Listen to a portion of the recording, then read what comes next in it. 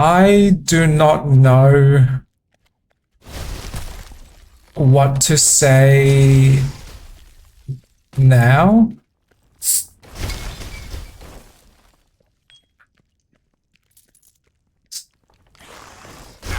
One part of me just wants to relax with this game and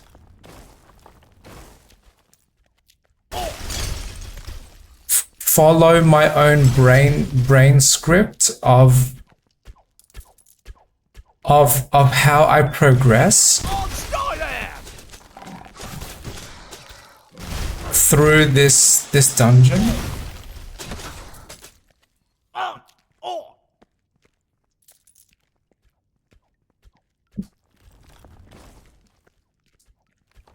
But I also want to be comfortable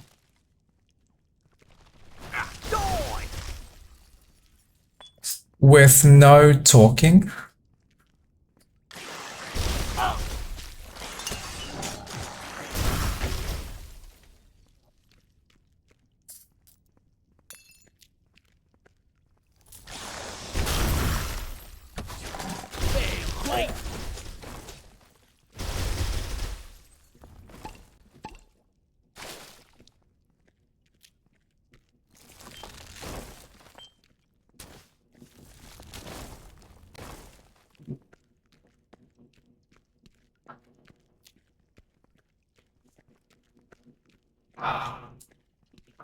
Silence is peaceful.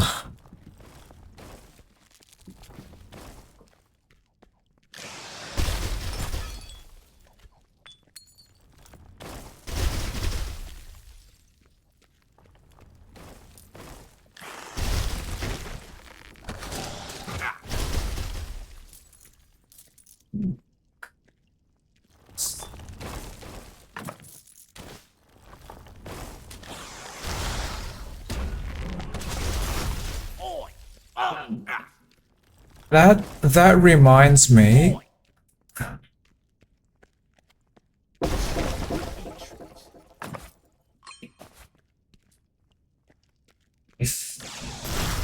I might have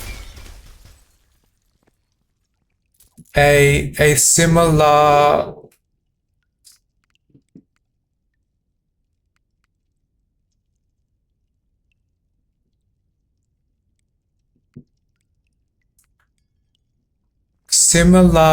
brain type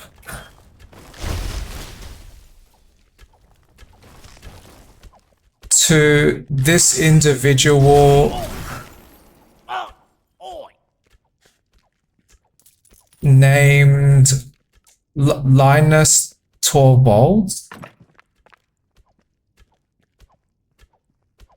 and only in one very specific way.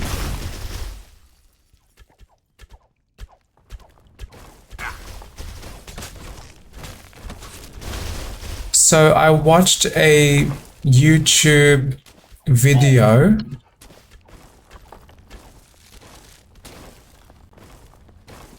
when they described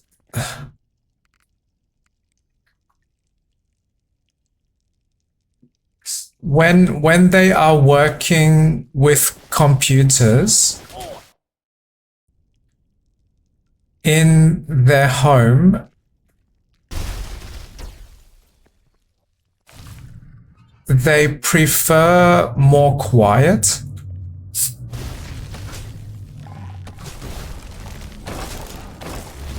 And the only part that is similar with me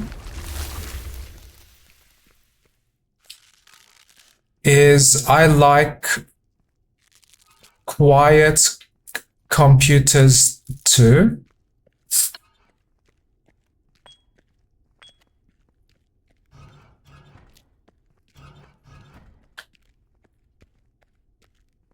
So if I had a choice,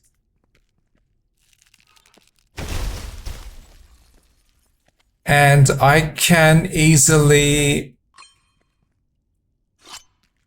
maintain that choice.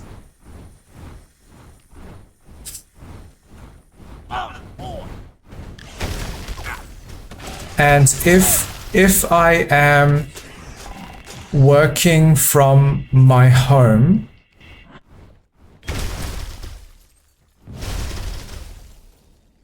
then I would want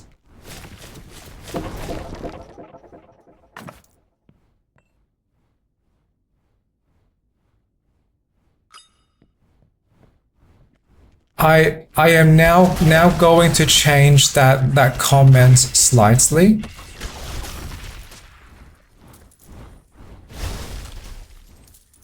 Because I suddenly realized a more accurate way to describe my preferences.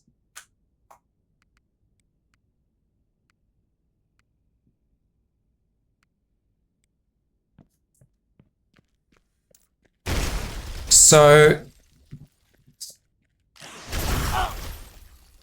regardless of where I work or where my home is,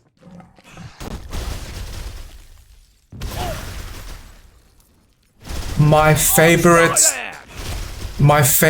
type of space to be in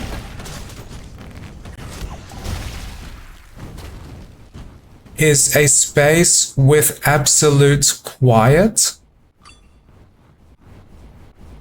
with no noise.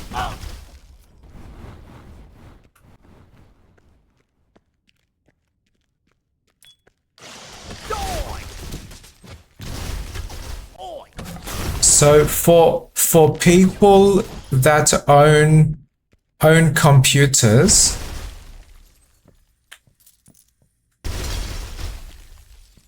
I would not be surprised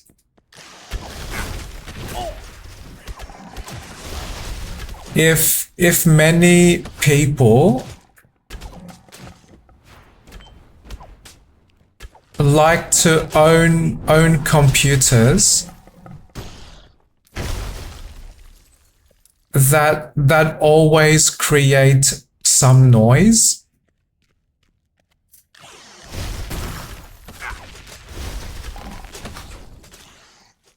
So that might mean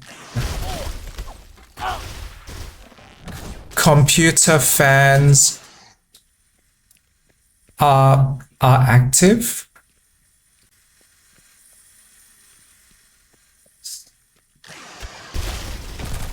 But I would prefer as little noise as possible.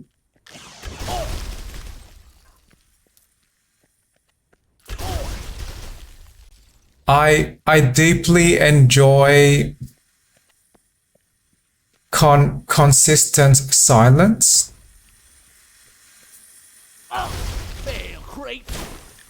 And I believe that relates to the human introvert extrovert mind.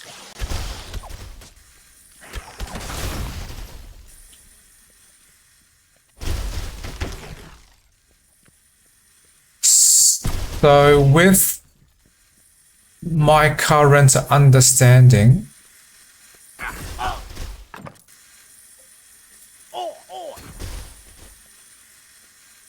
people who are ambiverts or much more leaning towards the extrovert,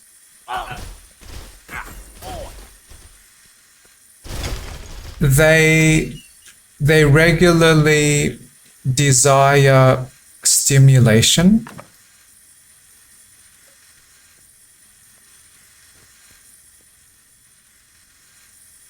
and active noise created by machines is a source of stimulation for those people.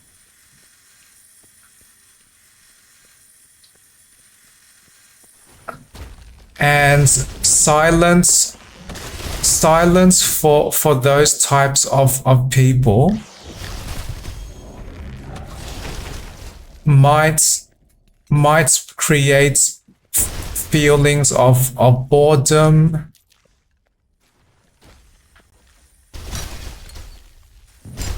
or silence might cause those people to feel scared, or they might feel lonely. But I believe anecdotally, from my experiences and from my understanding about the human brain,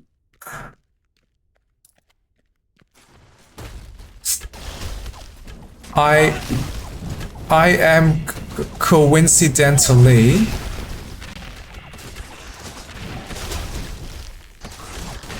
a type of person that deeply enjoys quiet.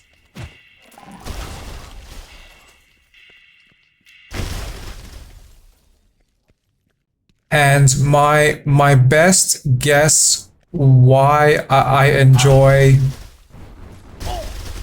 much more quiet than most people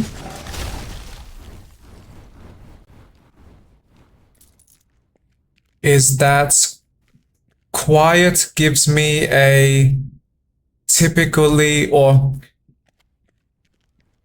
quiet is often associated with a more stable space.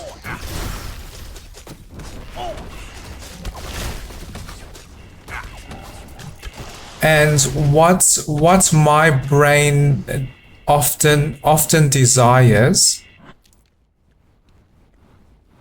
is the opposite of stimulation.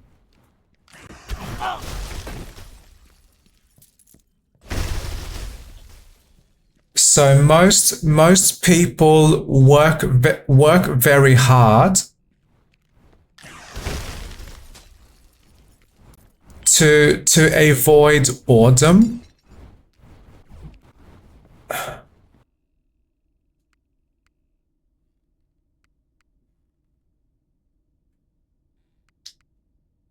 But I work very hard to seek and maintain relaxation and isolation from too much stimulation.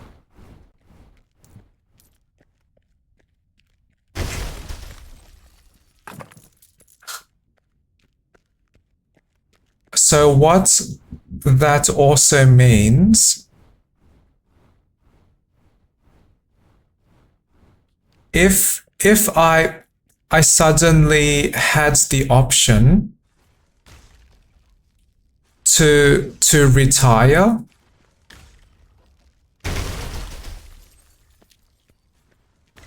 because I have enough financial support, then I expect I can feel consistently happy with just staying in my home most days and playing computer games during most of my days as well.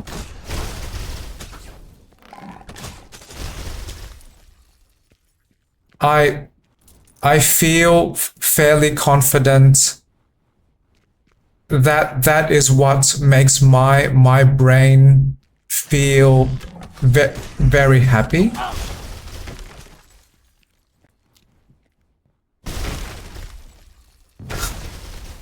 And with the exception of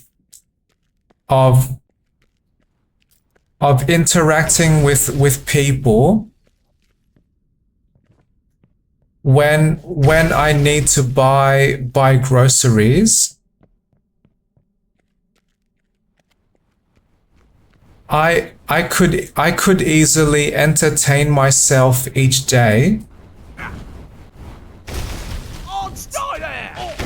with technologies like games or technologies like access to the internet.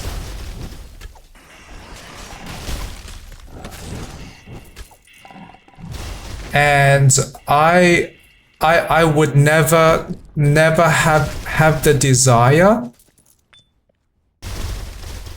to interact with people.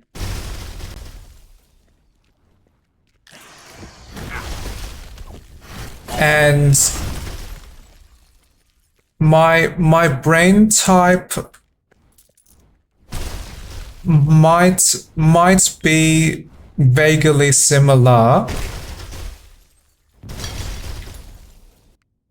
to what people see in entertainment media.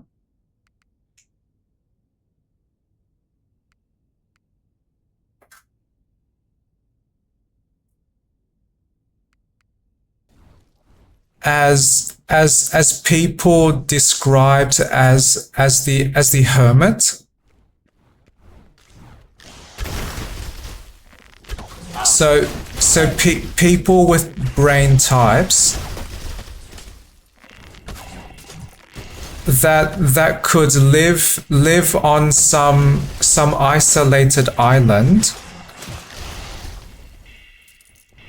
and never ever experience decrease in their mental health.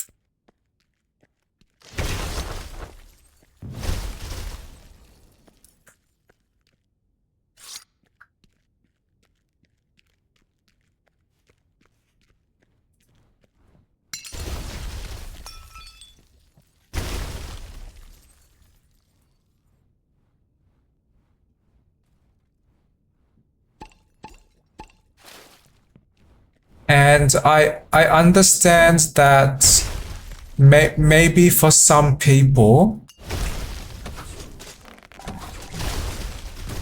they struggle to believe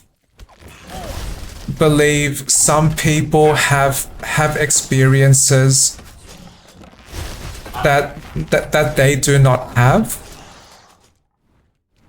and experiences they struggle to understand easily.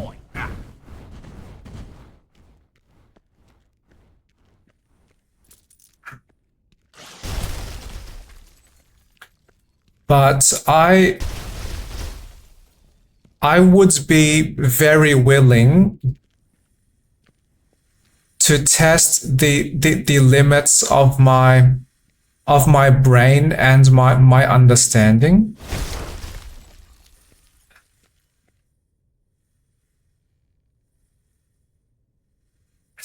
So as an interesting experiment to myself,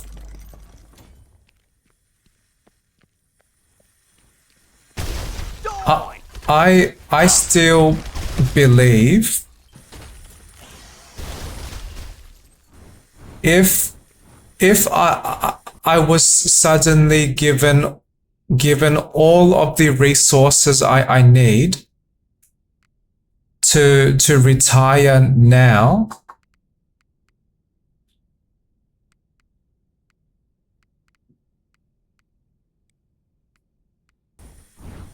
and if there was a specially designed home just for me,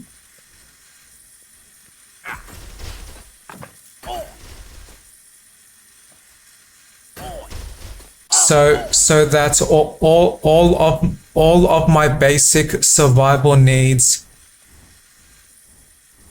can be supported for my remaining life.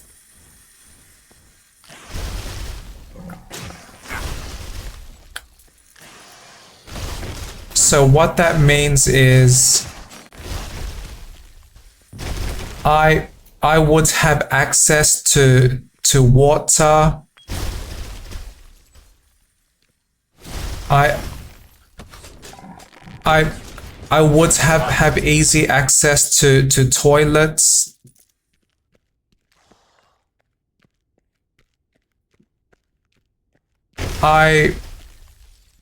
And food is always prepared for me. So if that type of home was created for me and also optimizes how much social isolation that I experience. So maybe robots and machines take care of me, or that there are humans that resupply my home in ways that I can never ever detect those humans.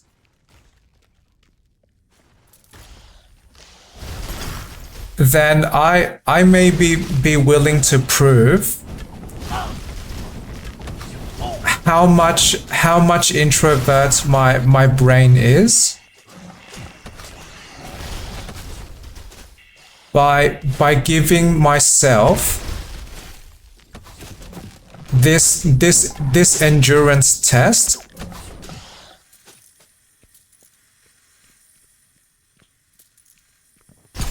to confirm how much time can I live in absolute social isolation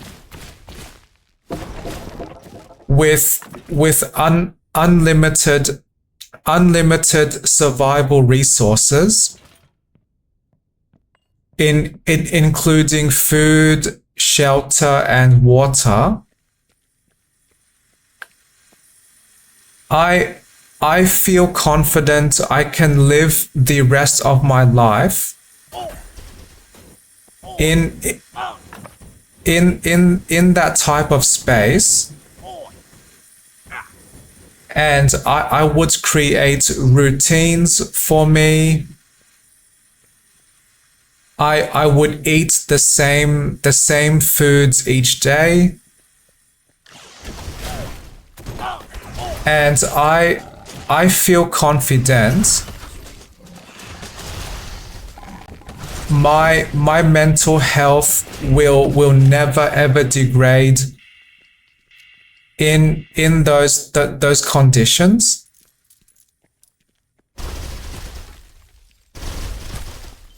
And I am also willing to have video cameras record all of my activities each day to help prove that I have such an extreme introvert brain that thrives in quiet, boring spaces.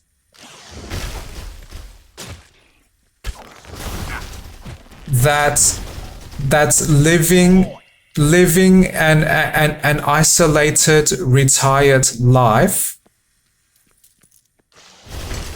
actually improves my mental health. I am willing to test the limits of my brain in those conditions.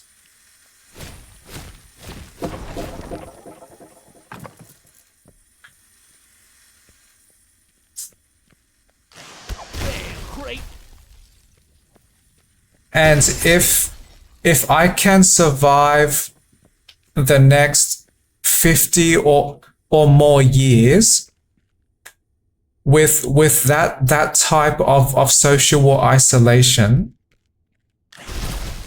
and all I have access to is computers, internet and things, and I am not allowed to talk to other people on the internet, and other people on the internet are not allowed to talk to me. I feel confident I can survive in those conditions. And unfortunately, I have not been able to scientifically prove that yet.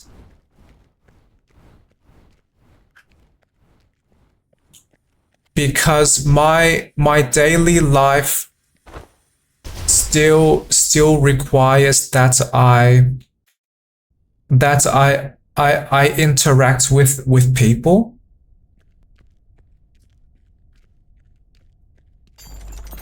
But if I had the opportunity to retire now,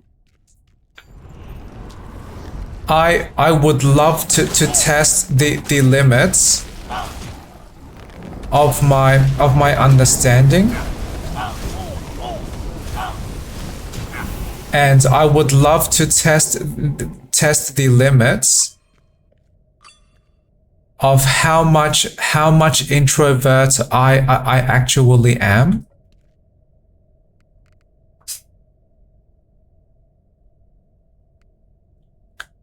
And there are already indicators that I have this type of hermit brain.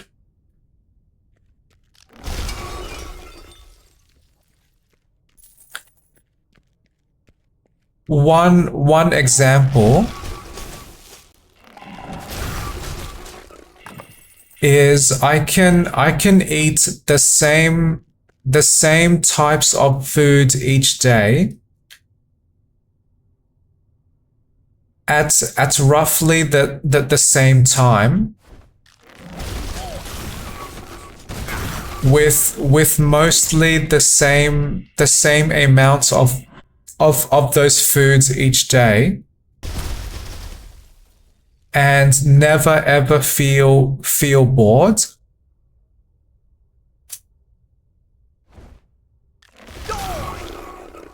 And that is a lifestyle that I currently engage with.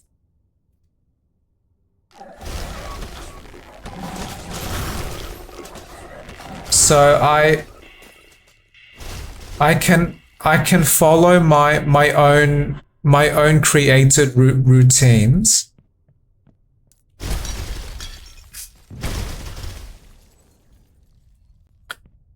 But I do want to be clear that what I just described is more anecdotal evidence and not so much scientific evidence, which would be stronger evidence to support my understanding. And there are multiple reasons why I choose to eat the same foods each day.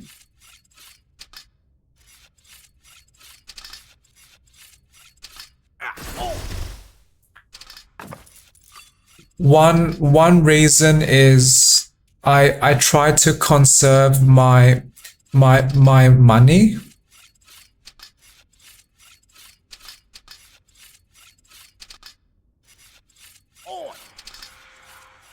So that means, wow, I just realized my character has 1,300 maximum health. That is awesome. Okay, I was a little distracted, but one reason I maintain a consistent unchanging food daily routine is because I try to conserve my money. So instead of buying cooked meals and instead of buying takeaway fast foods, I just buy and eat the same grocery foods.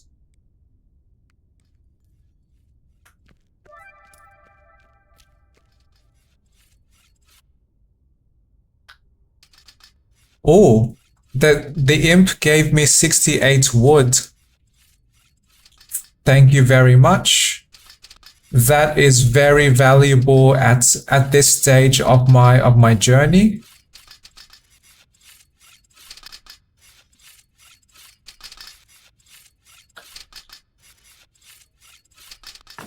So to return to my story,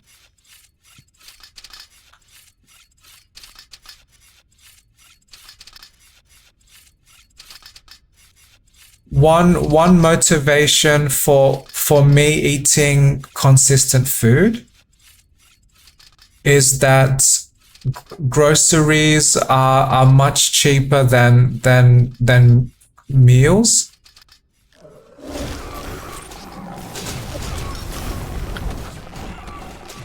The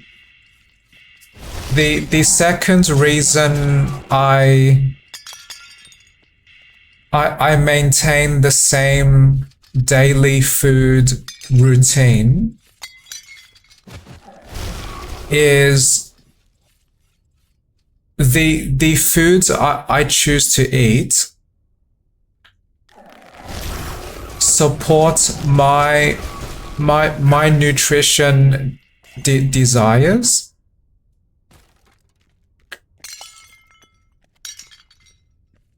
So I have visited my doctor, or if I recall the name correctly, I did communicate with a dietitian, and I clearly recall that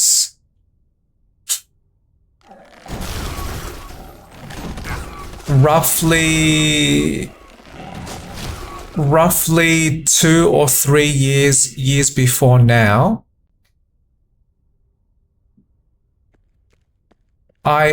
I was struggling to have enough energy to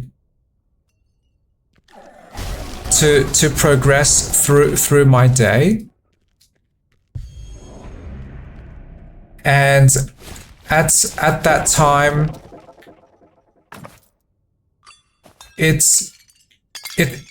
was clear to me that my energy was related to my lifestyle and the way I was eating food at that time.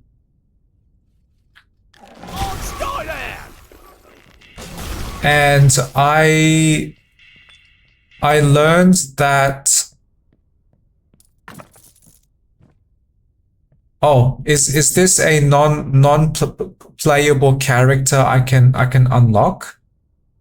Oh, the enchanter. Yes, yes.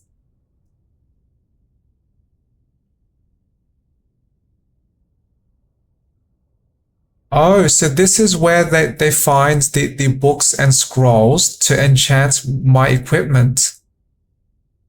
I feel slightly more excited now. I want to unlock the enchantments because I understand exactly how useful those enchantments can be.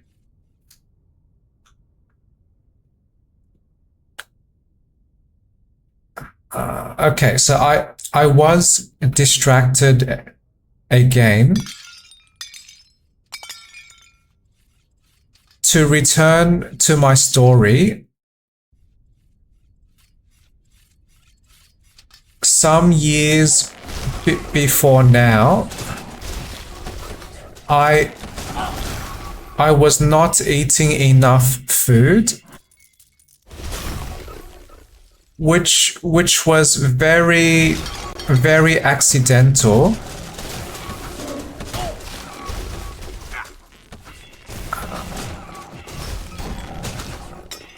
Because I did not have much knowledge about what other types of foods I should eat. And my mind had this very simple idea.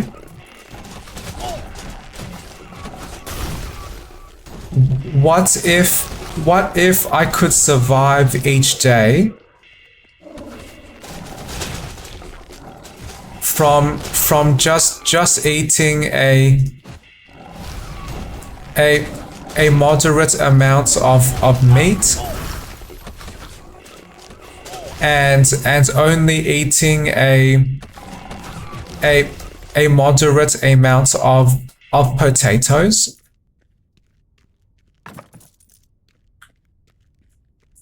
And I had not researched on the internet at all what would be a healthy and minimal survival foods that I would need. So I made the mistake of following my own very, very limited and untested ideas.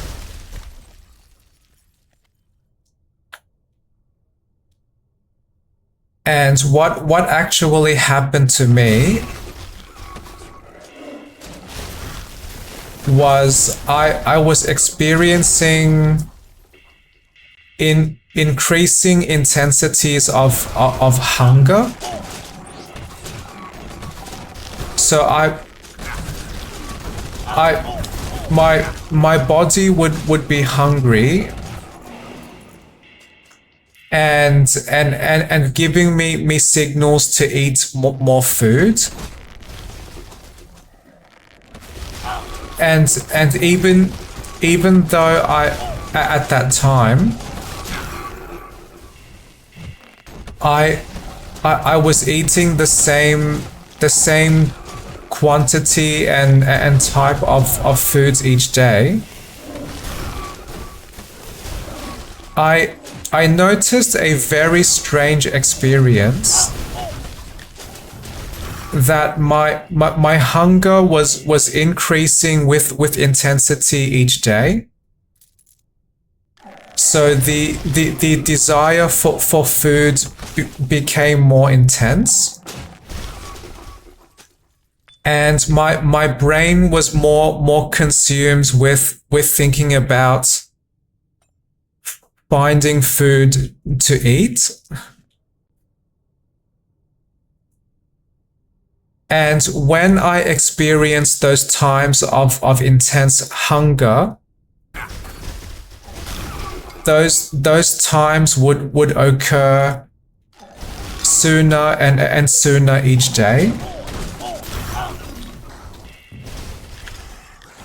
So as one example, there was one night that just before I would go to bed to sleep for my night, I would feel hungry, and then next day I experienced those same hunger and same thoughts, but 1 hour before I would go to bed.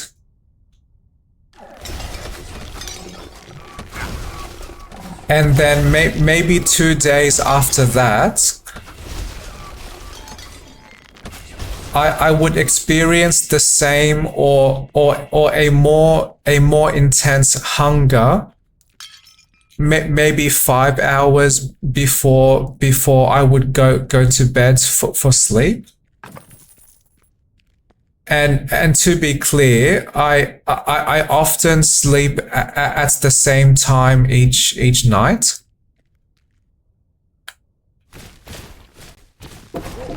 So I was not creating these extra variables that people might say, oh, well, if I experience hunger more or sooner before going to bed, maybe I went to bed later. That was often not true. And then I eventually decided, okay, my body is probably in some danger now. My body is giving me intense signals to find and to eat food. And I do not understand why, because I had believed I was eating plenty of food each day.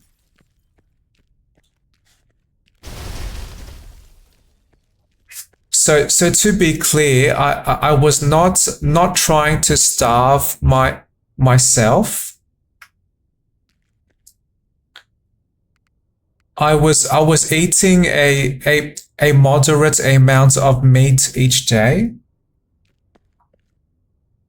and a moderate amount of vegetables as well. So maybe something like no charges. Like three beef sausages each day,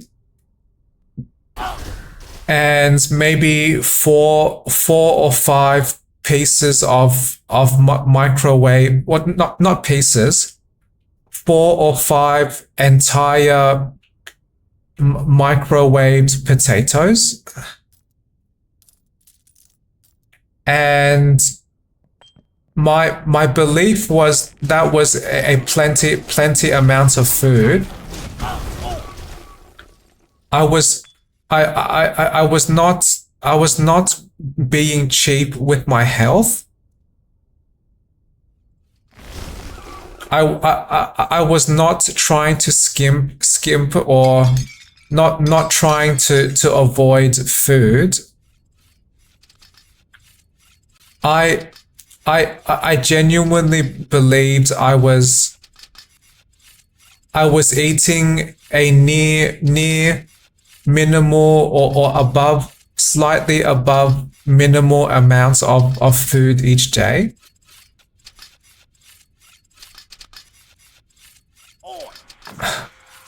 But then after my appointment with the doctor,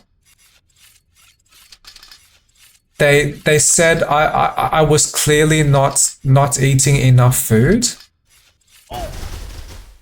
and that I was not consuming enough nutrients.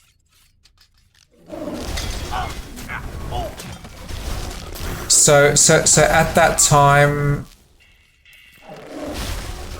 I was ready to accept any kind of suggestion, because I did not want to die, because I was not eating enough food.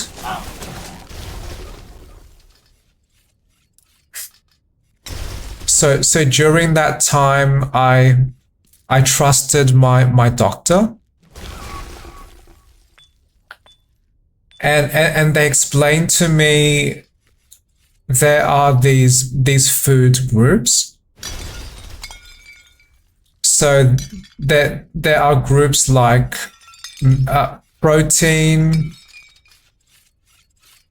vegetables, dairy, and I was just, there were some groups that I was eating absolutely nothing of each day.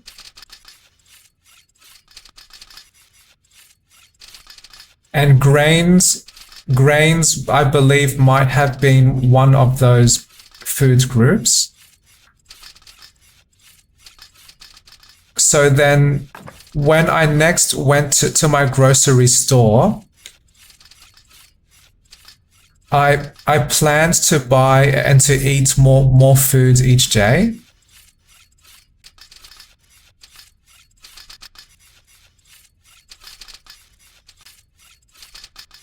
And very quickly, I discovered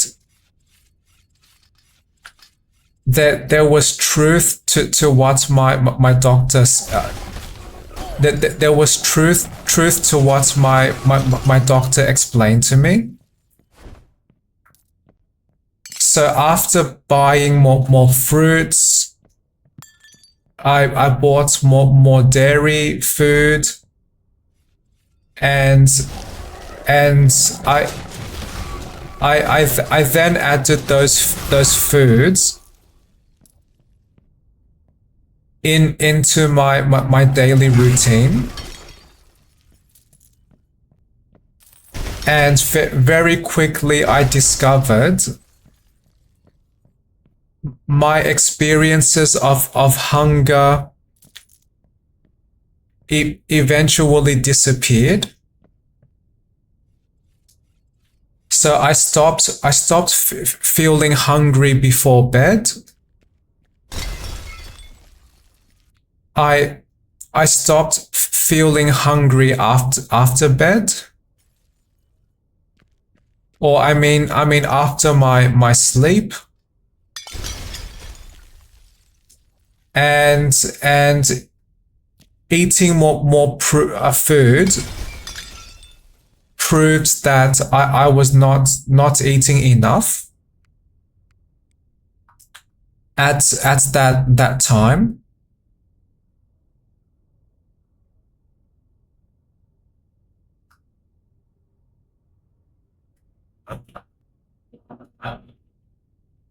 I forgot why I started sharing this story about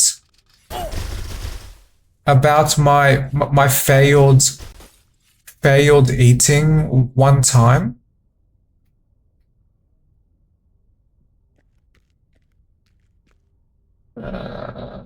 Well, my memories might return to me.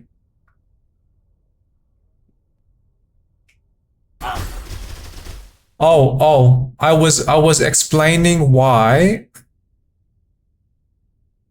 I maintain a consistent daily eating routine. So when I learned how to give my body more energy, I decided that eating diverse nutrients, they are an extremely important part of my life. So that is the second reason why I choose to eat the same foods and the same amounts of those foods each day, is because they support my energy needs, and they give me the nutrients I need to support the maintenance of my body's functions.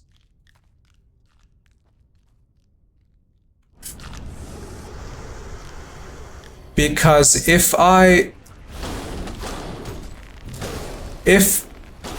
decided to eat food each day in a much less consistent way, then any valued nutrients I might receive from the food would also be inconsistent.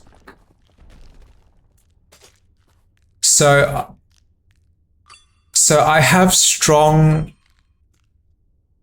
motivations to maintain an extremely repetitive routine. And some of those reasons are basic life support and to conserve my money. And sometimes I cannot maintain eating the same foods each day. Not because I desire some break in my routines, but because sometimes my grocery shop does not have the foods that I want available. So when my shop does not have the same food, I must buy some other foods to replace that routine.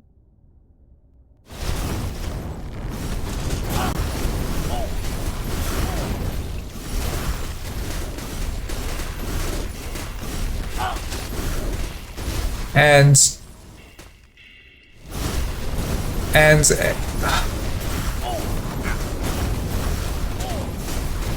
those might be the main reasons why I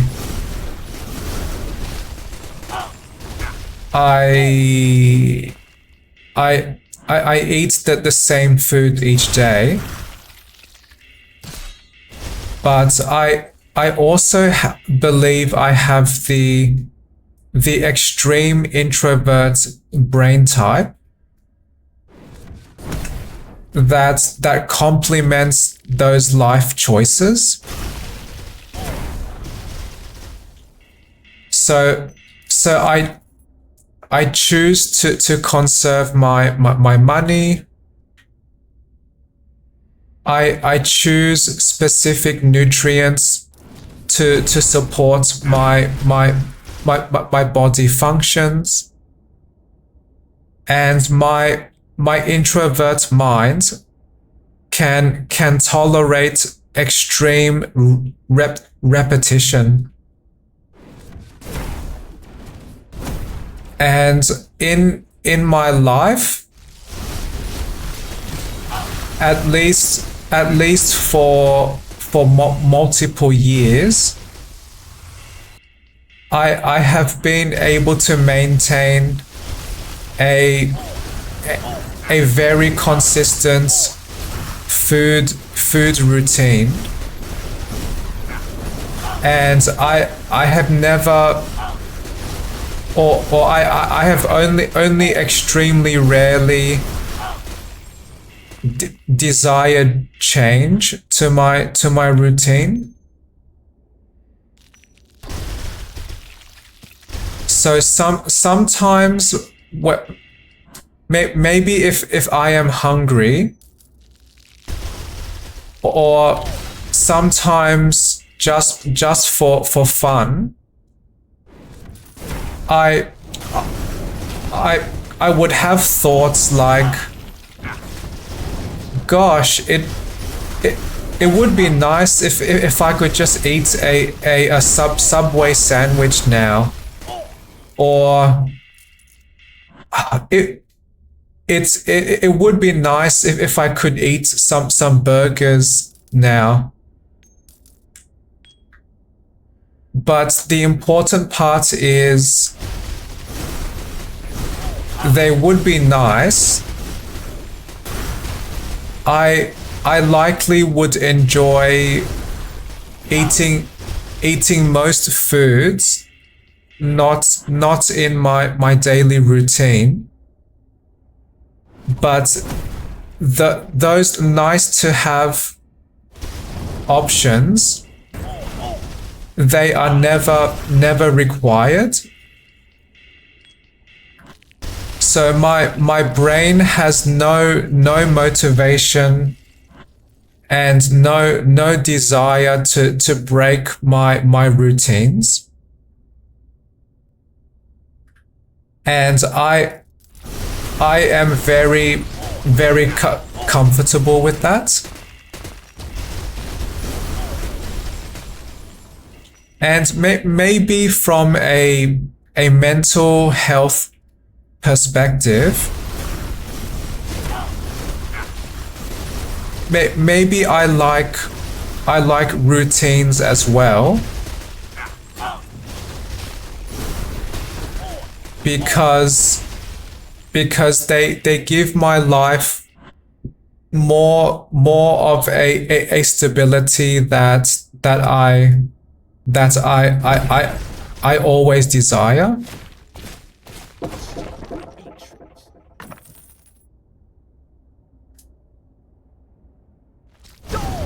And I believe I have a brain type that is very easily entertained. So even if I ate foods that most people might consider boring, like maybe lightly salted chicken soup, that type of food actually excites me.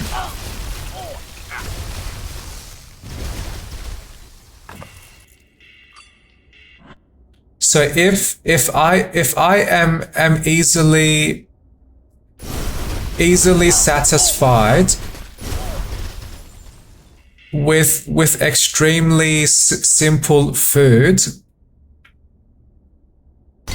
then the more complex cooked food I am fairly likely to enjoy those foods too.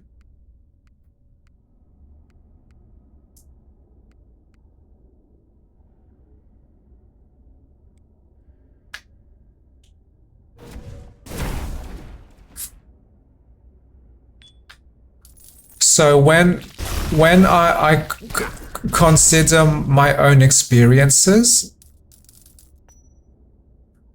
and I correlate those experiences with my understanding of diverse human brains,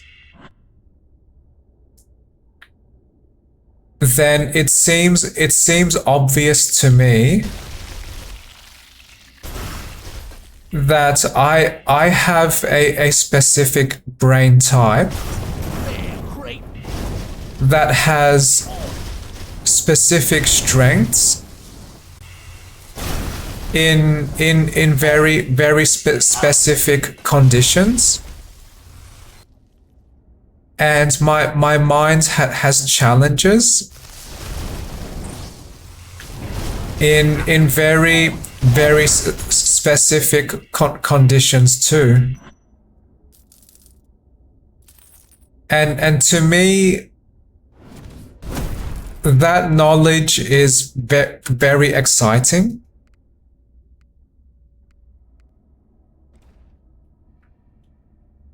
I enjoy introspecting, and I enjoy always trying to deepen the understanding of my brain.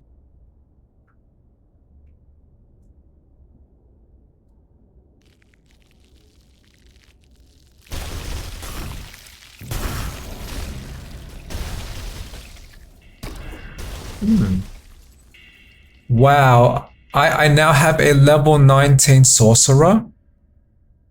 Amazing. And one of the biggest motivations for why I value knowledge about the human brain is that the more that I understand myself, the easier I can support my own needs. So as an extremely simple example, if I know that my mind thrives in quiet spaces, then why not just search for more quiet spaces where I can be happy? So that is an extremely simple example of how I would support myself. And I like knowledge, especially because if that is knowledge I can reliably apply, and applying that knowledge means I can create a lifestyle that I deeply enjoy, then knowledge suddenly becomes very important to me. Oh yay! I now earned 1 map with my sorcerer. Cartographer. Yes, I collect maps. If if that is what cartography means. Impossible. I can't. No way. No way. I can't. I like my character has a vaguely Australian or vaguely British accent. I can't. No why. No, I can't. Nuh-uh. Okay, but my inventory does not have enough space. Level 23 book. Level 2 shoes. So I want to drop one of mine because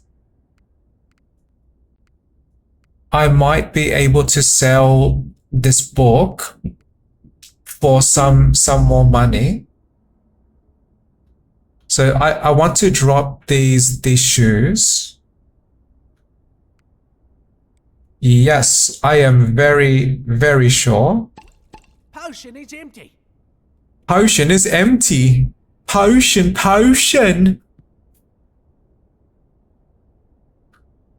Oh, great. I survived and I brought back all of those resources. Amazing. Oh, I feel excited about upgrading my village more now. That is a lot of the blue sapphire. Okay, upgrade time. Oh yes, I recall. I want to unlock the enchantments. Enchanter, yes, and unlocks blueprints. Yes. I want that as soon as possible. Lets you magically modify your equipment. I like magic.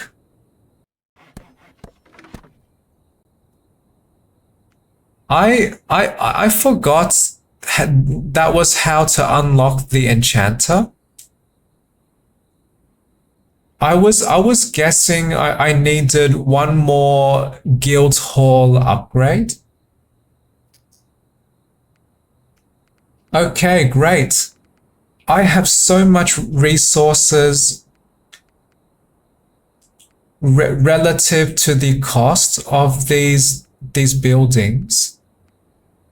I want to unlock my remaining skills.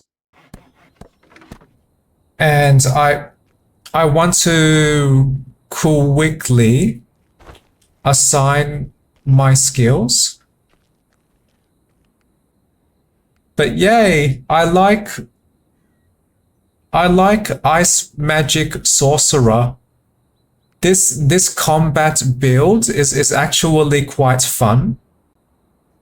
Very fun.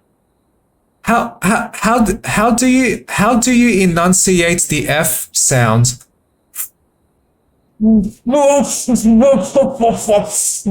Fun.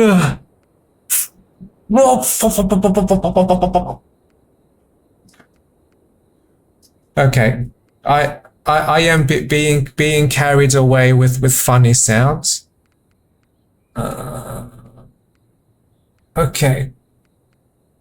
I can strengthen my magic even further. Maximum Frost Nova. Maximum Ice Mastery. Elemental Affinity is another option. Yes, I will try these. Great. So now my sorcerer is slightly stronger. And clearly my magic is very strong, so I want to increase my toughness some more. So I have a more balanced build. I want a sorcerer that is strong and tough, not crazy strong and then super weak.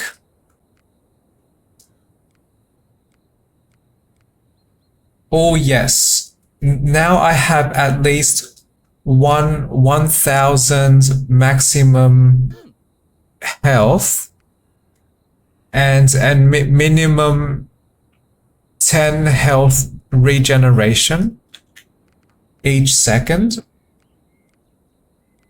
So I like that. I still want some more magic strength. But I do want a better balance. So I will increase my vitality some more. Great, great. So now I have toughness and I have some strength. I mean magic strength. And I want to quickly organize my equipment at the shop.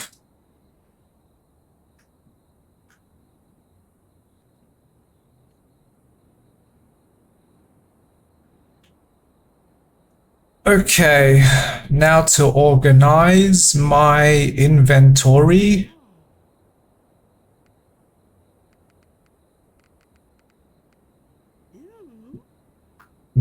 Do I want this? No. What is this one? Oh, compare button does not need to be held down. Okay.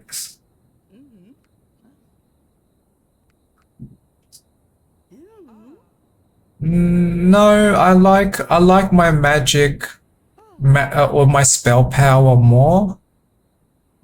Sword with magic. No. Strength, dexterity, strength, dexterity item. No and no.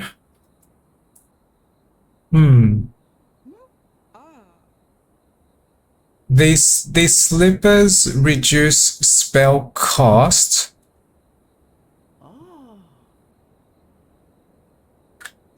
I have not struggled with spell cost much yet.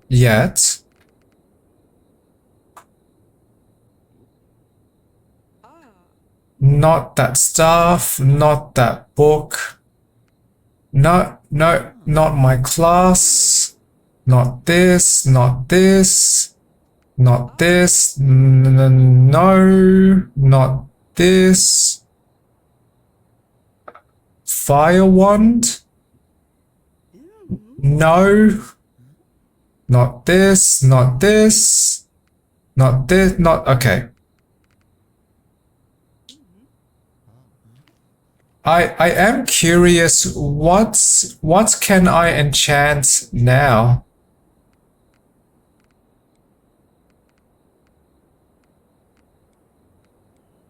Nothing. Great. I cannot enchant anything. Apparently. Okay, so I might need more blueprints.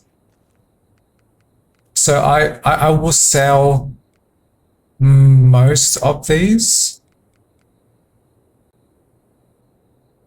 Spell cost is not a concern now. I might need vitality more. Sell, sell, sell, sell. Sell, sell, sell, sell, sell, sell, sell, sell, yes, sell, sell, sell, yes, sell, yes, sell, sell, sell, and sell. Okay.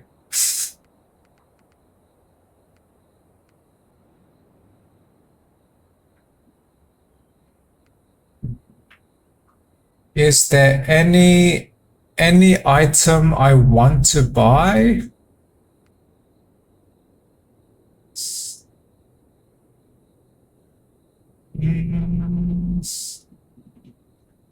Not that one. Not strength based. No daggers.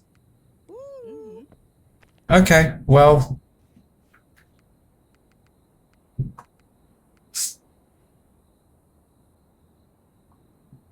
I can upgrade the shoes.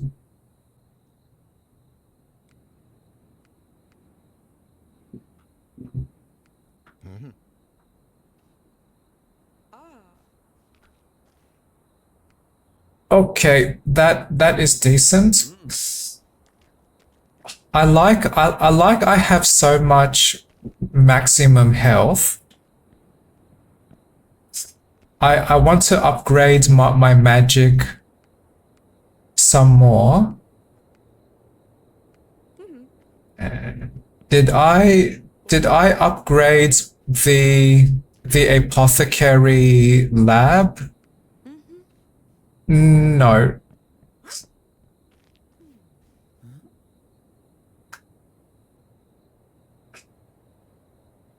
Okay.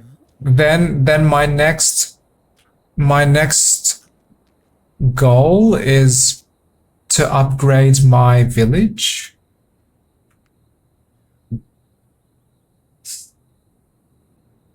Unlocks more architect.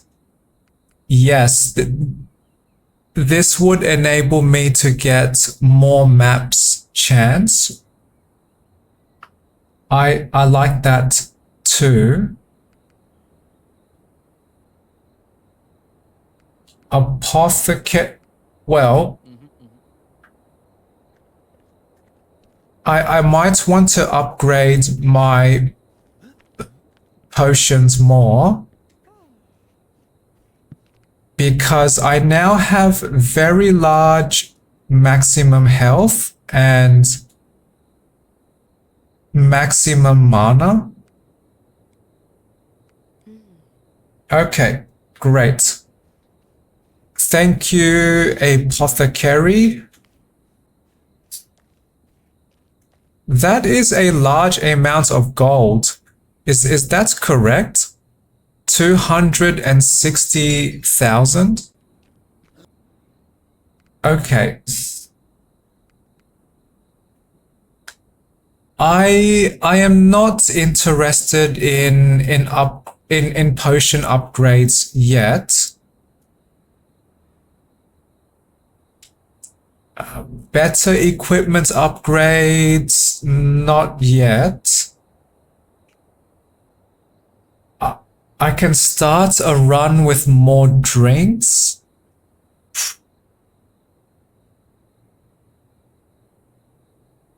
Yeah, if I want to gather more resources, yes, that actually could be supportive. Architect sounds like a great idea.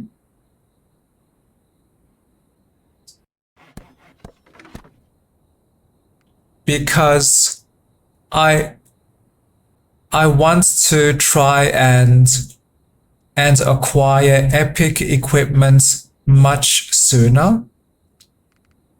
And Guild Hall, I can choose this as well.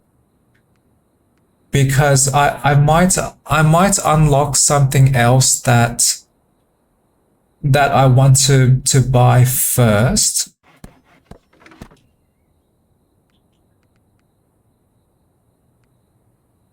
Magic shop, trading post, chapel, library,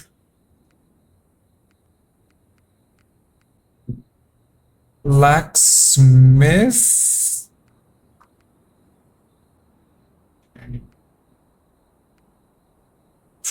I want to conserve my resources now.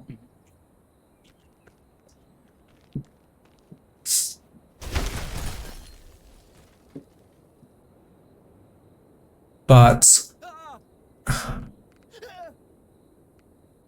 this is great. And which map do I have now? Oh yes, epic main hand. Which is a slight upgrade from this. But I might still keep this wand though. And spider caves.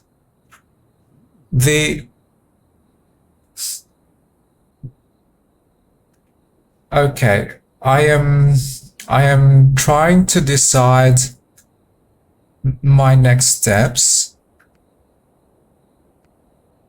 Yes, let me try.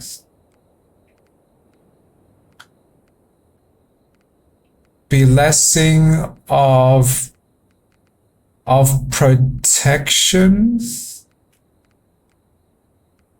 And I want a little more damage. And reduced cooldowns. More healing. And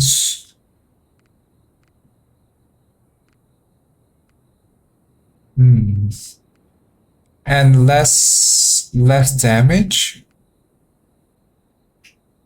Okay, I will try.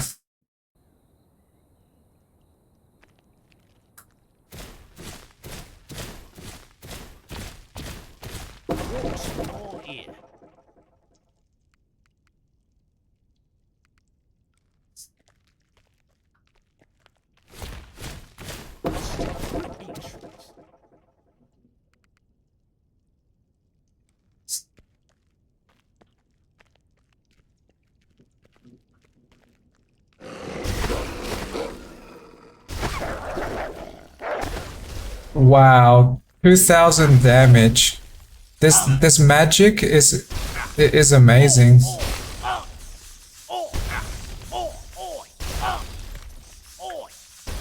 Ah, they damage me so fast. And stay down.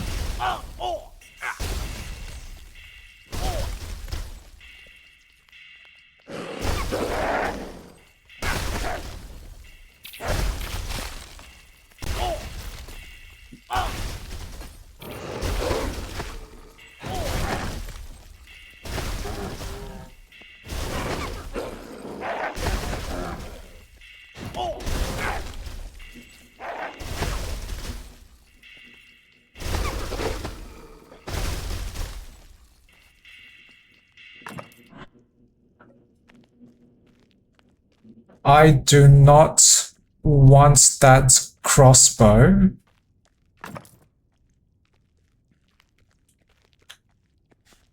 This is now clearly more challenging. My sorcerer is now exhausting health and exhausting mana faster.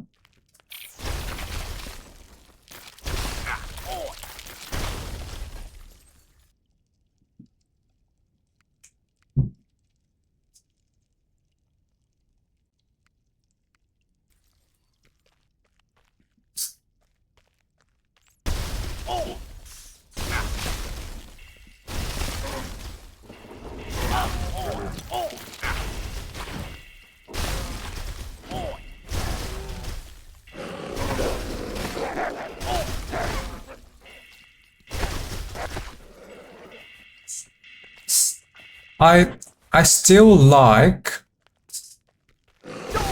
that my bigger attributes mod is giving me some great support,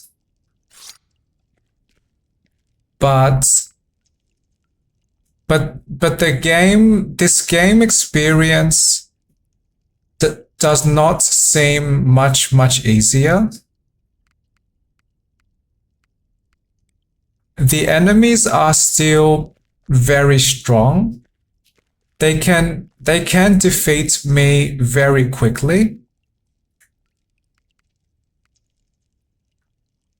And they are fairly tough as well.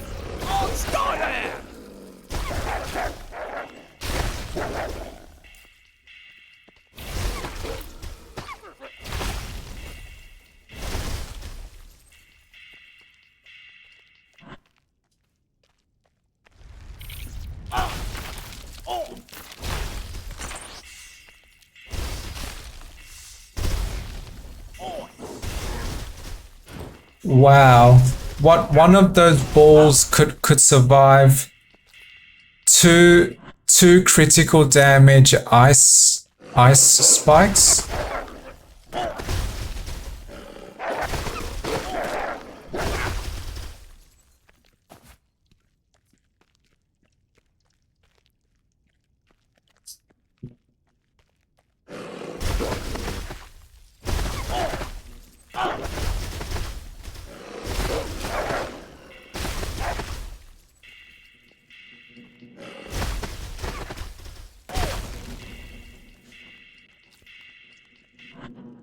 Oh, yay.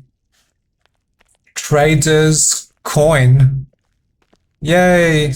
Trinkets upgrades for more resources.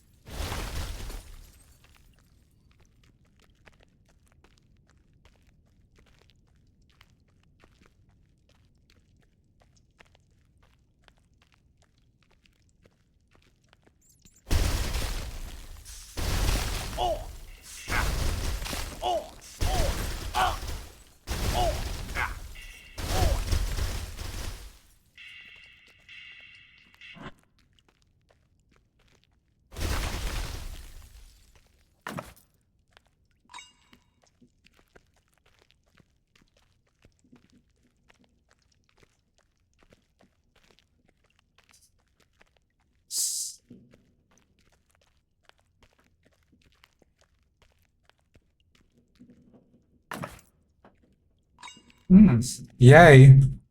Some more experience.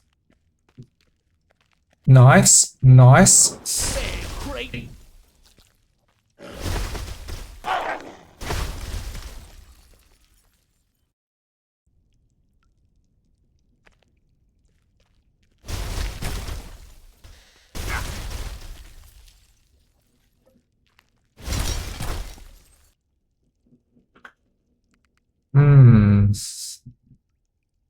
Health regeneration and mana regeneration, please.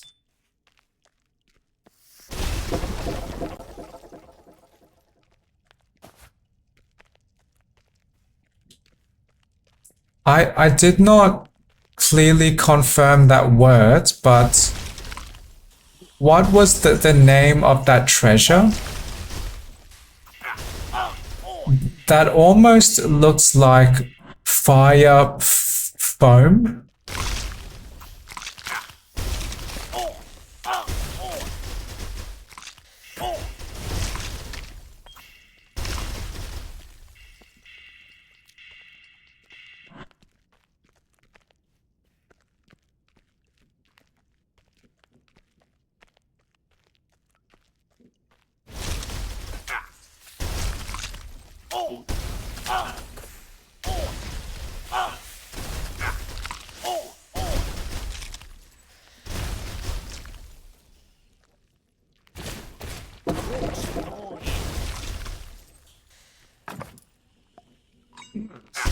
Great threat has appeared.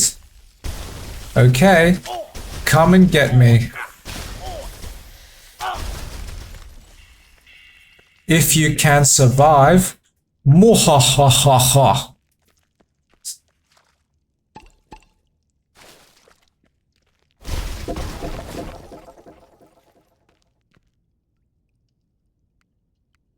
I would try this one because I might gain more experience later.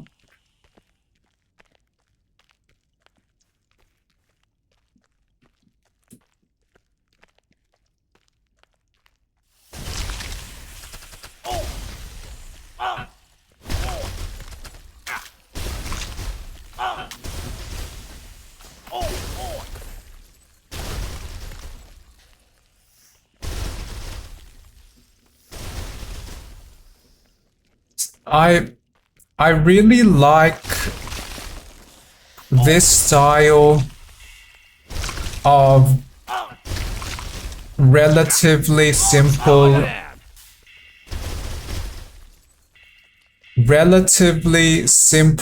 game controls.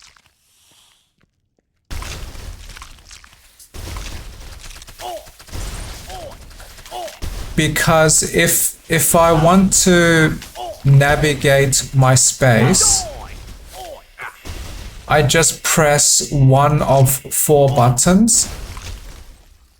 So up, down, left, and right.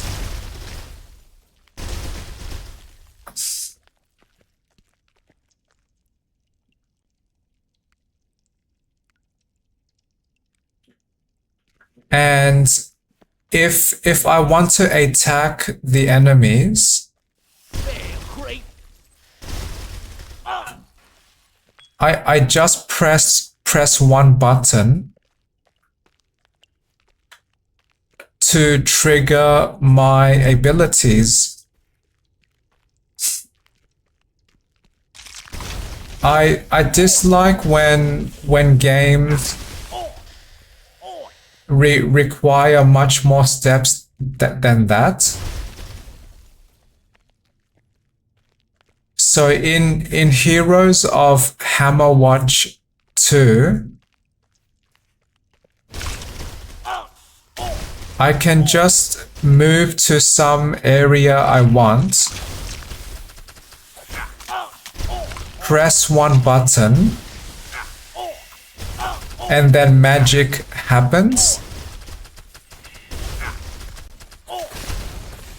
But if I was playing a first-person shooter game,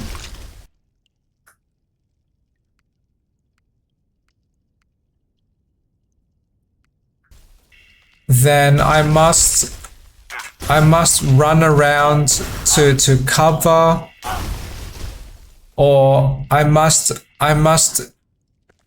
chaotically aim my mouse at the enemies very, very urgently, and then I have to decide, do I want to aim at that specific place? And then I press one button, and then magic happens.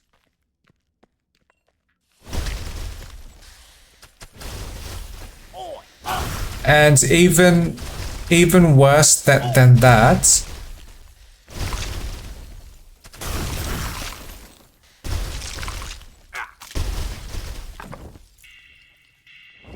oh, I found armor that gives me a gold bonus. Oh, I like this. I will sacrifice a little damage and some focus. Yeah, let me try.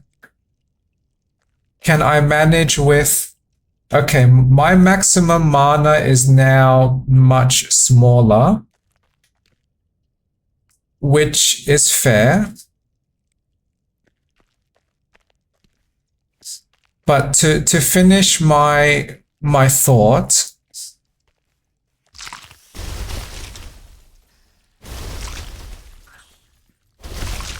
imagine playing one of those older real-time strategy games.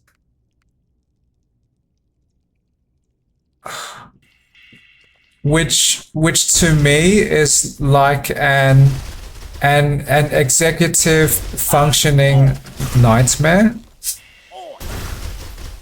because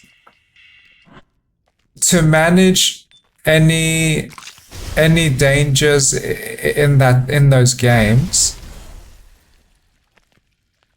I must plan or change my plans as I play. And I must find resources and command the specific type of units to gather those resources. Then I must consume my resources to increase my military power. And I must consume resources to expand my military army. And I must build structures to upgrade and to unlock better military power. And I have to complete all of these tasks extremely urgently, because my opponent is racing to complete the same goals. And then I have to build my army slowly. And then I must decide, is my army big enough to attack? And if I agree my army is large enough, I then have to decide when do I want to attack the enemy? And I should decide, should I scout to find where the enemy is first with a cheaper scouting unit? And then I have to decide where do I want to attack the enemy? Do I want to attack their front entrance? Do I want to attack their back entrance that may be less guarded, but requires more time and more effort to go through their back door? And then I must command my many units to move towards some kind of transport vehicle, so I can prepare to send them on their next mission. And then when my soldiers arrive at the destination, I then must command them to attack something that belongs to the enemy. And then that type of magic happens. So relative to a game like Heroes of Hammerwatch, the difference in the number of steps to play is a massive difference.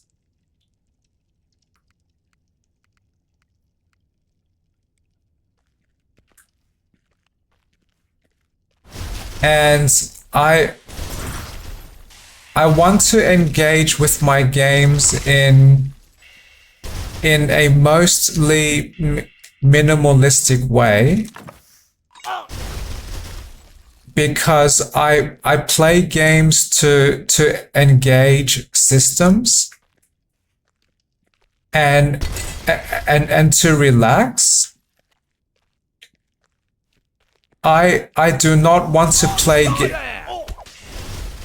I do not want to play games because I want to stimulate myself, or because I want to stress myself.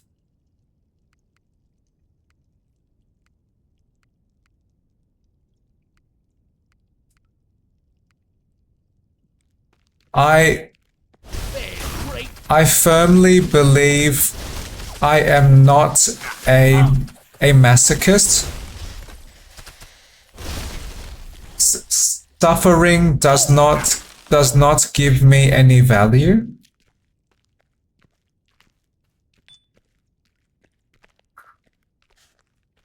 So why would I play a game that requires an extremely complex series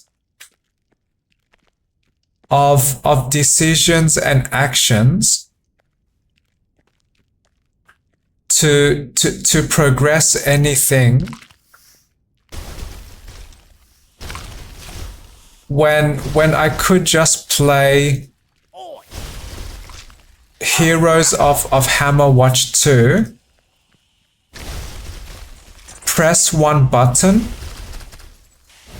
and then magic happens.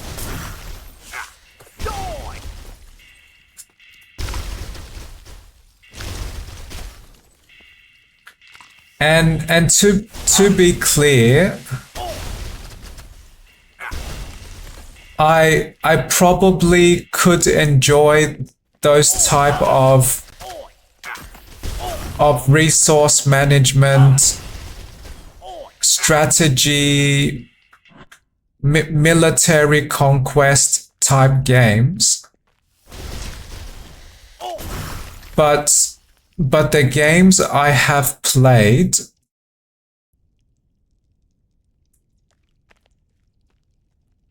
the way the game experience was executed makes me feel overwhelmed very easily, because those games involve extremely high mental burden, so much micro decisions and so much urgent micromanagement of my army and my small town. And I dislike playing those executed types of stressful mental overburdening games.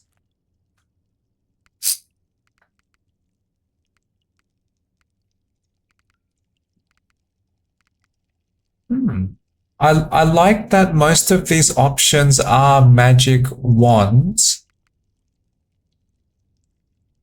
but I would not choose to equip them now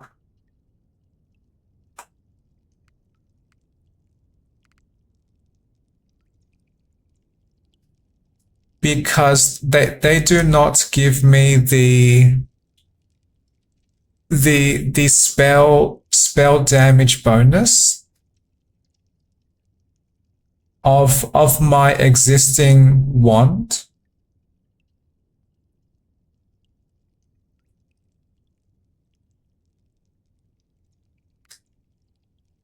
Because I do not fight enemies with the weapon damage.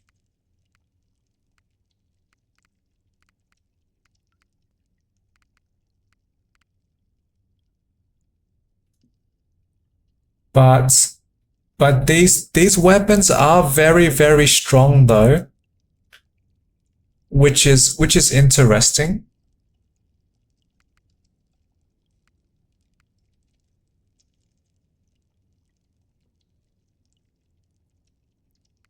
Oh wow, does this dagger give me 35% evasion?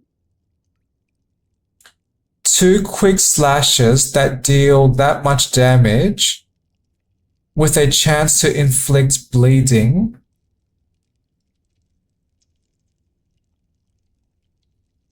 Wow, plus 35% evasion and throws daggers when evading. Is that 35% evasion always active? That seems amazing. Ah.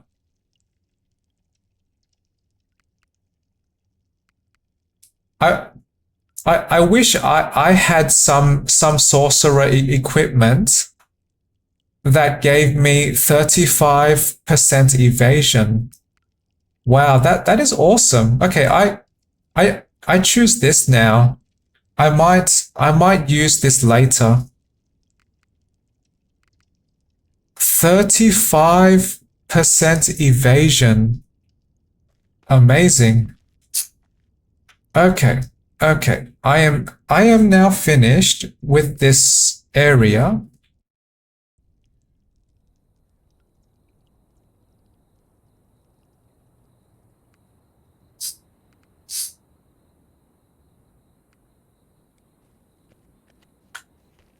Okay.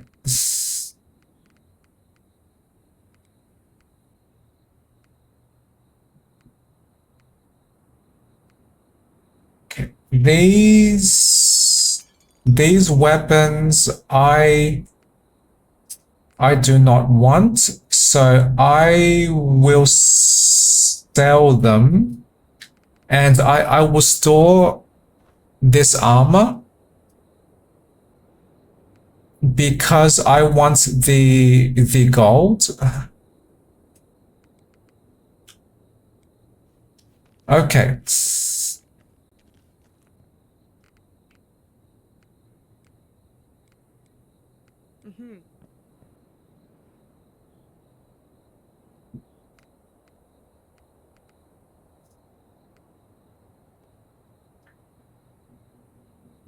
Oh, I like this cape, but I still want more gold.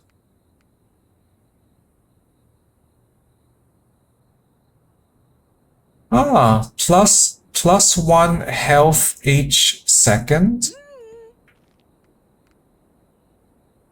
That is better than this hat. Interesting. Then I want to buy this item.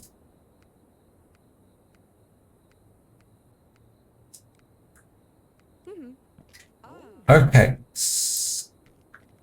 Now I am very interested to understand.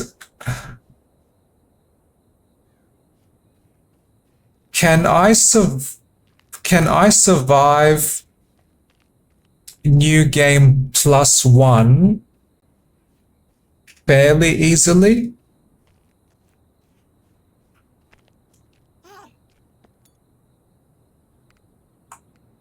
Oh yay.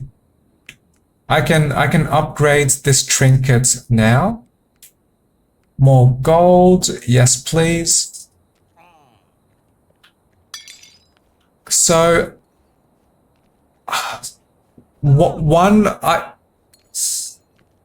I forget if I mentioned this earlier, but one reason I was inspired to create this bigger attributes mod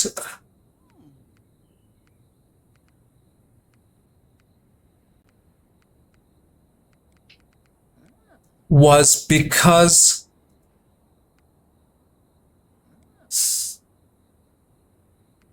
I believed the difficulty increase between each new game plus level was very, very unfair.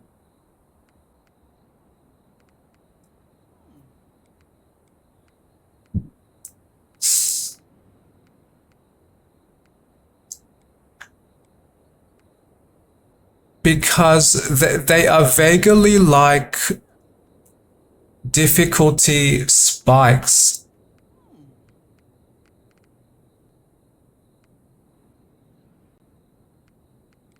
Why?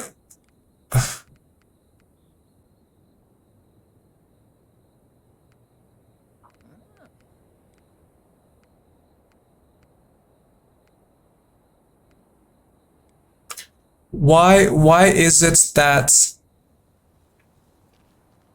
between each level of New Game Plus, the enemies must become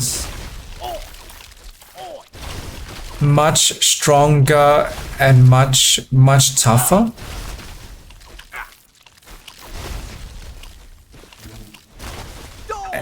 And I am already noticing now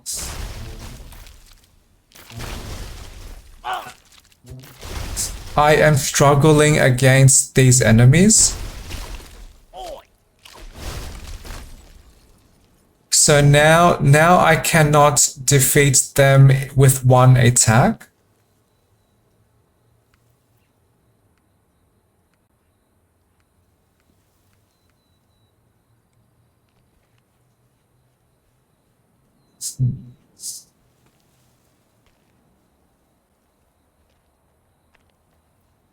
Well, at least this helps confirm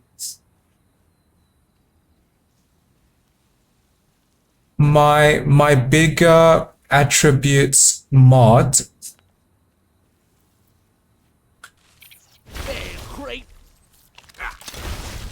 does not cause this game to become too easy.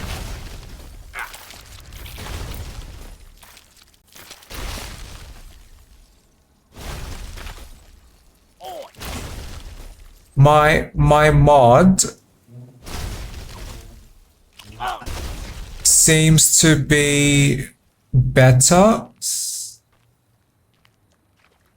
at removing some of the rough experiences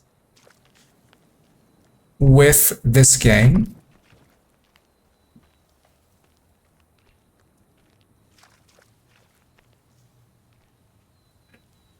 So now I have a new plan.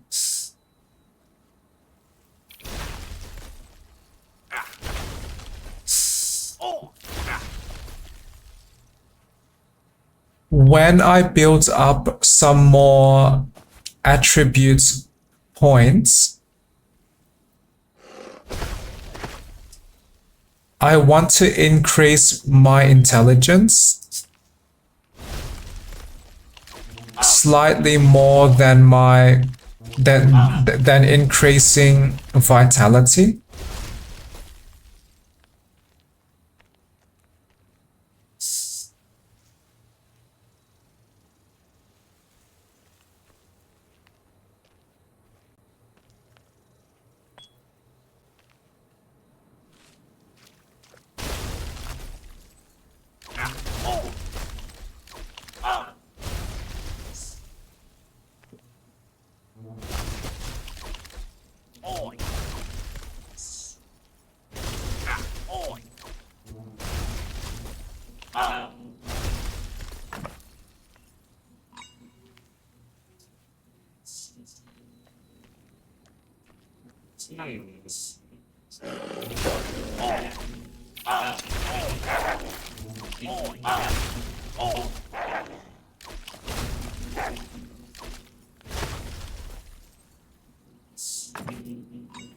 Well, at least my character is much tougher. The enemies are struggling a little to damage my character quickly.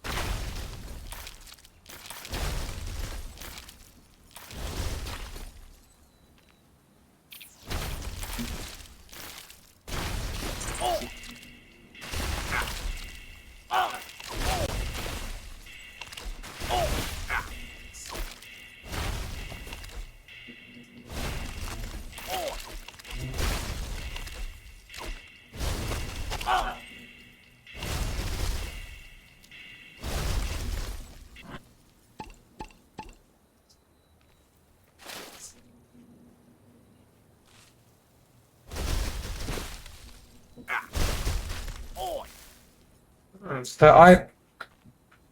I like this. My mod has not disrupted the default game experience too much. But gives me what I consider as a valued boost.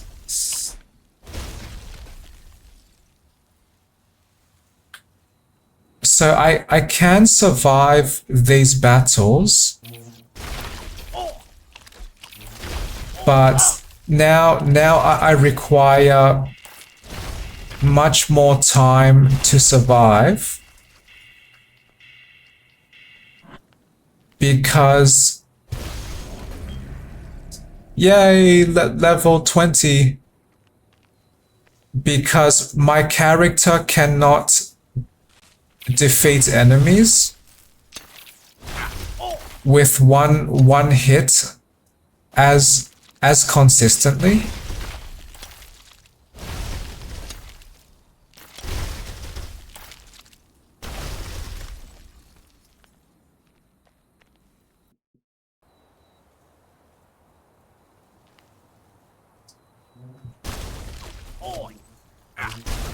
But I believe I still enjoy playing this game.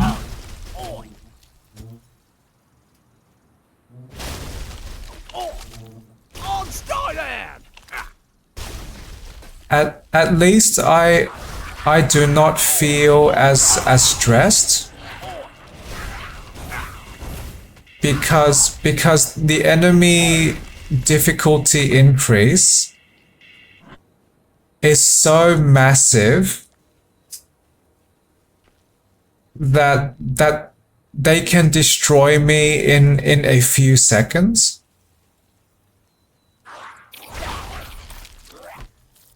That type of difficulty is not very enjoyable to me.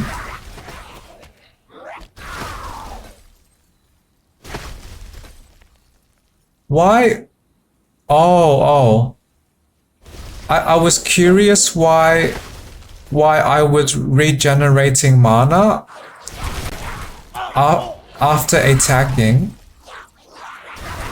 because I see these blue number 9s rising from my character.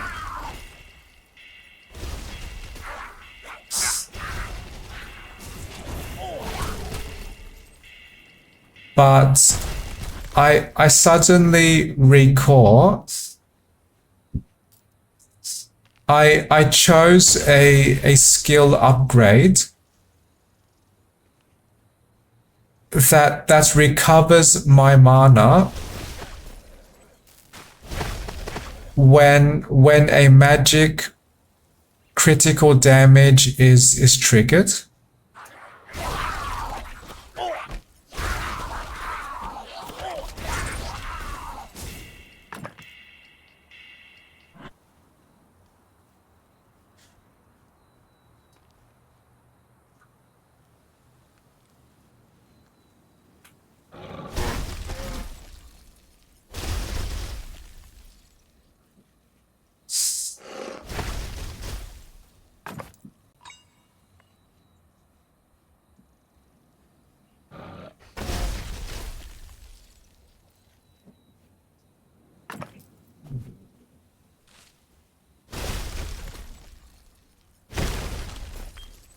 I still enjoy this sorcerer play style. I can freely run around and avoid danger while launching instant long-range magic.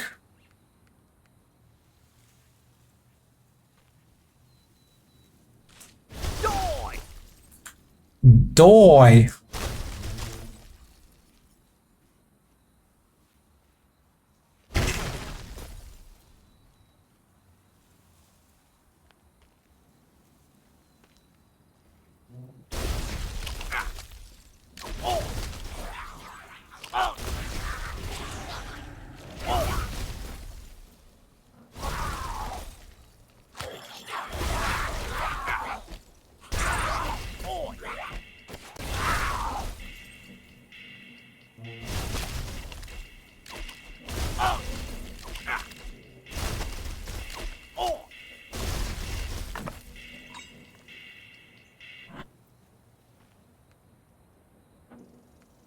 Yes, more health and more mana, please. The more I can regenerate, the higher the chance I can survive.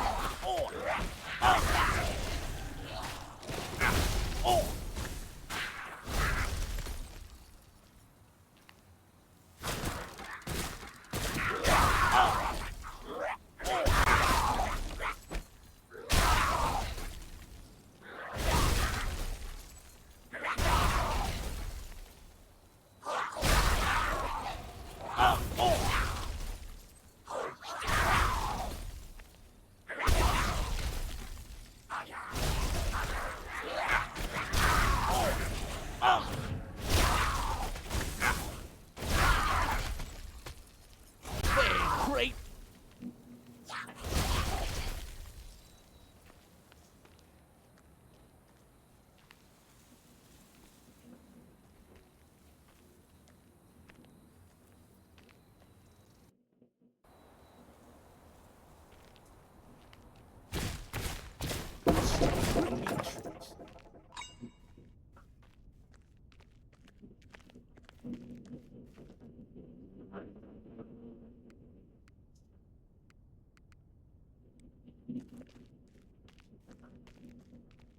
Why is that skill named Uncontrolled Power?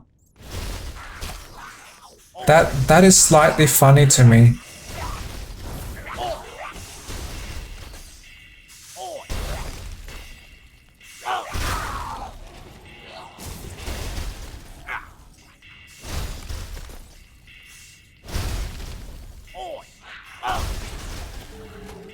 On Skyland!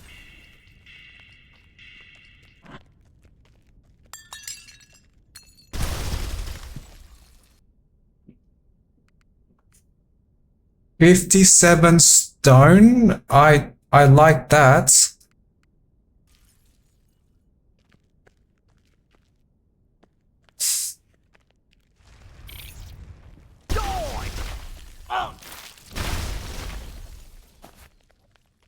When I can unlock the ability to enchant any equipment with any attributes bonus. I can further upgrade my sorcerer.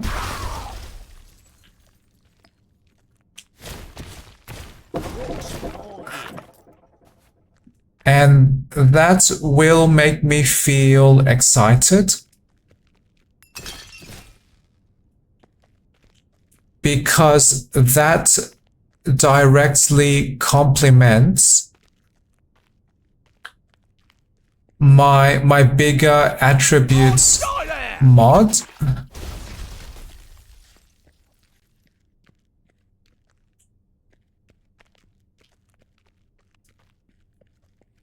So I can start to increase more intelligence,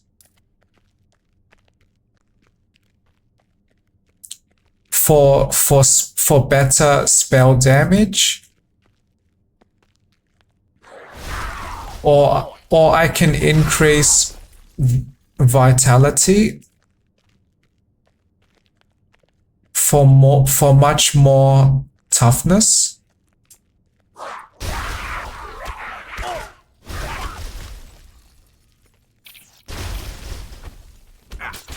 Great.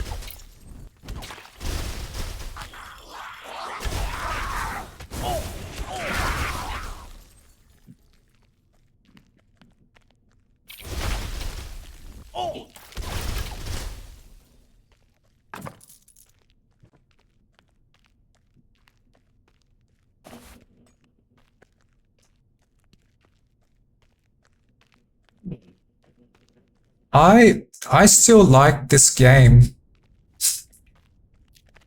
I know I keep saying that. I keep saying that same expression. But I like to express my joys. And I feel so glad that I can mod this game.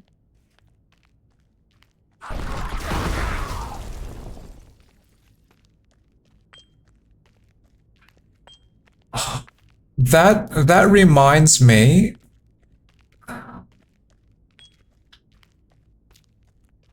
when I played older computer games, or just older any games,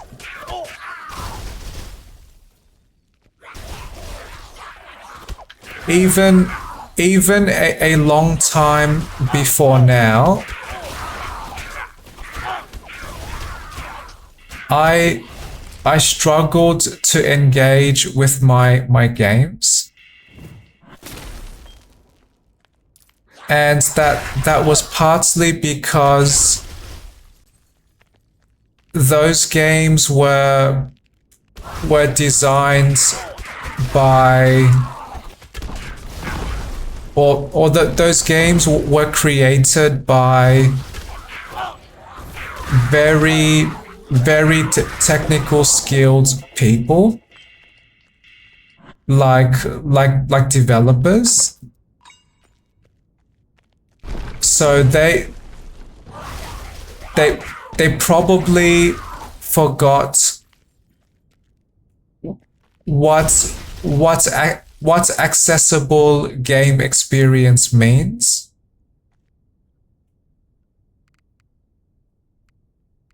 Because their job requires complex technical skills.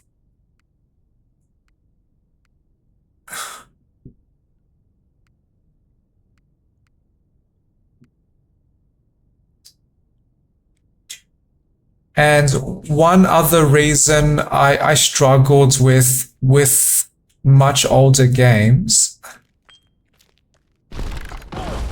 is because I still have the same brain type when I was younger.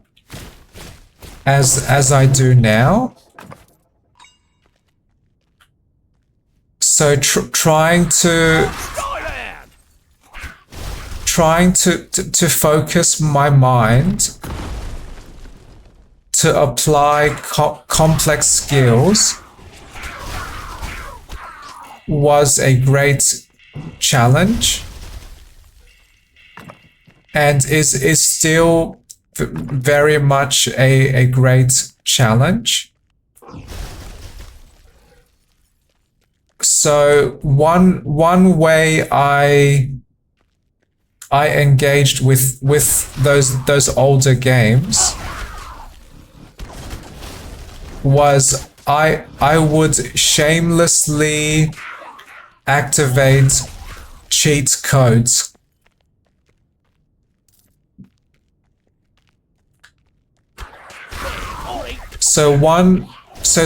Two examples. In the very old id Software games, Wolfenstein 3D and Doom, I would activate God mode and activate unlimited ammo. So even when I was a younger person, I realized that games were too much struggle for me to engage with.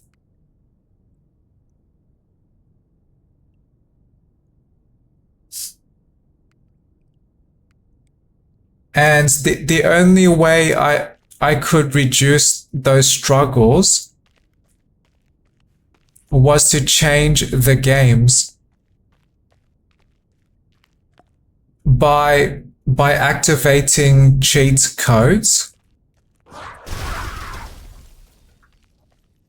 And there is one part of me that really loves to engage with games, but always wished that games were just not difficult to engage with. So younger me loved activating cheats, because that enabled me to tailor the game experience to what would be much friendlier to me. I often never cared about completing games with amazing skill. I just wanted to play and not repeatedly fail too much.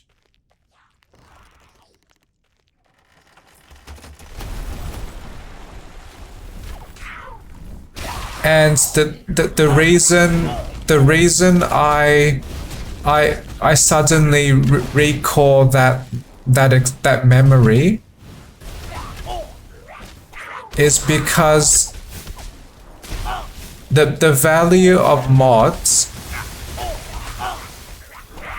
is very similar to those early days of cheat codes.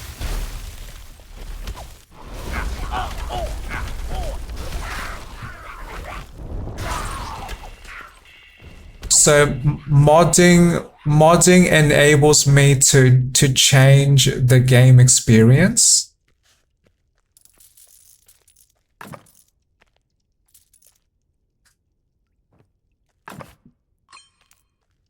So that I can create the type of experience I would like to engage with.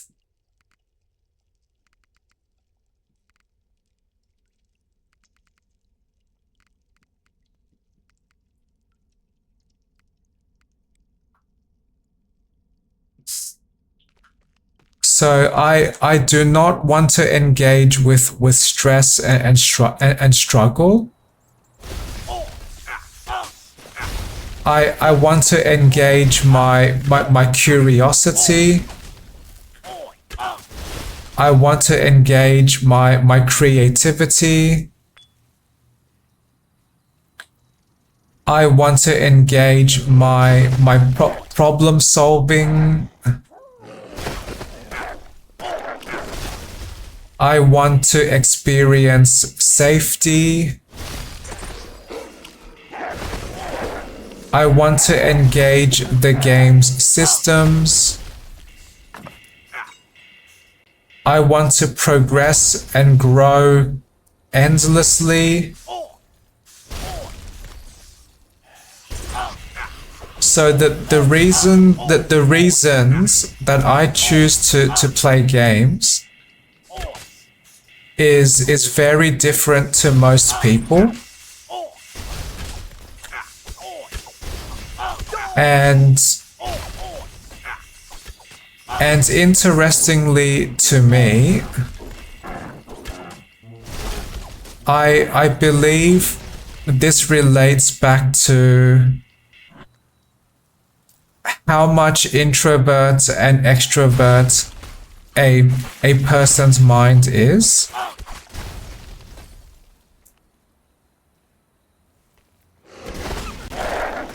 So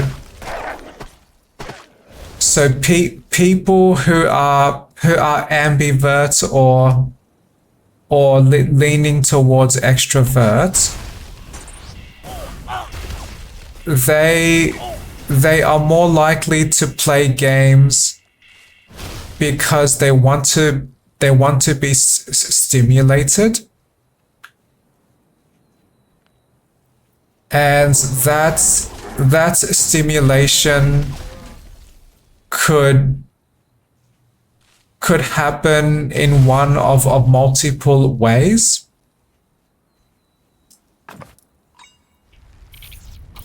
So maybe some people enjoy intense emotional stimulation. So maybe they choose to play horror games.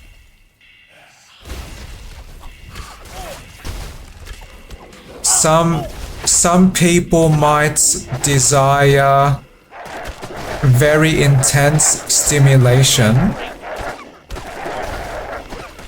So they may choose to play games about competing with other people. And to them, and for their specific brain type, that might be a very relaxing experience, because relative to their personal brain, the amount of stimulation they receive relative to the amount of stimulation they desire is very, very balanced. So what that means that if people desire a specific level of stimulation because of their natural brain type, if they receive more stimulation than they desire, they are being overstimulated. If people experience less stimulation than their mind desires, they are understimulated.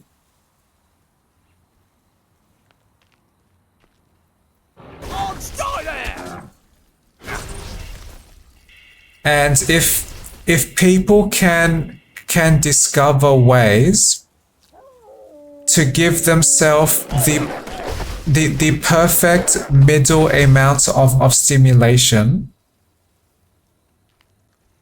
that probably causes relaxation for that person.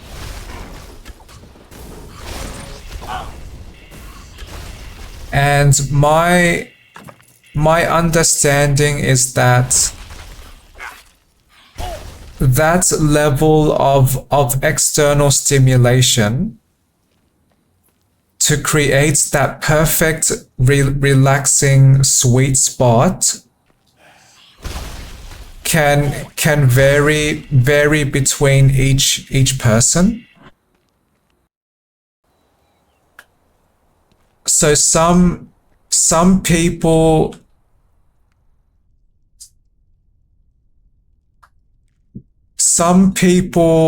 require very large amounts of stimulation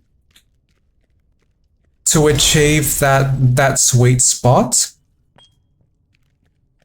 And I would consider those people much more of the extrovert types. And the people at the opposite extreme of that brain type, the amount of external stimulation that they desire is much less. And I would consider those people extremely introvert or very hermit like people. So they are the types of people that actively seek social isolation, because otherwise they experience extreme overstimulation.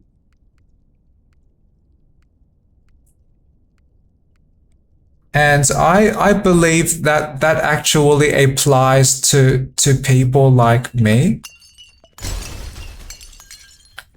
And I am very comfortable with learning that I may be this extreme introvert brain type,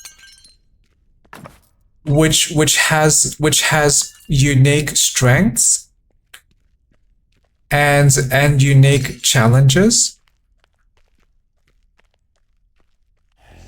And similar with all other people, I believe we are all part of this wonderful diversity that gives us unique strengths and unique challenges in very specific situations. And we have, the imp. I want to rush to the imp before they leave. My wand of silence is now upgraded. Thank you. So that is some free spell damage bonus. And what most people might seem to forget, but to be clear, I do not talk to that much people. When we say introverts and extroverts, I believe that more refers to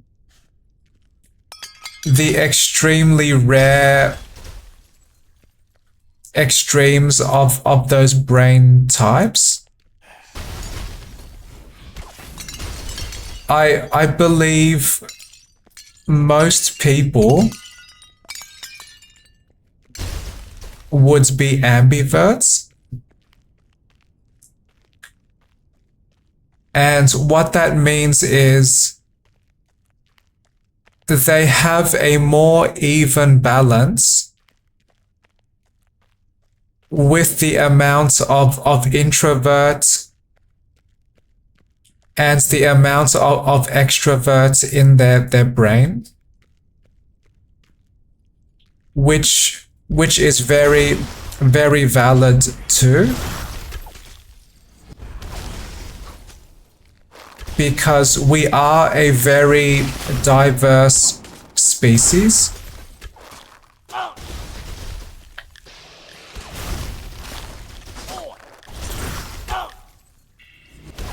Great. So if I were to ask a number of random people, how would they describe their stimulation needs?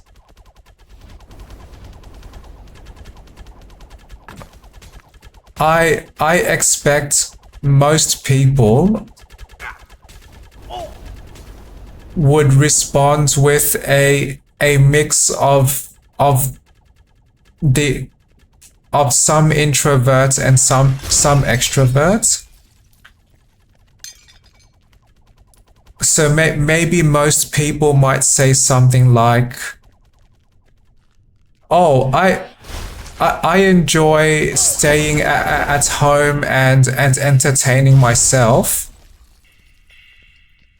but every week or two, I want to leave my home to get some stimulation."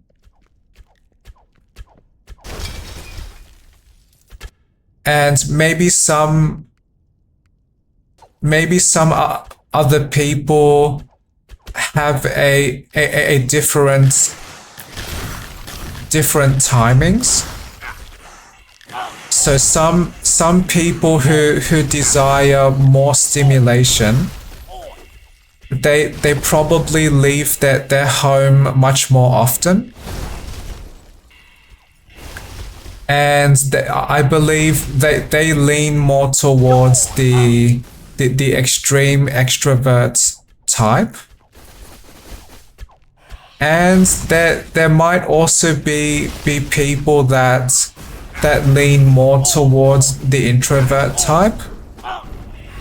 So maybe those people can stay in their home for maybe one month before they desire to leave their home to absorb some external stimulation.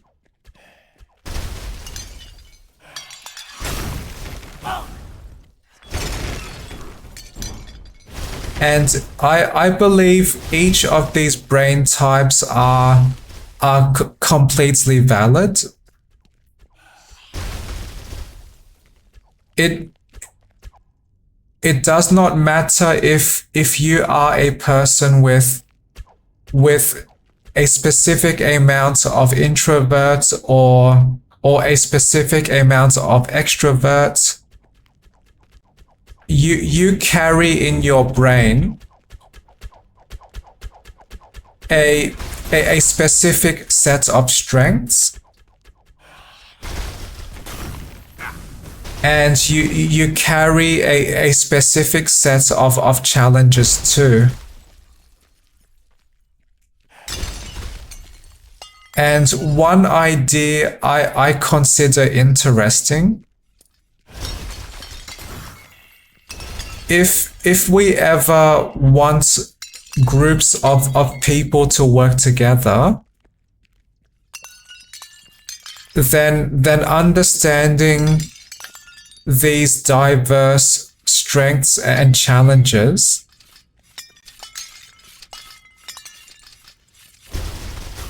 may help those people to achieve much more than one person can.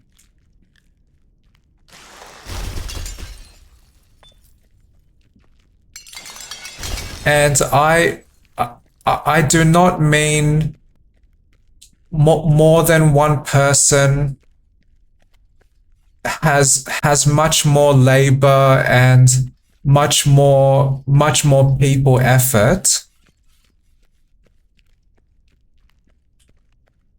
I mean understanding the complex diversity that exists in our groups of people, and learning how to inspire and support these groups of people may produce such a strong level of collaboration,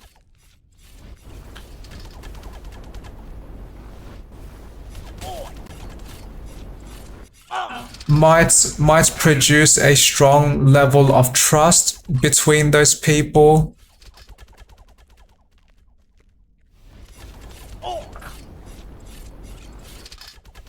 and might produce some kinds of passion that helps that group of people solve problems much better.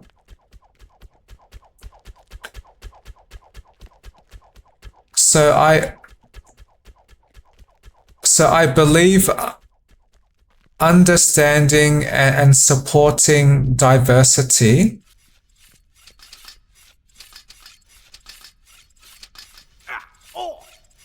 can help us create very strong groups of people.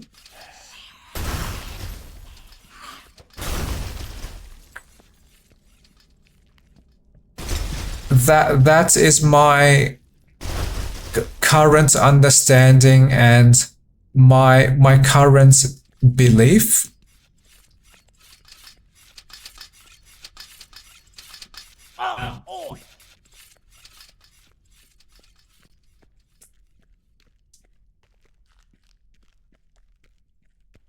And that maybe I can simplify that a little by saying happier workers are more productive workers. And we can increase people's happiness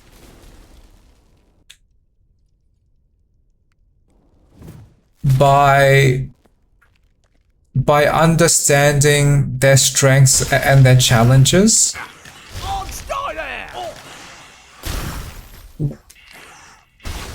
So one example could be one person's strength can minimize another person's challenges.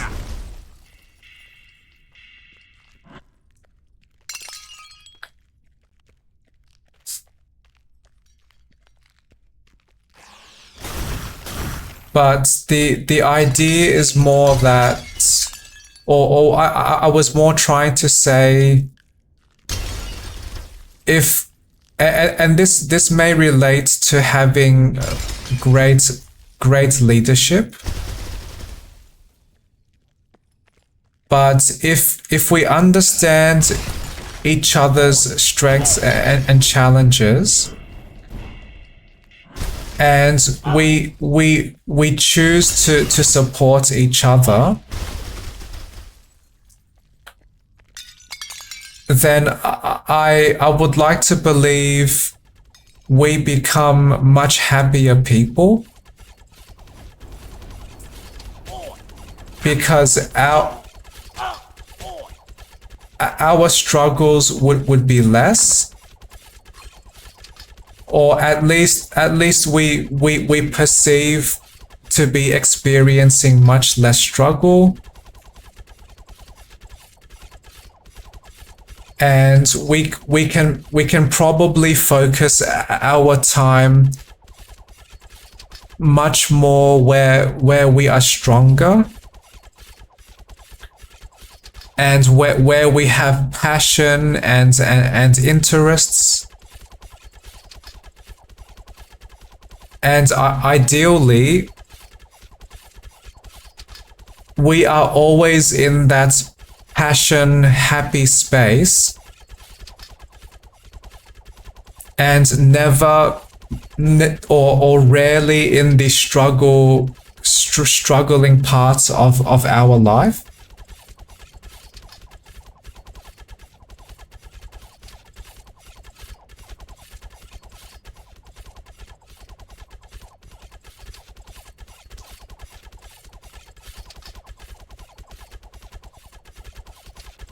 And to be clear,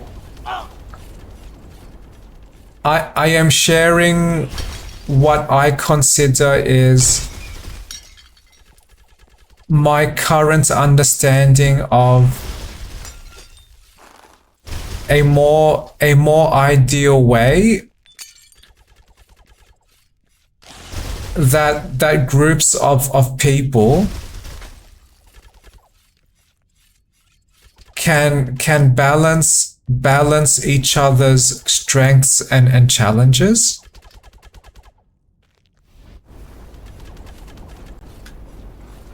But I am no expert about people interactions. I am just able to correlate much of my knowledge and understanding about people, and I would not consider myself as some ultra amazing leader.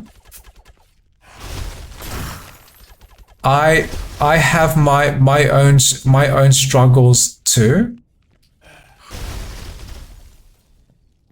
But these thoughts are very, very interesting to me.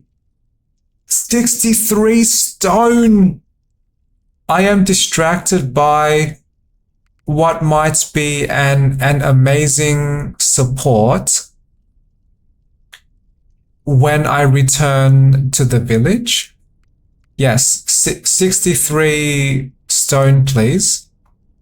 Yes, please. I want to upgrade my village as soon as I can,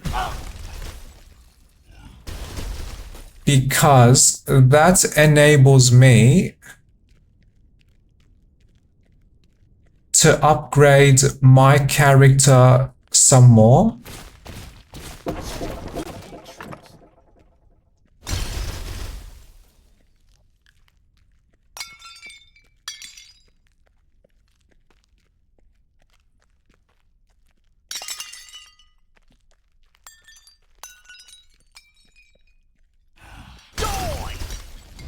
Die!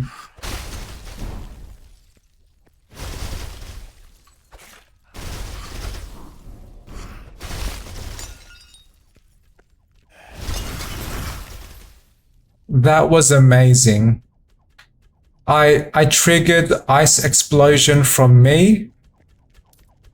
The enemies touched by my ice experienced a damaging ice explosion,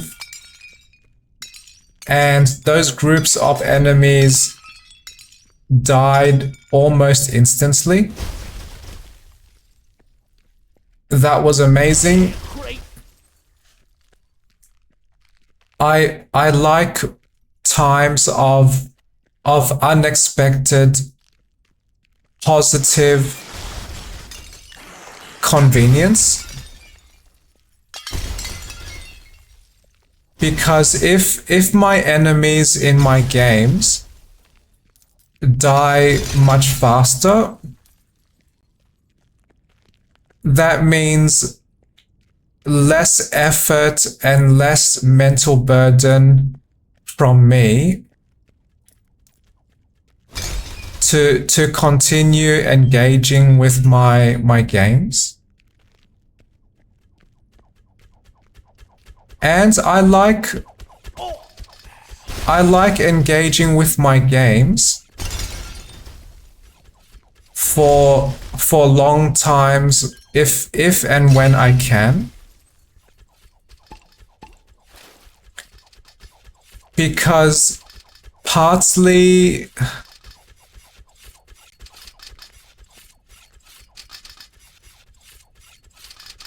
games give me a vaguely comfortable space that I can maintain constant, relaxing hyper focus.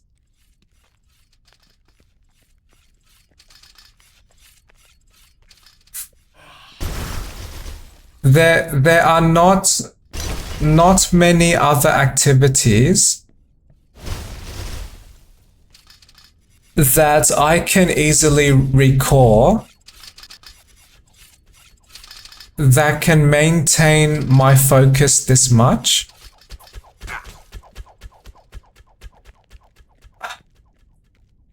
I struggle to read text and can lose interest with reading in roughly five minutes. Unless the information I am searching for is very, very interesting to me. And the way that text language is organized can be understood by me easily enough.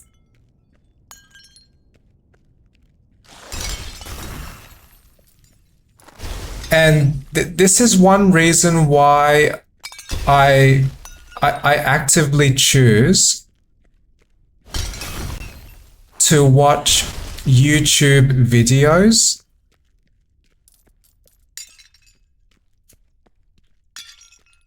Because if I want to learn something,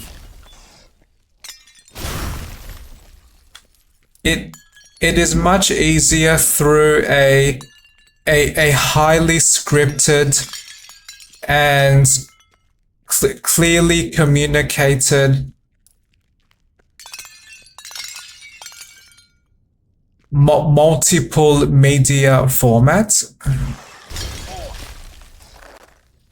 And when I say multiple media,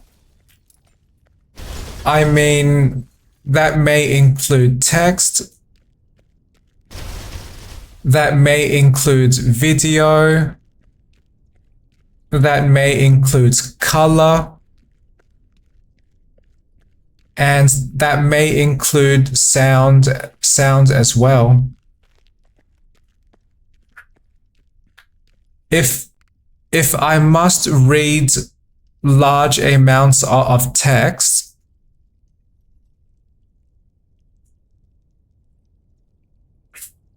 especially if I must read that text with any amount of urgency, then my mind is likely to forget what I tried to read.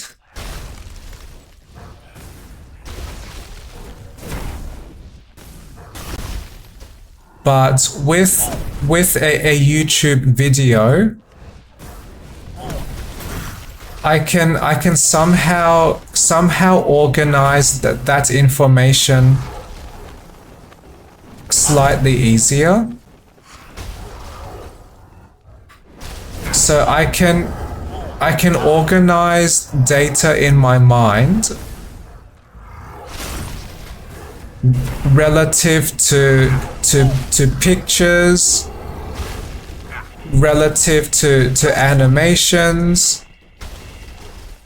I can store memories related to emotional experiences. I can store memories based on topics of interest, and that is much easier than the extremely complex language of English that I actively use. So English language text seems to be this overcomplicated mess of symbols and words and phrases and representations of ideas, which required many years of my life to learn how to read and write language fluently.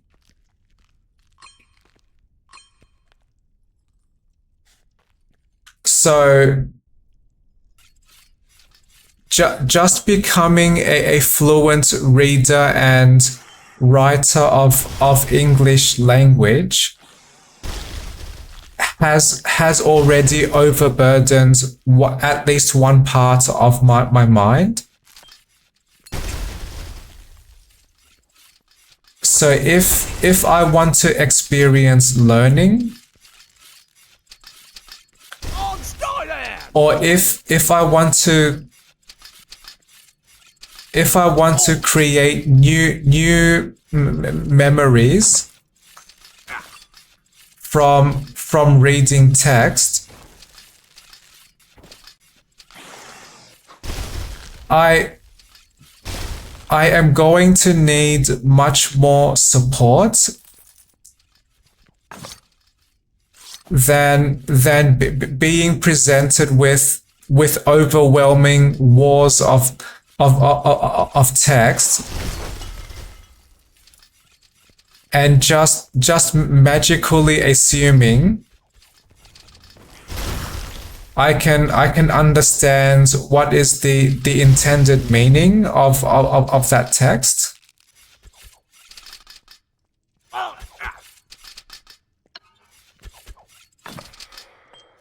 Yay!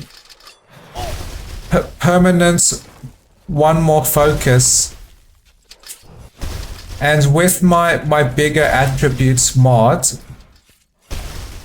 these permanent bonuses are more valuable.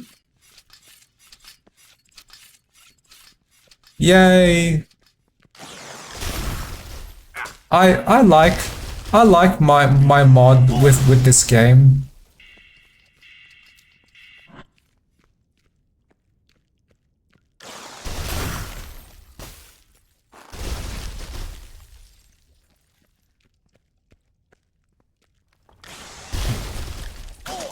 I completely forgot why I was talking about my processing of text. I forgot my brain has too much data to process, and I am comfortable with that. Or at least I want to be comfortable with my own natural struggles. I want to celebrate myself as an individual. I have my unique challenges and unique strengths. Oh yay, blocked damage regularly. Yay!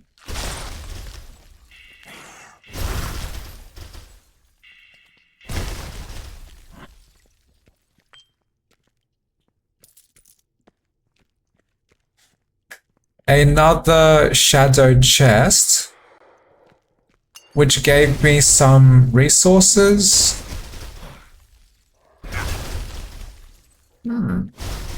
This ice magic is amazing against these shadow ghosts. I can just trigger magical ice explosion and just lets the magic fly around and damage the enemies.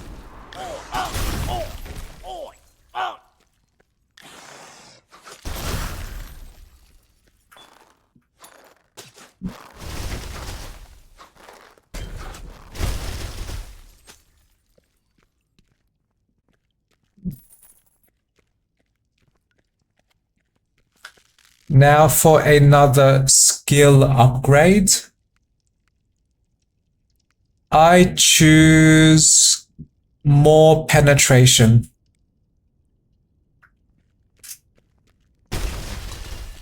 The more I can damage my enemies with ice damage, the easier I can survive.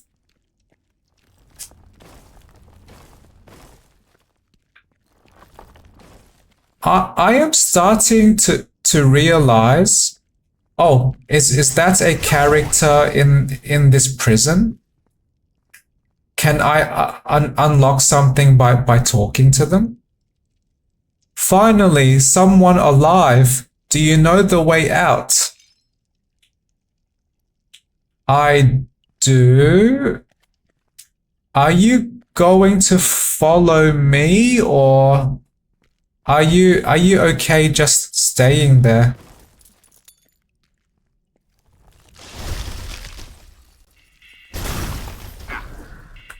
Oh, ice explosions are very satisfying. Very satisfying. I tried to enunciate.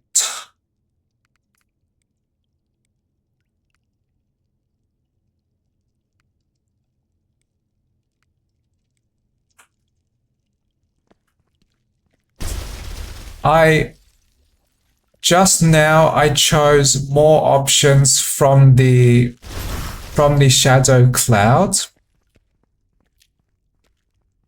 I wanted to risk receiving more shadow curse because I am aware this level has many items that can help me to reduce my shadow curse.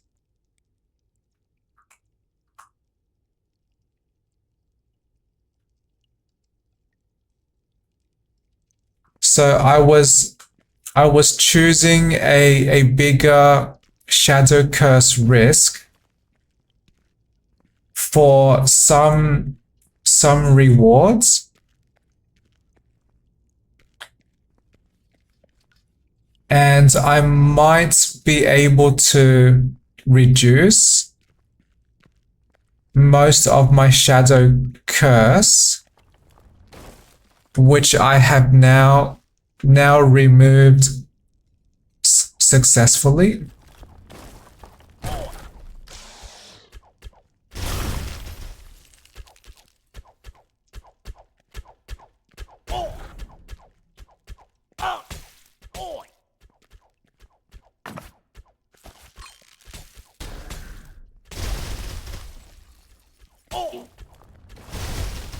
Oh, I have too much damage.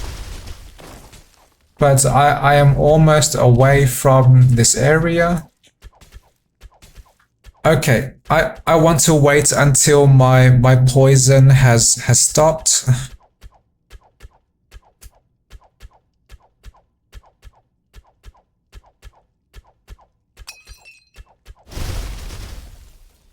I feel more glad now that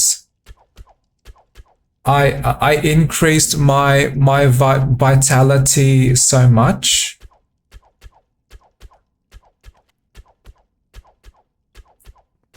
Because that might be protecting my health greatly.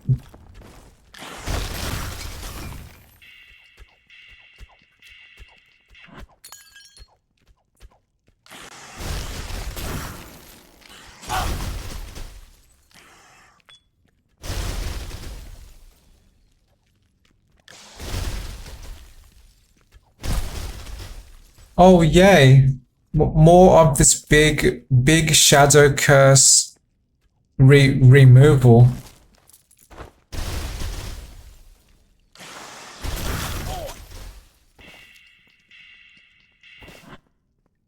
My character suddenly seems very strong. So much critical magic damage. And these enemies are dying very fast. I I like that.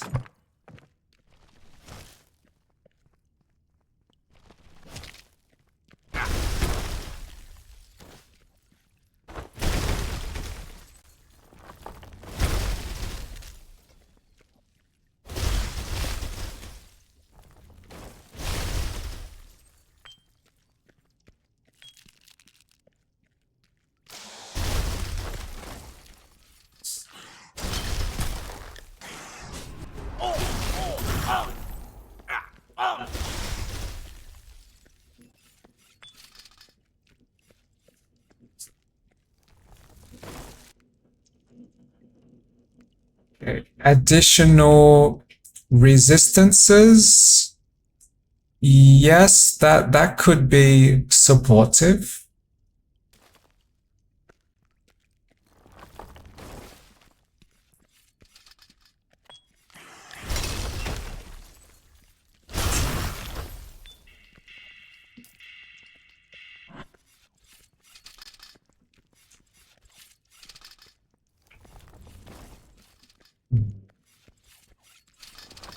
I I recall that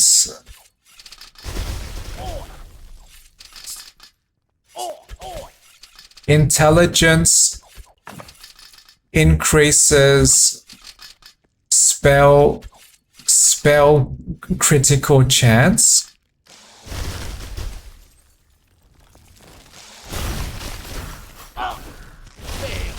So that means when I increase my intelligence enough,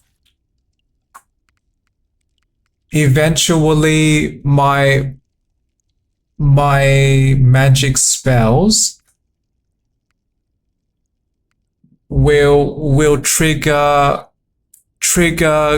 guaranteed critical damage, which will be amazing.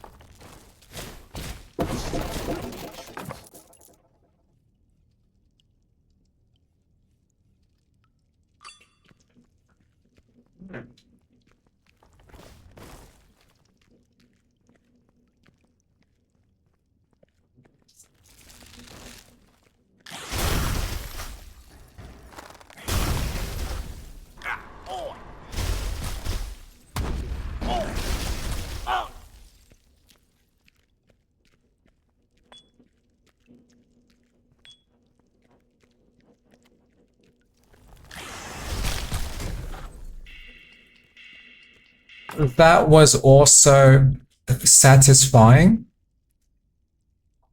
I watched those ice spikes just bounce around and then they destroyed the enemy.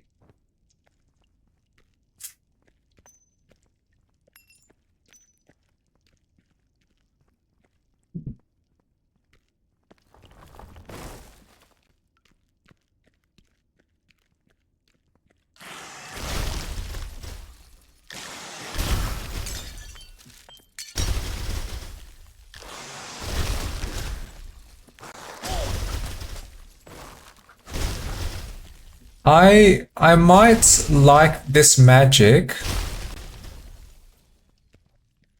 much more than the wizard's magic missiles.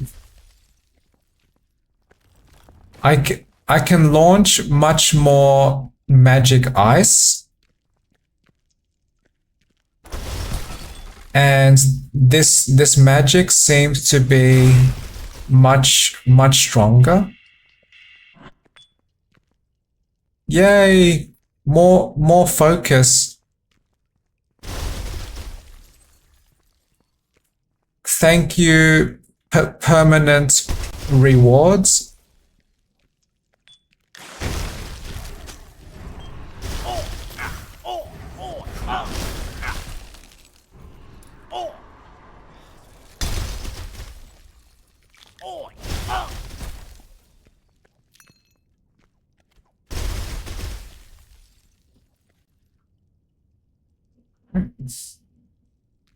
That is a shadow chest, and only resources were inside. Oh, those ghosts do not appear on my map. Okay. Okay, and I have a very large amount of shadow curse, but that was partly intentional because I wanted more rewards from the shadow cloud.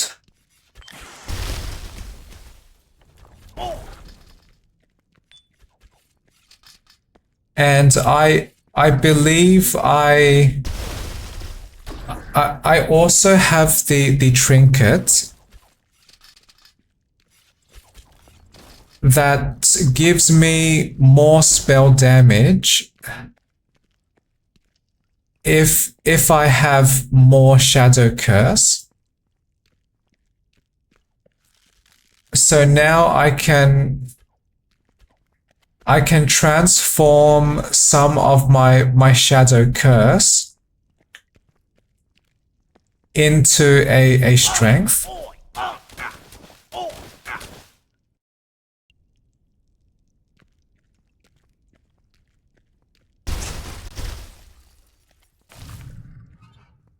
So this is decent.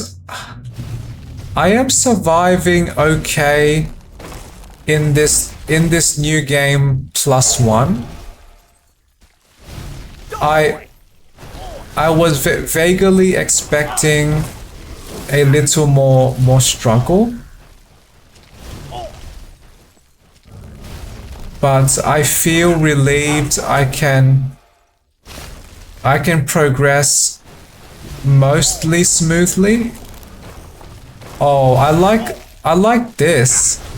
My magic can damage this boss and the smaller enemies. Wow, I survived. So this is one more reason why I like my icy sorcerer much more than my magic missiles wizard.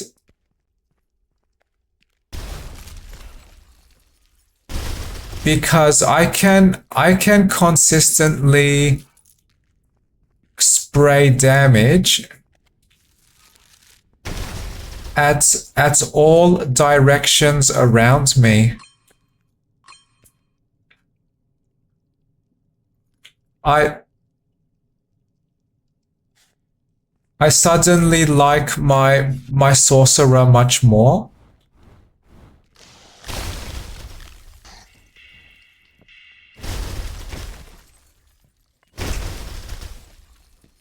And the sorcerer has very amazing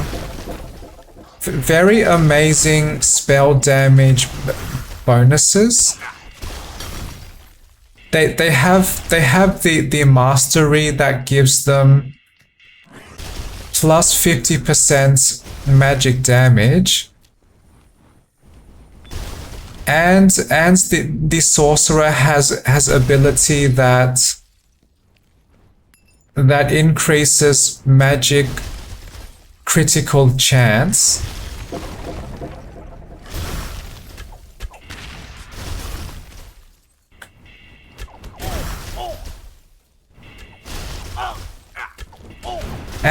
And sorcerer has that starting ability that increases elemental damage if that magic is repeatedly used. And the sorcerer has another ability that increases magic critical damage. So I am only now learning the sorcerer is actually a fairly amazing magic user. The sorcerer's magic is very, very strong.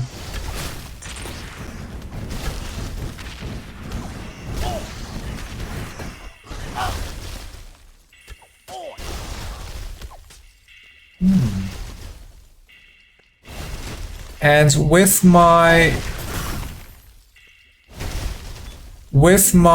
bigger attributes mod,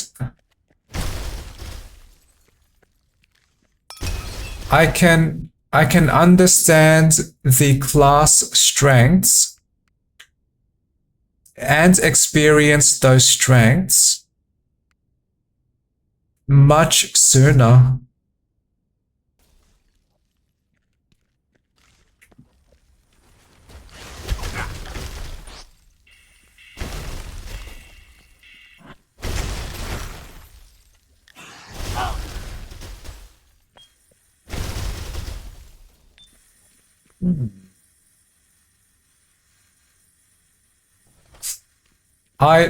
I feel more glad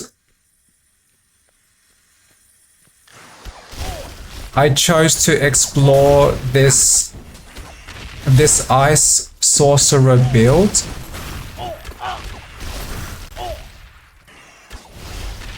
Because this is a fairly fun playstyle.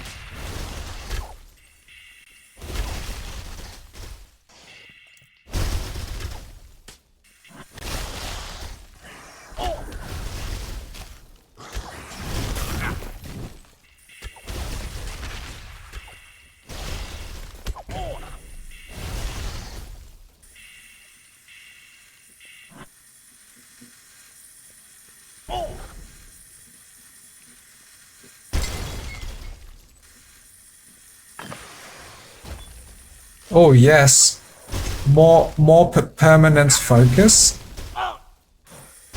But I want to leave that enclosed space. Oh, that was awesome. I just exploded all of those enemies.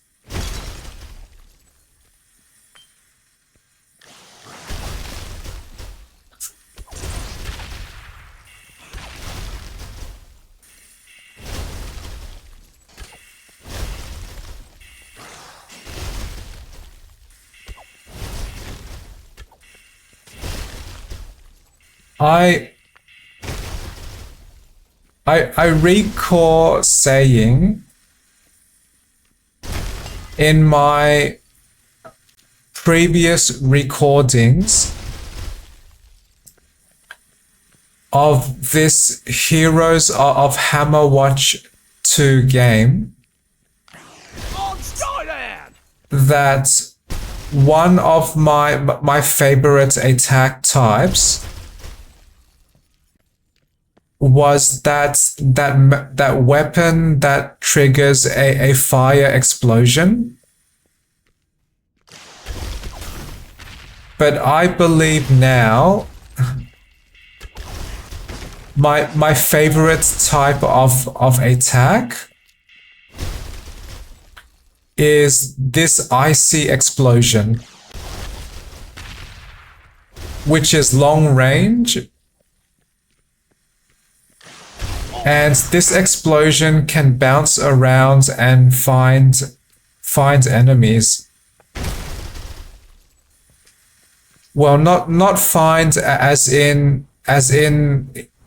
this seeks the enemies like the magic missiles. But my ice magic is less likely to be wasted,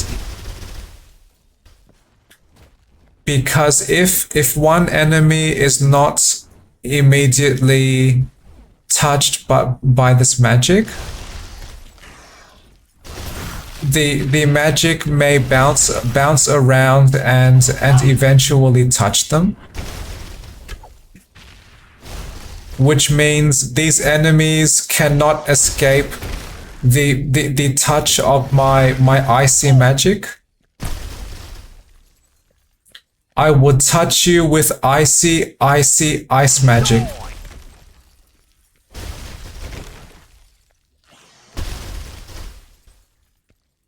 Prepare yourselves for the cold touch of ice magic.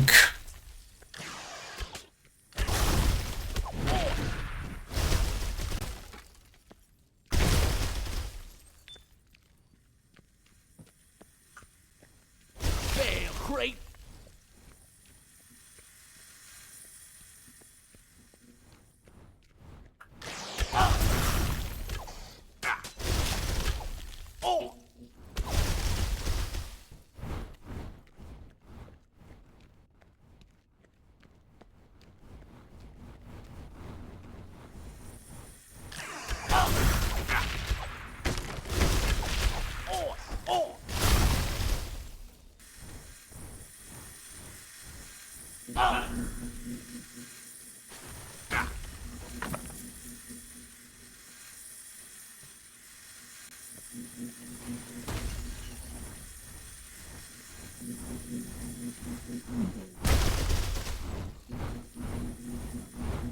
I have gathered much resources in this new game +1.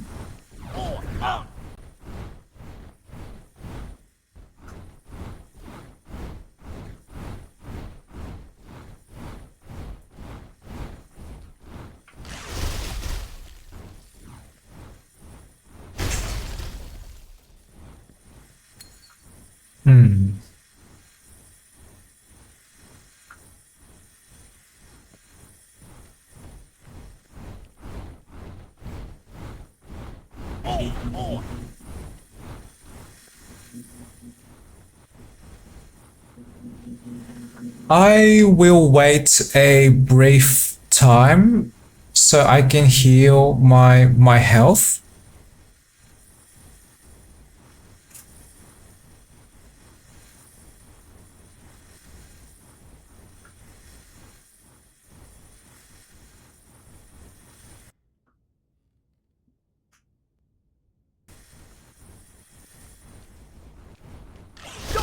Okay.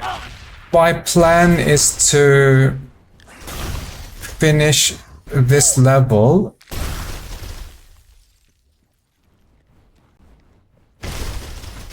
and then I want a break.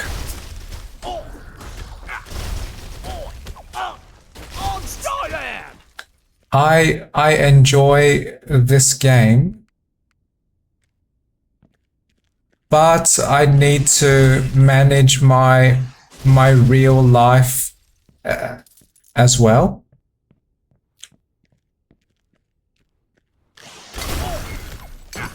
Maybe one day when I retire, I can just play games most of my day. That is vaguely a dream until my eyesight is no longer functioning enough.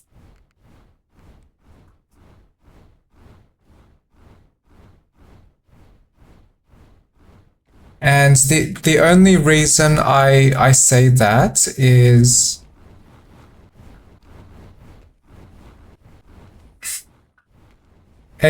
apparently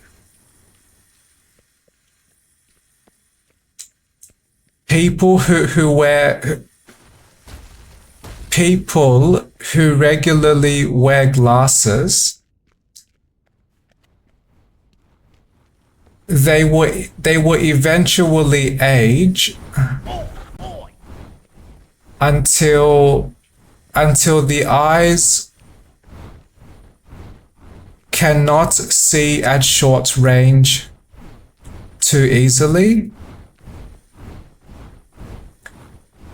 or the eyes cannot see long range very easily.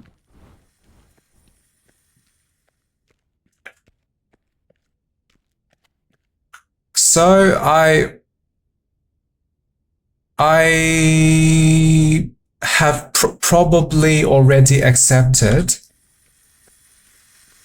I am going to struggle with my eyesight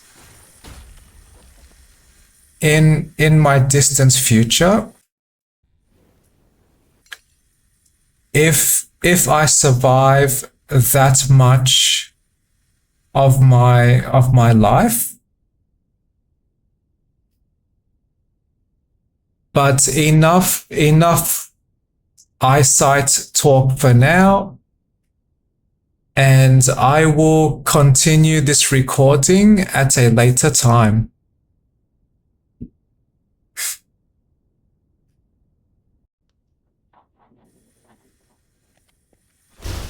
Stay there!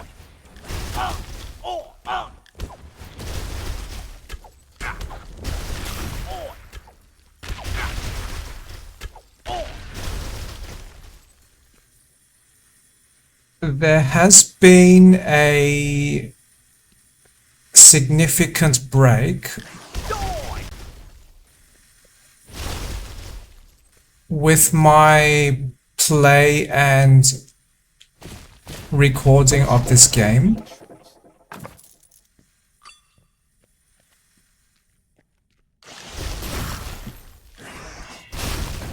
Which means I am itching to play this game after my previous recording piece.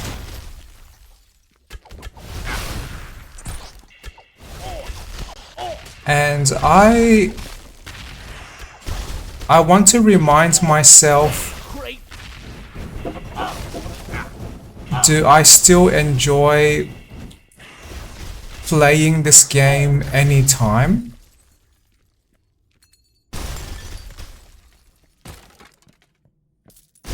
And the answer is yes.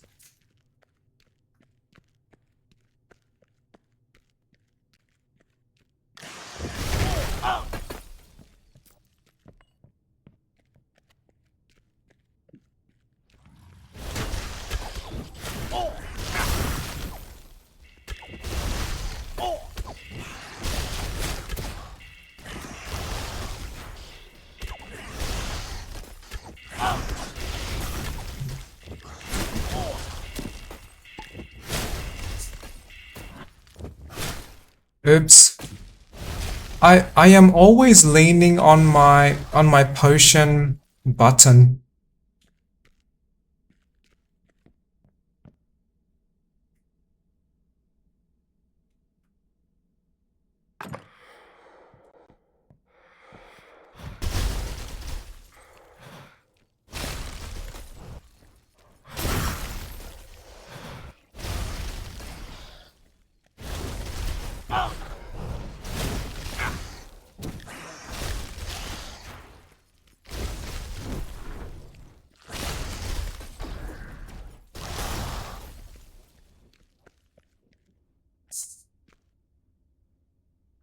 I was thinking recently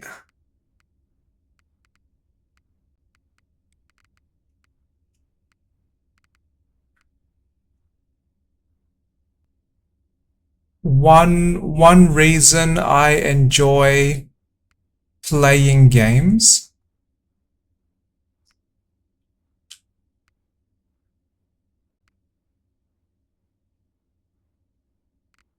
oh yay, I have 77% spell critical chance.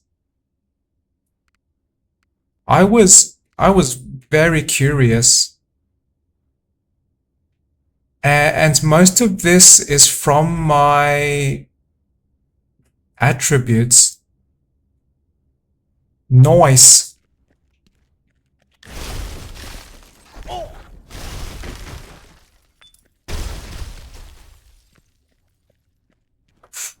So one reason I can deeply enjoy playing games is they can give me great comfort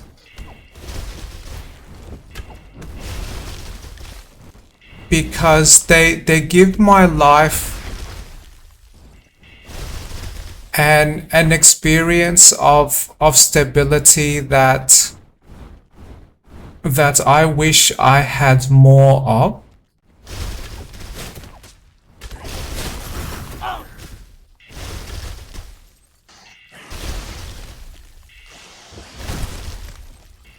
So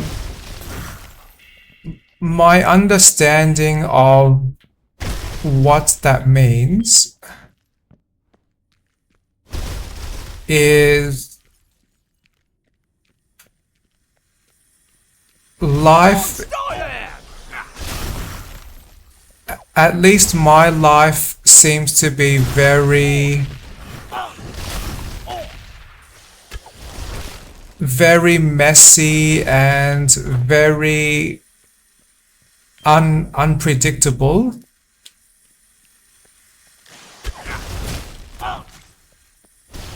And that could be for many reasons.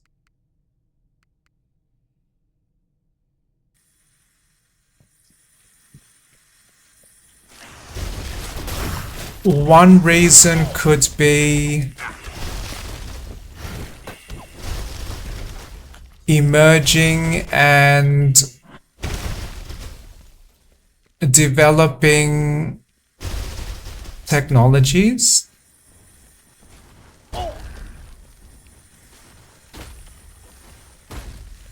So as an example,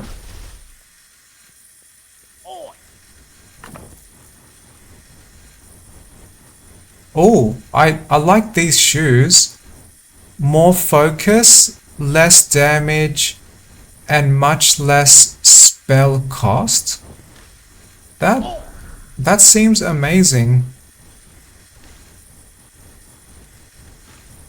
One moment while I managed this one distraction.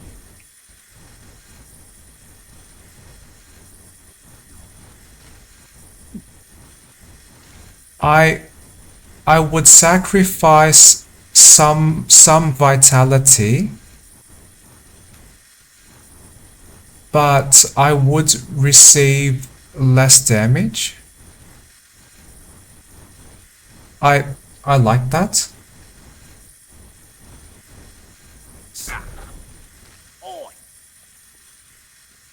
So tools like artificial intelligence seems to greatly increase or seems to have a large impact to people's work.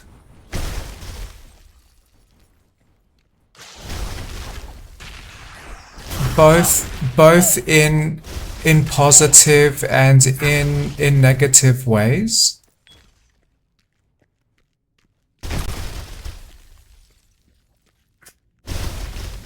And I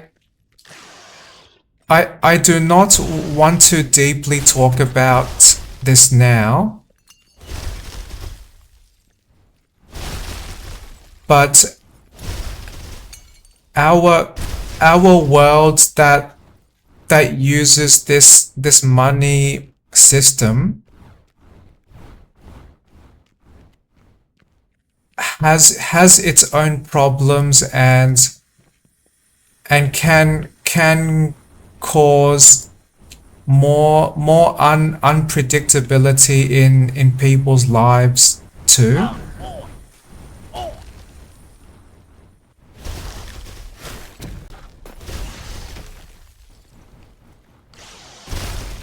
So when there are multiple parts of my life that are very unpredictable or very difficult to control,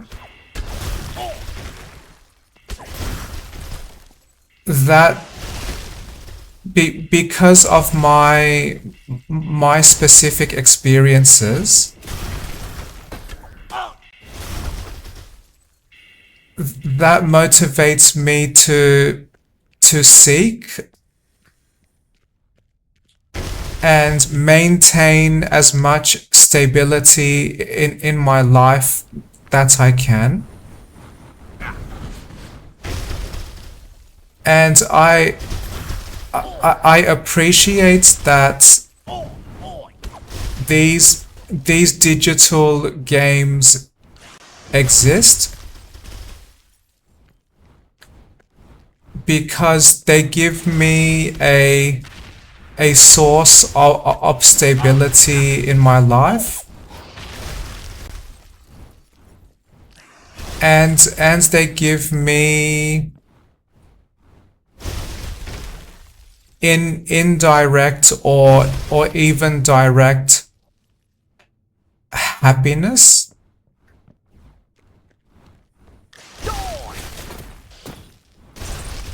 And the reason why I believe my games support my stability desires is that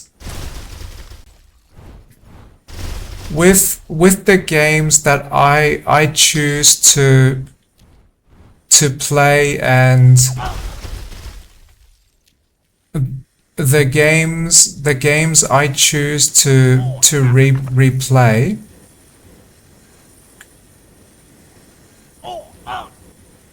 if the experience is accessible enough,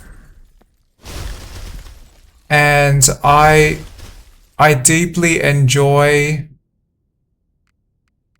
engaging with those games,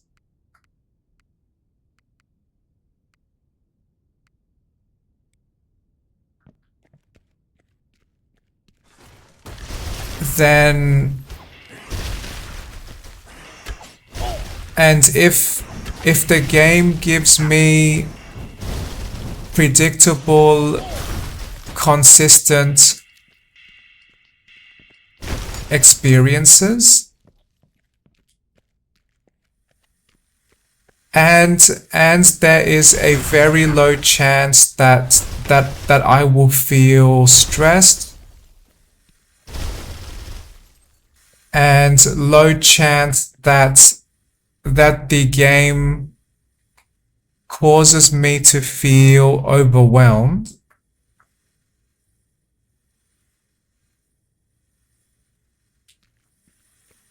Then this is vaguely a very or a highly mentally healing activity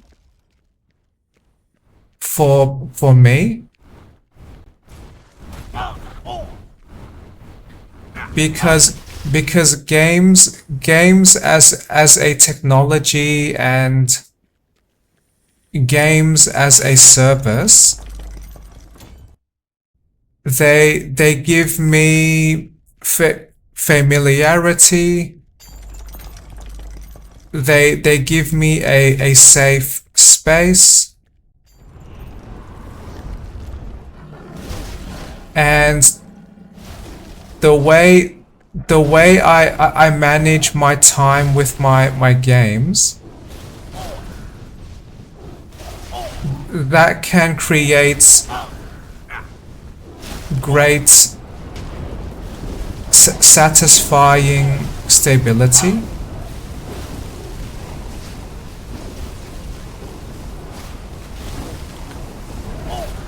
So this might be difficult for me to describe,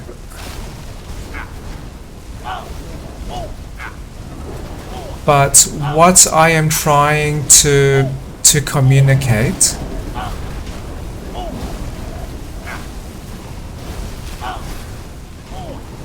is that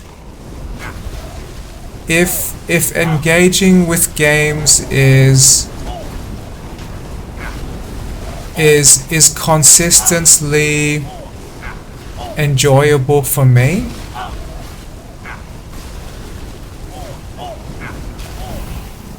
and if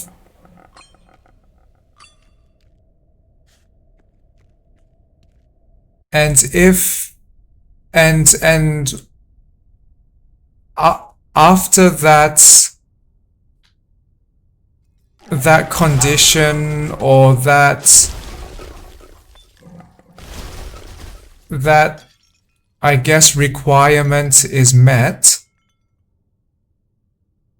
then it is much easier for me to engage in games or engage with games in ways that builds that happy, stable experience.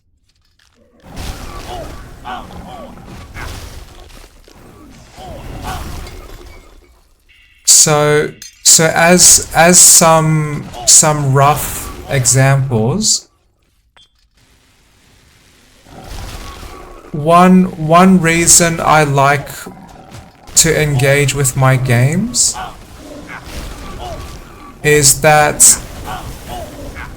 typically my games are always available.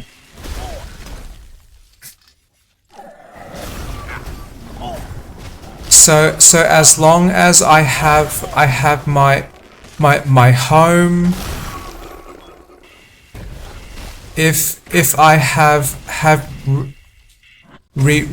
reliable electricity, and if my computer does function reliably enough, then when I have spare time,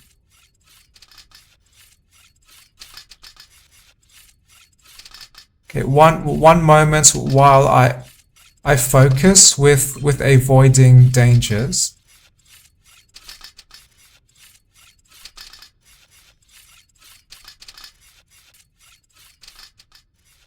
So if I can reliably access my games any time during my spare time, then that means this is a very, very reliable and very, very accessible joy to me. And that is the nature of technology. Technology is very much black and white systems that are designed to be available and reliable for consumers. Or I would at least like to believe there are engineers, or there are people that care about creating reliable systems and reliable technologies.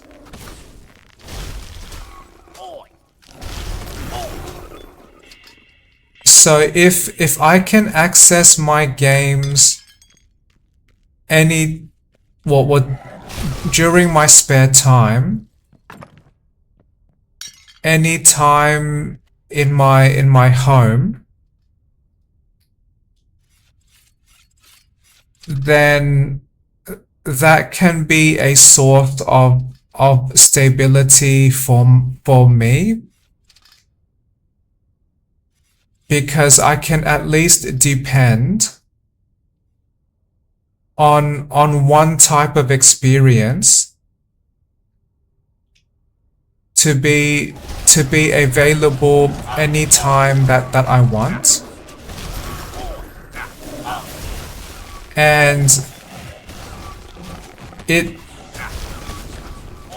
would not be fair for me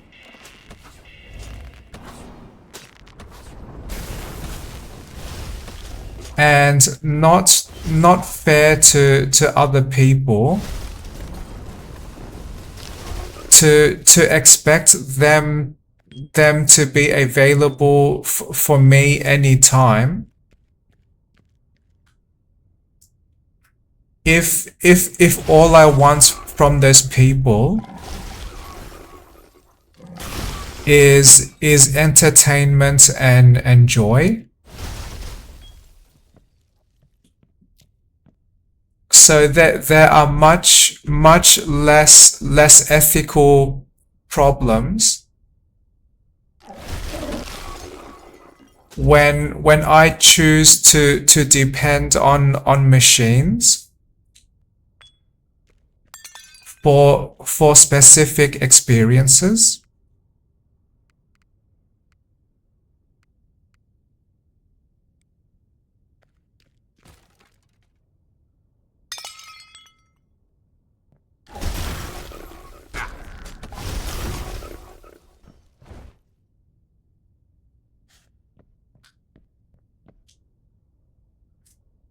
And to be clear, I am not suggesting that machines should replace experiences with humans.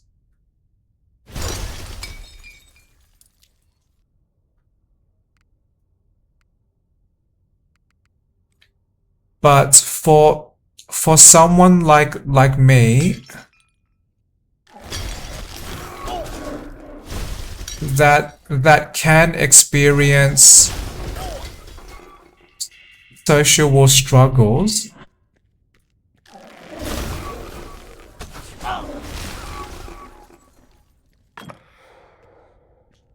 and engaging with games is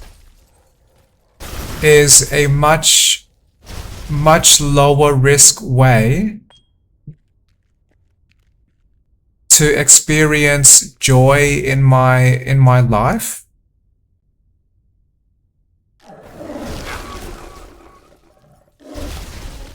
And I am vaguely lucky.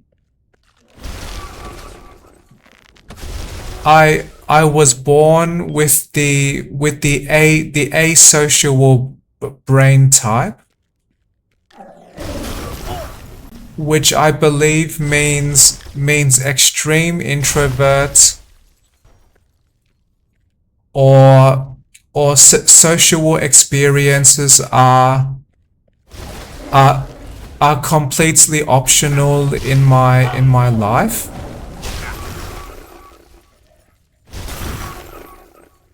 So if I wanted to engage with machines all day, I can manage that fairly easily.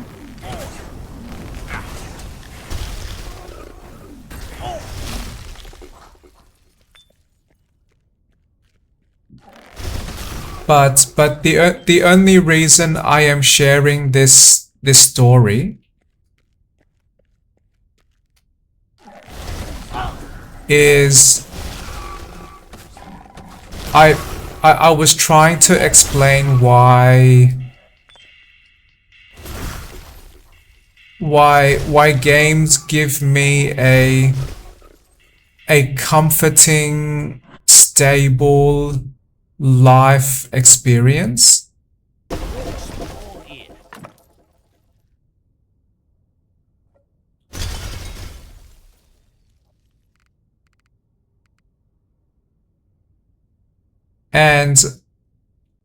And one of those reasons is because games are a very accessible and very available experience in my lifestyle, especially relative to trying to experience the same joy with people.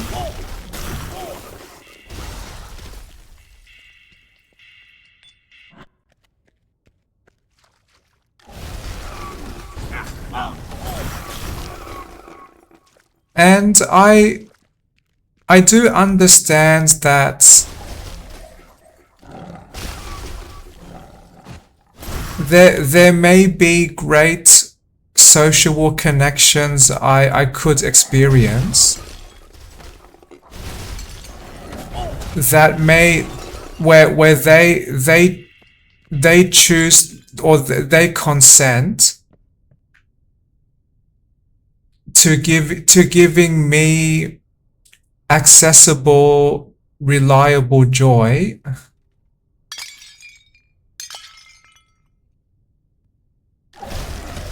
Because we have so much mutual trust and we have mutual support of each other.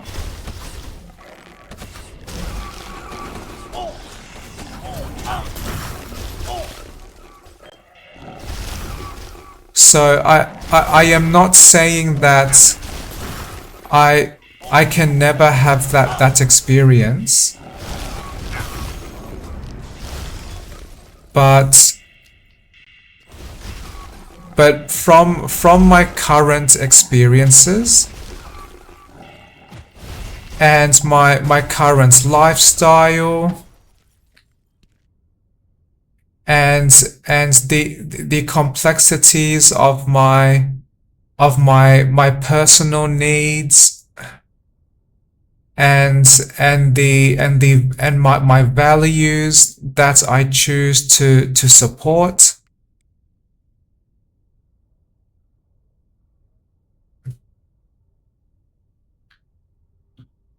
often means that games are a much more convenient option for me to seek and maintain stable joy.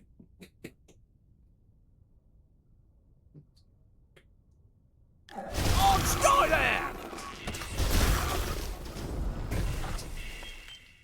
Especially if I have a unique brain type that never feels bored.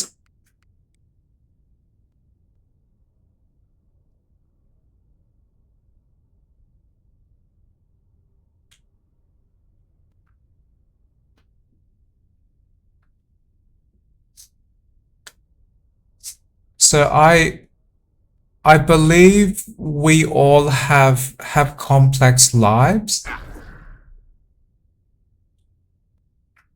because we all have complex needs that we may or may not be aware of, and that is very valid.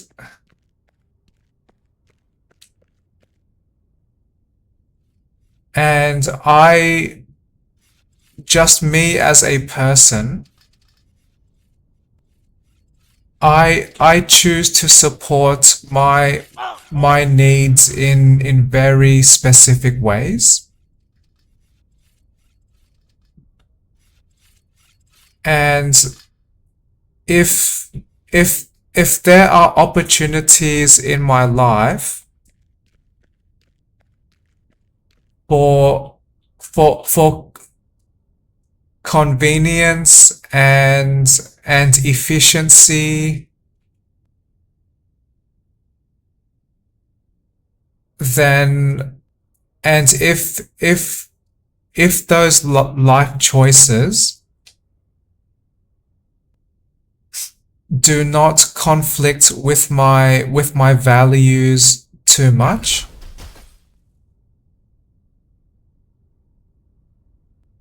then I am more likely to maintain those choices.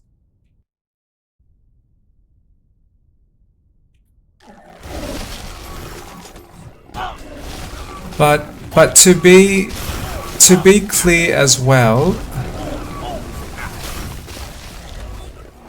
that does not mean that I am close-minded. That does not mean I will never choose to change.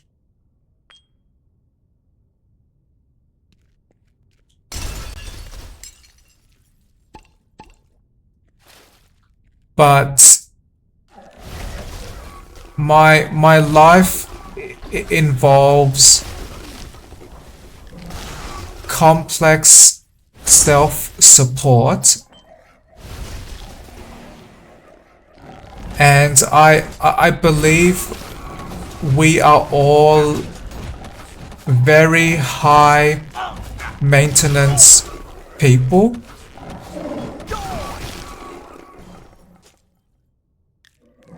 Because of our unique needs and our desires.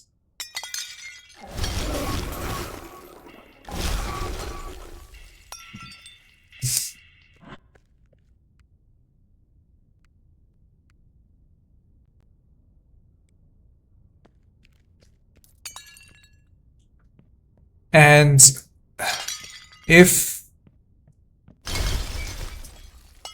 so that might be difficult for me to describe, but in this very specific context about social connections, if there were if there were opportunities for me to build social connections with people that I highly value in my life, and if those opportunities to connect with those people, if they conveniently fit into my lifestyle, then I would be more likely to change as a person, or more likely to explore more diverse experiences in my life.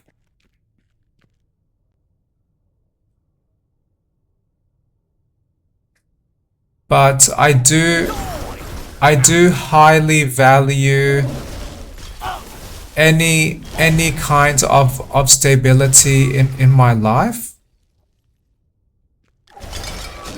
And that is one reason why I like to create and maintain my own daily routines,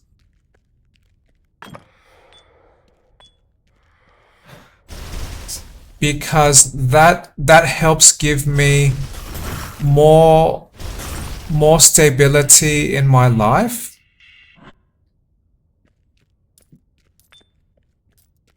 And I want to avoid using the word control, because the word control might be incorrectly perceived as very, very negative, especially in the context of social interactions.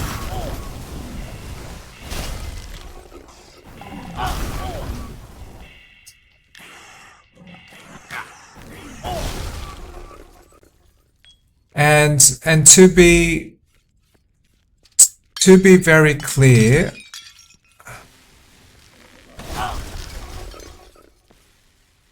I do not have a desire to control people.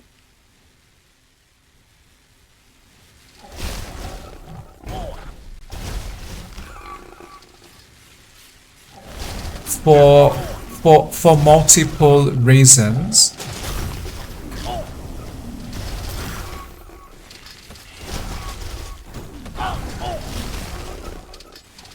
One of those reasons is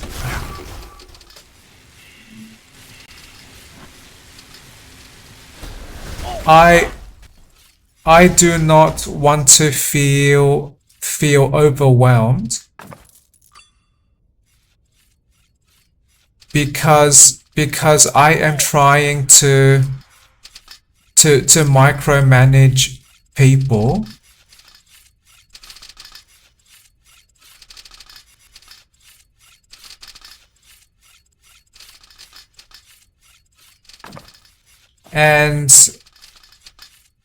And other reasons are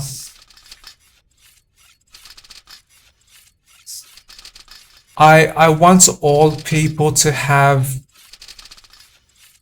some degree of freedom as well.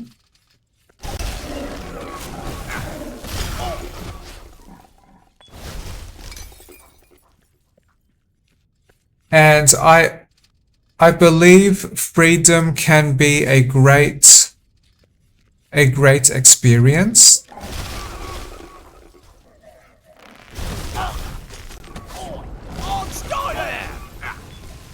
Because freedom solves problems like repressed emotions and freedom gives people, or can give people more confidence. And when people choose to work together, because they really want to work together, and not because of financial gain, not because of fear. But if people have a true passion to freely work, or to strongly desire to work with people they like, then I believe that produces stronger communities, and that will produce communities that can survive more time than other groups of people that might be more dysfunctional.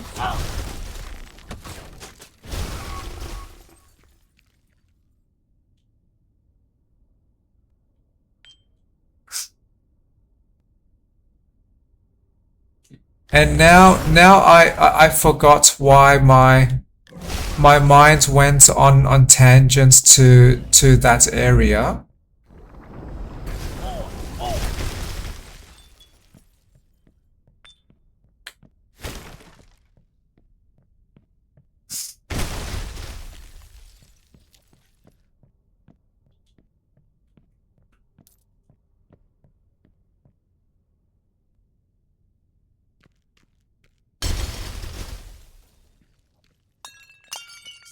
Oh, I was describing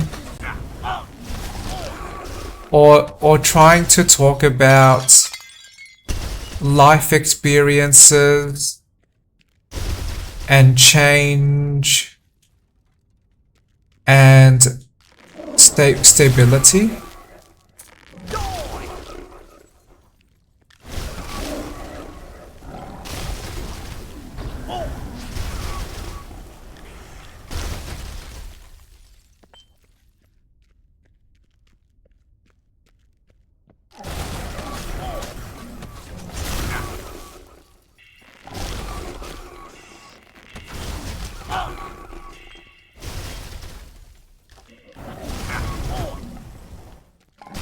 So I do not know if there is a much more concise way to describe what I have just described.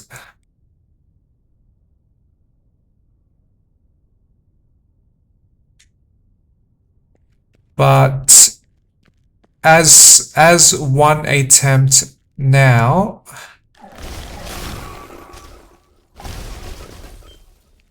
I crave stability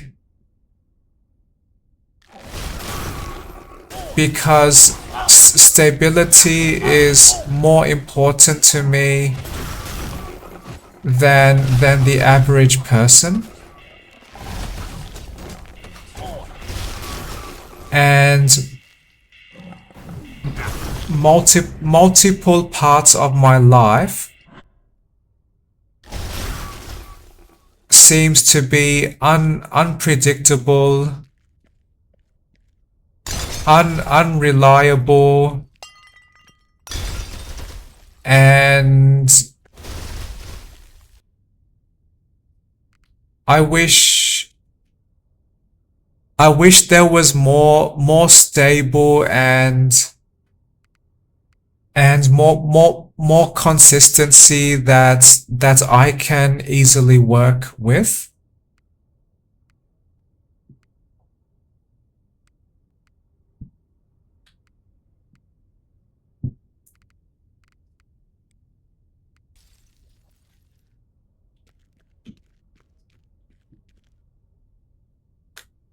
And we do operate in a very complex world as well.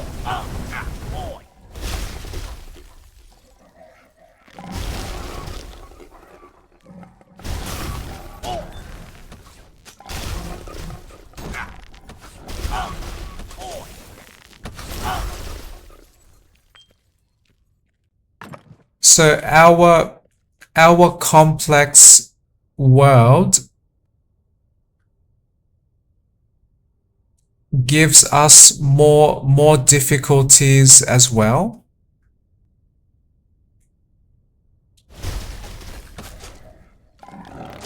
So this does relate to what I mentioned about artificial intelligence, and artificial intelligence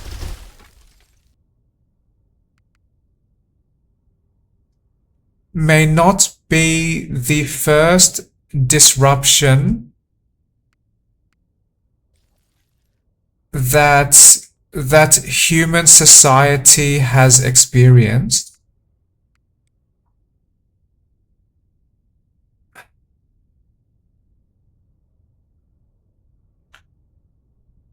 But each time a disruption does happen, the world changes and probably changes very quickly. And that change means the world is less stable.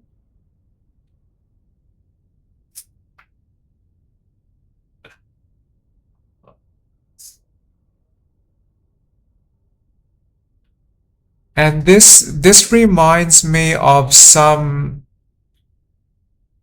interesting and complex opinions that I do have about this area. So one part of me likes change, because change presents opportunities to improve. So that might mean technologies improve, processes improve, and what was once a very difficult task for humans is now much easier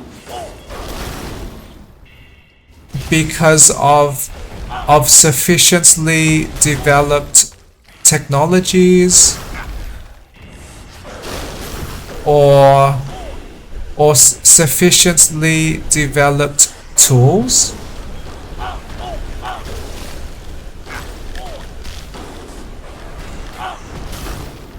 And that type of impact from change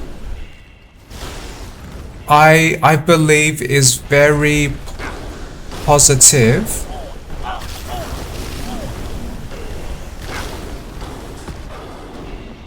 but I also value stability, because if the world never changes, then it is much easier to predict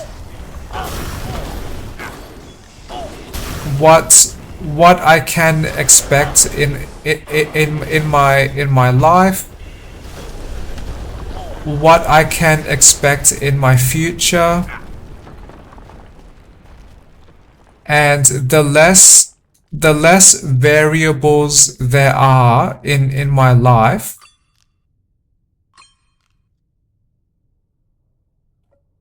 the much easier and much faster I can create plans,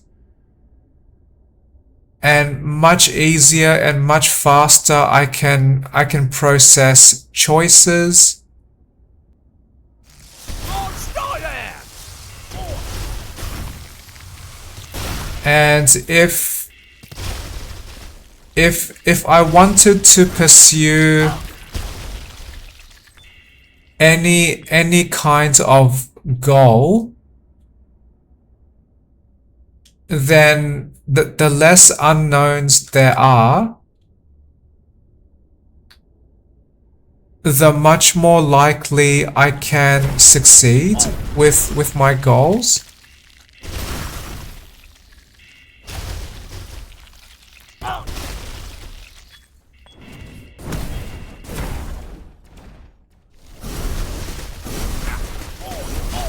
So this is like a paradox experience, because I want two seemingly opposite experiences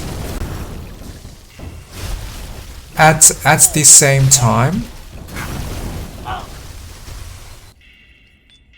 So I want change, I want improvements, I want growth,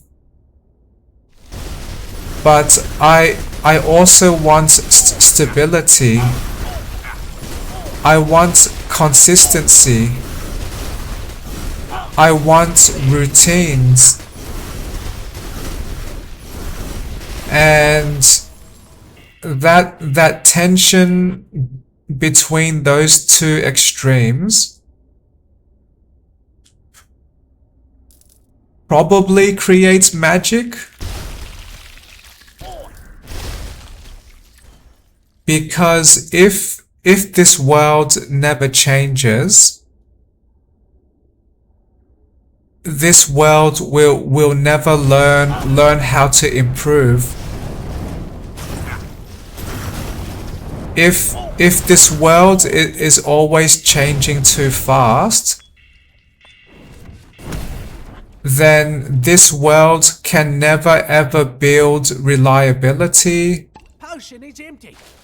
This world can never build consistency. And this world can never ever build quality, because we are too busy creating disposable ideas, and anything created in an extremely fast-paced world may never survive a very long time.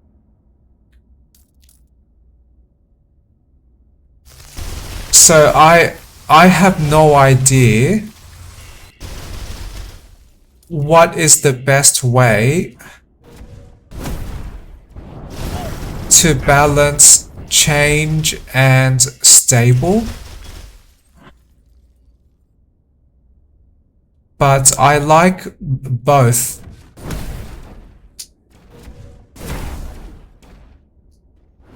And I wish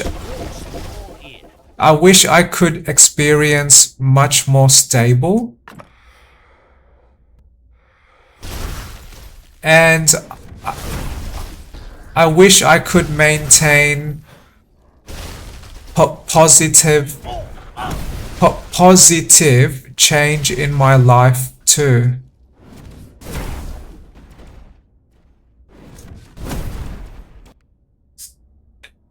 So this is almost like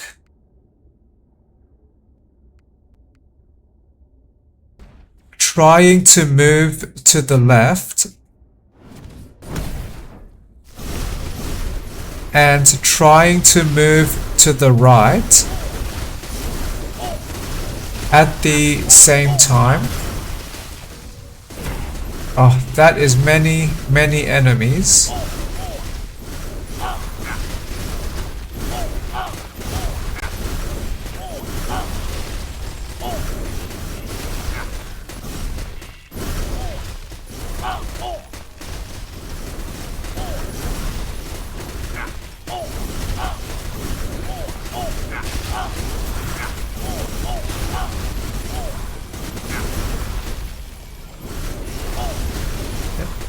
I am struggling much more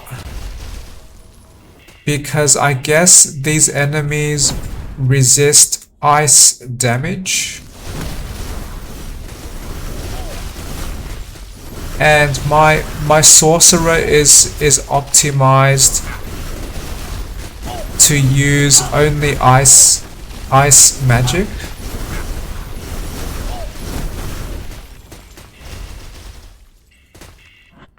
So when I unlock more equipment enchantment options, I want to give my sorcerer more ice resistance penetration.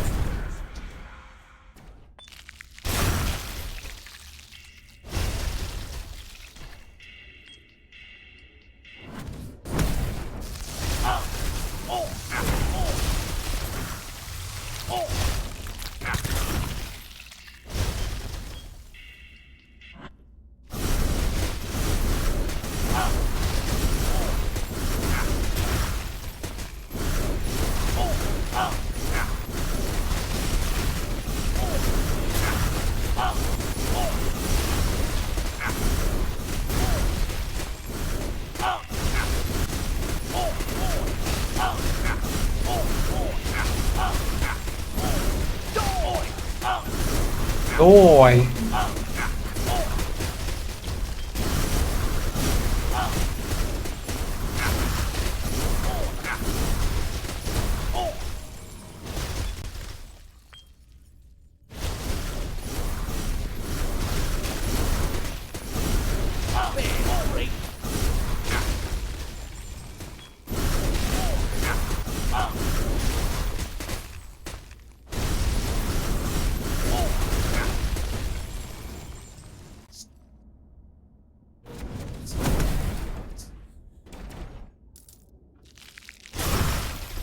So yes, my life seems to be very complex, and I feel happier because I at least understand slightly clearly what that complexity is and why that complexity exists.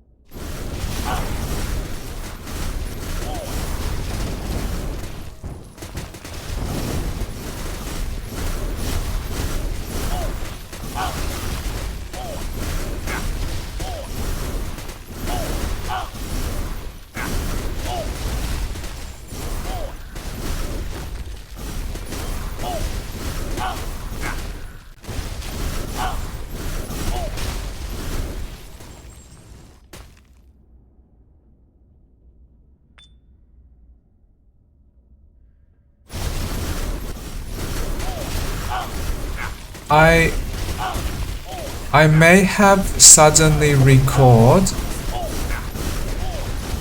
one reason I stopped playing as the Ice Sorcerer before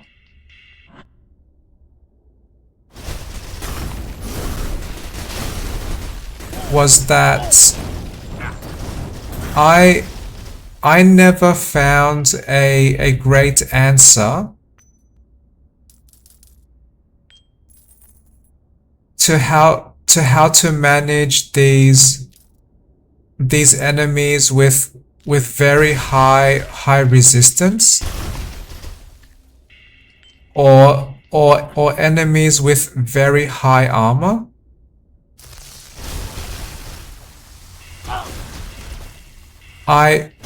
I wanted a character build that could consistently give enemies high damage.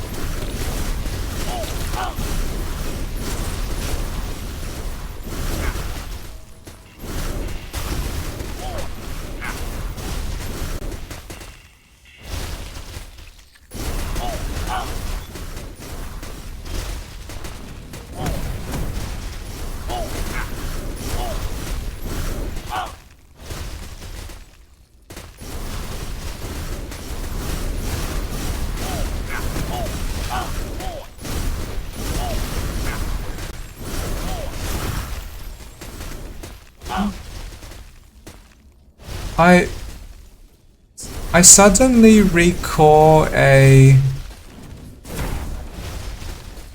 vaguely similar conversation I had briefly with one person.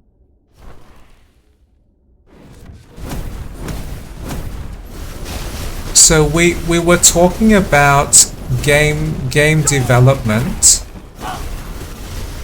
and what is the best choice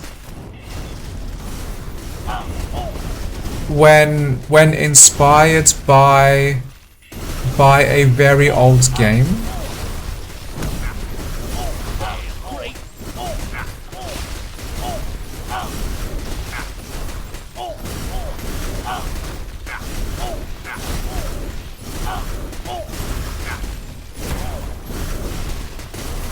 Because if as game developers we recreate old games perfectly with only visual improvements, then nothing has changed, and we have preserved an experience that many people might enjoy. So that, okay, why am I receiving so much Shadow Curse? I must be triggering all of these ground traps that I struggle to see because I have the map, this map on my face. Okay, those were some traps. And if game developers choose to try to improve the old games that they were inspired by, with their new project, then that means opportunity for improved game design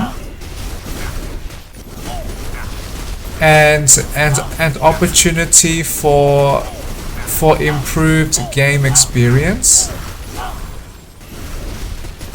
But what that change means is that risks taking away, or that risks removing the experiences that people enjoyed from the original game.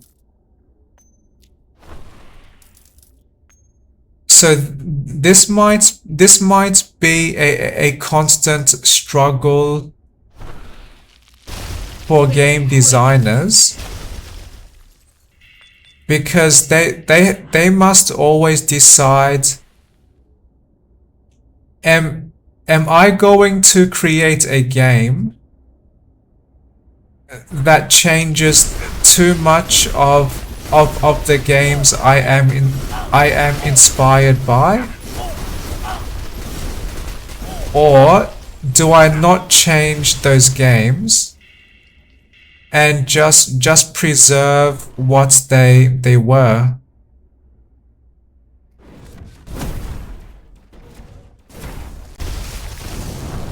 And if I want to preserve a core experience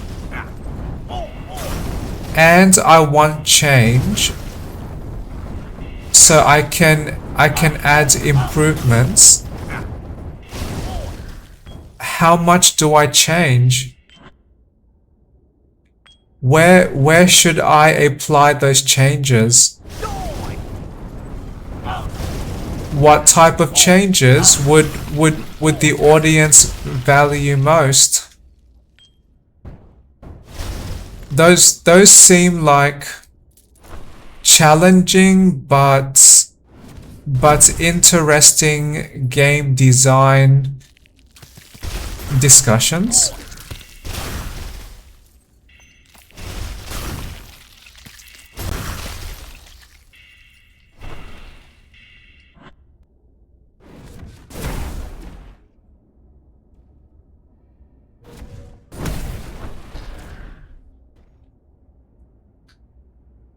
Purge by fire 1. Well, I purged something.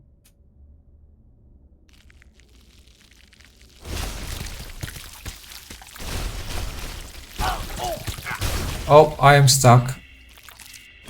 Now I am not stuck. My ice explosions saved me. Okay, now I do not need my map.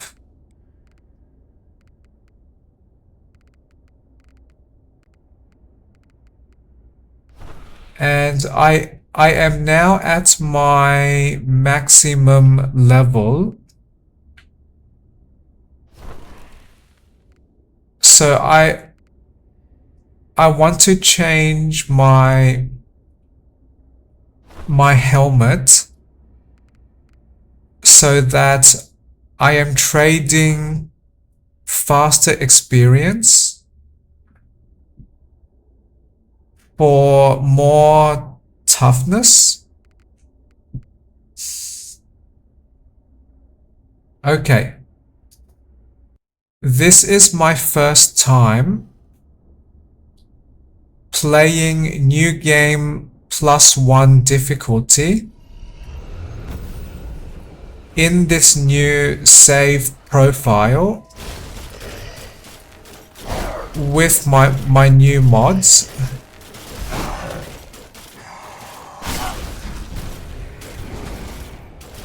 So I am very interested to learn if I can survive.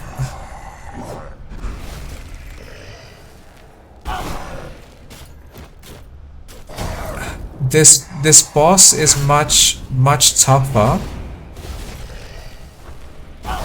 and they are able to silence my magic.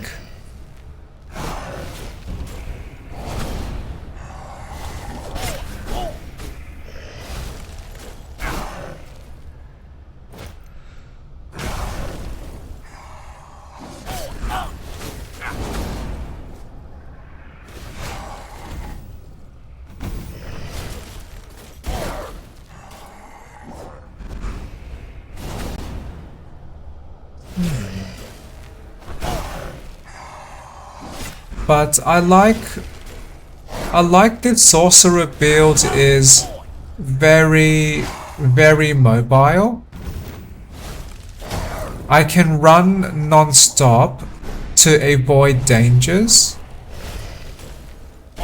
and my ice magic does not require too much aiming, because I just press one button and multiple attacks fly out of me. So that helps me.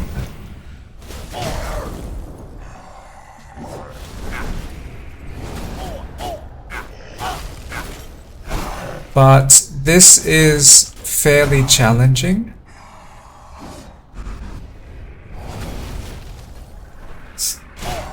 Even with my mods,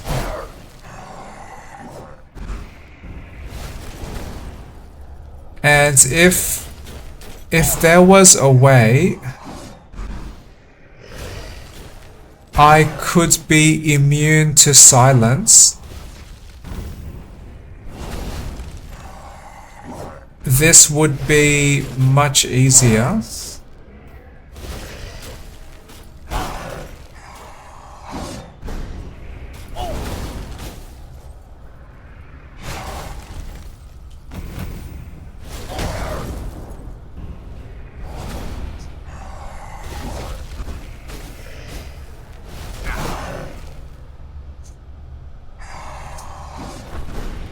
This is sometimes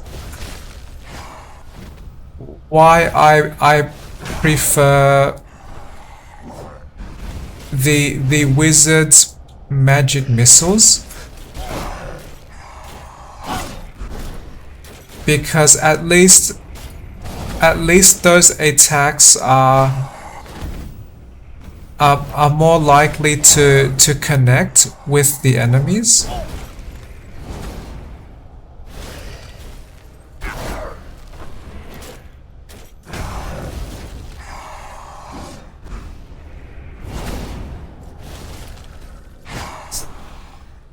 Well, I do feel relieved that my sorcerer can survive. This boss is not damaging me too fast.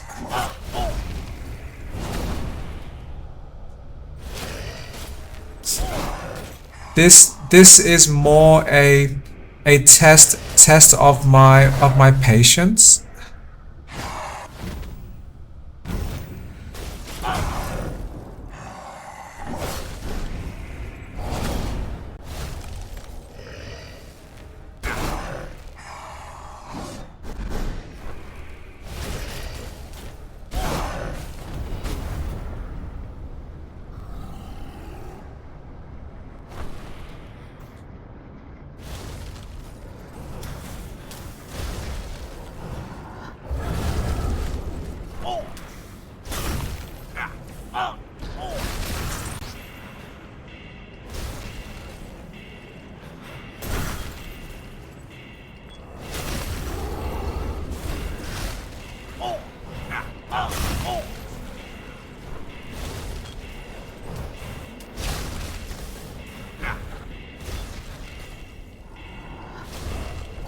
I like this part more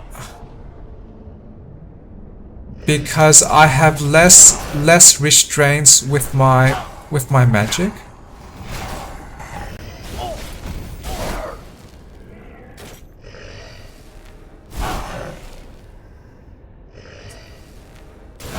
But at least this magic silence is temporary.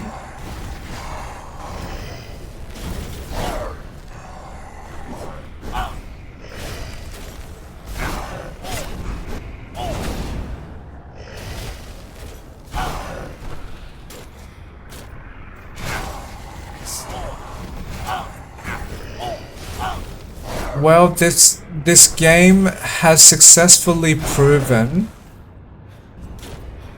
to be brutally difficult, even when I apply mods to greatly reduce game difficulty.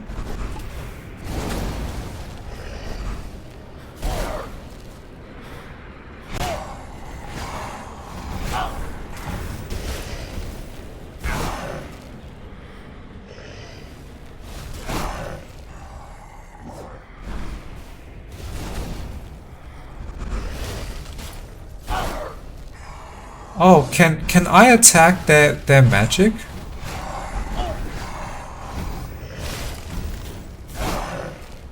Oh, no, that there were more ghosts that appeared and are trying to attack me.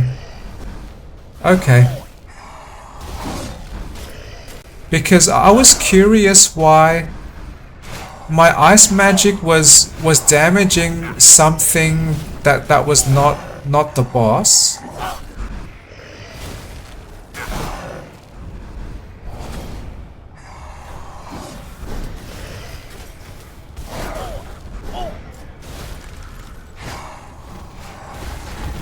I am trying my best,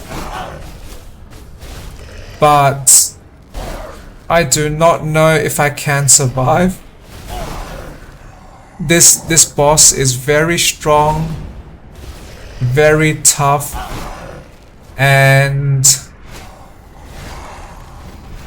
is one of the only enemies that restricts my abilities.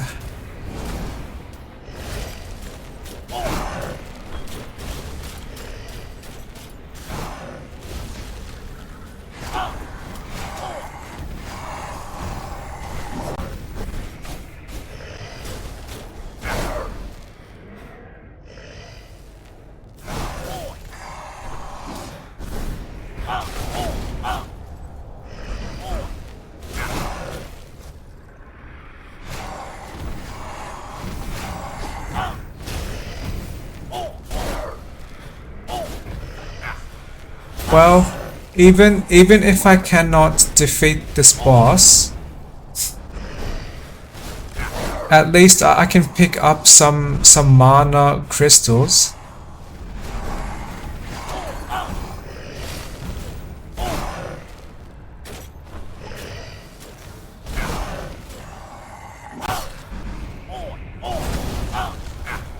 And this boss forces me to move around constantly because they are leaving traps all over the floor.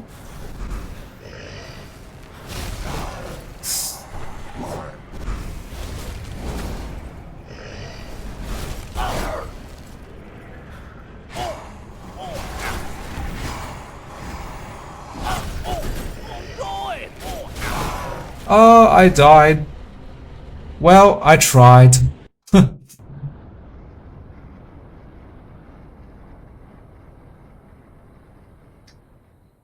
That was a large amount of resources I found.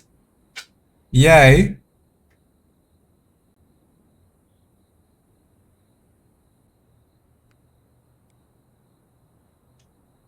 Okay. But now I can upgrade more because I returned with some attribute and skill points. I like this game. I struggle. I struggle less because of my mods.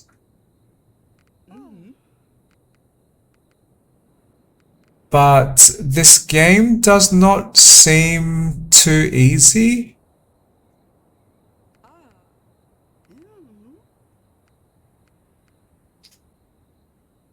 This game is brutally difficult.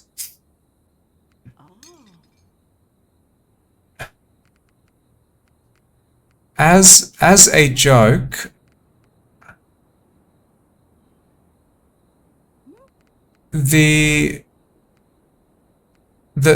game, the designers or the developers of this game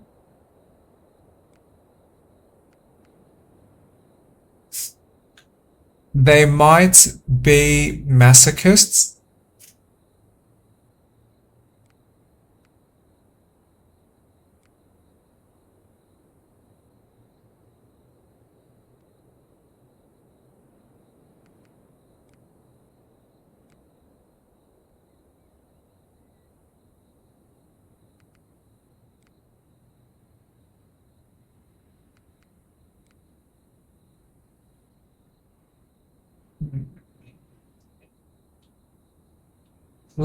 Plus one potion charge is decent.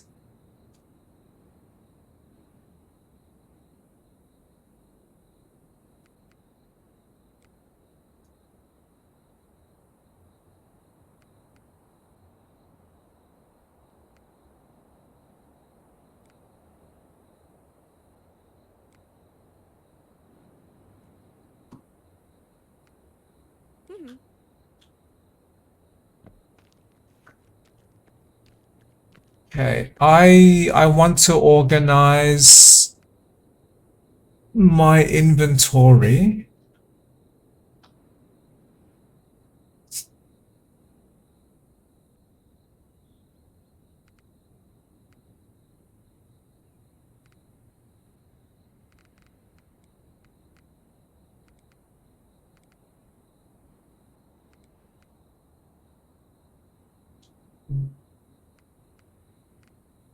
Silken garb. Okay. So now I should have the inventory space to carry more in future missions.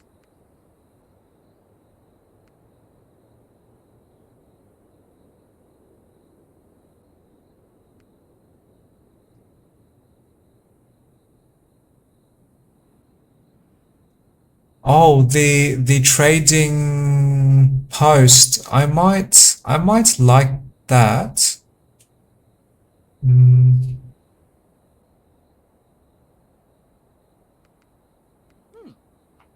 I do not know what to buy yet, but I do want to upgrade my magic.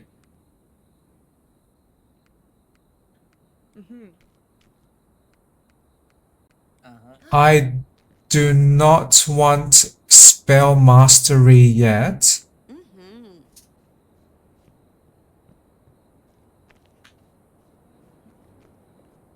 And let me check the shop.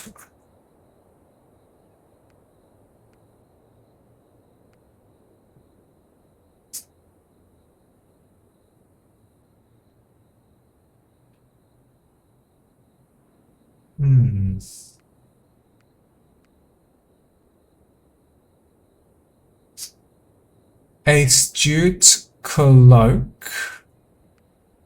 No I do not want these items.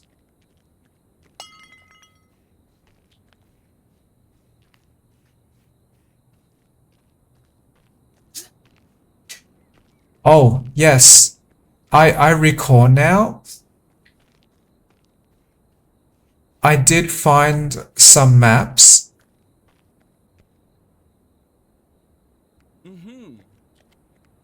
So I can try to receive more epic equipment.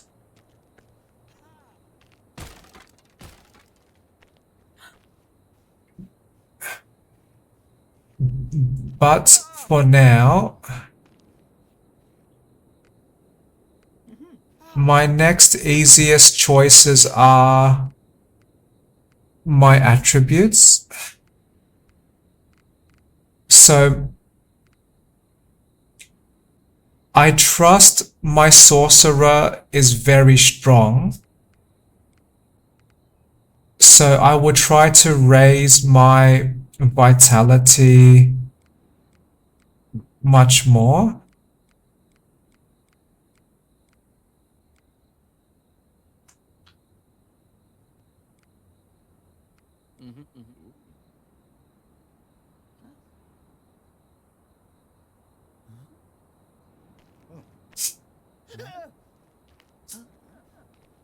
I am almost tempted to switch to a paladin class so I can build up some more armor for my sorcerer.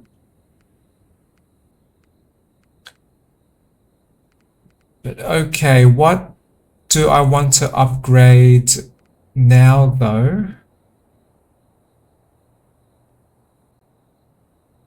I may have unlocked all of the blueprint types during my missions.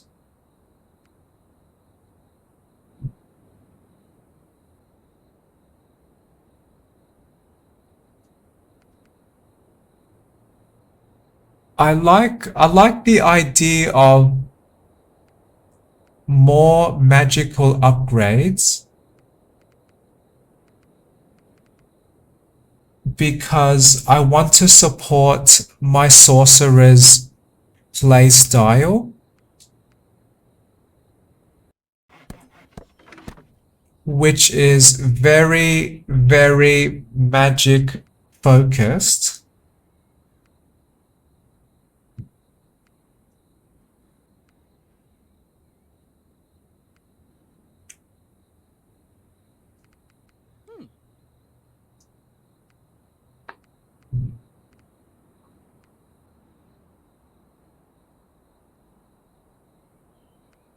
Oh, I just realized I can still unlock some more blueprints, and these blueprints seem to greatly improve the enchantments. So yes, please.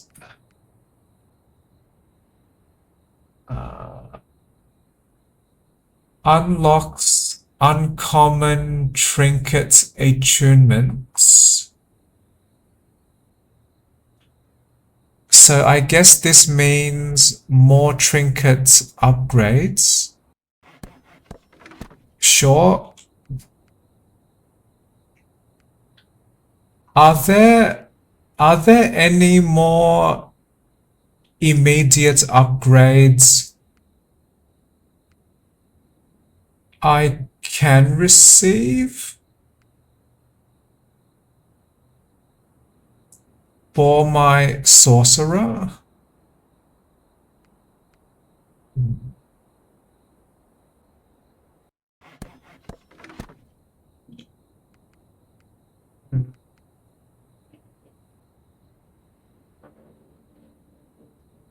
Oh, I like this.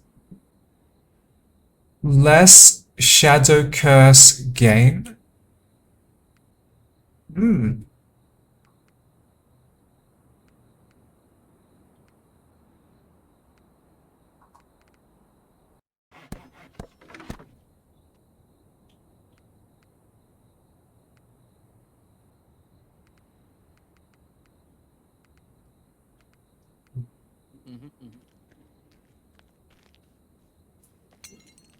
Those are my choices for now.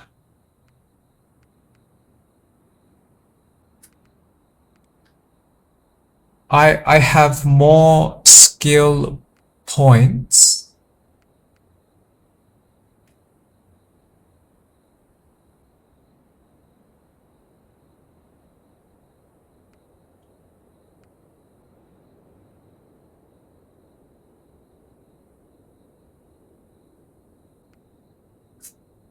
So now I can unlock maximum damage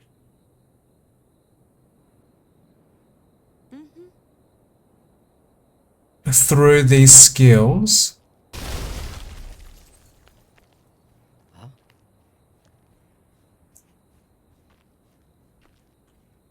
Great. But now I do want a break. But that was a satisfying growth and satisfying set of upgrades. And sometimes my favorite game experiences are these high impact decisions that unlock better options for me.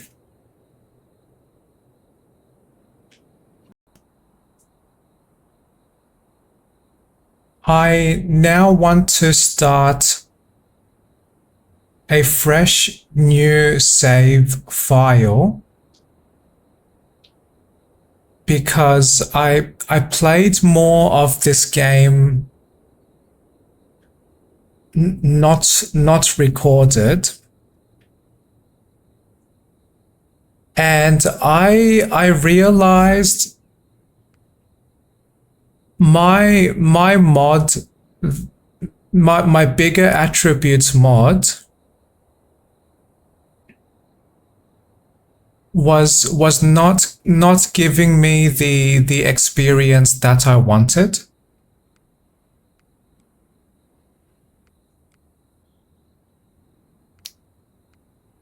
Because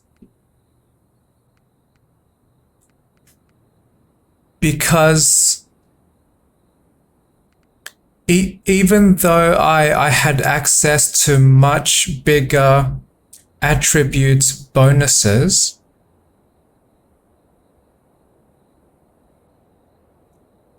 I was still struggling to survive.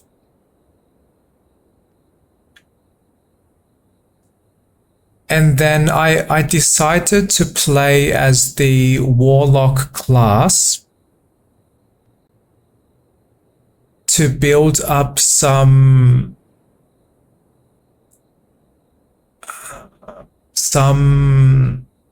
resistance.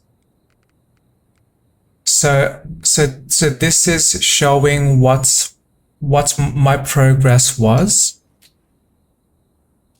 that I did not record. And then I realized maybe the way this game was intended to be played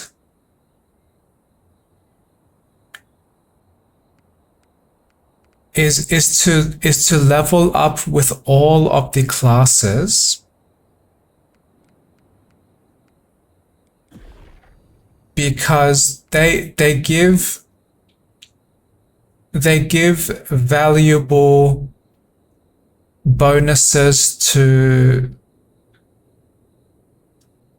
all of the other classes.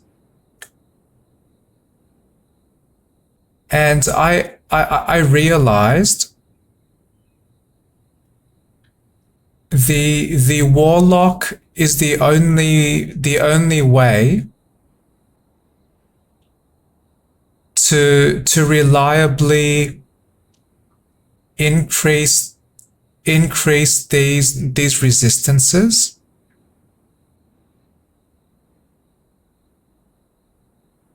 Because at the village, there is a limit to how much resistances or resistance bonuses can be bought.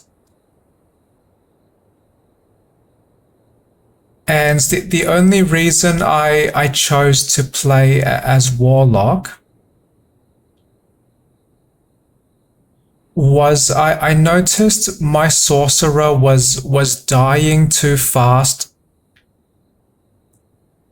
to enemies that use poison damage. And this is one challenge about this game, is that we have to solve two problems, which is increasing our character's toughness so we can survive plenty of enemy attacks, and increasing our damage so that we can minimize the amount of effort to finish battles. And each time we engage with a bigger new game plus difficulty,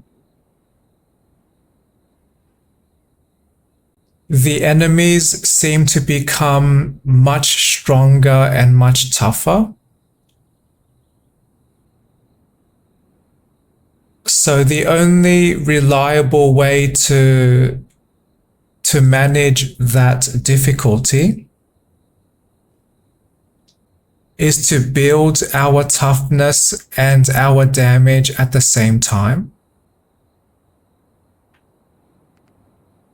So I realized when I was playing as the sorcerer, even though I had very large vitality, poison was weakening my health too fast. And as I grew my sorcerer's attributes and grew my sorcerer's levels, the poison resistance was not increasing at all. So that was a big weakness that stayed unchanged. And then I recall that I was reading Steam Workshop mods for this Heroes of Hammerwatch 2 game. And some other people created mods that changes these bonuses that each class provides when they level up.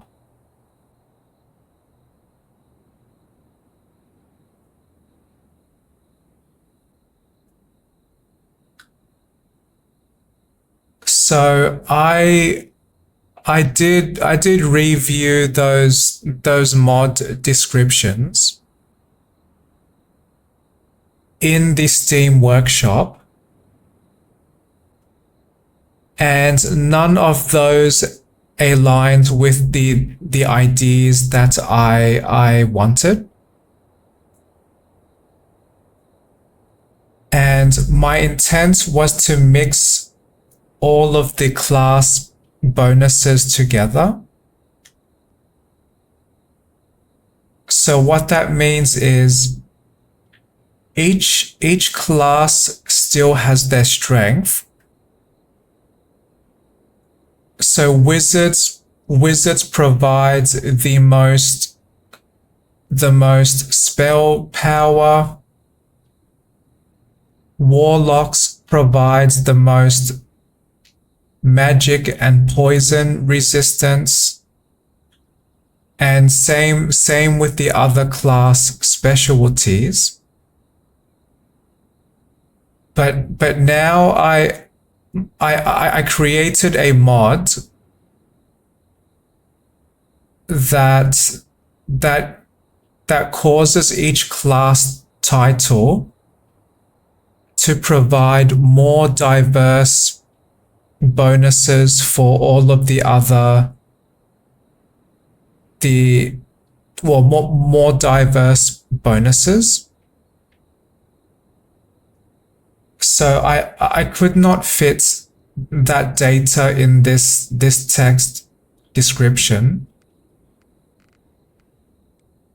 but I can show some of the bonuses. So with the wizard, I borrowed from the warrior class title. So in this box up here, the wizard level 20 now gives maximum health, similar to the warrior, but not as much as the warrior class title. Relative to the sorcerer, I also gave the wizard bonus mana regeneration, but that is not as much as the sorcerer class title.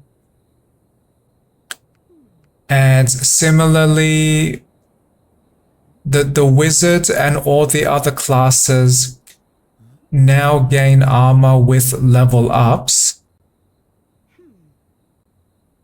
but these armors are not as much as the paladin title. So this almost preserves the original game design of this game to play as multiple classes, to provide bonuses for the entire team. But I prefer to play as one focused primary class or one favorite class, and only minimally play as the other classes that I do not like as much. So that was part of the intent of my new mod. And because I now gain some more resistances, like these magic and poison resistance from the title.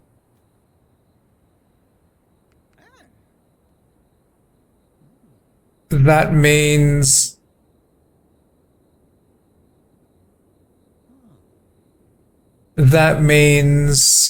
I can experience less struggle and less stress when trying to manage these massive weaknesses of my classes.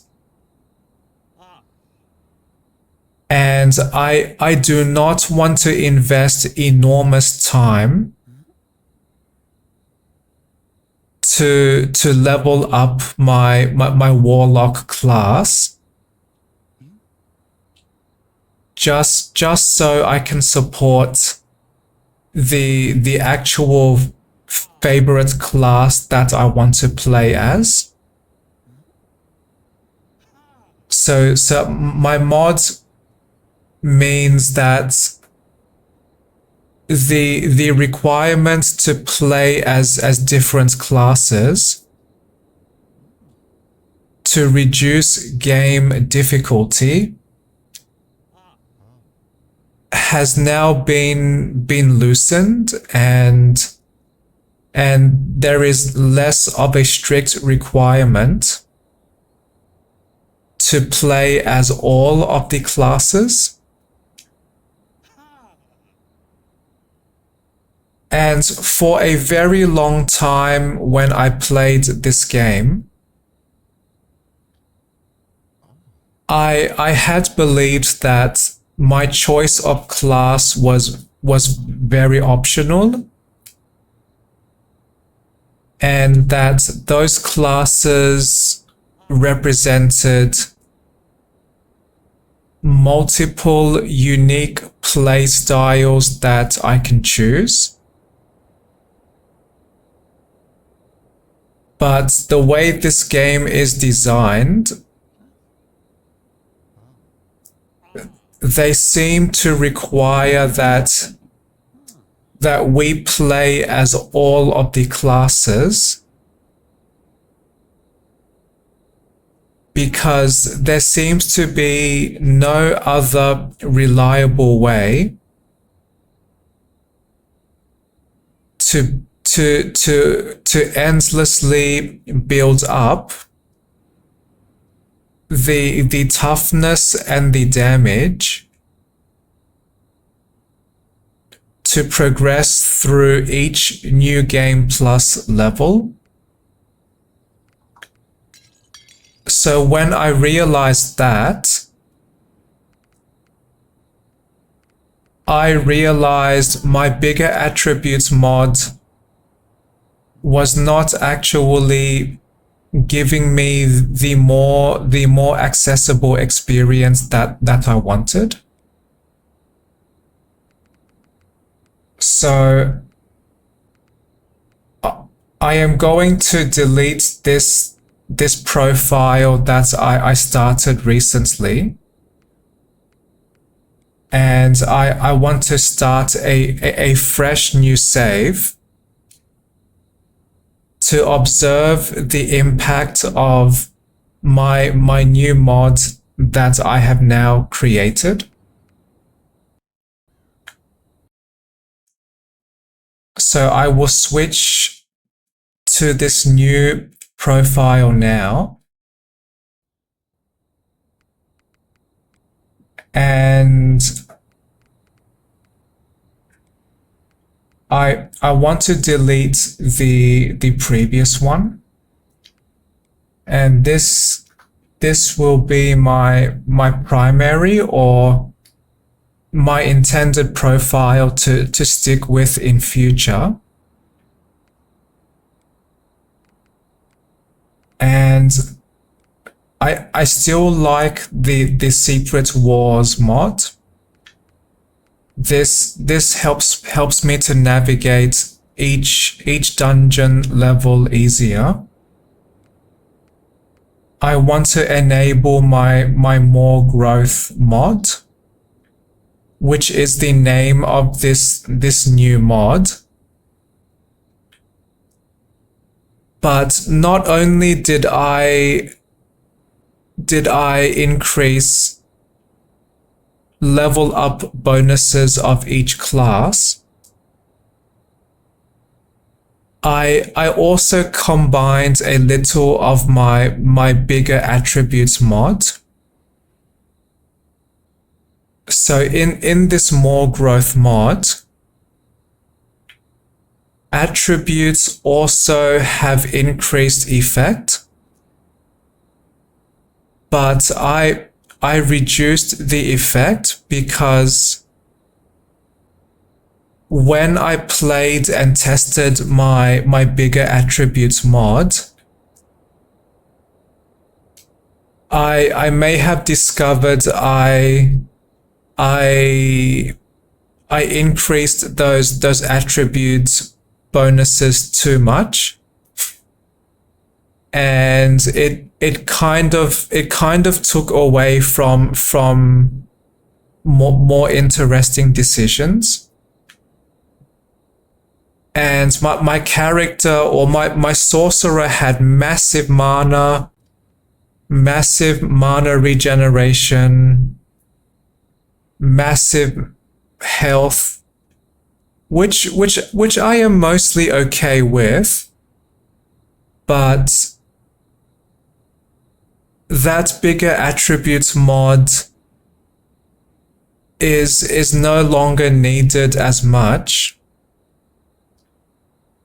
if my new class titles change, which is the name of the title in this game is just the name of the class bonuses we gain with each level up.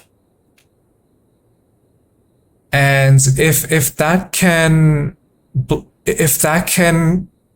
remove most of my weaknesses, like defense and damage, as I progress through this game, then I might not need bigger attributes at all.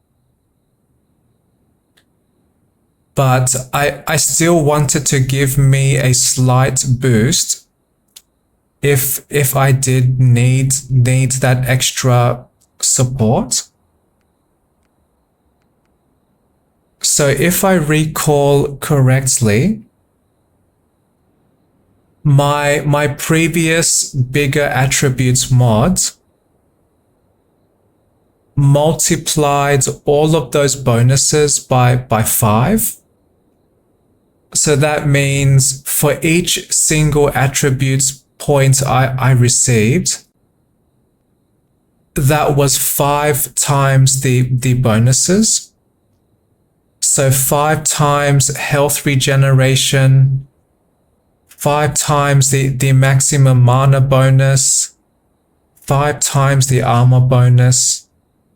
But I copied that bonus system in my more growth, but I reduced that multiplier from 5 to number 2. So I am now very interested to test how this might impact my experience. And one part of me wanted a break from the sorcerer, because I had memories of really enjoying the paladin class as well. I really like the paladin abilities, because they give that class so much toughness. And that means that is great at solving one of those problems I mentioned, which is my toughness with each new game plus. And I like the paladin can heal themselves for a large amount of health. And here the skill I am showing, this is an armor multiplier with a 20% chance to completely block this type of damage. To me, this is an amazing ability that no other class has. And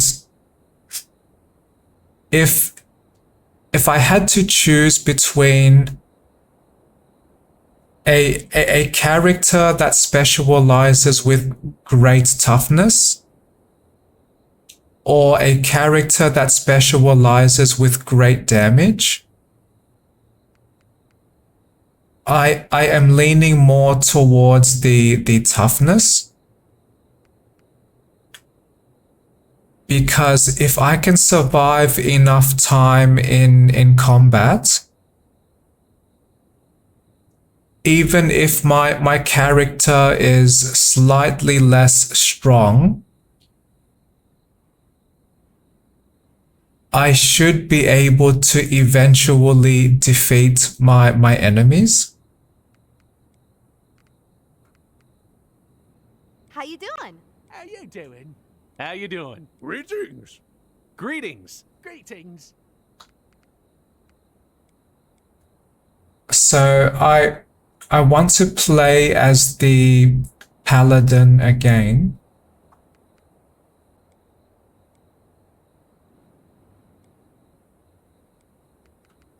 And this excites me because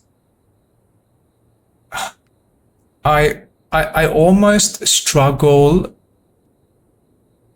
to settle with one specific class to play as, because this game has such complex challenges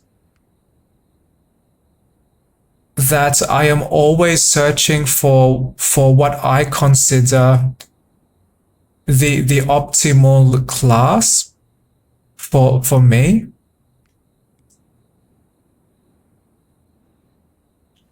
And one other reason I wanted to play as the paladin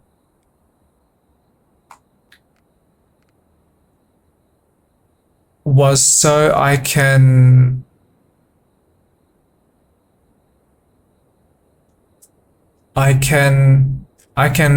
find a more accessible playstyle in combat. So if I am tough enough that I can just sit around and take damage, then I can focus more of my efforts with my abilities. And one of the paladin abilities I recall liking is this large magic that drops down hammers for like 7 seconds. And that is much easier for me than me pressing my sorcerer ice magic really fast.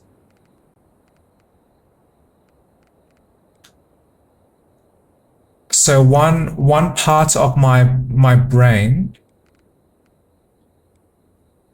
wanted to explore the paladin playstyle again.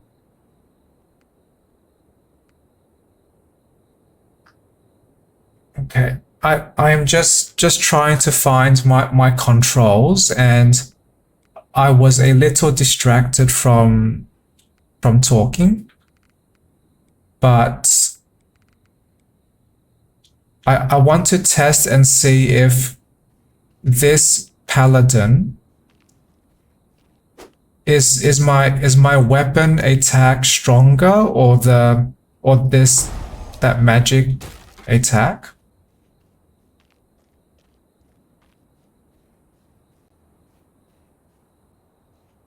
And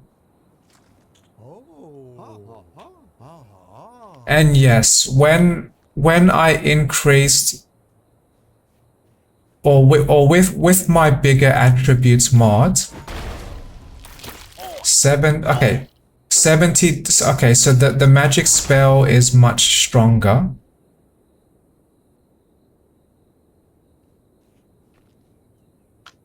So when I had the bigger attributes mod, I vaguely ruined the fun, or some of the fun of this game, because gaining large amounts of attributes or large bonuses from those attributes became too easy. So I had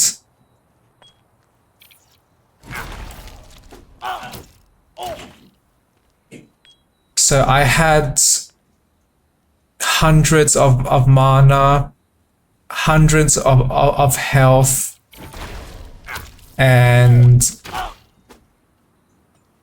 I had tens of regeneration, and my sorcerer's spell damage was surprisingly extremely high. I was achieving hundreds and thousands of damage with my sorcerer, and I had not fully upgraded my sorcerer with the village upgrades.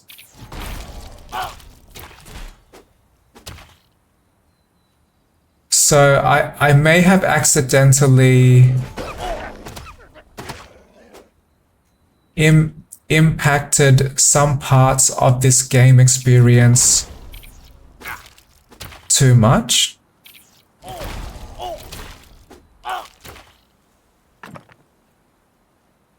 I would like to believe that when I choose to engage with my games, I dislike struggle, but I still want some kind of way to test the efficiency of my choices. So I almost want at least some degree of challenge. Not because fighting that challenge is very, very stimulating, but I like to approach games with more of a scientific method. So if there is a clear challenge in this game, then I want to find the set of decisions and choices that will reduce that difficulty for me. And I enjoy the satisfaction of progressing through game challenges that was once too difficult, but became easier because of my choices and because of my persistent commitment.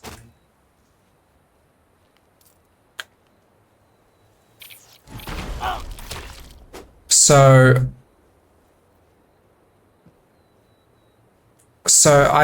there is a very complex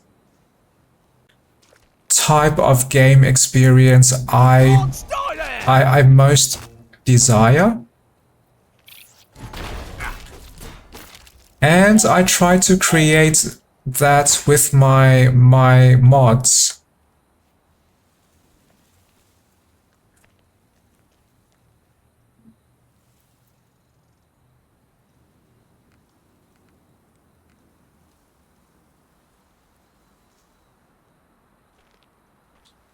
So if I quickly want to confirm if my mod is functioning, this text description does reflect what I intended. So 5 armor each level,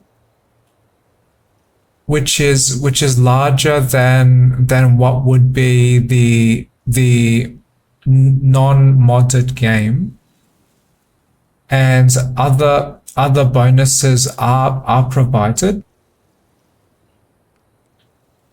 So if I look at the maximum health, I see the increase there. So 1 each level. Mana regeneration is also increased by a very small amount.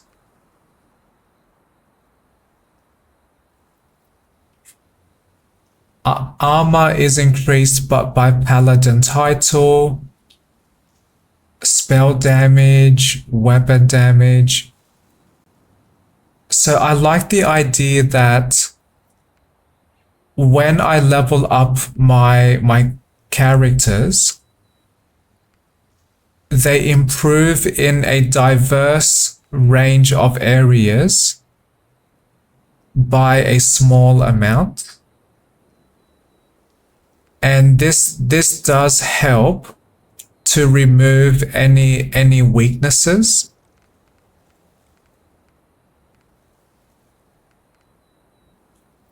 And I see that. Oh wait, why is poison resistance starting at 12 and the others are at 2?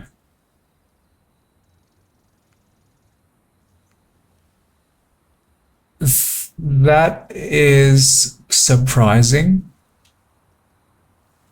So one of the attributes gives me poison resistance. Which one? Ah, did I discover a bug? That seems like I have more poison resistance than I should. I do not recall any attribute giving me poison resistance.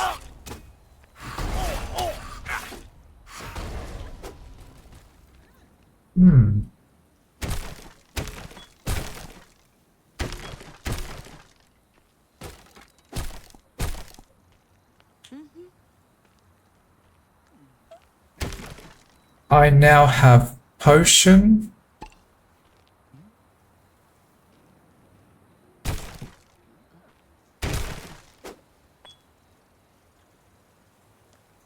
And one part of me does enjoy playing this game again from the beginning, because as I mentioned before, the earlier progression stages of a game, they are typically a more simple, more structured, and more accessible game experience. Before we unlock endlessly overwhelming amounts of choice, which also depends on the type of games as well.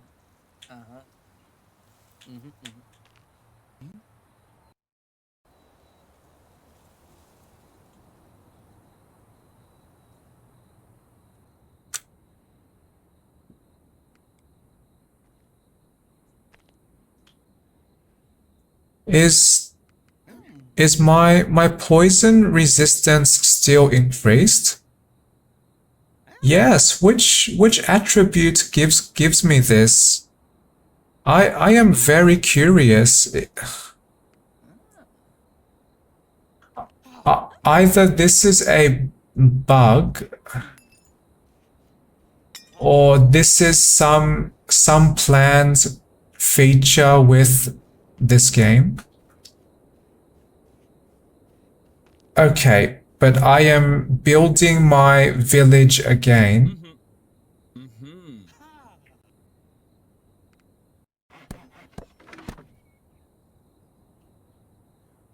So I do want to buy the starting village buildings I want in the exact order that I want as well.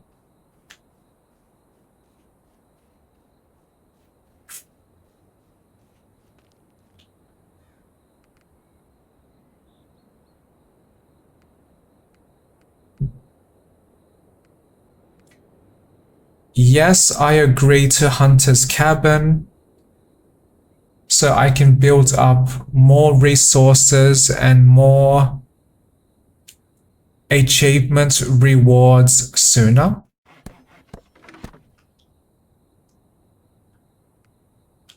So this might have been how I played before. And now for my attributes. So that says poison resistance is boosted by attributes. So and by 10. Is that because of vitality?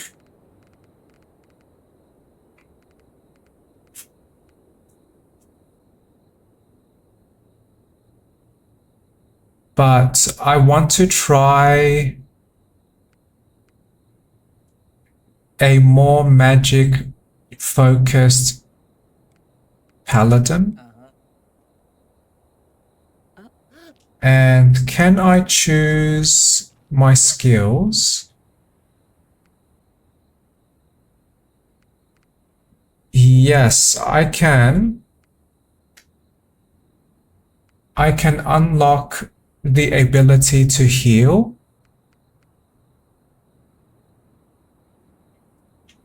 which I want to use later.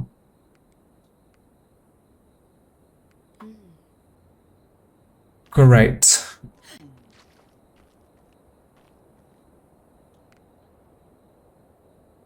So now to adjust my controls.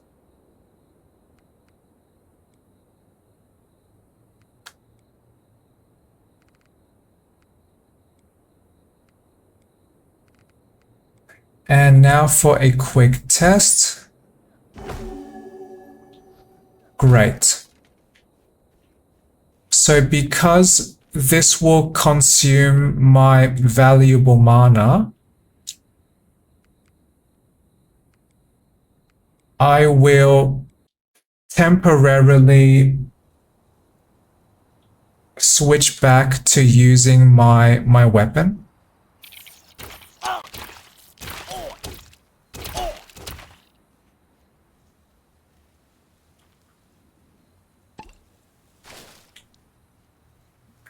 And so let me confirm. Was focus the attribute that... No, so focus does not give me poison resistance. But yes, I like the intent of my mod, and I would like to believe the execution does align with my intent. But I like that with each level up, my characters become slightly tougher and slightly stronger in all areas.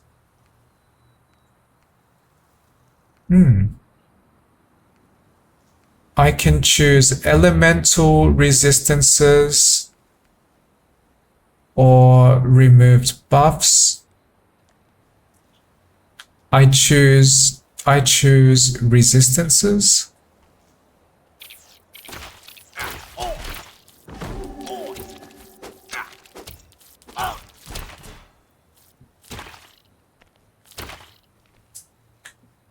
And one reason I wanted to play as the paladin class is I discovered that using weapons is actually fairly accessible with my mod.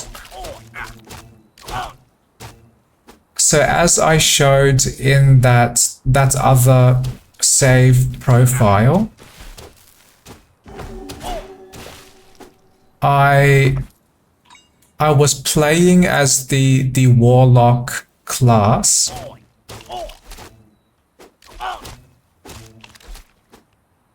and well I did not show, but I chose to fight with a weapon for my warlock, and I was using the highest damage weapon, which is the big hammer. And the hammer was fairly amazing and helped me survive many battles.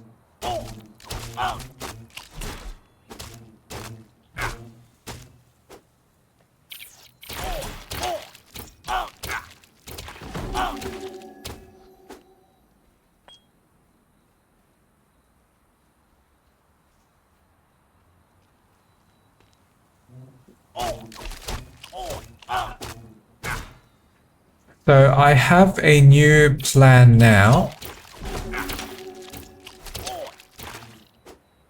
I want my paladin to be my primary class, and to enhance my paladin, I will also build up a wizard class, so I can further increase my paladin's spell damage.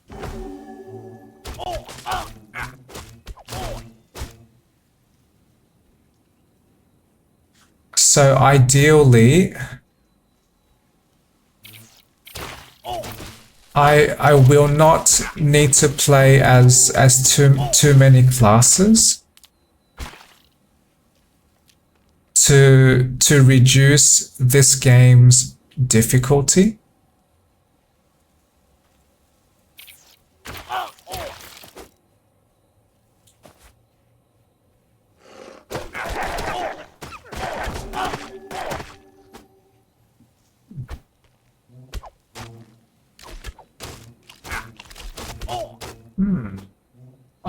I do already greatly enjoy this paladin play style.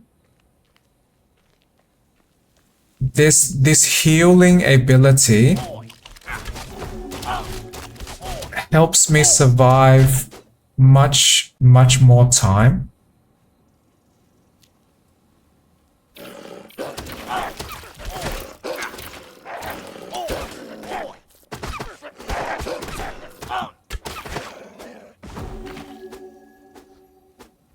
I was trying to press my heal button, but that seemed to be slightly stuck. I unlocked the blacksmith.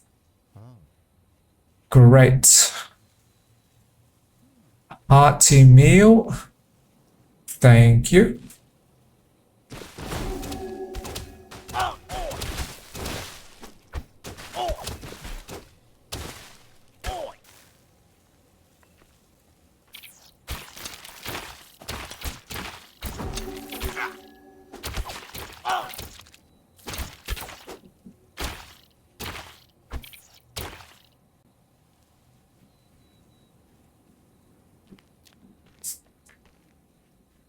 So in a way,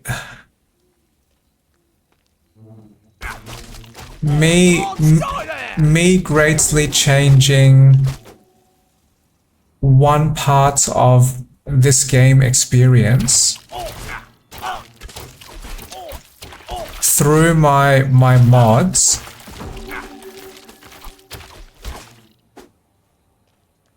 helped me understand this game's original systems better.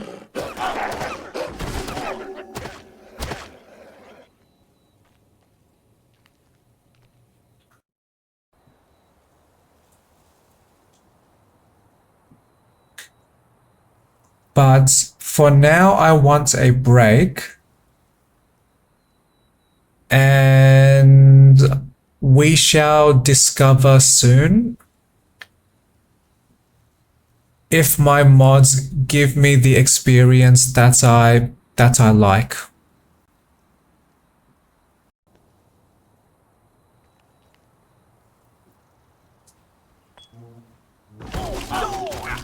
Oops, wrong button. I triggered heal ability instead of weapon.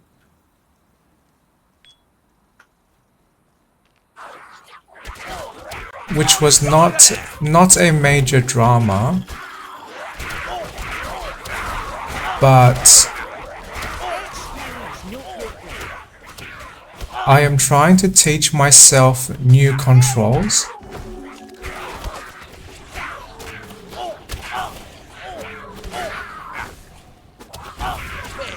And my paladin is now dying too fast.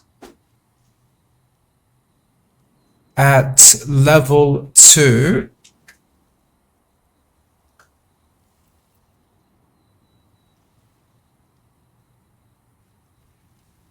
So I guess my mods are not helping me too much. If my level is too low.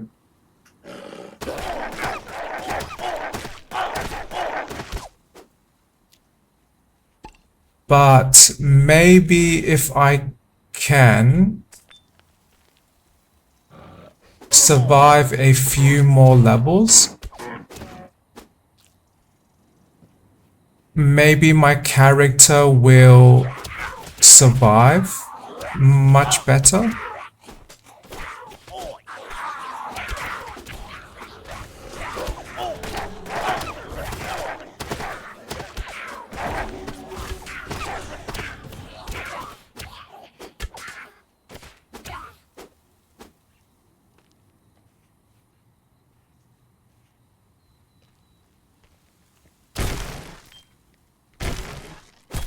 And later, I do want to unlock my paladin's preferred playstyle, which means large magic hammers and not this weapon flailing around.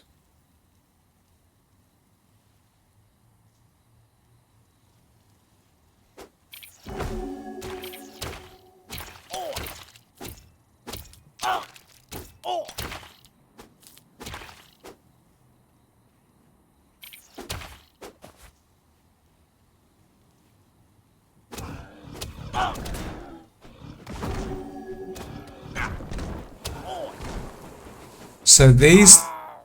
Okay, I died. Those giants were very challenging.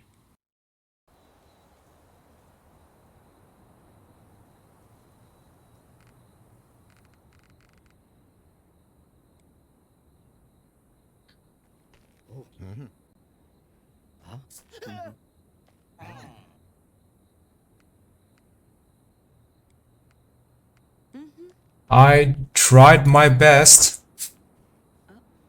My paladin is struggling too much at the moment. And I cannot unlock much more yet.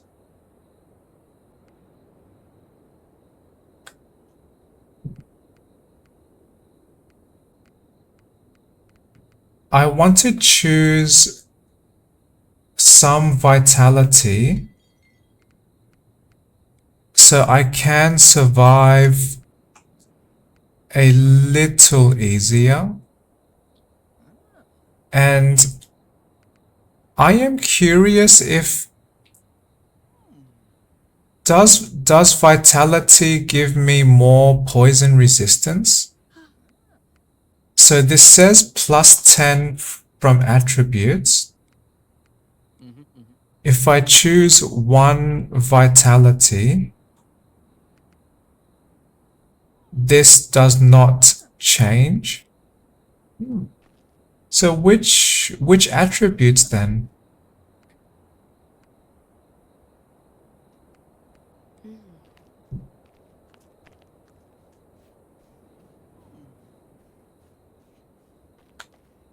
Okay, but I was not able to recover much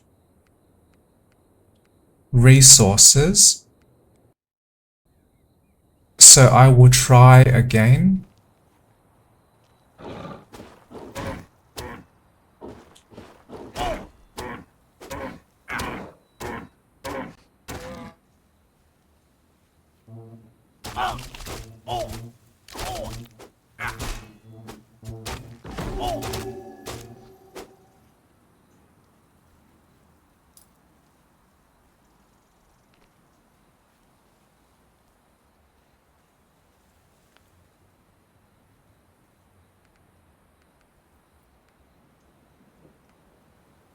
That sounds amazing.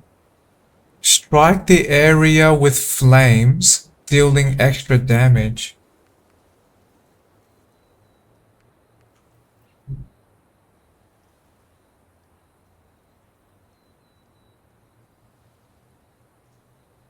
Okay, I want to try that. I would change my controls slightly.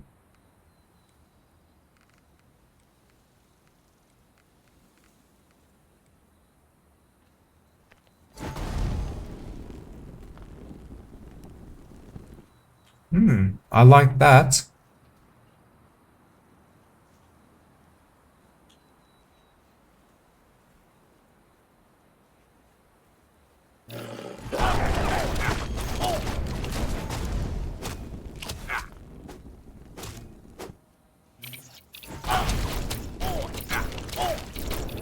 Okay, maybe I should use more of this magic. This magic is much more damage.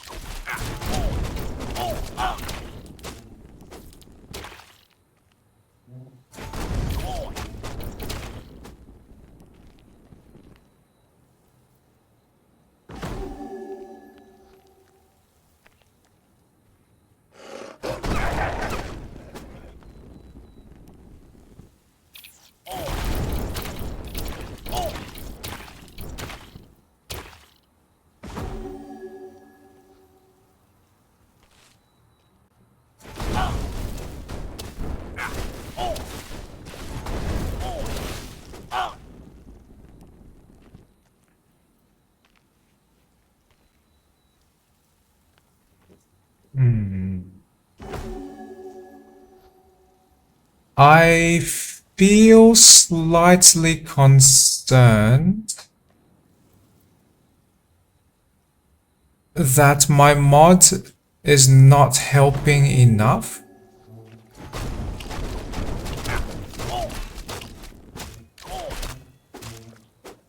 Because my poison resistance is not large enough against these enemies. And I have now realized my paladin does not have enough mana to consistently use both of my magic abilities.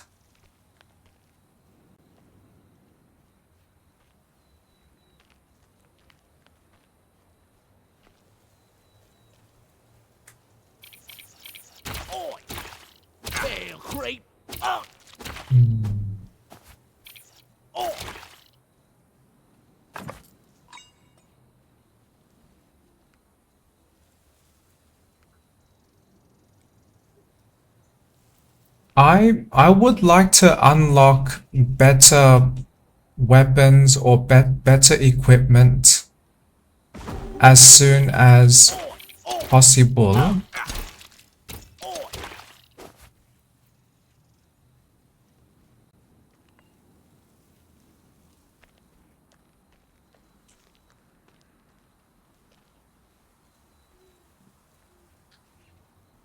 And achieving level 10 will be more exciting because I can unlock all of the magic that I want.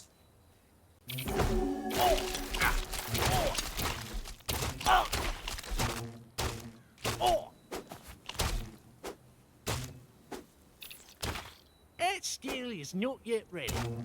That skill is not ready yet.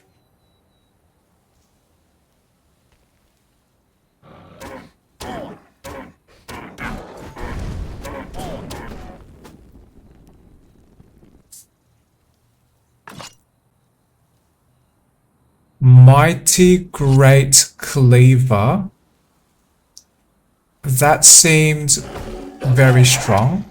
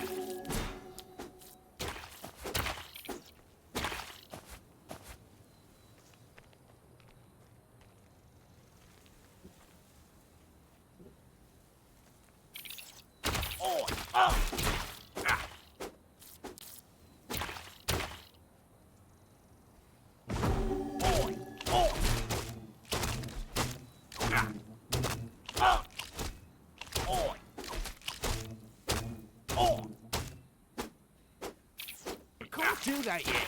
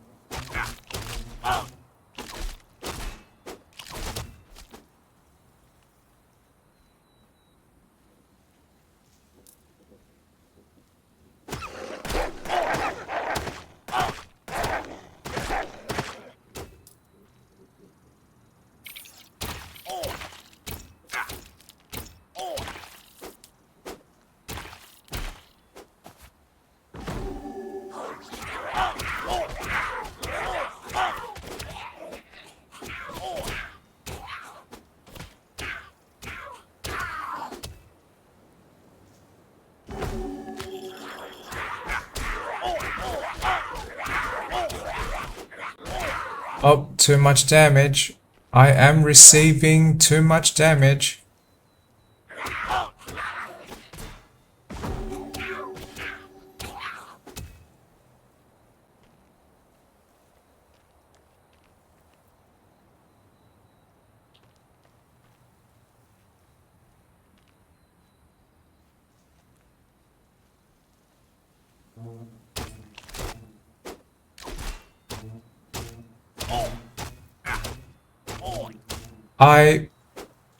I almost miss my sorcerer character from my previous save file that could shoot non-stop strong magic very early.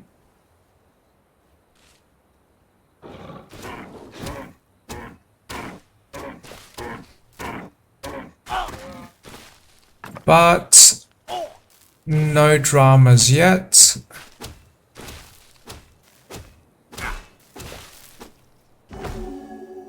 I would like to believe after slightly more play, my paladin becomes much better.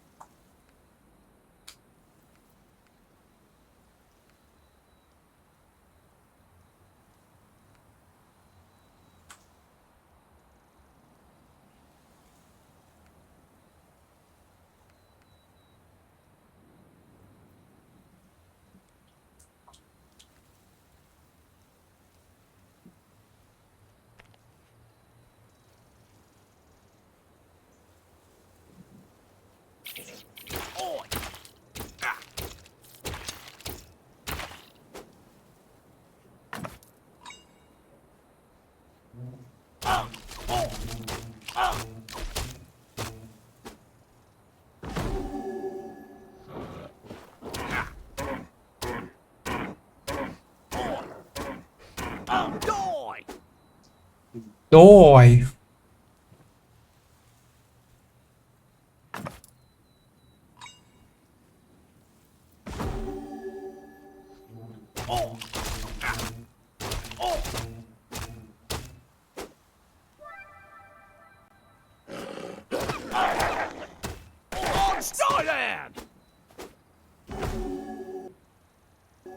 Yay! Thank you, Imp, for giving me 10 stone. That might help me to develop my village faster.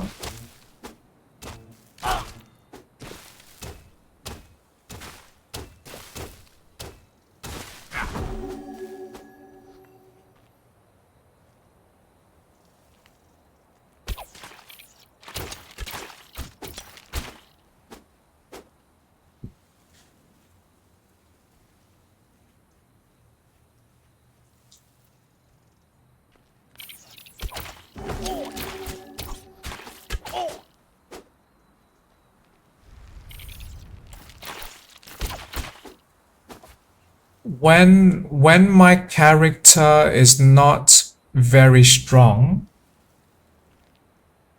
these these these allies are much more supportive.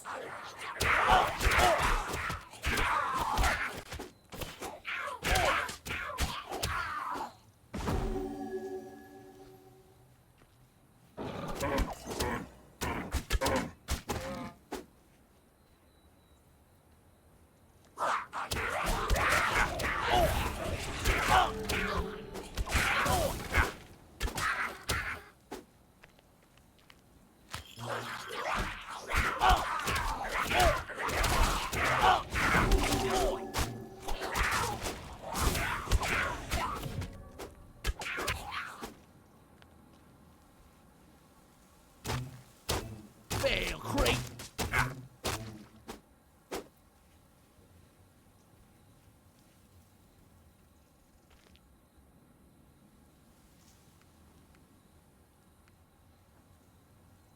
Oh, I like this effect. I heal faster. Yes, please.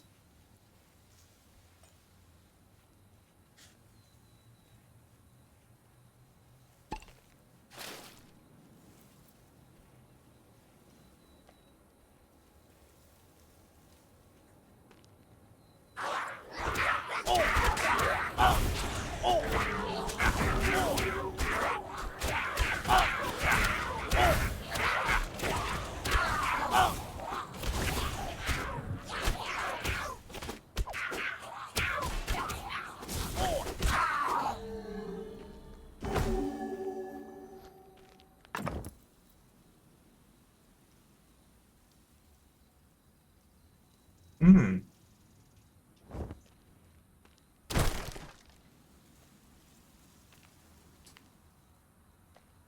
I forget if I mentioned this earlier, but I intend to build an intelligence-focused paladin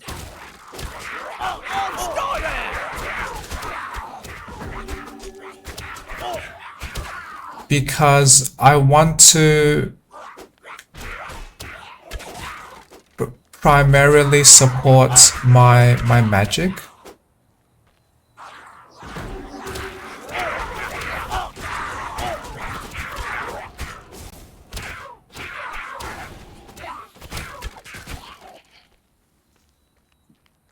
Because I still prefer using magic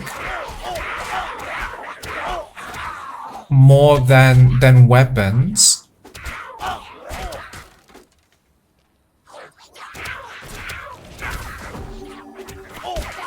Because magic is more accessible for me to repeatedly use.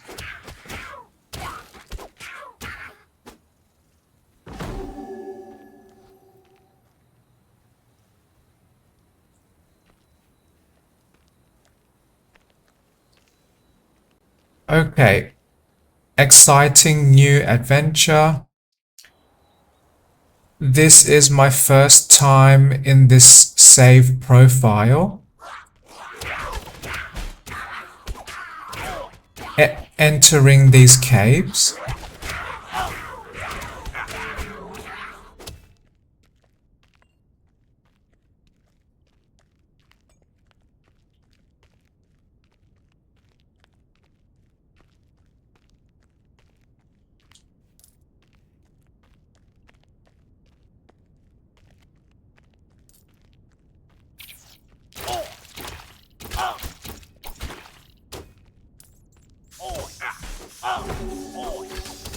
Oh, I am receiving too much damage.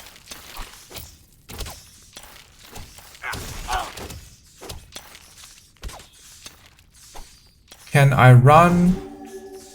Can I survive?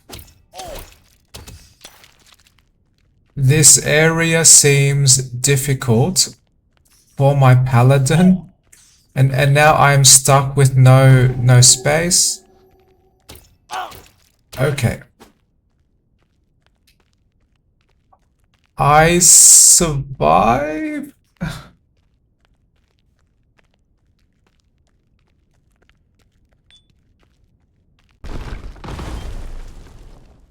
Oh yay, more focus. Yes, please.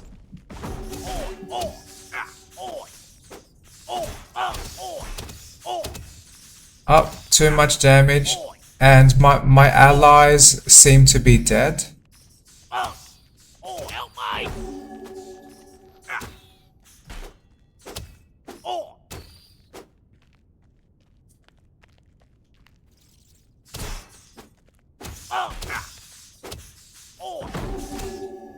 My paladin is not ready yet to defeat enemies very quickly and cannot survive too easily yet. But I am trying. I am trying my best.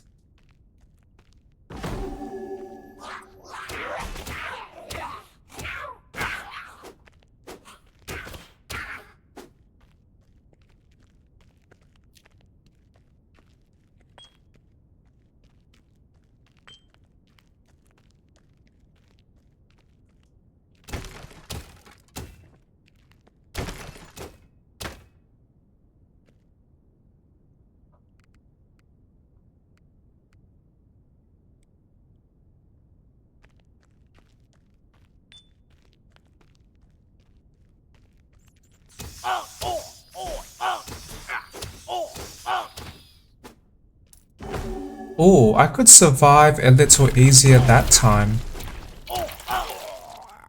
No, I cannot survive now. But there was a trinket from that recent merchant that gave me 15 armor and enabled me to reflect some damage.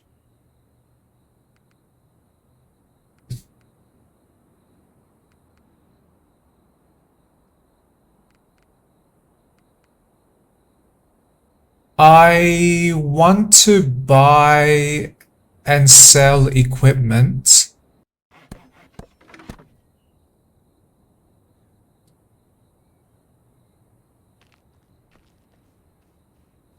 Because I want to change the weapon that I carry.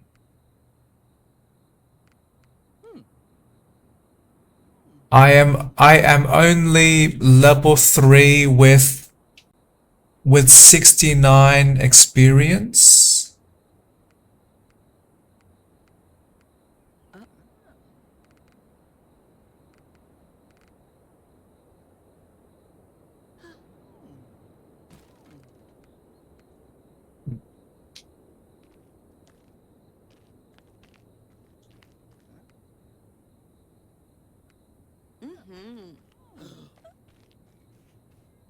Did I unlock the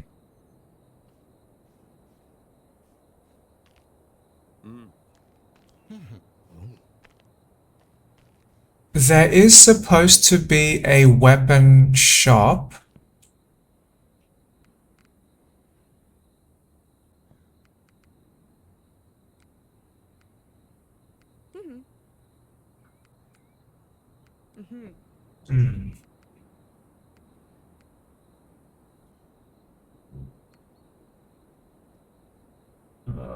Mighty Iron Dagger?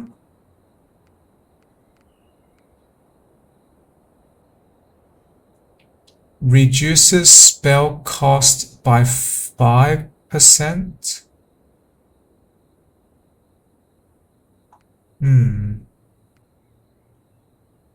Oh, Mighty Wooden Maw. I can buy this hammer. Reduces spell cost by 5. But I do have these boots.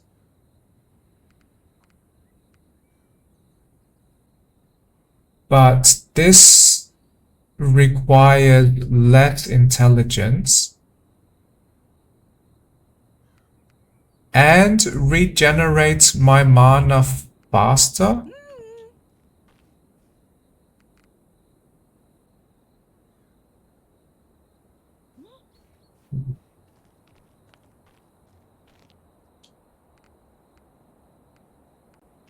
I want to start to equip intelligence items. So I will increase my intelligence.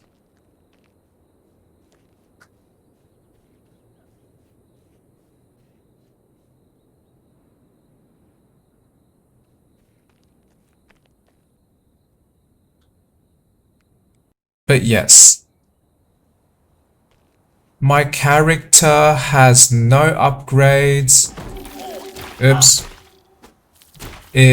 Is fairly weak at the beginning of this save profile.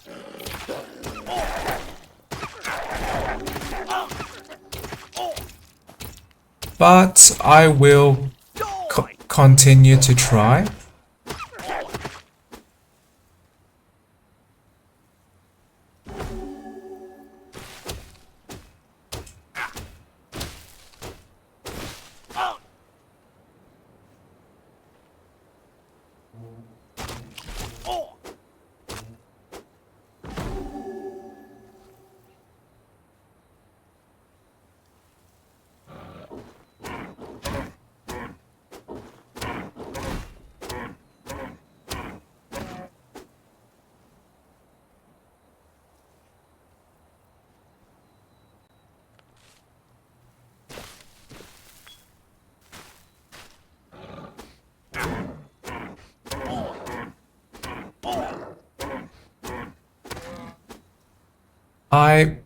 I might sometime soon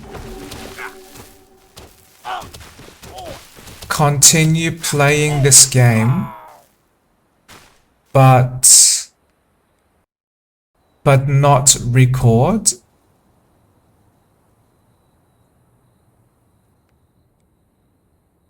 Because this might not be interesting. Listening to me just dying so much at this low level.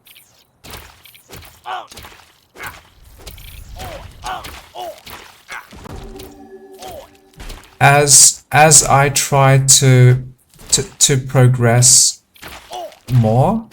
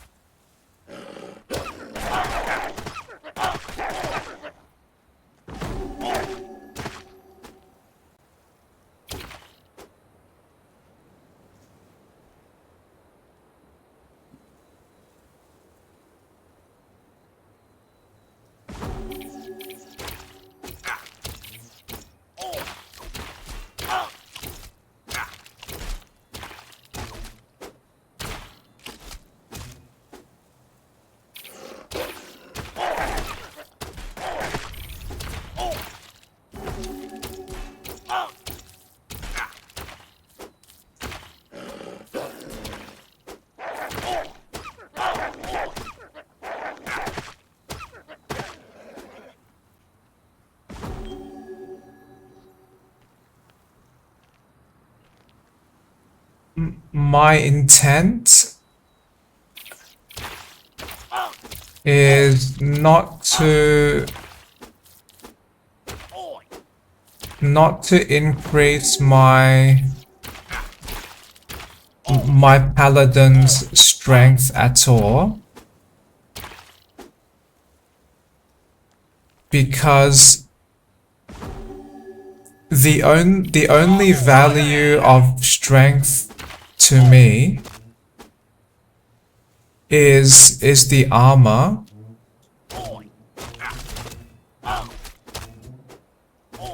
But because the paladin has the ability to multiply my armor,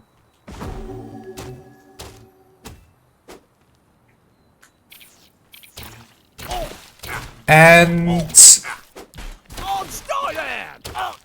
Do that yet.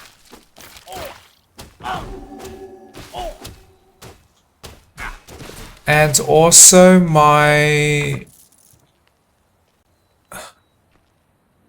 paladin gains decent amounts of armor when they level up.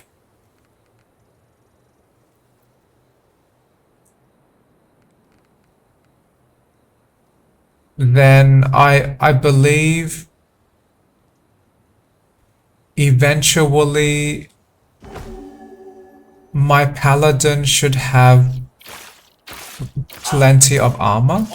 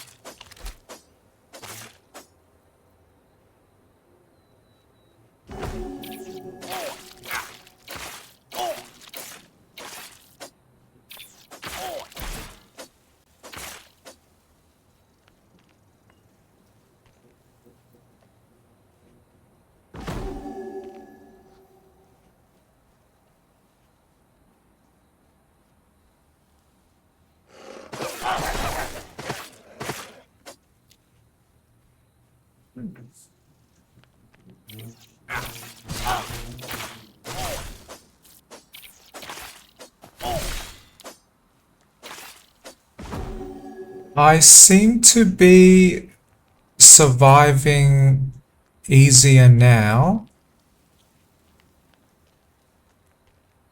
partly because of that skill upgrade I chose, that sometimes triggers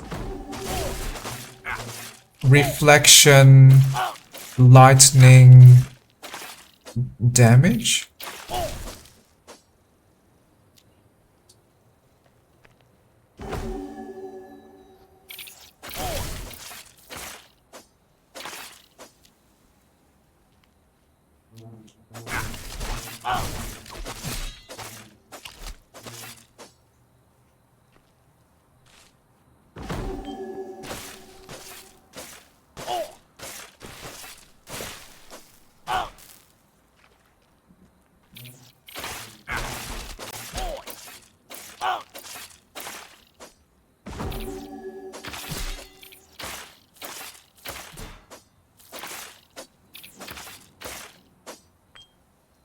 And I have a small chance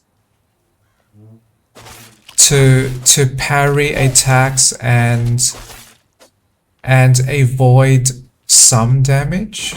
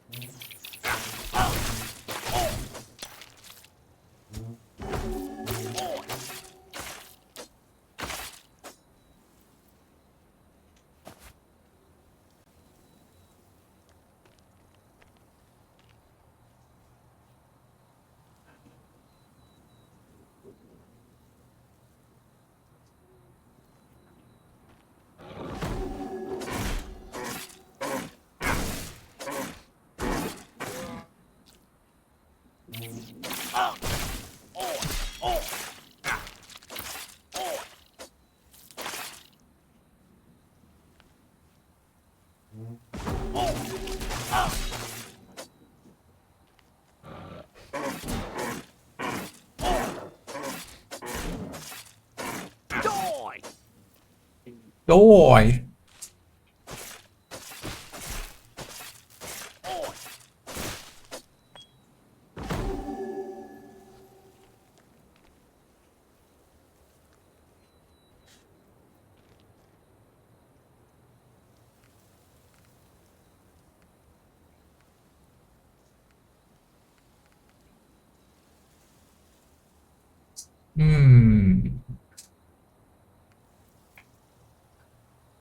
I can gain 7 armor.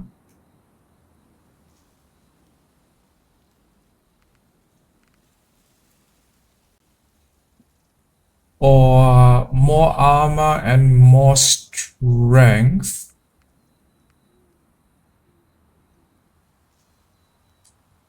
All a stronger weapon.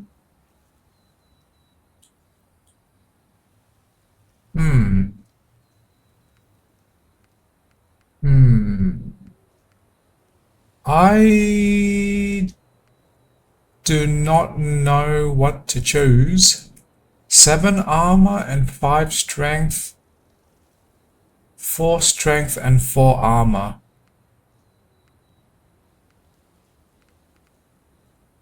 I want to increase my toughness because my paladin is dying too fast. Okay, this might support me better.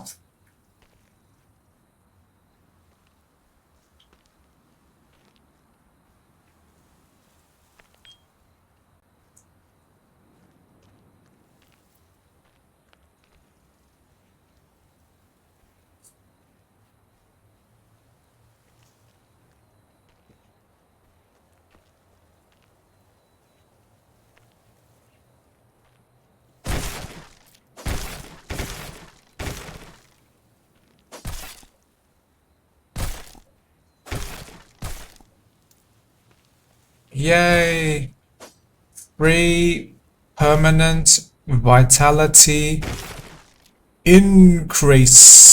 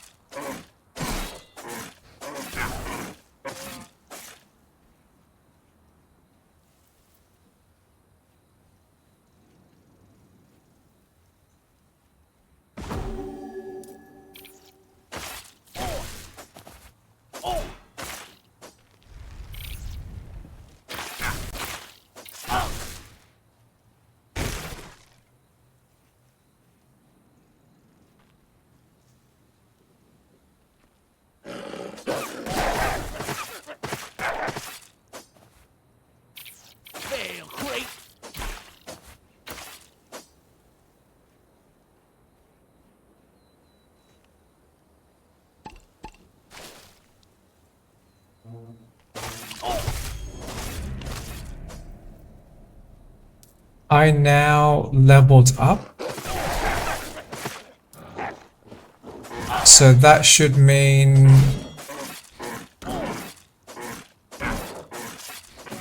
more tough, slightly more toughness, slightly more damage.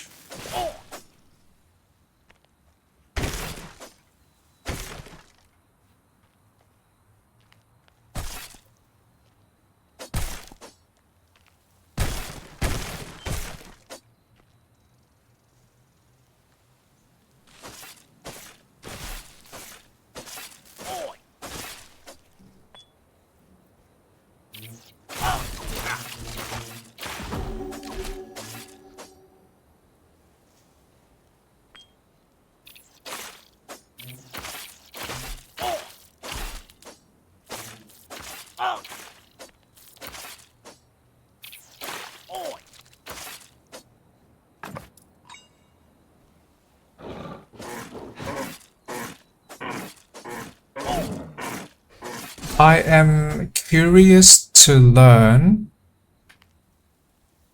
if there might be a problem with my mod.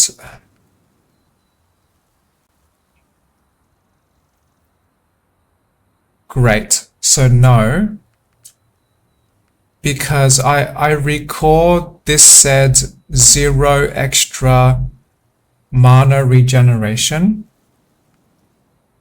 but maybe that number was so small that it was not showing.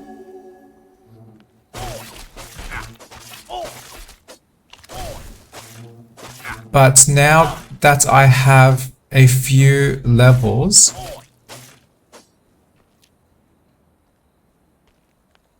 then the game does show me those bonuses.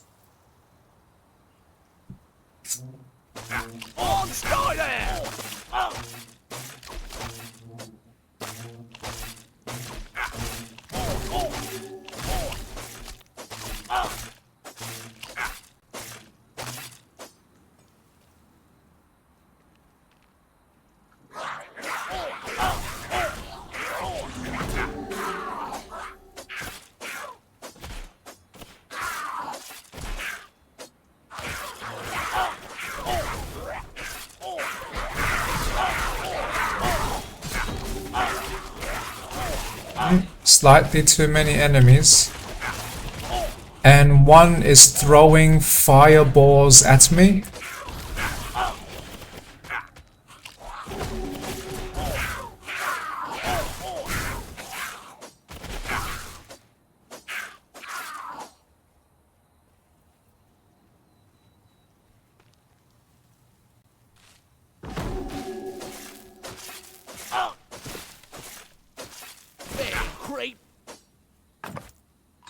More experience? Yes, please. The sooner I can unlock level 10, the sooner I can greatly upgrade my paladin. And this is one of my dislikes about this game, is that sometimes it seems like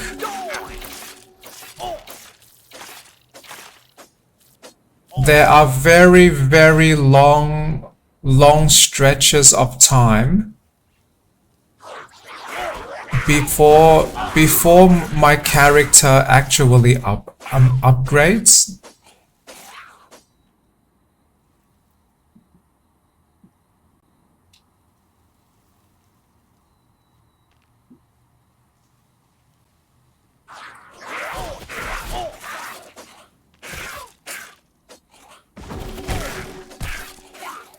And that was one inspiration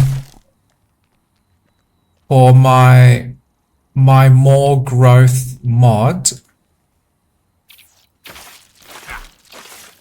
so that we can be rewarded with more upgrades sooner.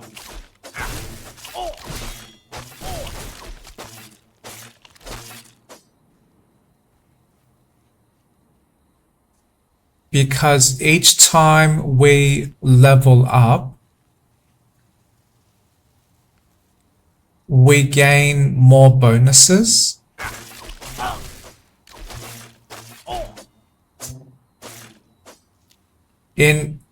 Instead of having to play hours and hours of game just to increase my spell damage by 0.00000000000000001%.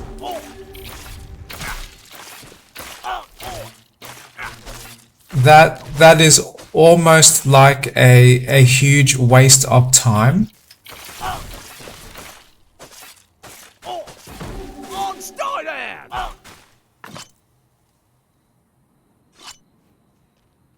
Oh, wait. I now have the hammer, which might be much stronger than my sword.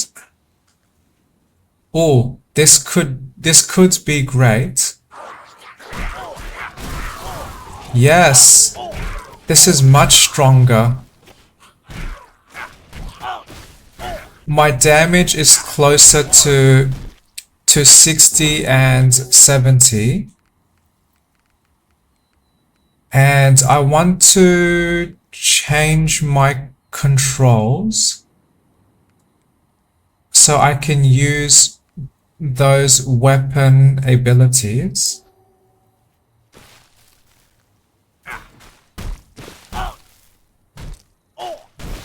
Great. I can inflict more damage.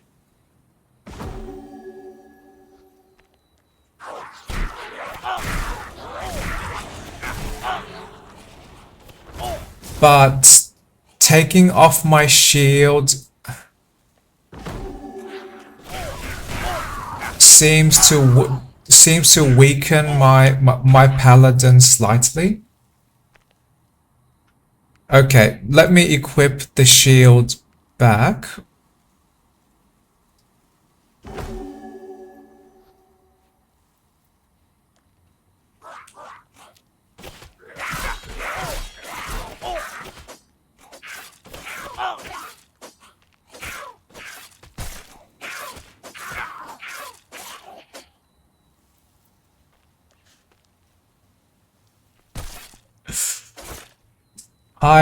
I almost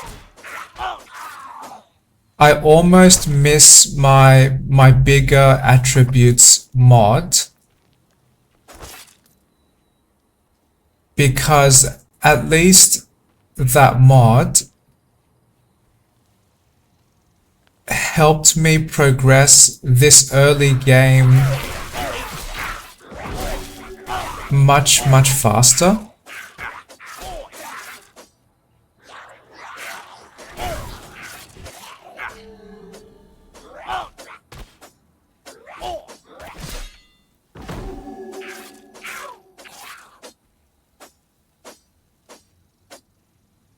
Why is that enemy stuck in the tree? I cannot attack them.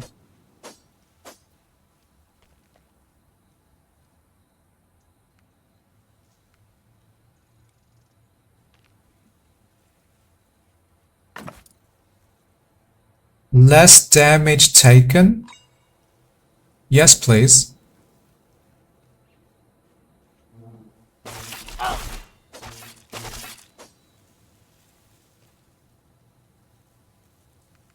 More armor? Yes, please. And deflect some damage.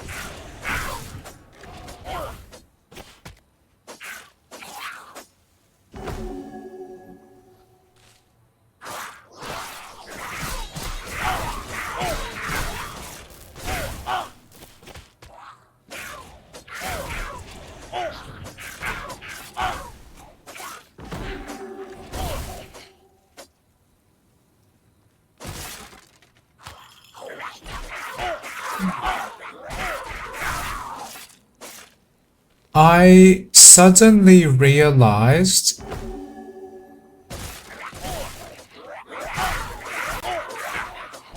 I might be able to to survive with my paladin much easier if I upgrade my skills.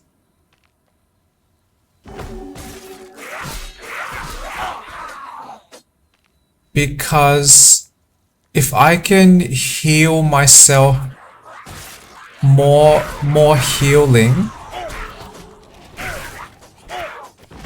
and if I can trigger that healing more often, then maybe I can manage these battles easier.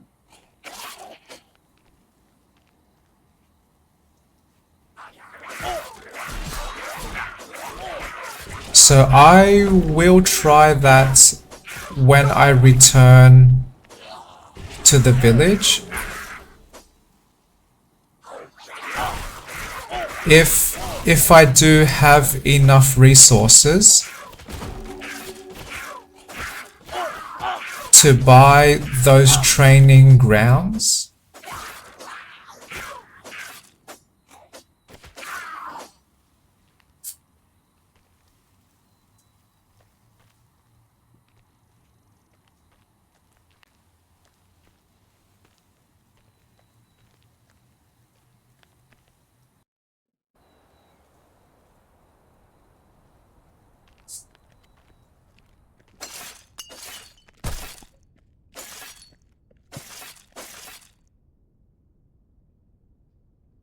I lose 6 wood? No, thank you. But I gain a chance to block any damage. Yeah. Oh, more wood. I mean, more stone.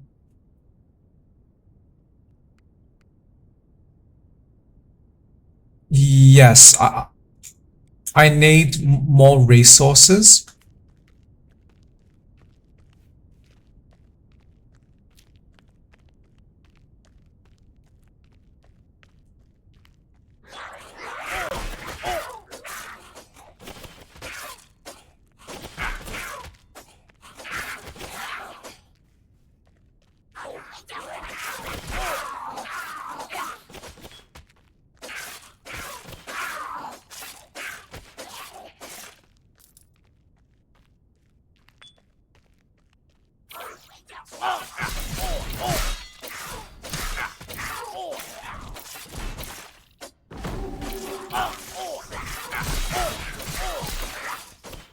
Ah, too much damage. Too much damage.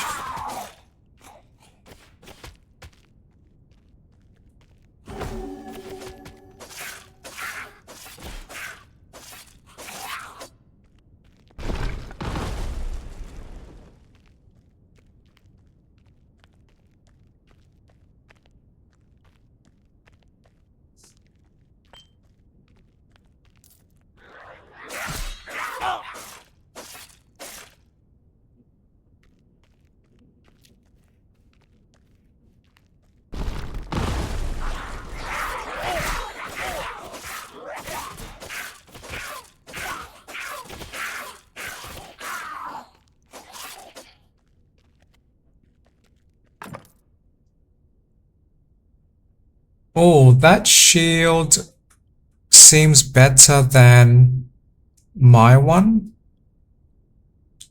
Yes, more armor and more regeneration. I approve.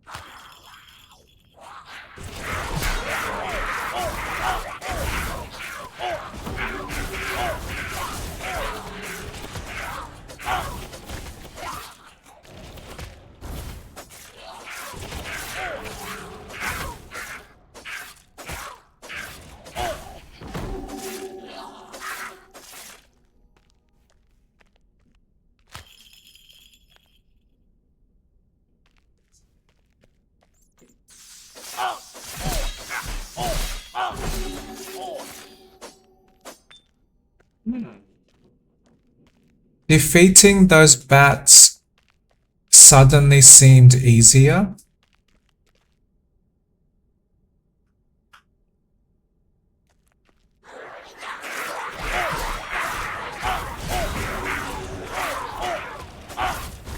Ah, too much damage.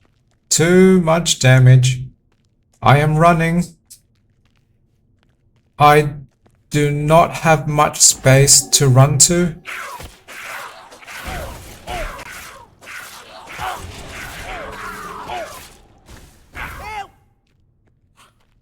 I am dying.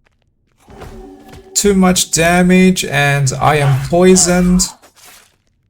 Okay.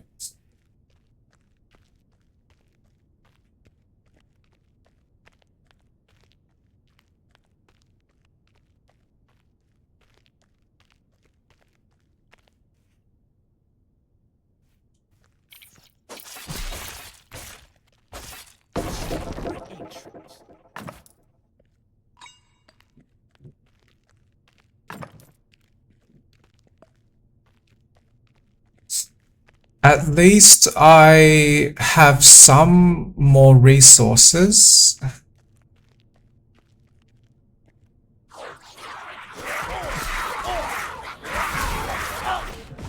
But the more I can bring back to the village, the better.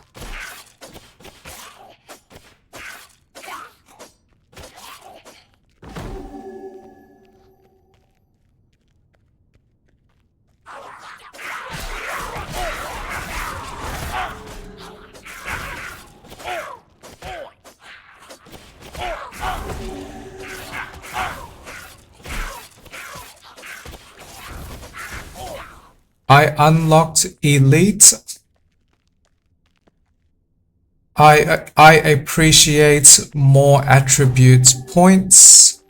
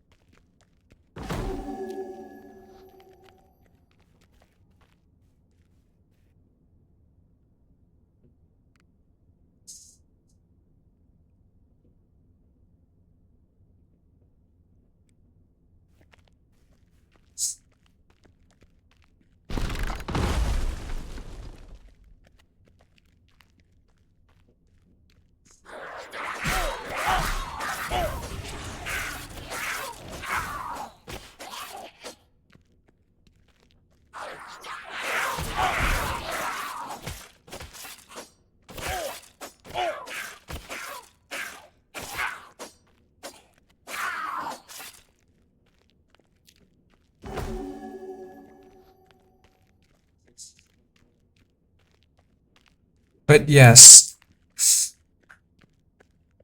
until I unlock more of the village, my character grows very, very slow.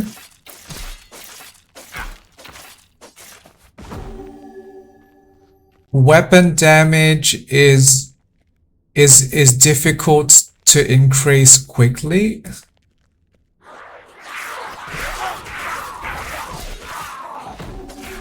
And spell damage can be increased slightly with the relevant attributes.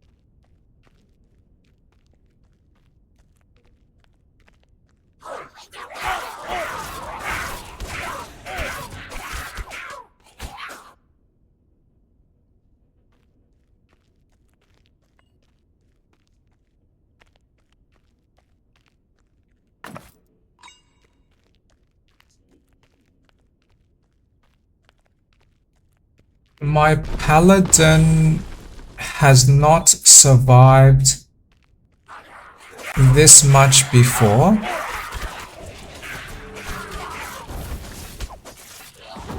In this save profile.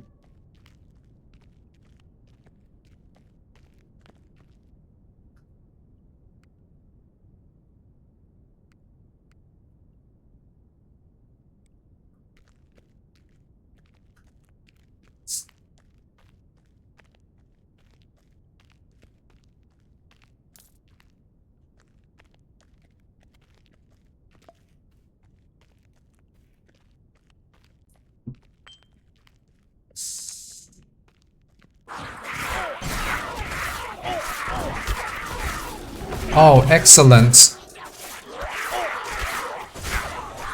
I can now send back more resources to the village. Oh, yay! A large amount of wood. Thank you, imp. Okay. Great, great. So I want to clear this level first. If I might find more resources.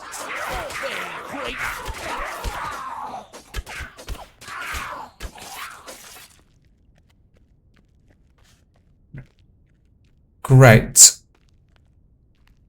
So when I return to the village,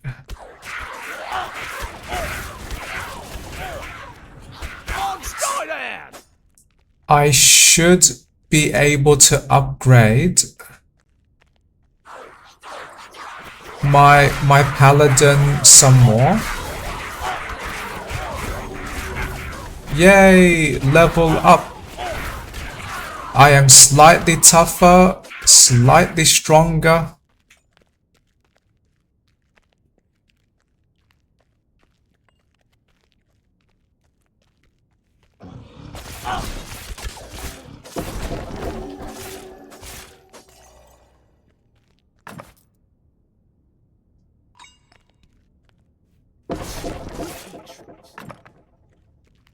Yay! I did find more resources. Yay! Progress! Yay!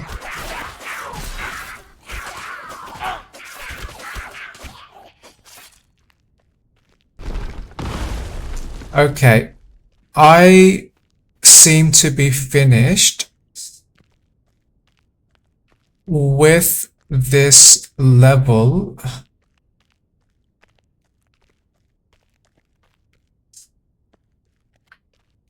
So now to send back resources to the village.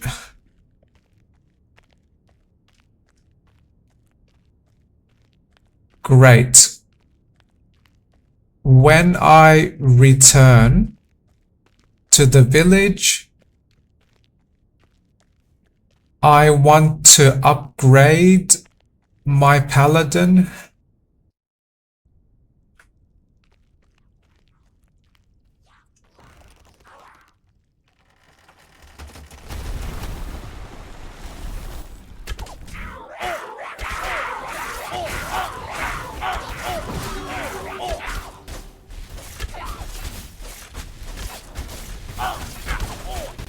Oh no, too much damage. Too much damage.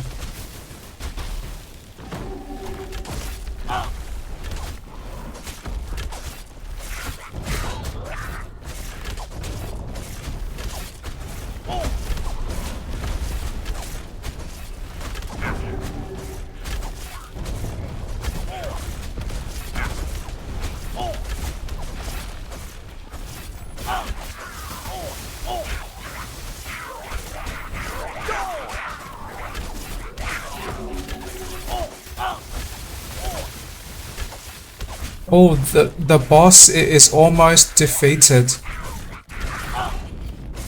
Can I survive this?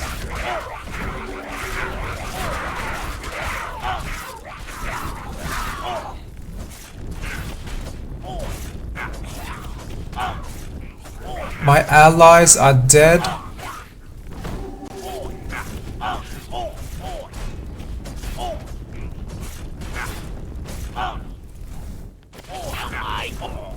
Oh. Oh, the boss was one attack away from dying. I was very close. Very, very, very close.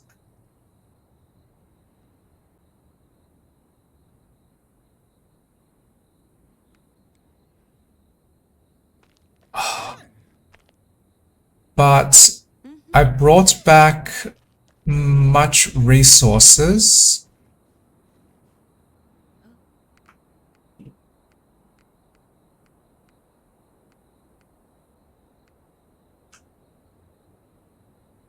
And I want to sell what I am not using.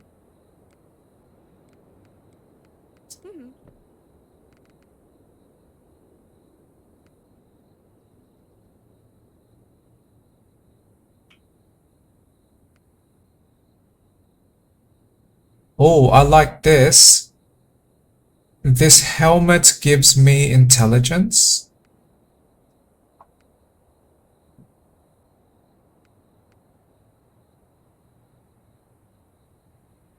Oh, this axe is stronger than my sword. And I can poison the enemies? Ah, that might be useful.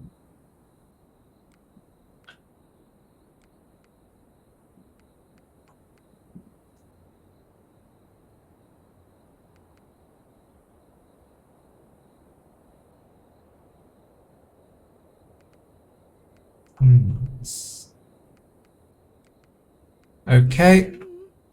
So I now have some more equipment.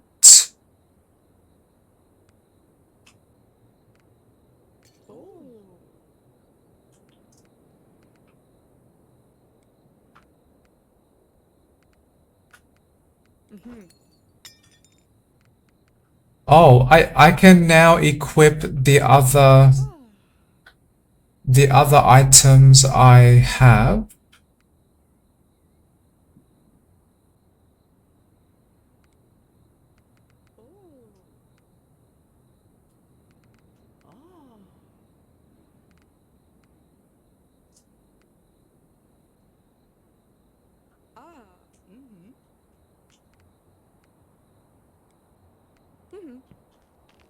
Okay.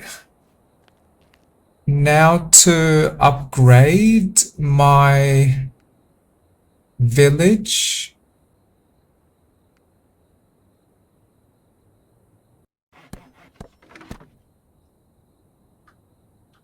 And upgrade me too.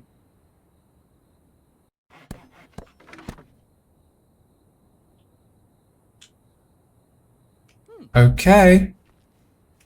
All right. Now, where are my skill upgrades?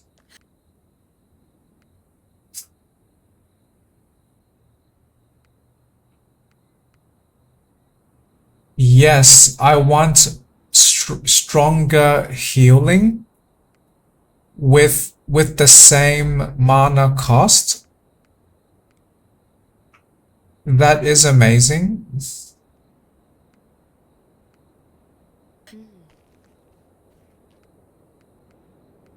Okay, and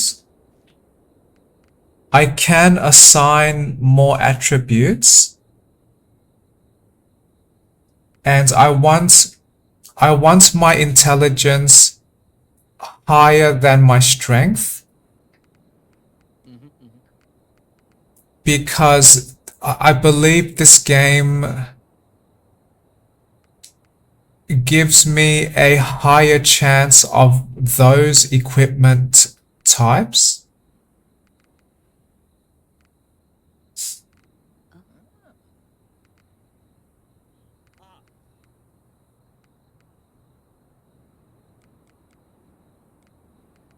And I want more focus. So I can use much more healing as needed. And did I upgrade? Oh yes, yes. I can now buy the range of weapons.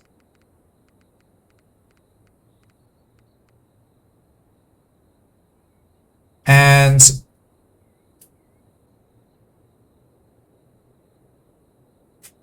buy a staff is exactly what I wanted.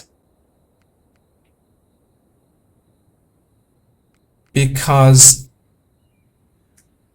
that is a much easier weapon for me to use.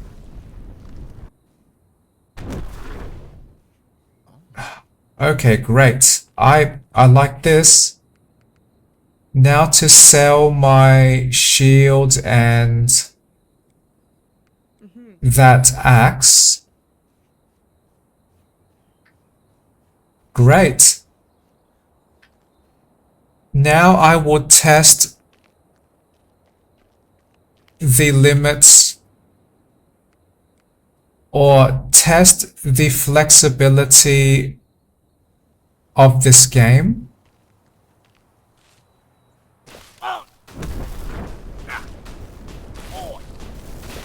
And does that mean intelligence focused paladin? Is that a valid play style that will enable me to survive okay?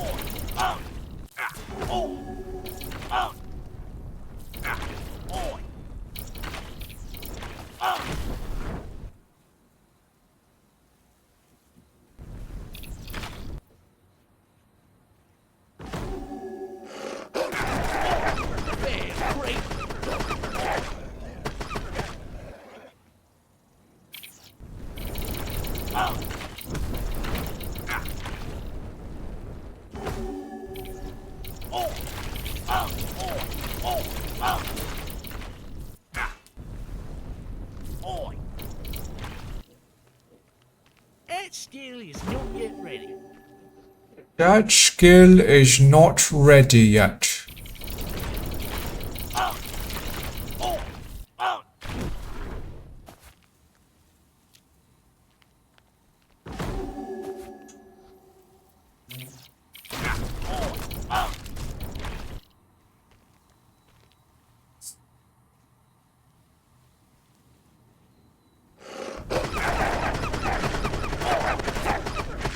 But yes, currently, weapon damage is very weak. And my ability to upgrade weapon damage or the pace I can upgrade weapon damage is very, very slow. Yay! 13 wood.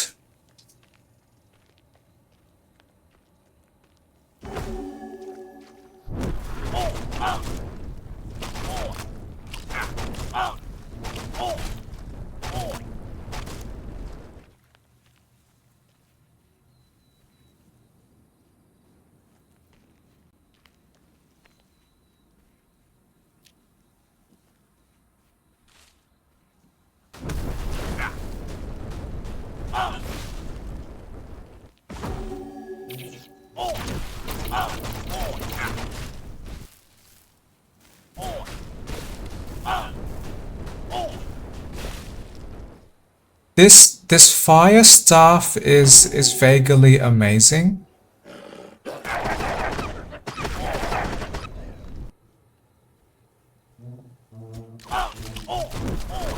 Because I seem to be able to damage enemies much faster than using the sword.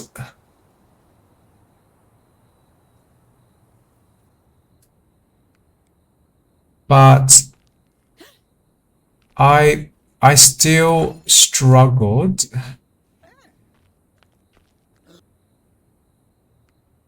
Oh yay, I can upgrade my guild hall.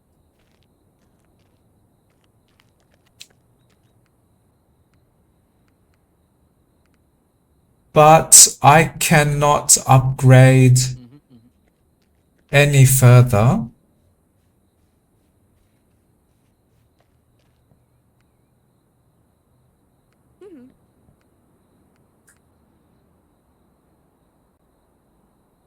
Oh, this gives me more spell damage. Oh, this gives me more focus. Oh, fire staff with more spell damage. Nice, nice.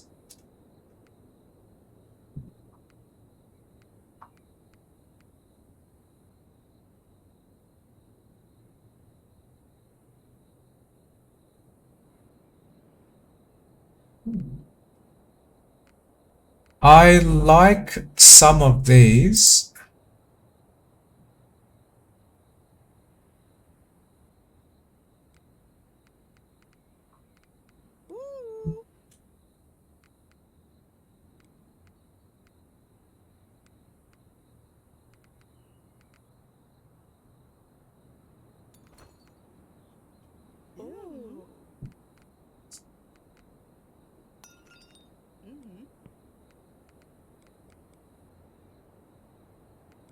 And I want to change some of my weapons.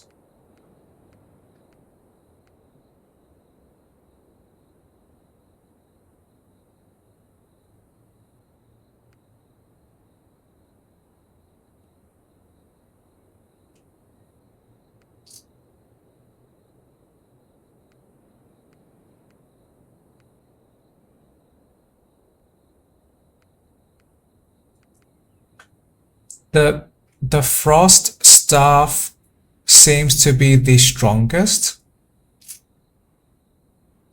because three attacks that inflict 150% damage.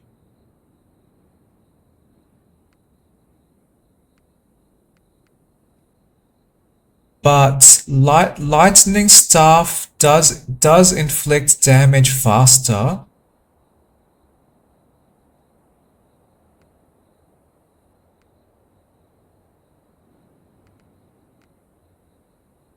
Okay, I choose lightning.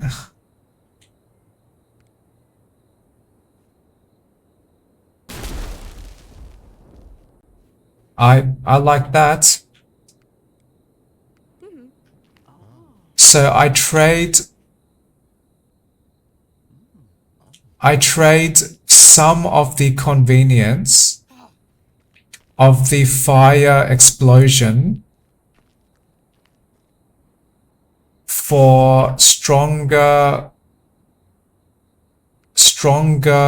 lightning damage.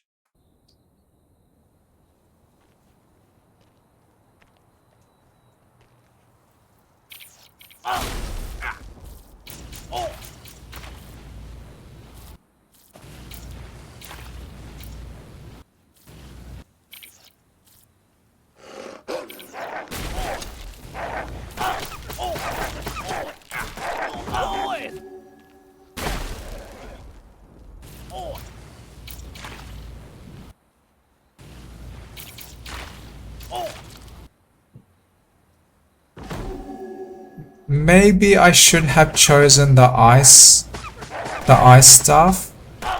This does not seem well. This is strong if I can damage a large number of enemies.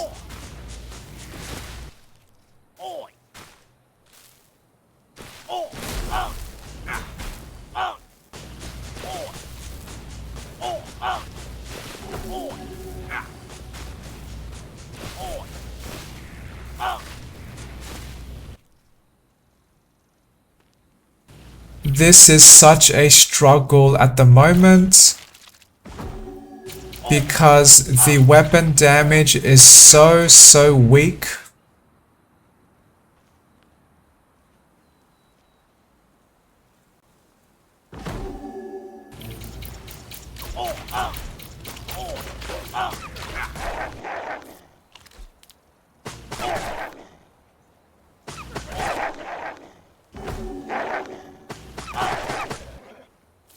Oh, I suddenly realized. Oh, no, disregard. I thought I had spare attribute points.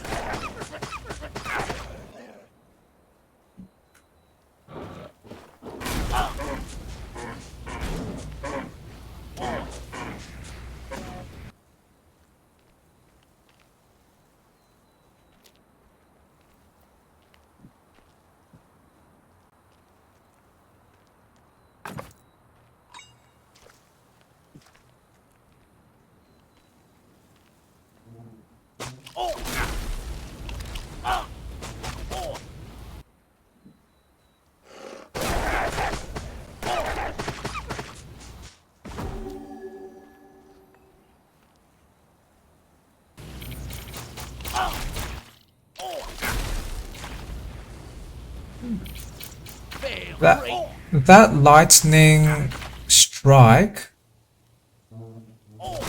has a decent area of damage.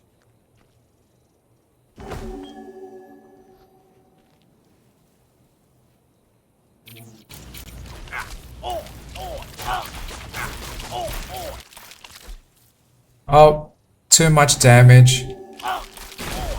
My paladin is such hot garbage.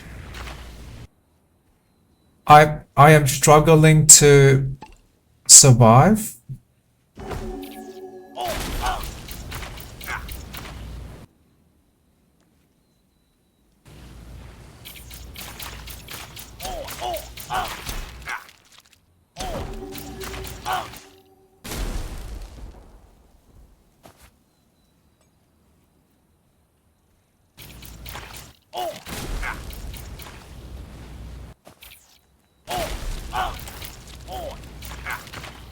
But at level 10,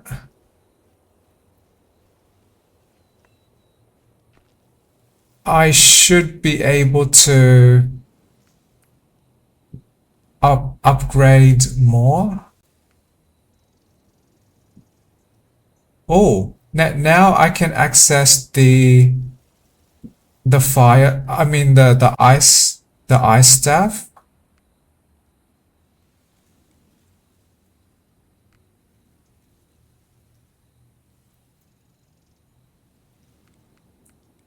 I want to try this.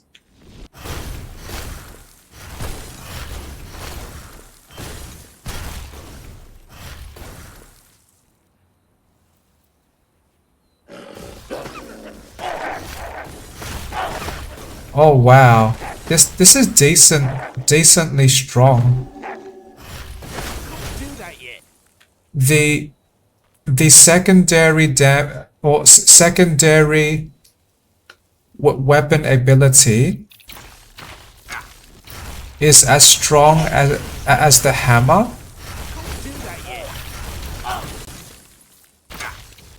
And regular attacks pierce the enemies.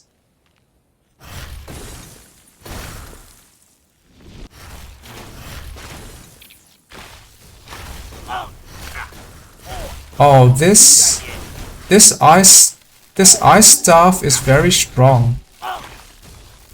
I like this.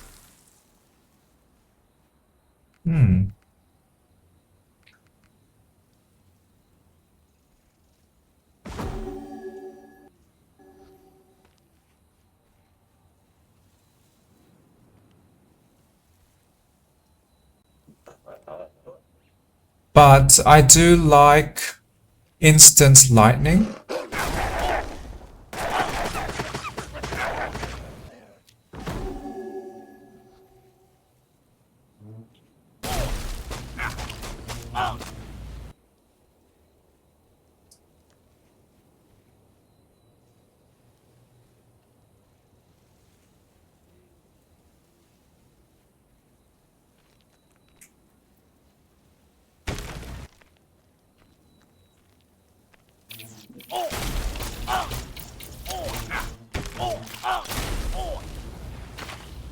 I am Hunter. Hunter, Hunter, Hunter.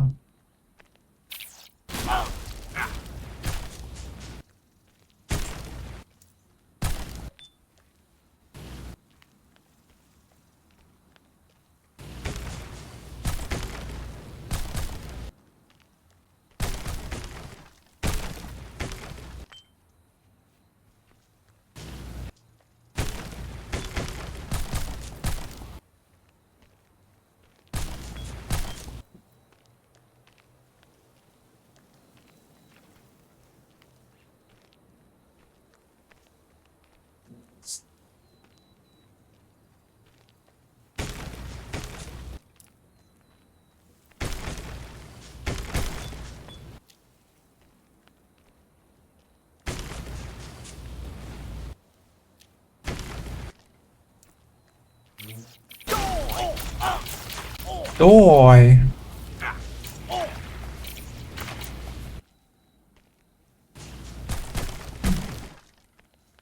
These magic weapons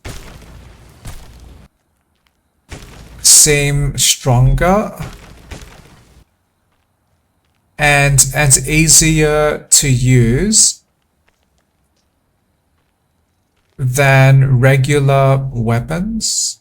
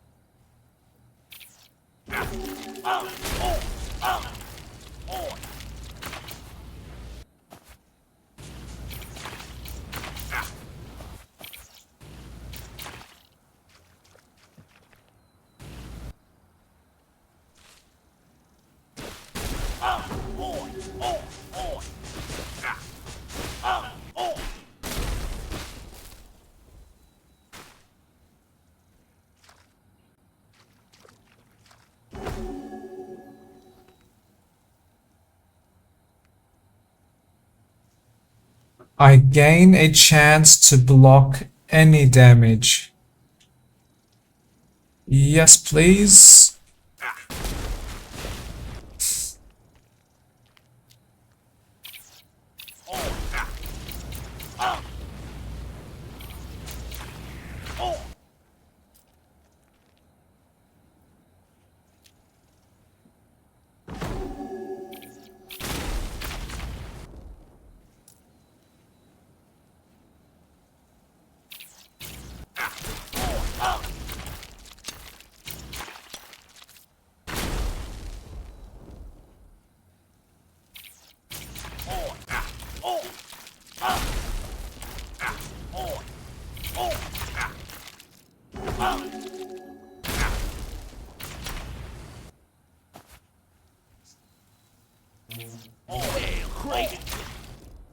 Do that yet. I can't do that yet. I cannot do that.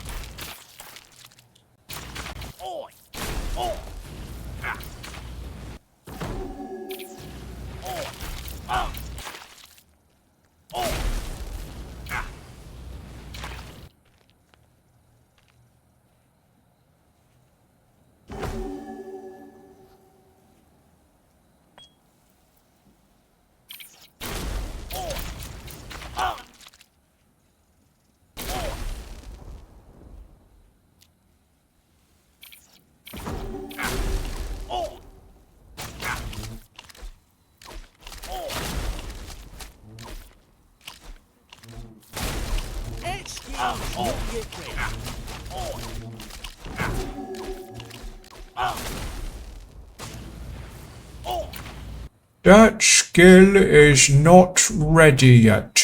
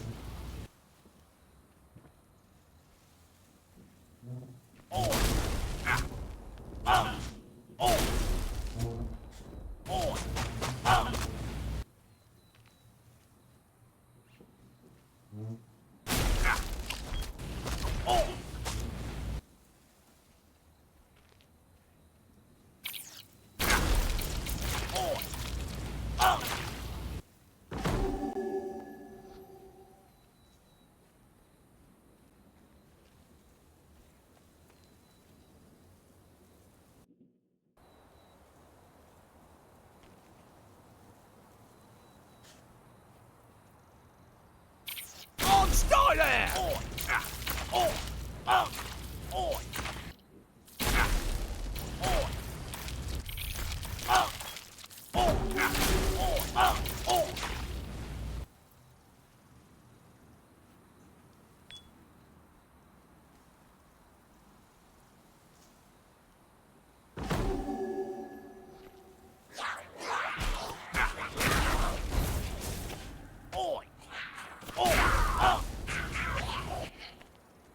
Can't do that yet.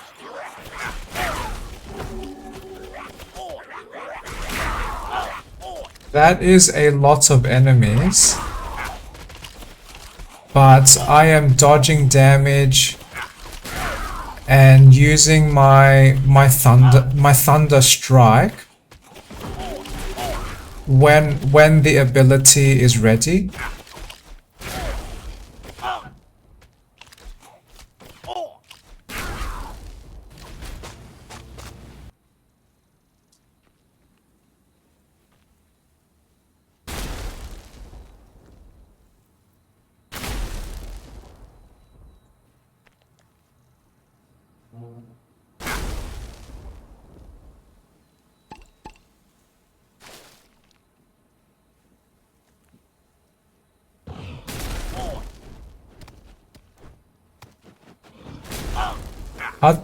Are those giants throwing shit at me?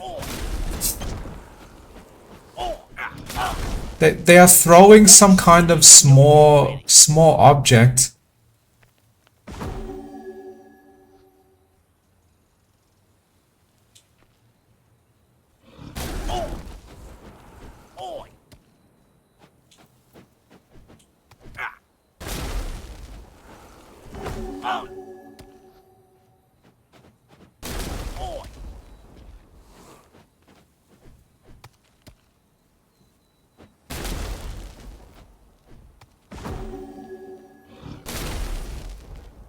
My paladin struggles with a little damage.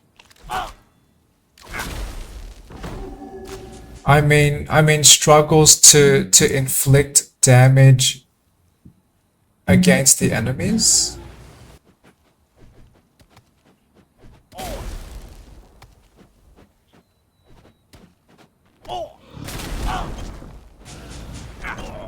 Oh, I died.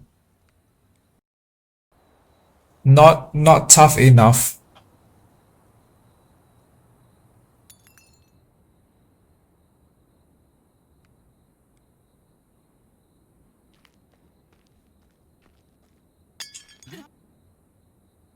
Okay.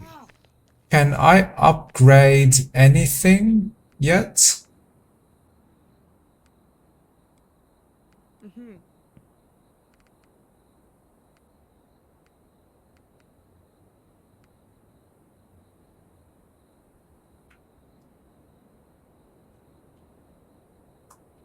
Oh, these gloves give me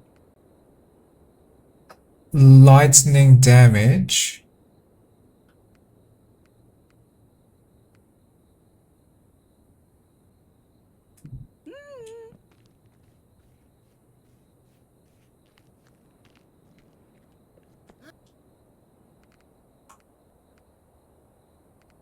And I cannot buy any buildings yet.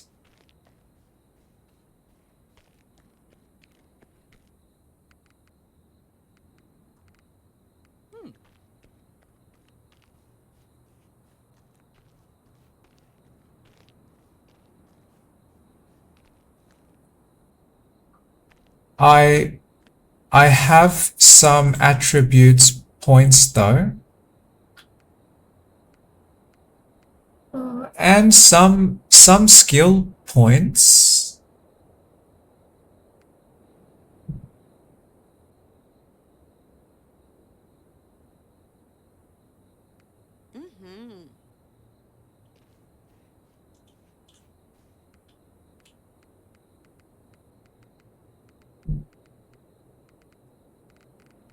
There is not much I can do. Nothing here increases weapon damage. I can increase my health and health regeneration by a tiny amount, which might not actually change how many hits I can survive in a short time. So one attribute point is almost useless because the benefit is just too small. Focus, intelligence, strength. Okay.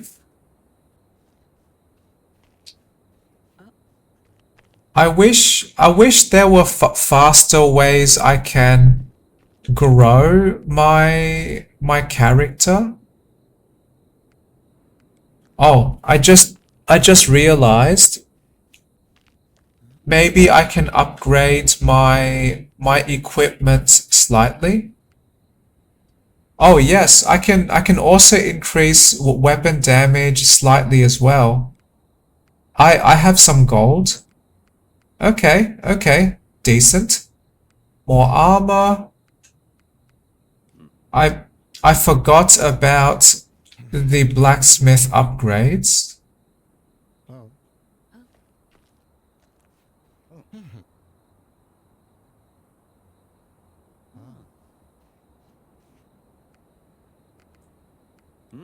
Okay, so my armor and weapons are now slightly improved. So that might be a decent support.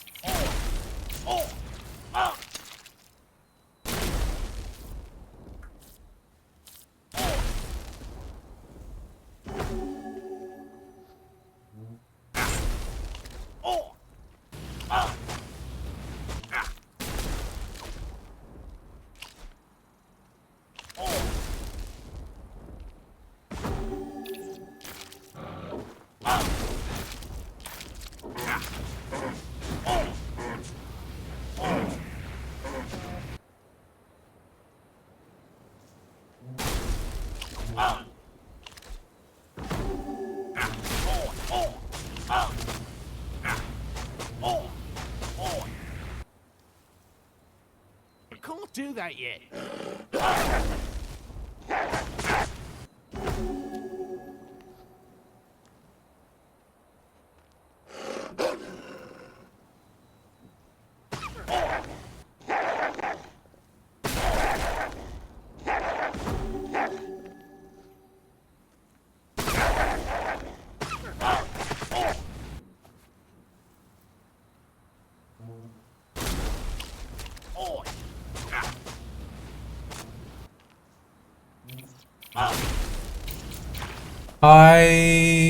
I almost want to change to the ice weapon.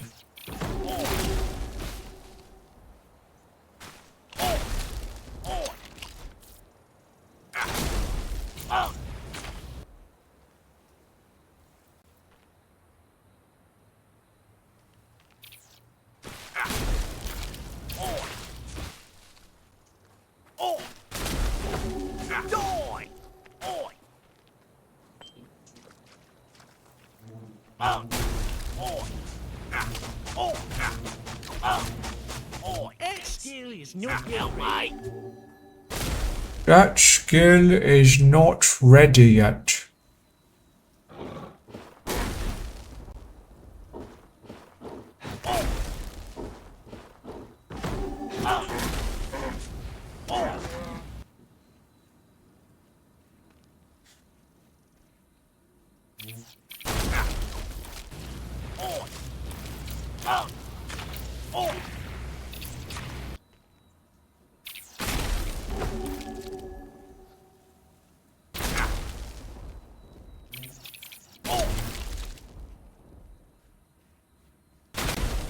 Do that yet.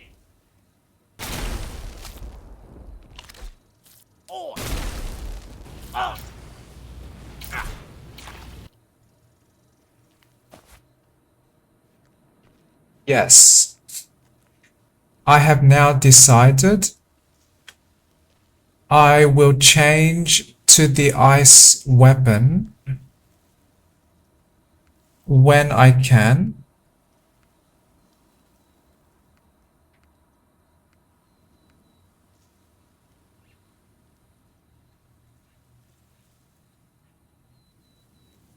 Oh, this armor gives me poison resistance. Oh, I like that. I want to try.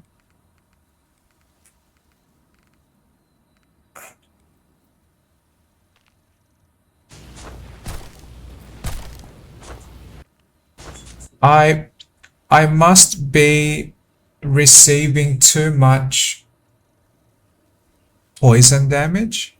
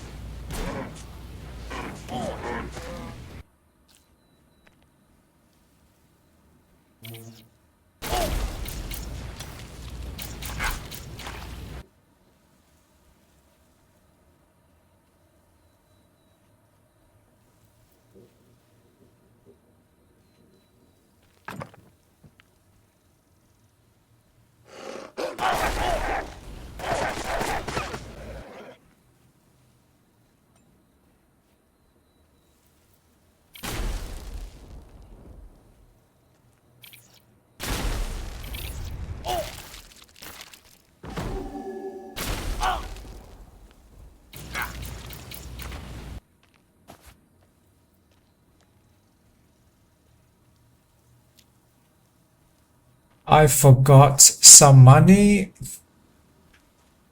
I see that on the map. Okay.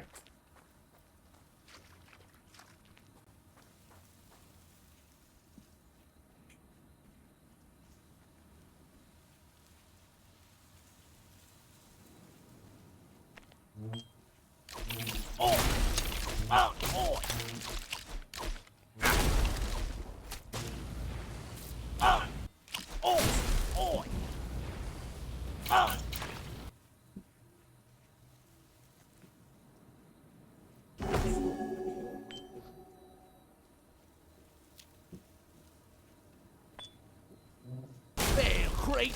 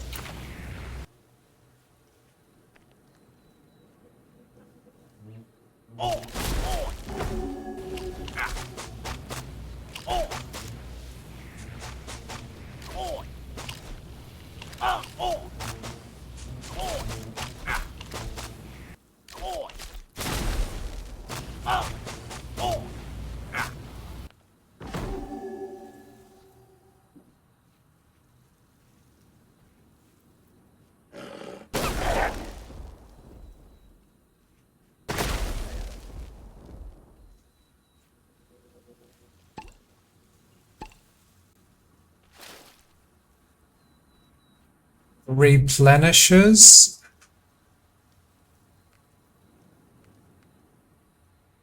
Now I gain a chance to reflect damage.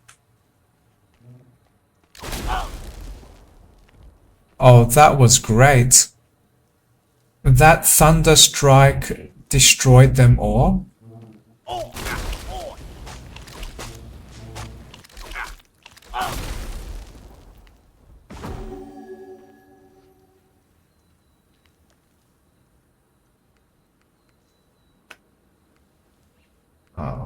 Weapon speed?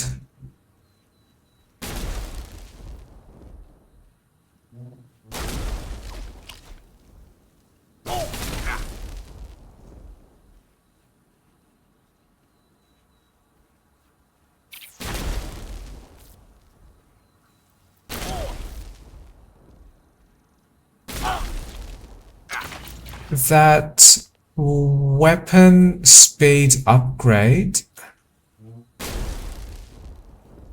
seems to increase, or I mean reduce the cooldown of my thunder strikes.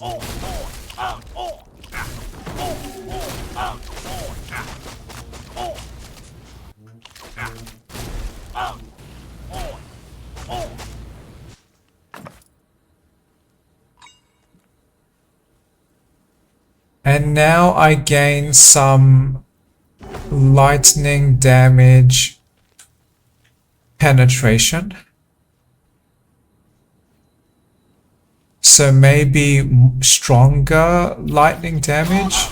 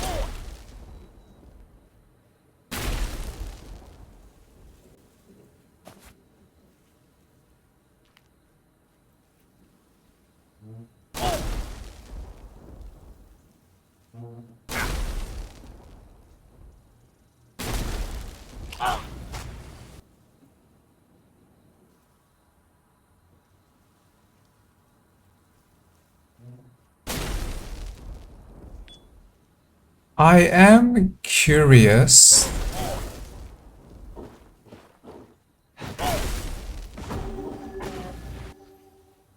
Is there a mod that exists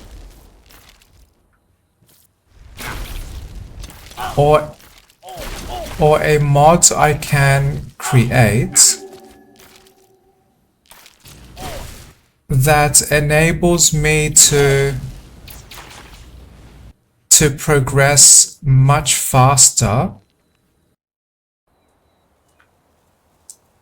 at this early stage of this game.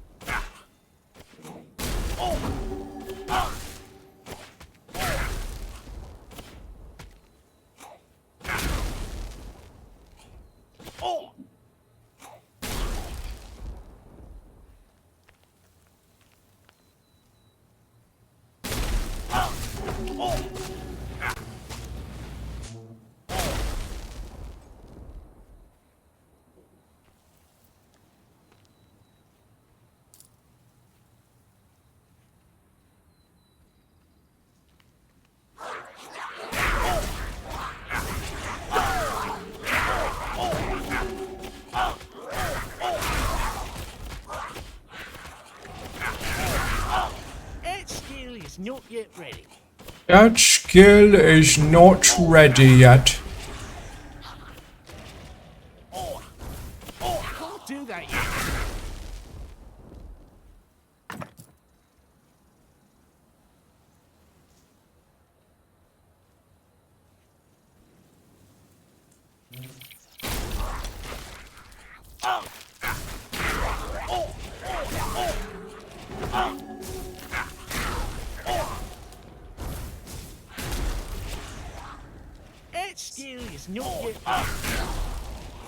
That skill is not ready.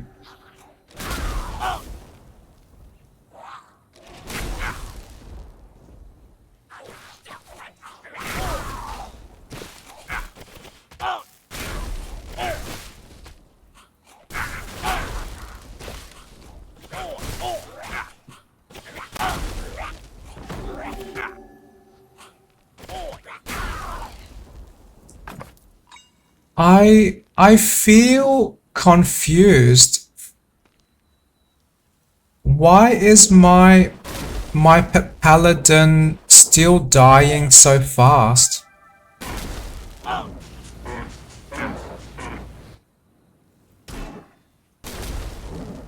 Fair creep. Because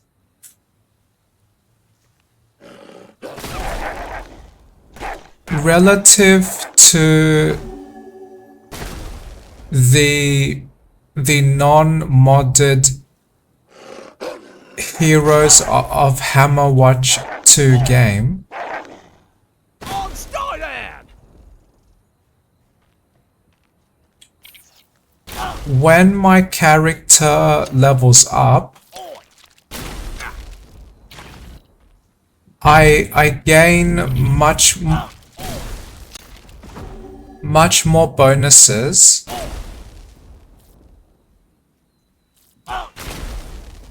relative to this non-modded game.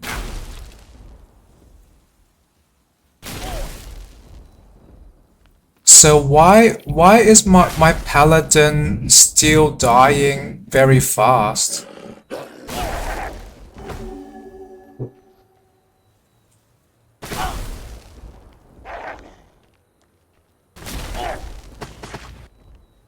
I guess my level is too low.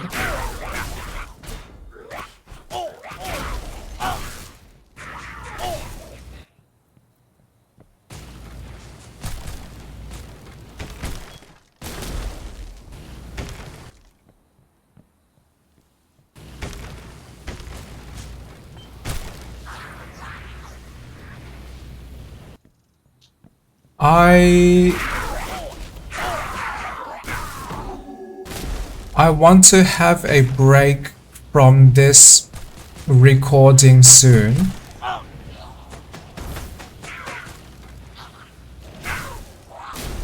so I can build, so I can try to progress through this early game and give myself a break from recording.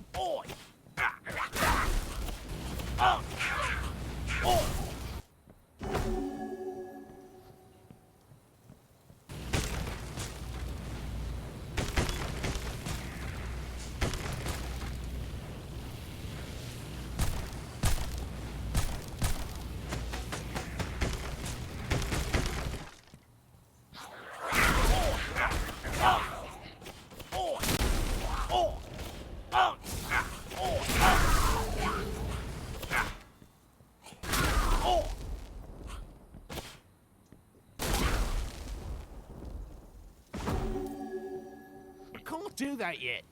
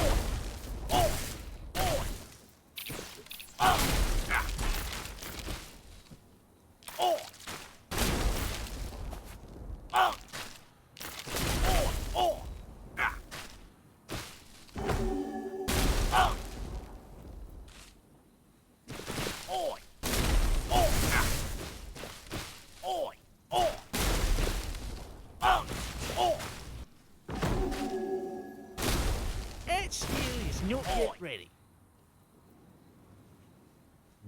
I can't do that yet.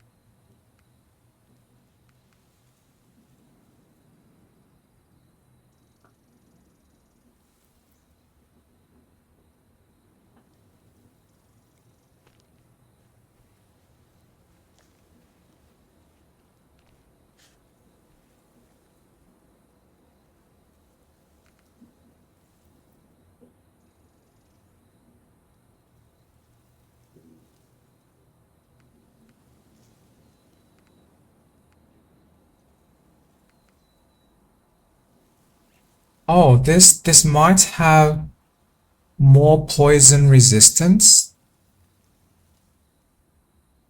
No, mine is better.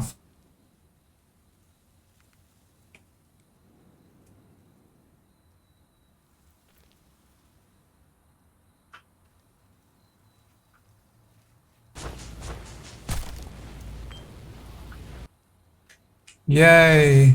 More permanent attribute bonuses.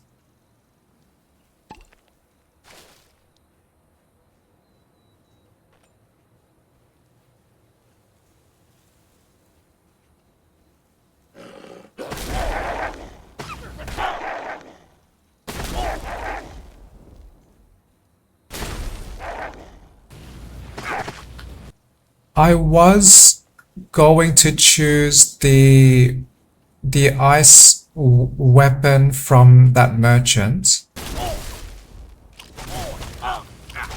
but I realized the lightning weapon I have now is reliably stronger. So when this lightning weapon triggers, that is 2 attacks of 100% damage.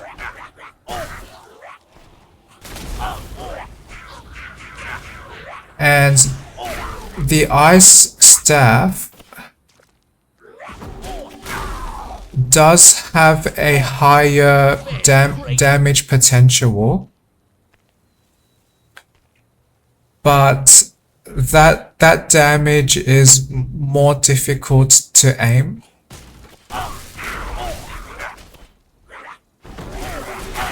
And that requires that all of the ice spikes can touch the same enemy for maximum damage. So that is a very difficult execution to achieve, especially when fighting small and fast enemies.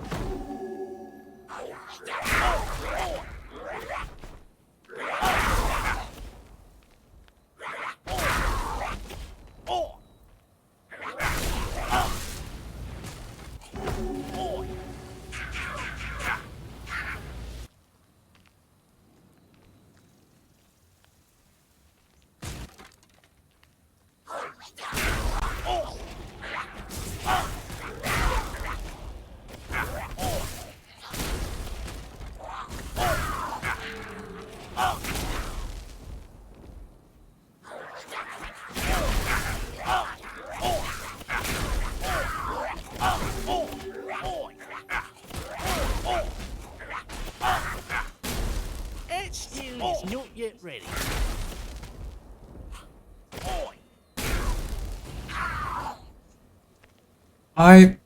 I seem to inflict much more damage to these enemies with that ability that reflects damage with big armor lightning.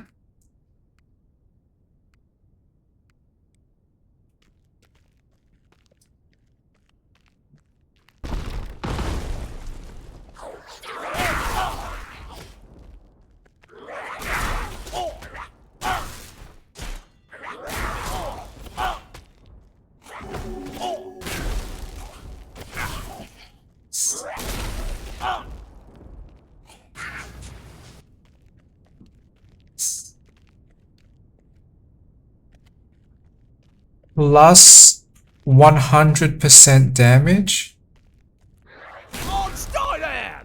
That is great. Oh, that is much better. But this damage bonus is only temporary.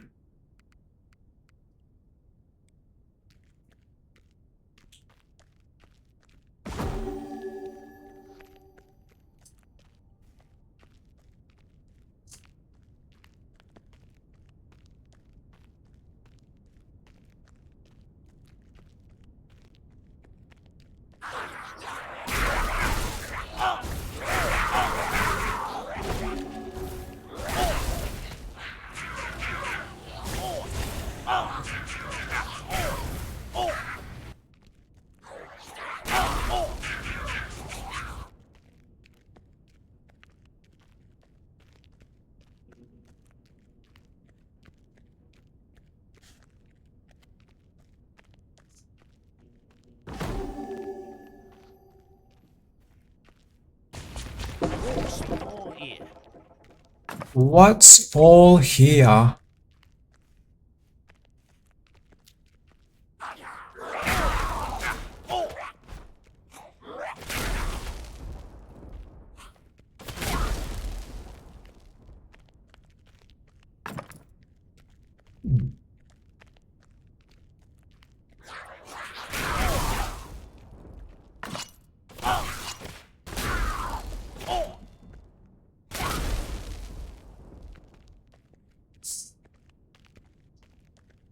That seems to be a decent amount of wood I am carrying.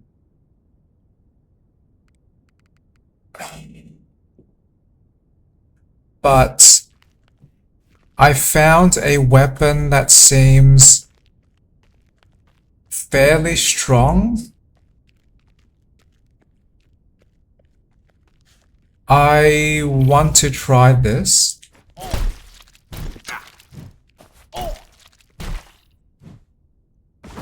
Yes, that is very, very strong.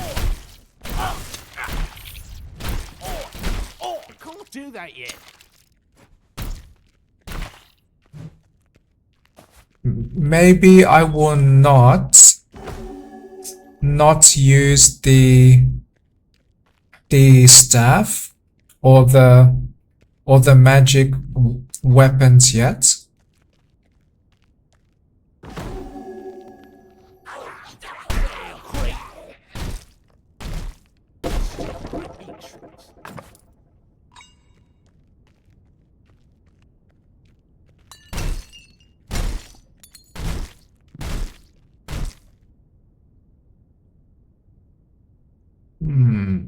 I gain 12 stone.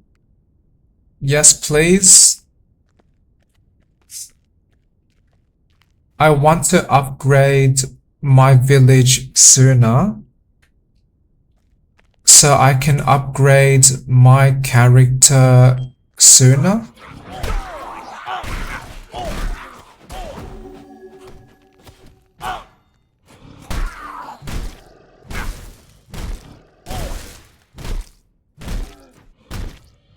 Okay, using this hammer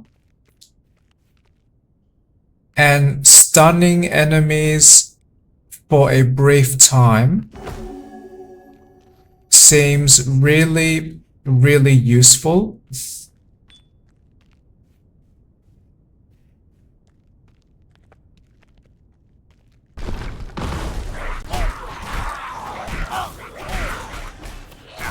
This hammer is so strong.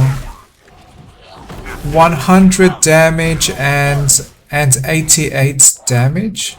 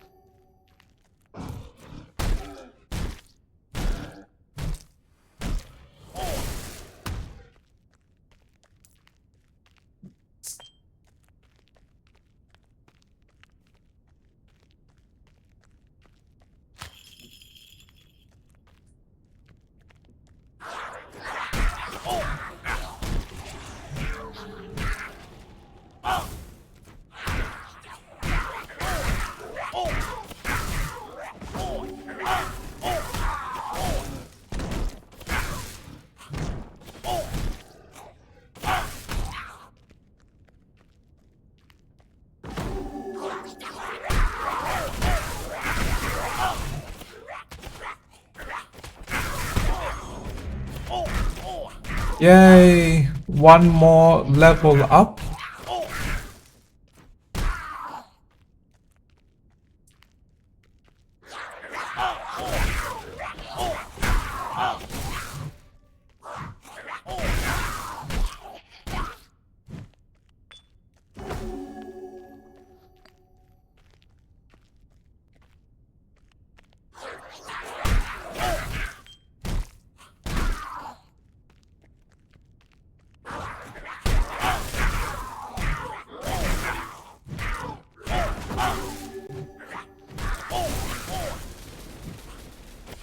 Oh, yay!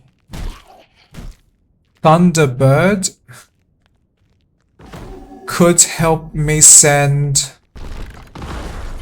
more resources back to the village.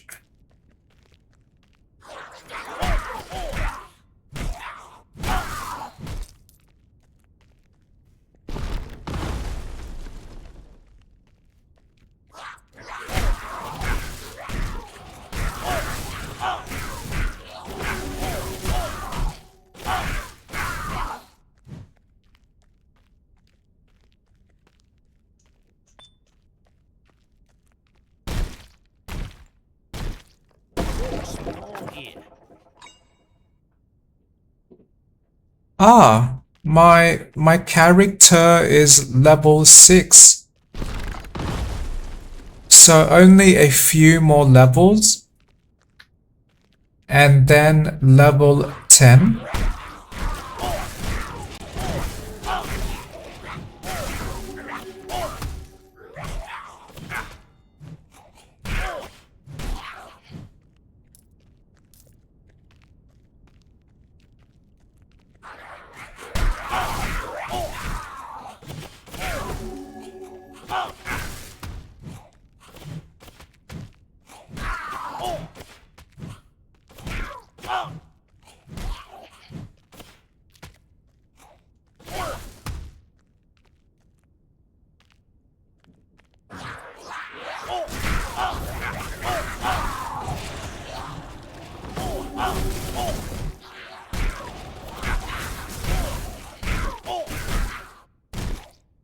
I am elite.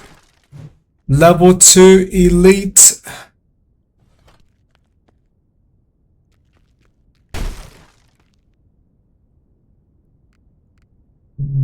More wood? Yes, please.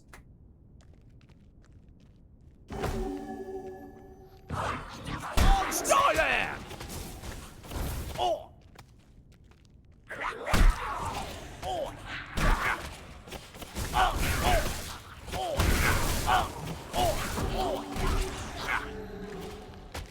Some enemy has strong ice magic.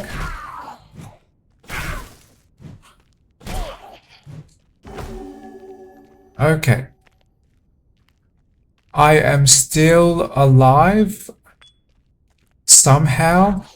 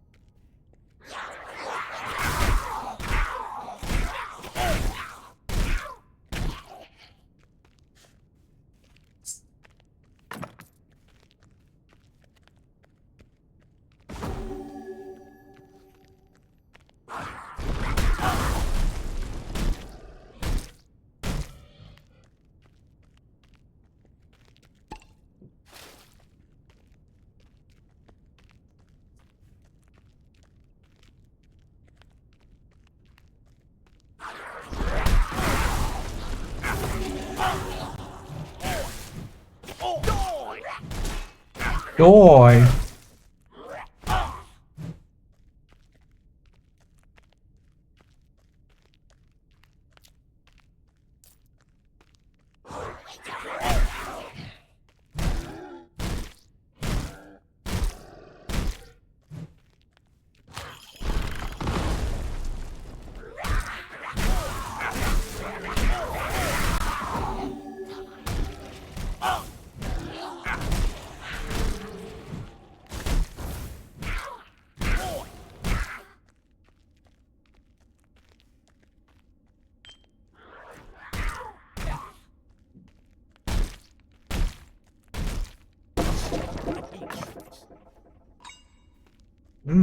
More damage.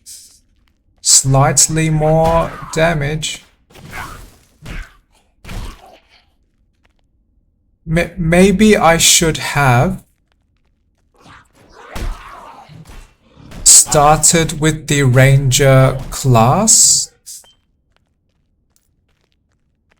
because their level up bonuses grows my weapon damage faster.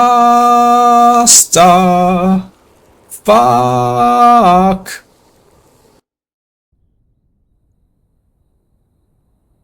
Well, I died again.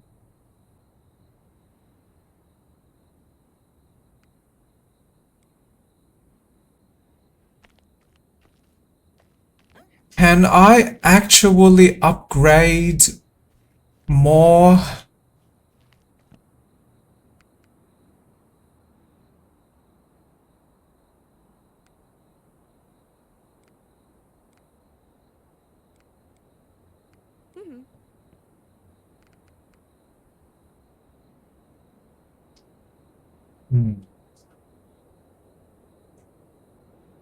Iron gauntlets?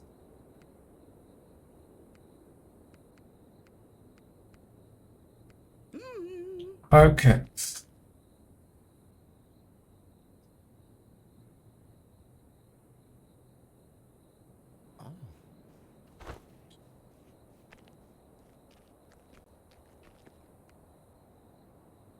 Oops, wrong interaction.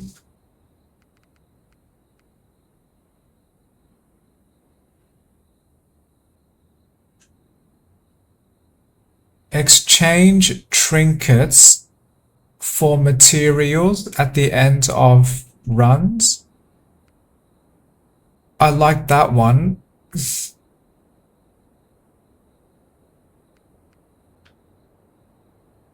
But I want to increase my survival much more.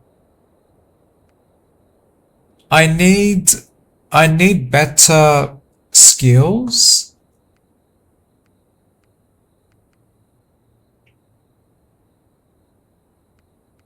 Yes, training grounds. And that was all of my wood.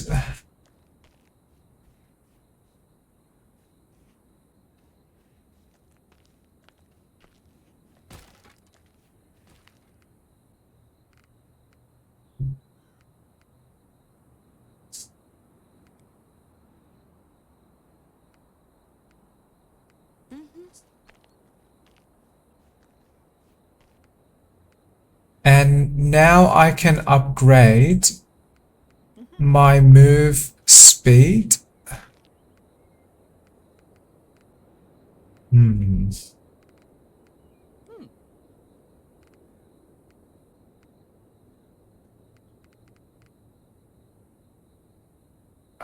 One part of me wants much more vitality, because maybe I can survive much easier. Okay. More vitality is chosen. And I now want a break from recording, and I shall return after some more progress.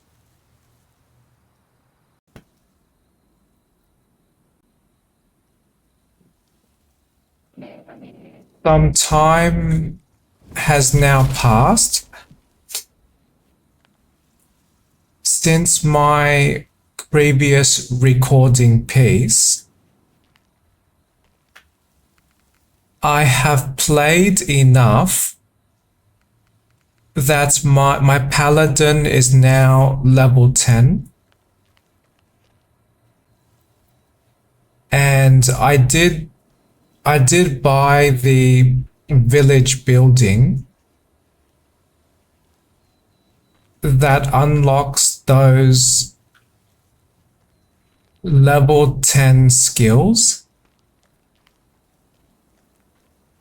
So I will return to the village very soon. But I want to collect free resources first.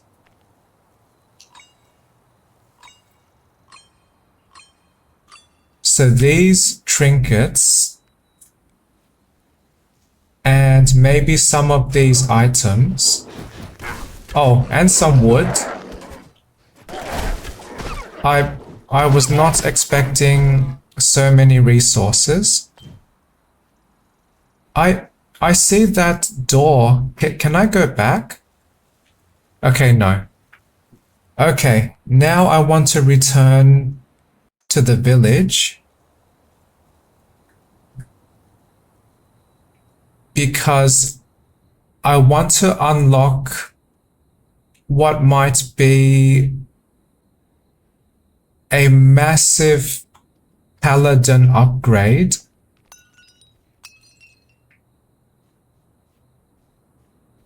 Based on my play style. So yes, these are the hammers. Oh, I wish that cooldown was faster than 15 seconds.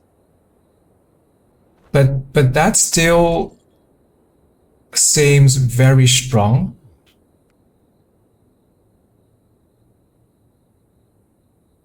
At least stronger than my weapons.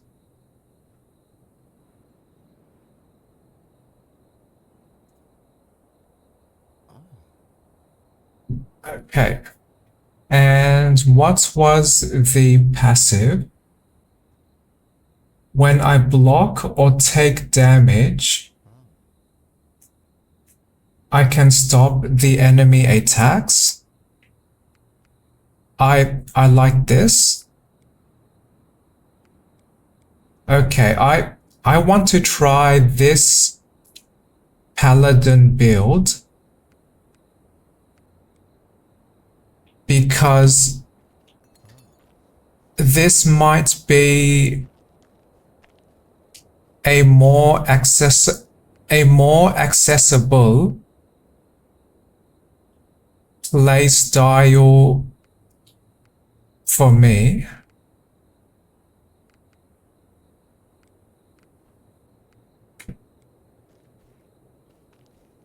And I want to organize. Well, first I want to change my controls so I can use my new skill more easily.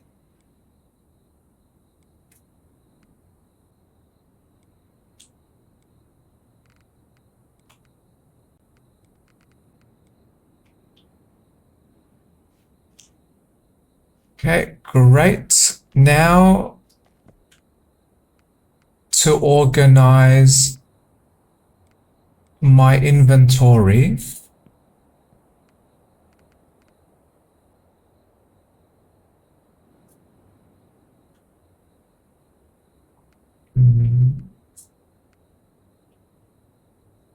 This frost staff gives me more spell power.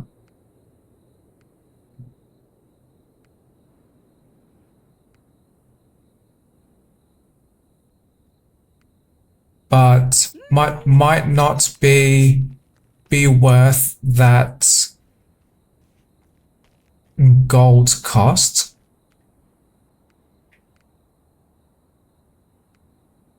And I did buy the tavern,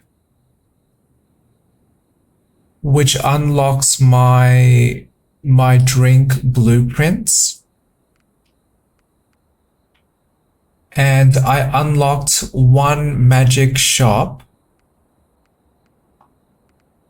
since I previously played, or I mean since I previously recorded.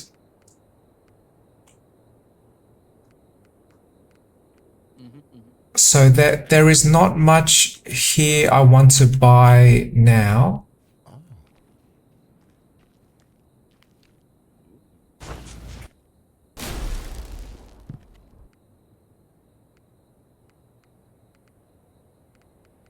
I did buy me some spell power and some resistance.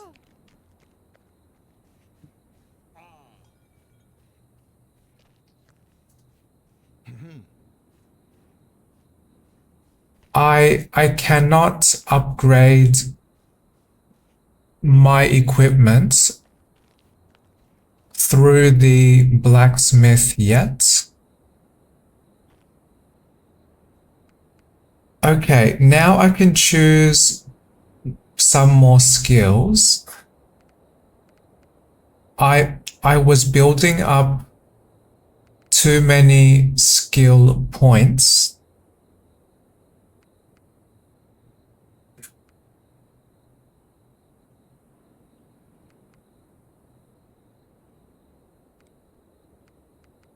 I will not upgrade this new magic much more yet, because this will greatly well, I will reconsider. Maybe I do not need to worry about mana cost too much, because sometimes I might want to inflict massive damage quickly. Okay, I am fully upgrading this magic, and I want this other chance to slow down the enemy attacks. Great. So I might need more focus, because I expect to use more mana,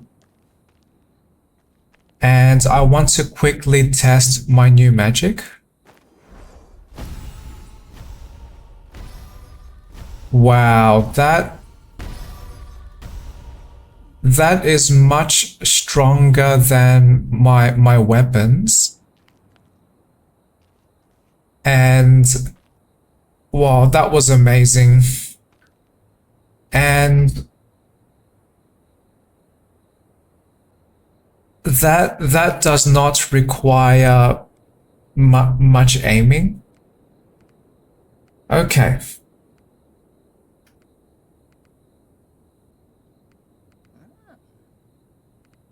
I feel more confident.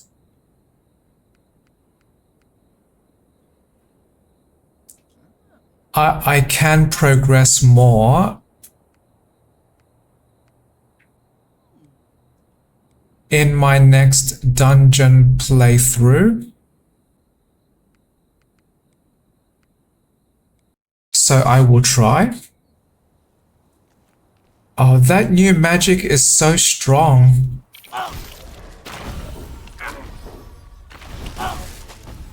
Oh, I love this. This this paladin magic is amazing.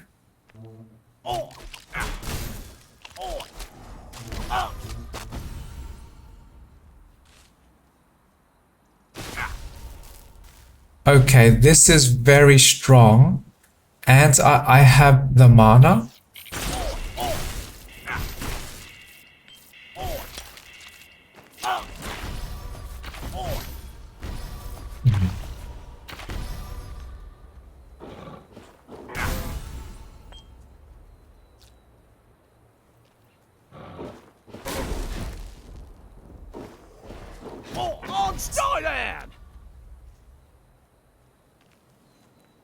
Okay, I like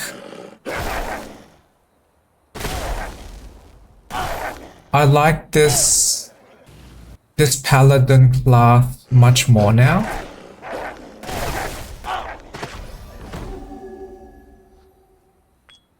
If I can decrease the cooldown of that magic,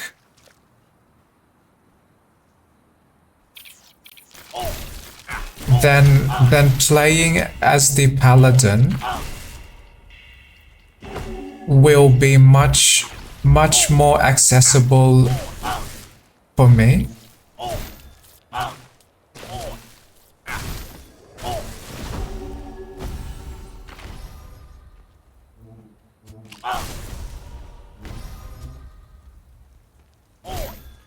Wow. 300 damage is a massive upgrade from my weapon hammer that was 100 damage.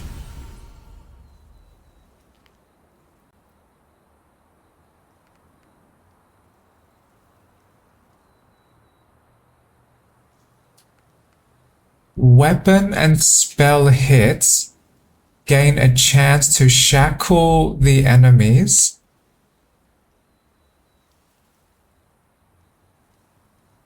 That always receive damage. Nice.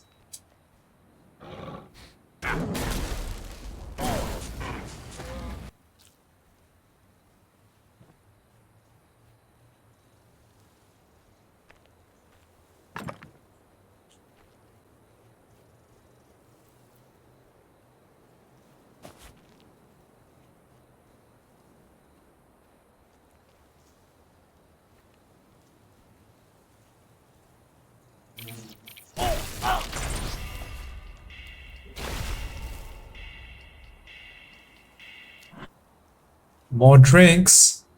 I unlocked slow and steady. Nice.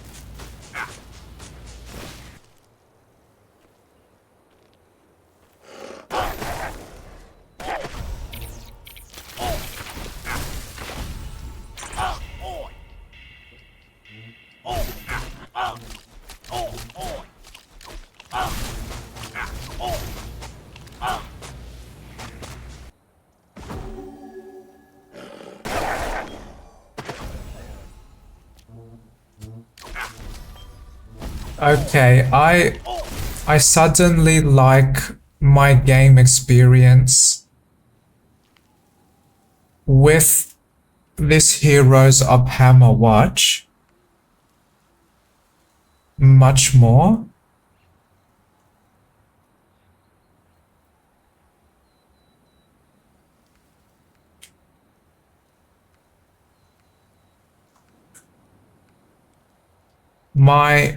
My level 10 skills seems to have massively upgraded My paladin.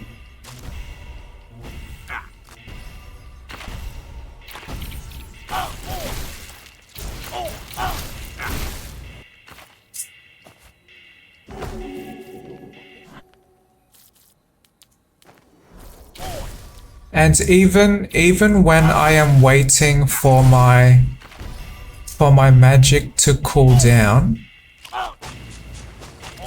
I can heal myself. I can wait for my electric reflection damage the enemies. And that there is a chance the enemies attacking will have stopped attacking. So this means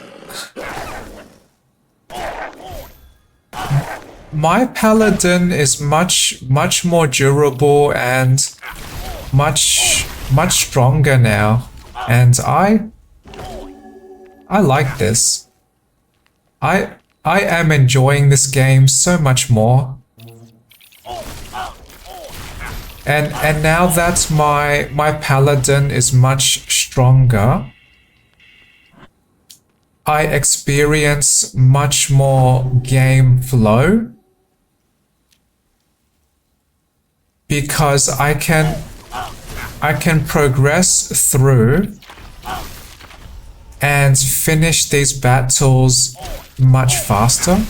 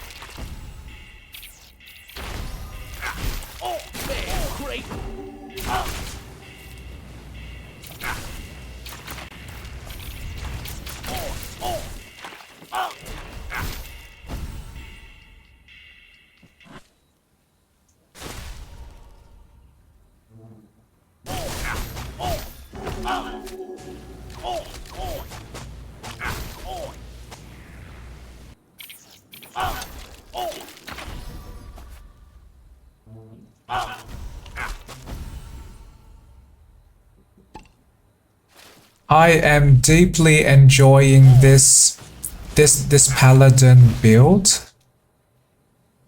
Oh, finally.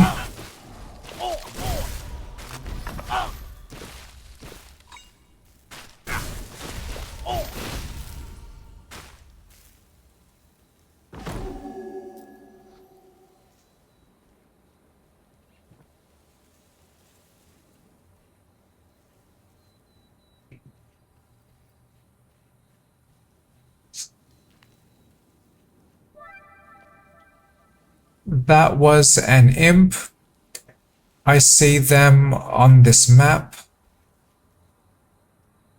3,000 gold. Okay.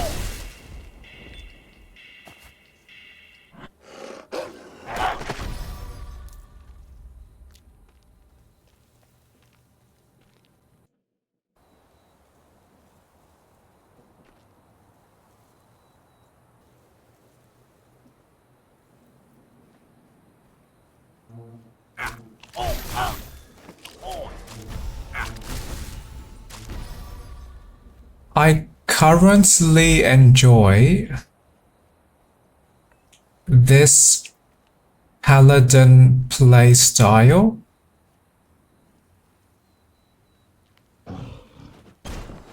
And if I can reduce my magic cooldown time for my paladin, then that would be amazing.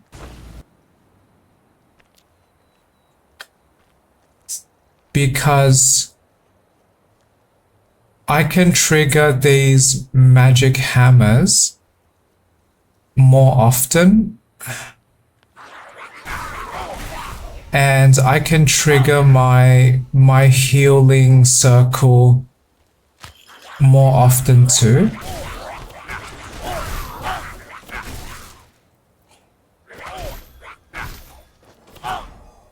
So that means I can survive more time during combat.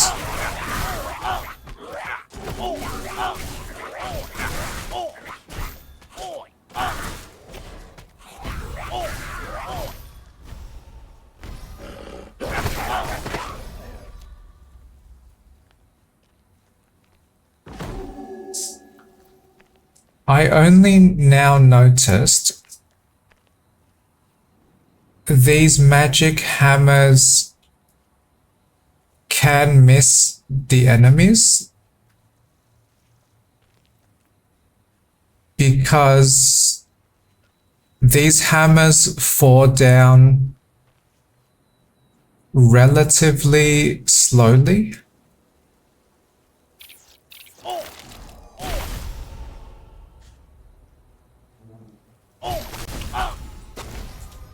And if these enemies move fast enough,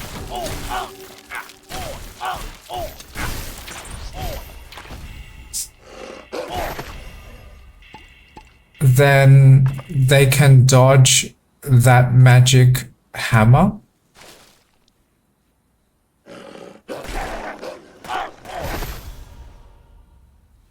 But I would like to believe most of the time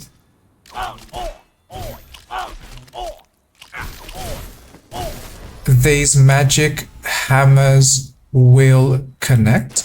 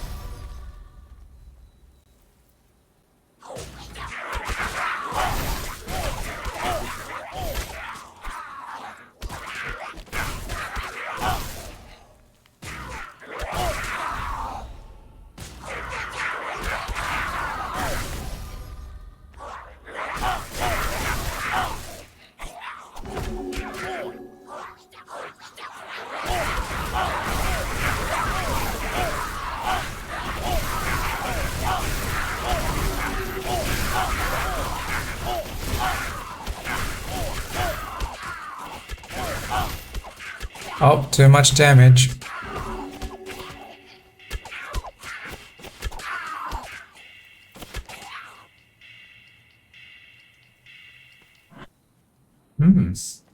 Well, that was great.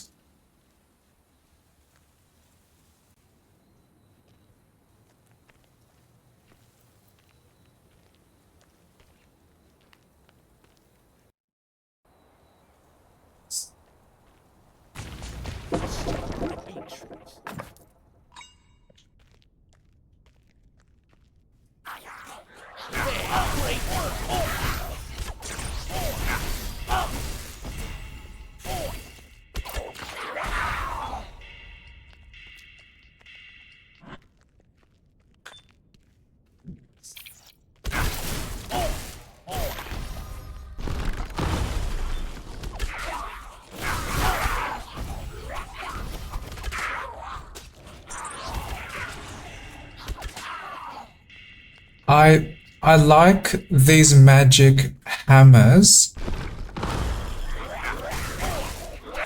They are strong enough to defeat many of these enemies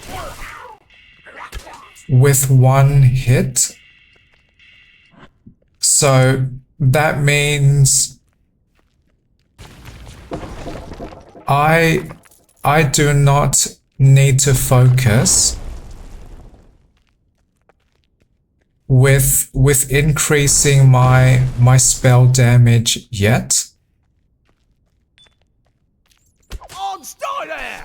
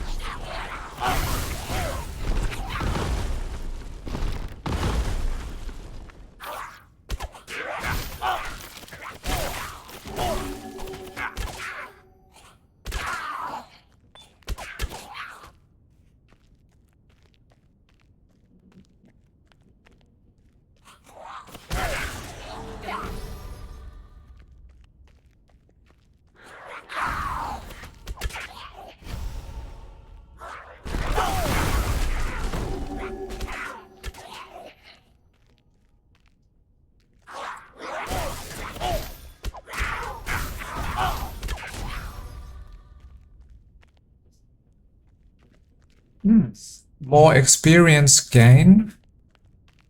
Yes, please.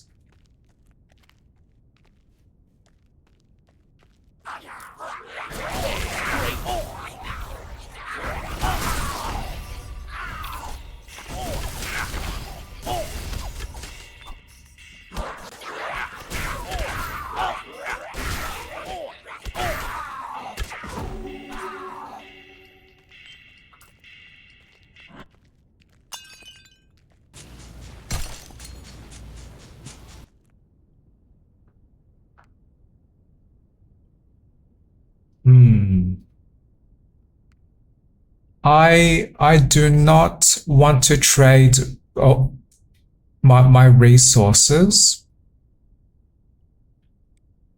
So I would choose that option.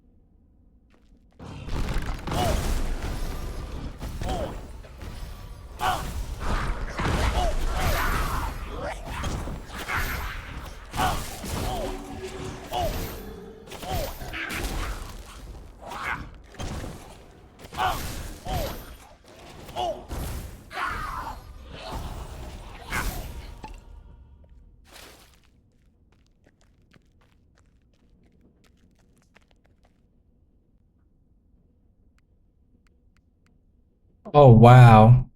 My my magic hammer damage can be enhanced.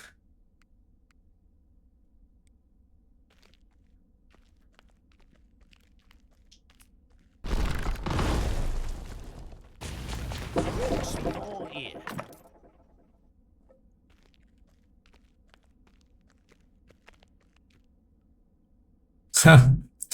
I I unlocked fast food. Yay. I eat burgers and fish and chips.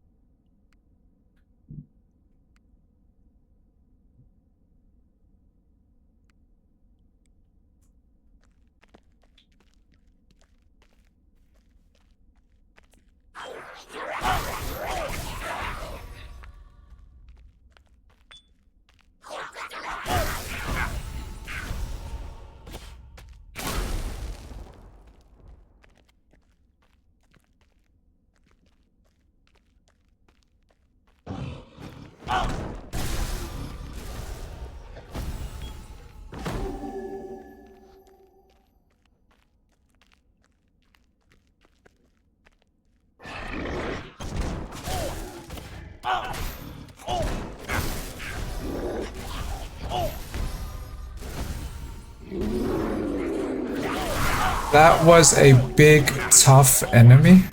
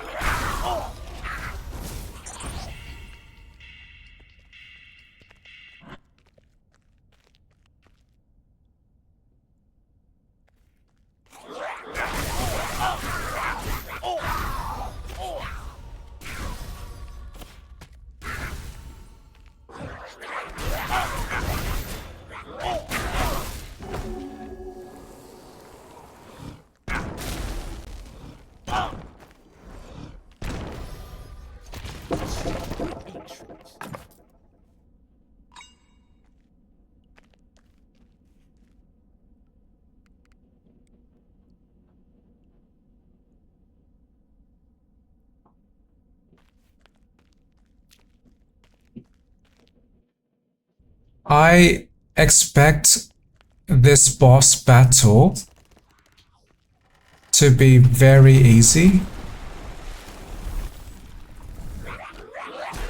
Or at least much easier. Wow, that is amazing.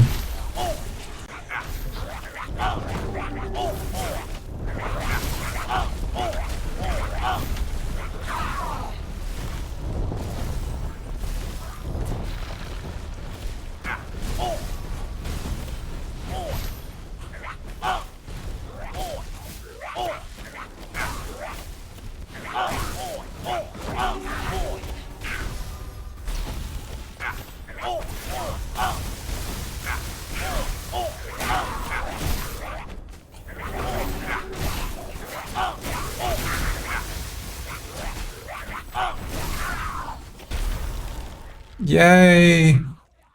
Boss defeated a second time.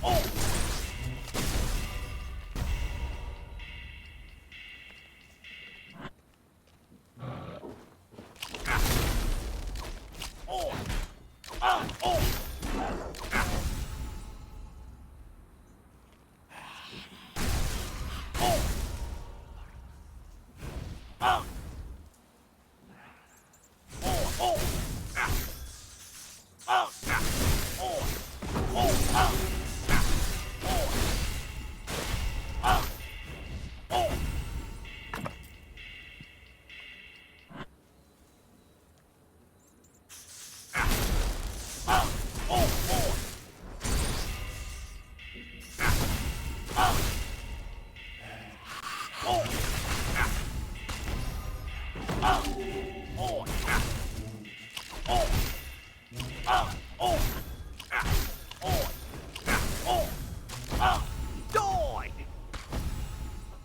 Boy.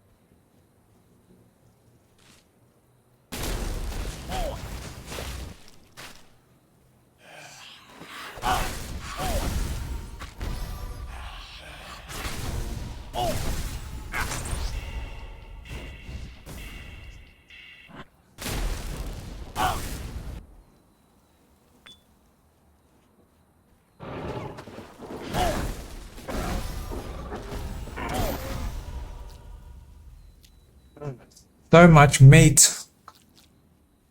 There is meat everywhere.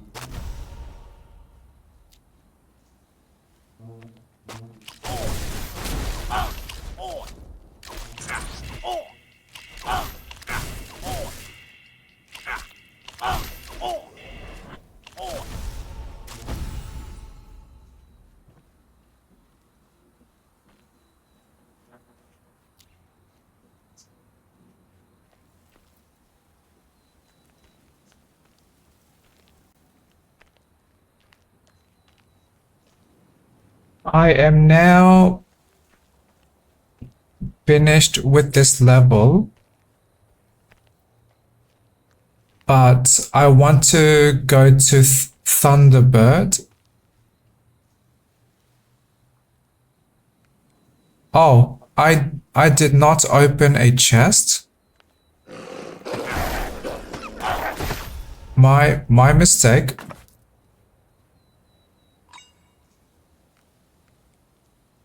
Is there any other item I forgot?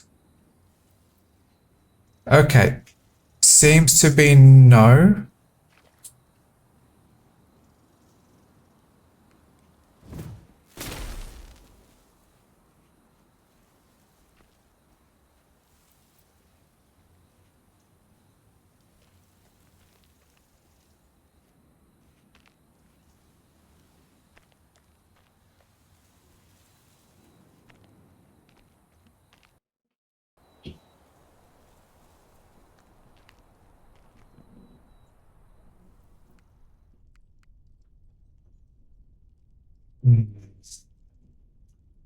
I am not trading away resources. I like maintaining toughness, so I will trade away some damage.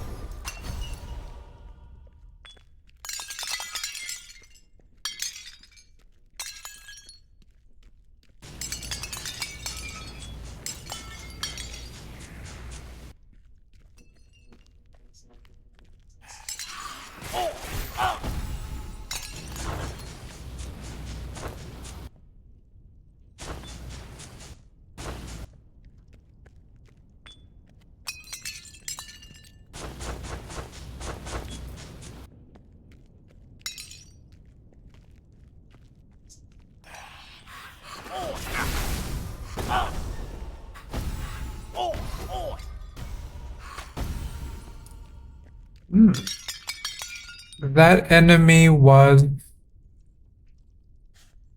impressively tough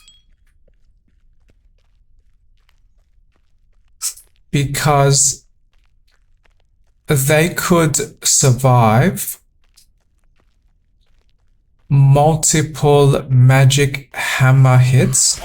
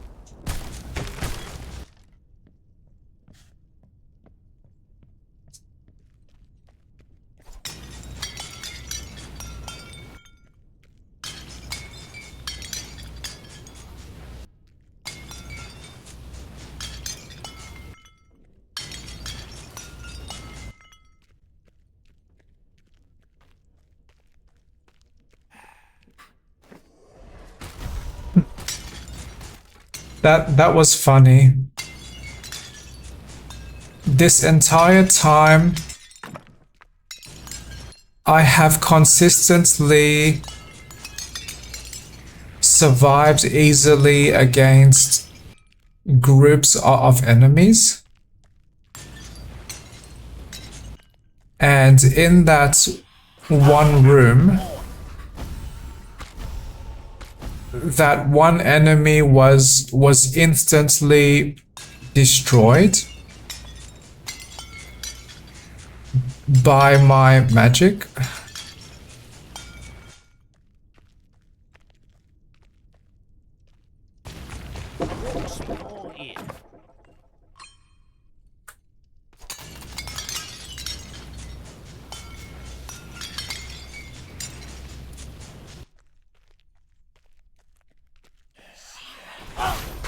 Great.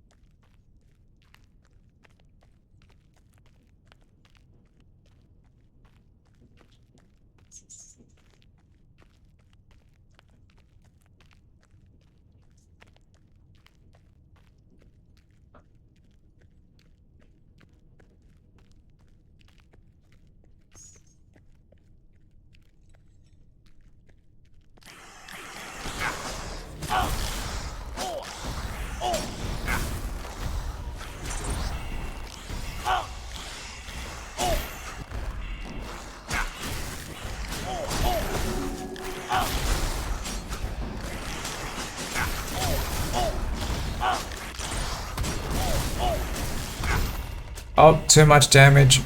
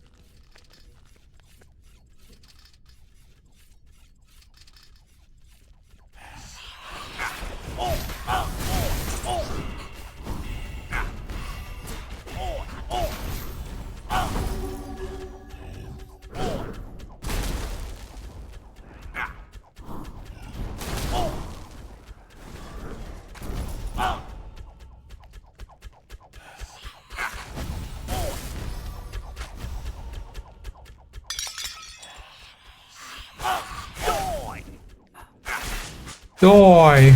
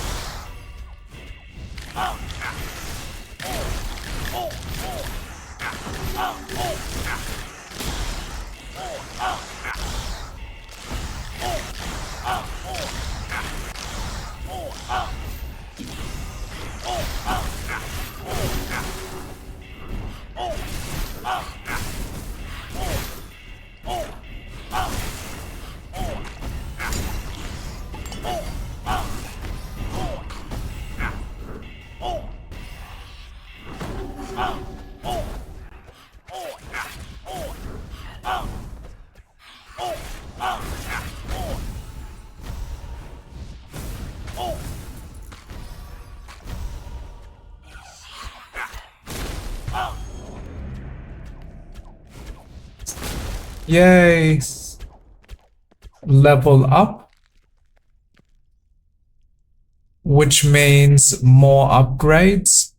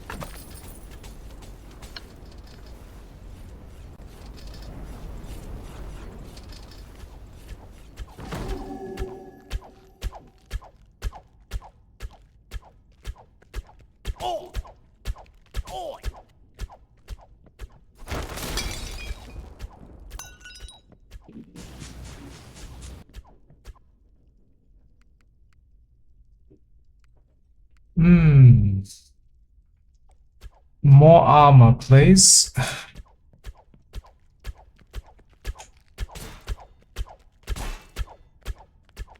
Am I immune to the spike damage now? No. Okay.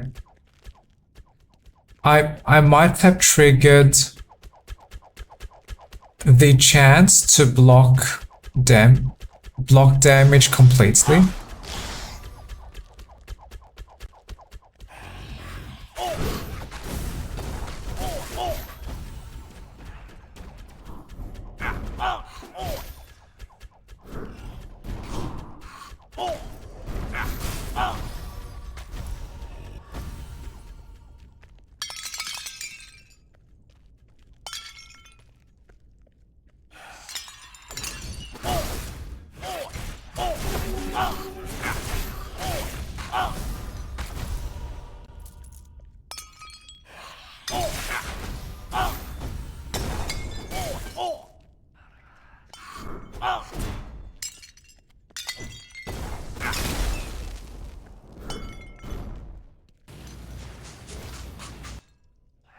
Stein!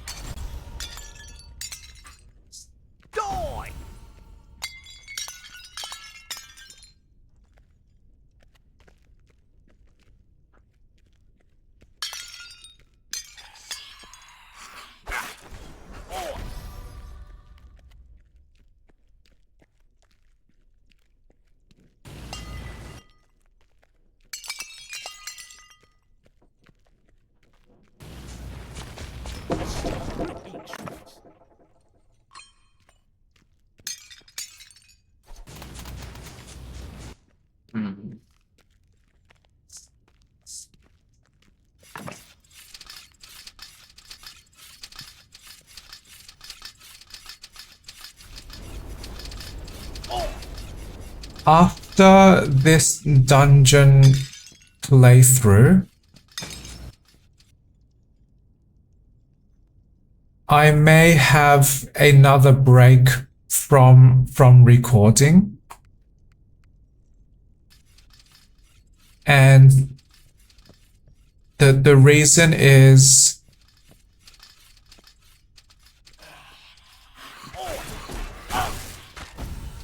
there might not be much excitement to see,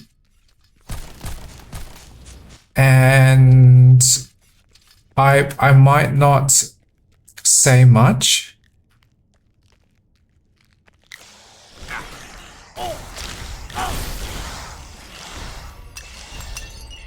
So I might just have a break from the recording to build up more progress in this game. And I like listening to YouTube videos in the background when I play my games.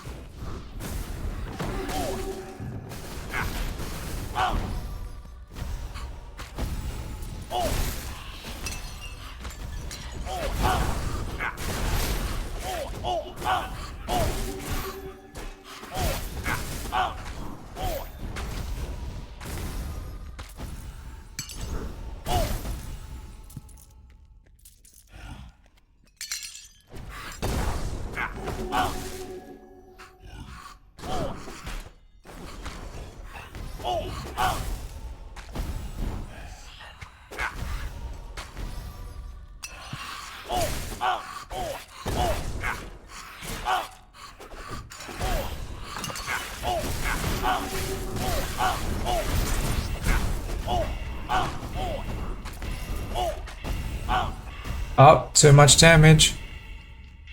Strawberry jam is on my screen again.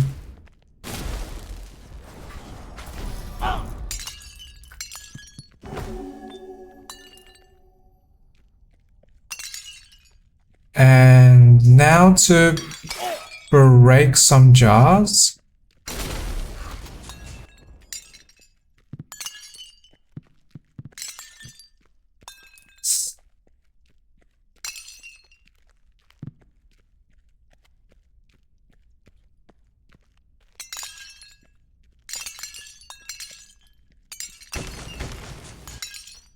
And break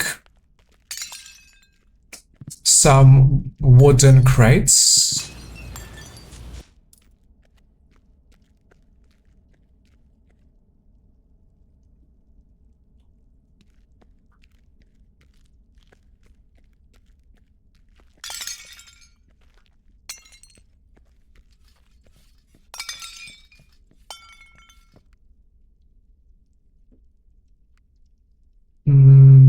Oh,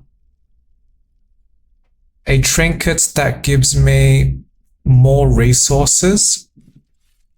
Yes, please.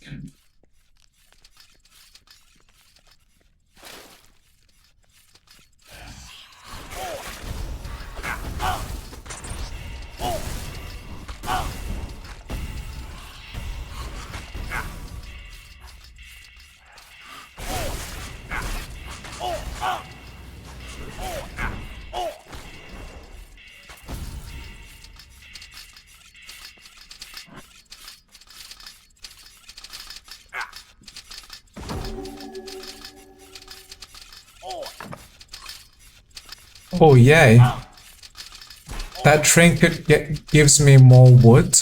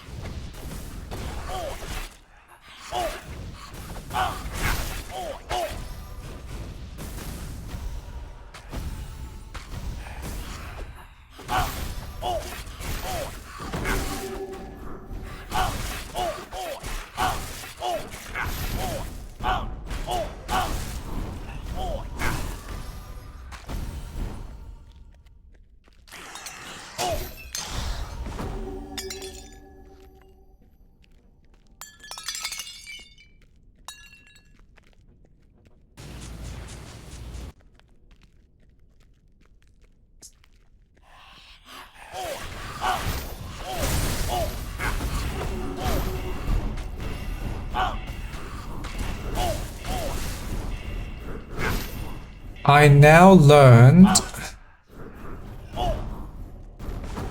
some of these enemies can evade my magic hammers, which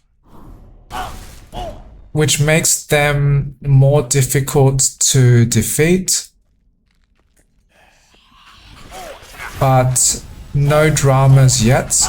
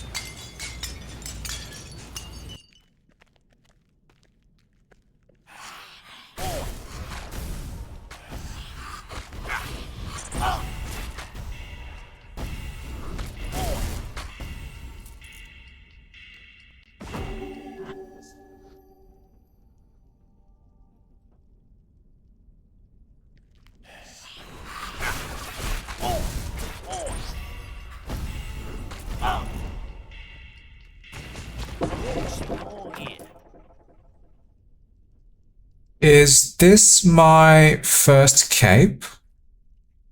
Yay! Yes! More mana regeneration and more damage against bosses? Yes, please.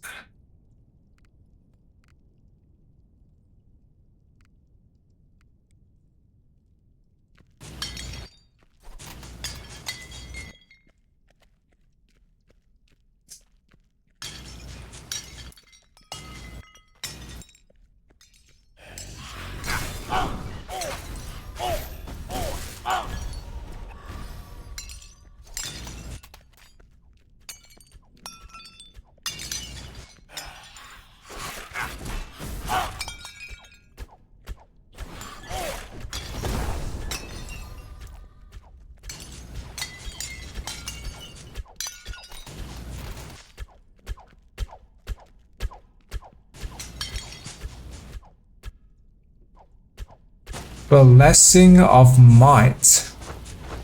Yes, I am more mighty and can deliver more damage.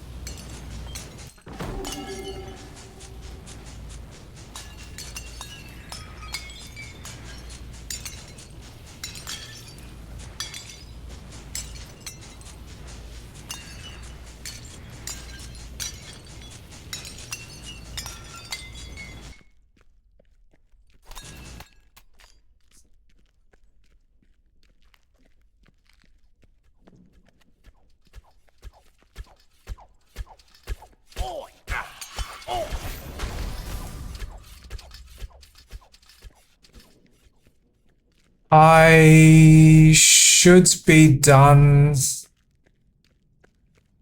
with this level now.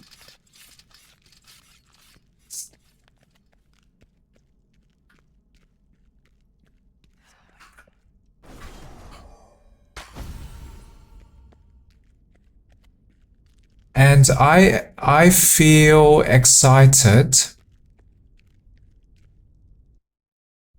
to learn if my paladin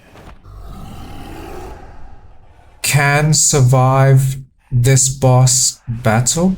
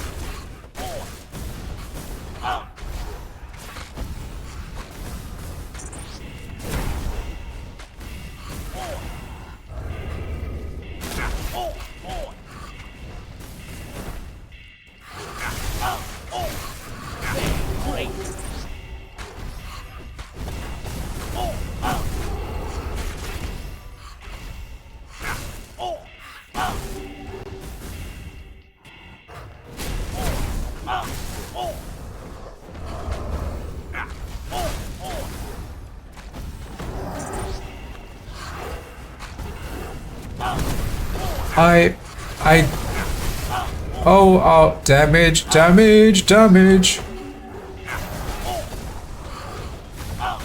I was trying to say I deeply like this paladin's healing ability because this really is like having unlimited potions.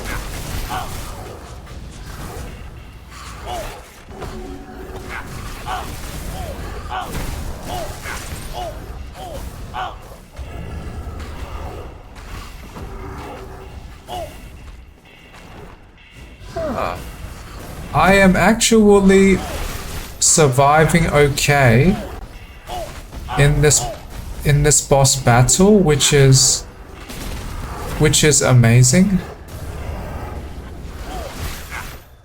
From my memories,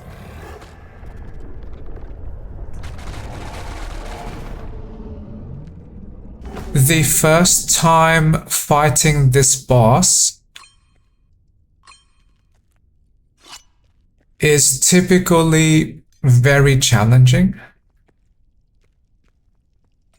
Yay! New area.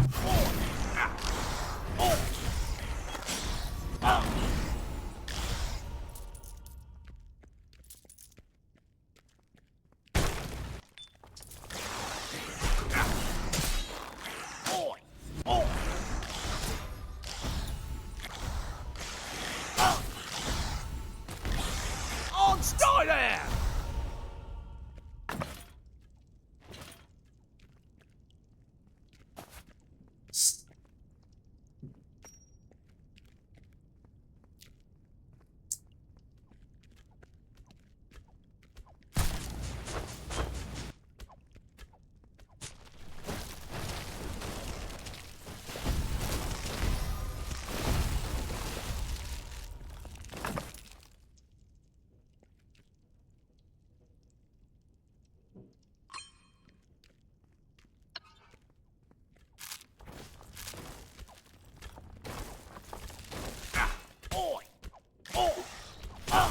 Oh, why is my game showing me two items?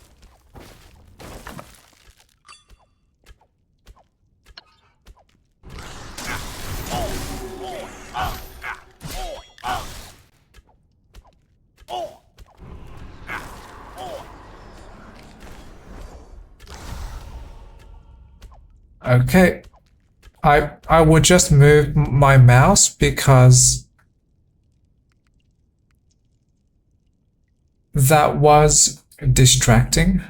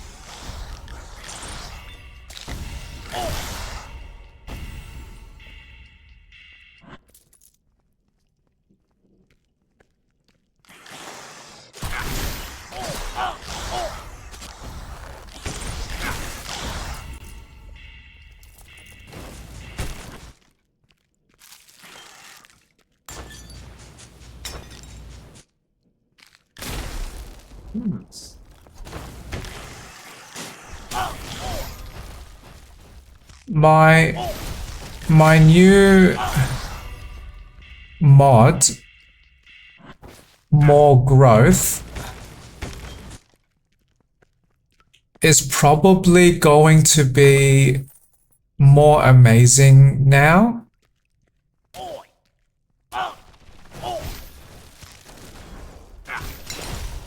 Because the more level ups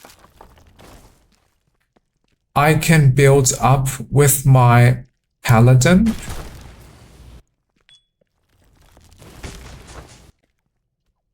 the better all of my classes will be.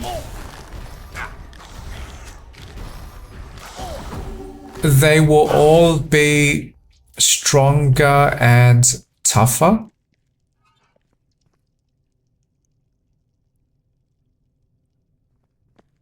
I now unlocked the library, apparently.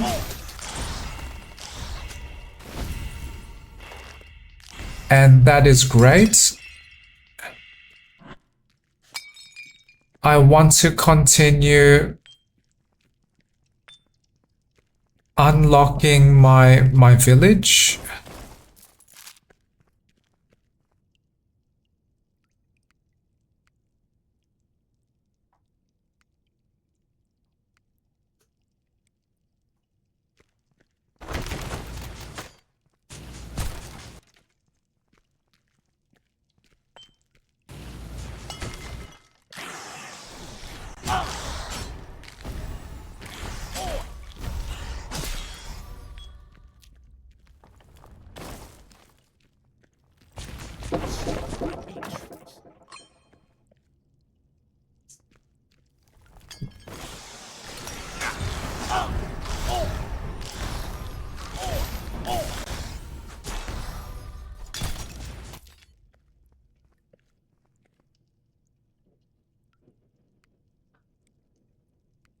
Shadow item, and I do not want these other items.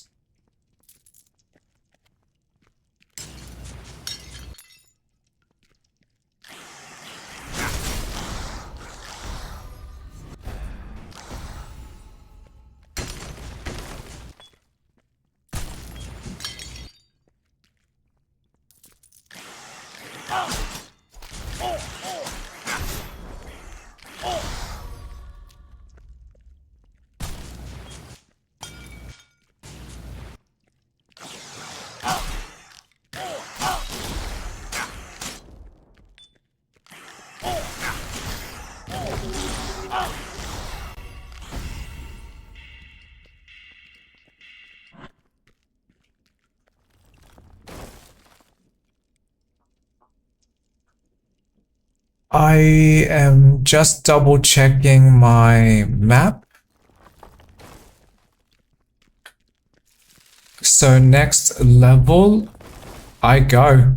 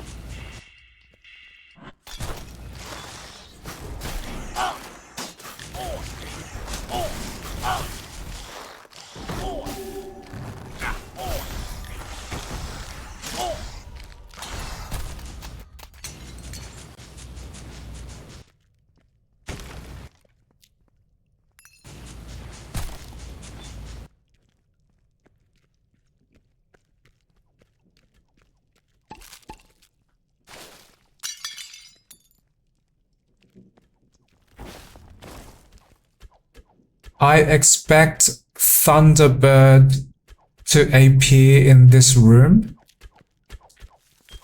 And I was correct. I see thunder.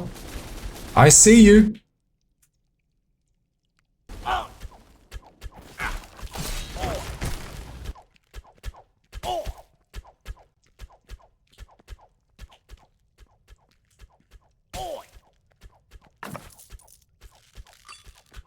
Oh, I like this trinket.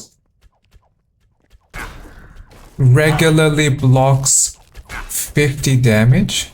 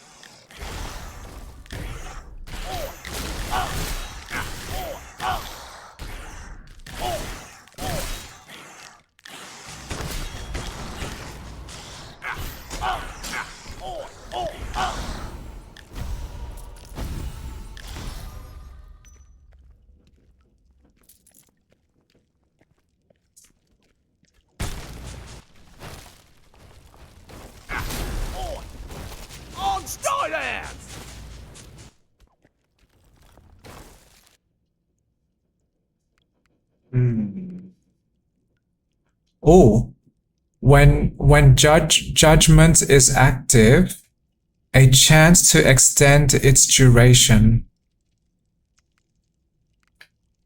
I wish that was triggered more than just kills. Because against durable bosses, this would never ever trigger.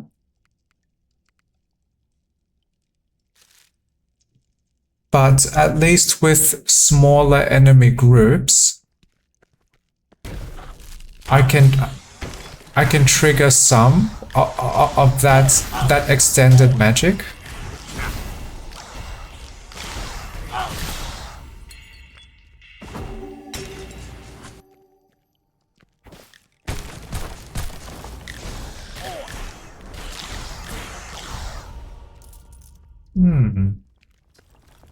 The more I play as this paladin class, the more I like this class.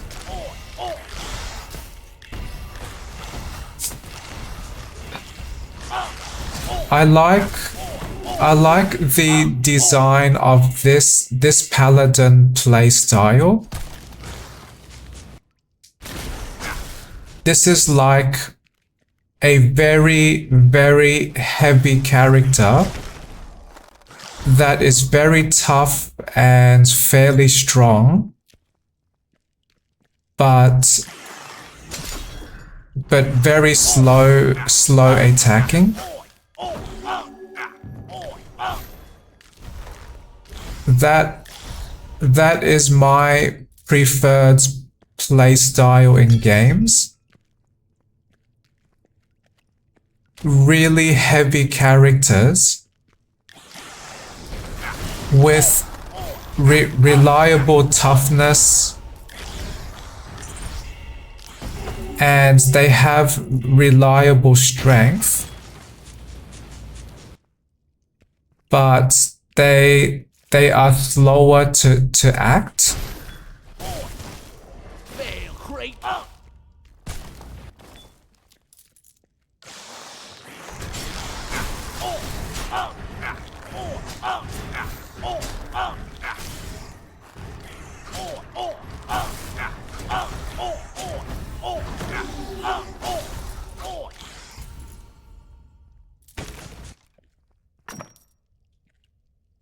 Oh, that is much spell power.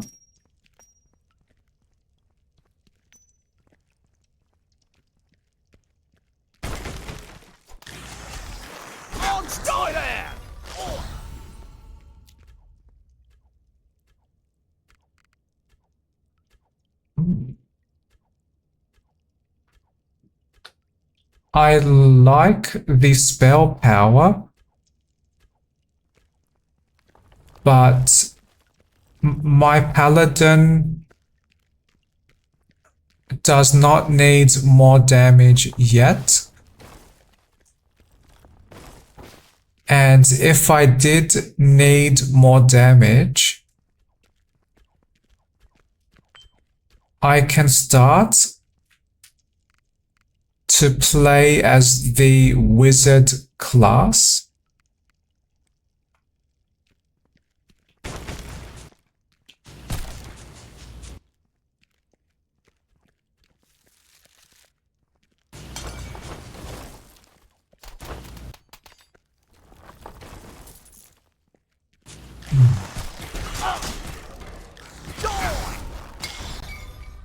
Doi.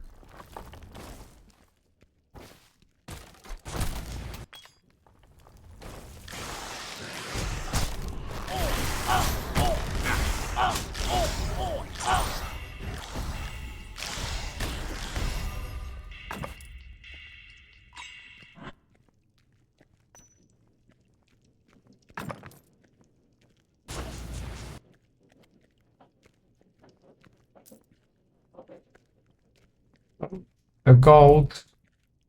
I saw that on the map. Stay there! And stay down.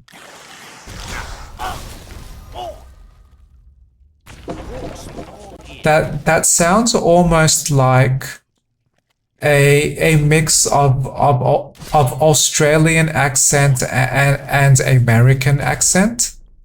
On stolen.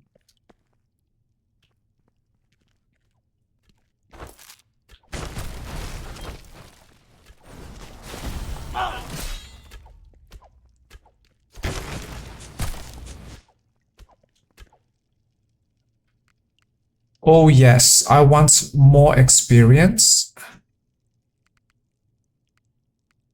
and more gold.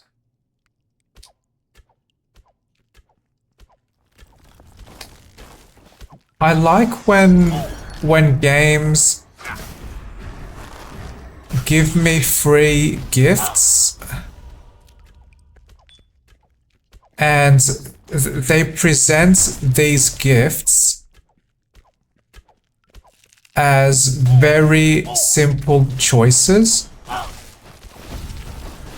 So choosing one or two options in a small, very small group of options.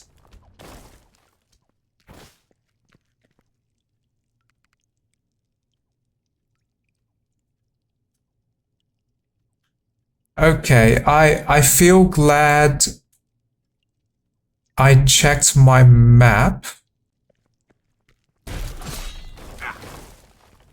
because I forgot about Thunderbird. So great. When I return to the village, I can probably buy some more village upgrades. Okay, I feel excited. This is the first time I am fighting this boss. in this save profile.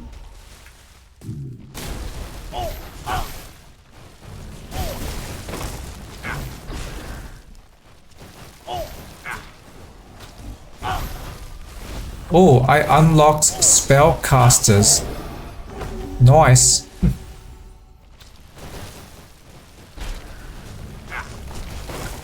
I have noticed something vaguely interesting. When I look at the boss's health bar, they seem to be divided into multiple phases. And in each phase, the boss changes their behavior slightly. And they seem to receive more damage after the first phase has been defeated. Oh no, too much damage.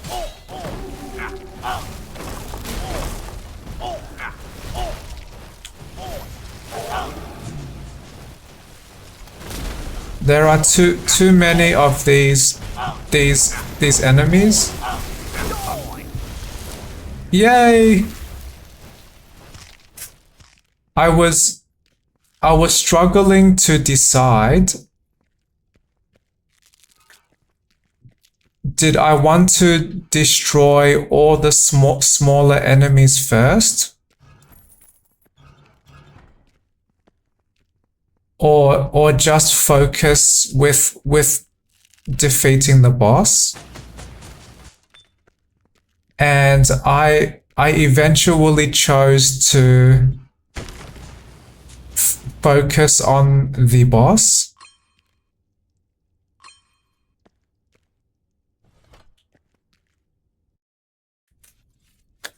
And that is one of my paladin's weaknesses.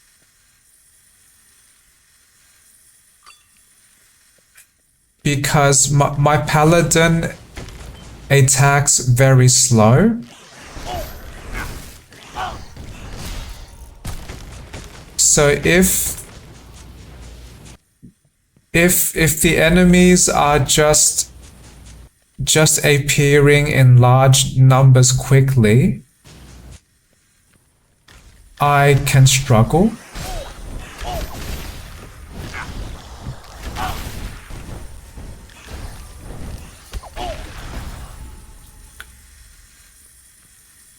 I am slightly curious about what triggers that spellcasters.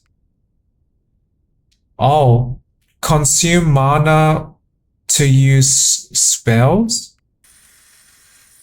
Yeah, I can do that. I always trigger my magic.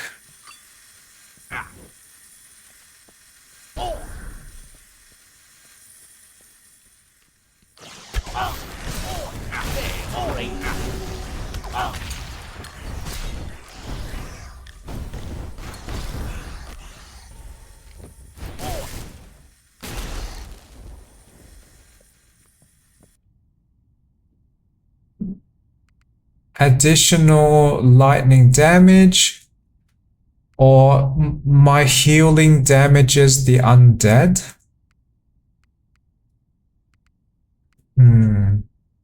More lightning damage. Because if I am not fighting undead, then I still receive a damage bonus.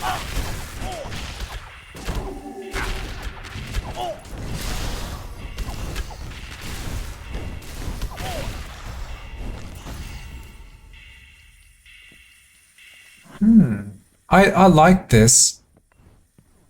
The enemies in this level, they seem more tough and more strong. but not too difficult for my paladin.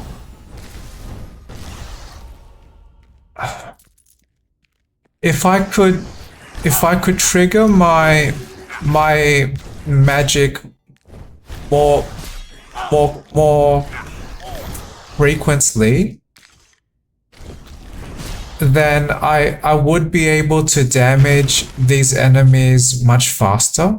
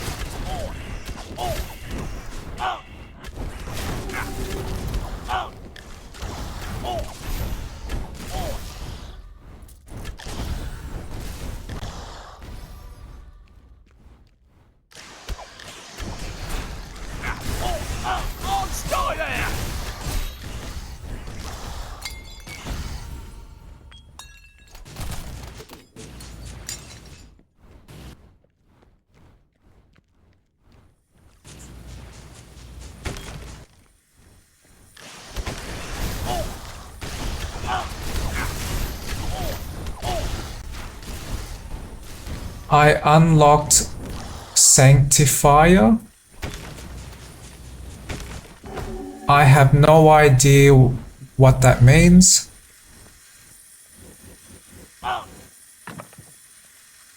But yay, more resources.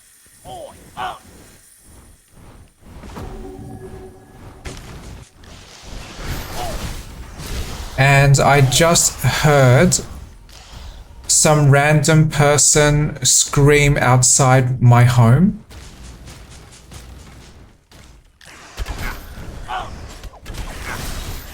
Maybe they are experiencing very happy weekend time.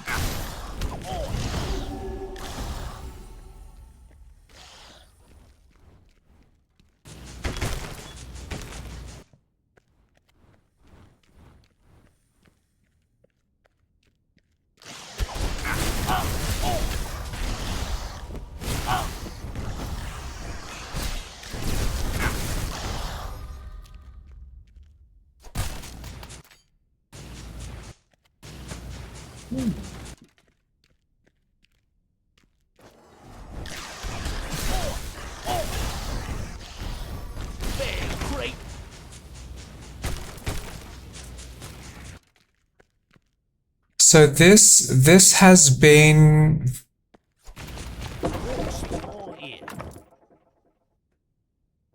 a very valuable and very interesting test of my new mod.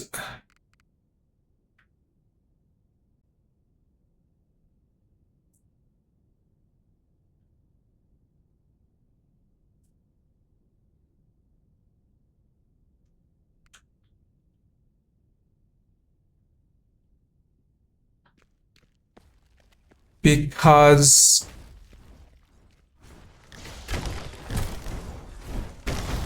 This seems like my mod helps us survive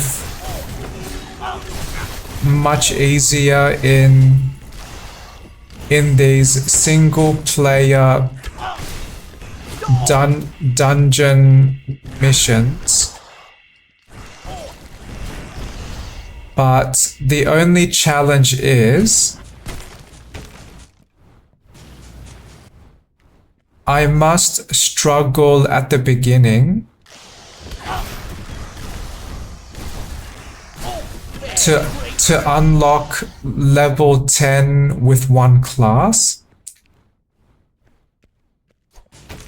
and unlock their extra special abilities.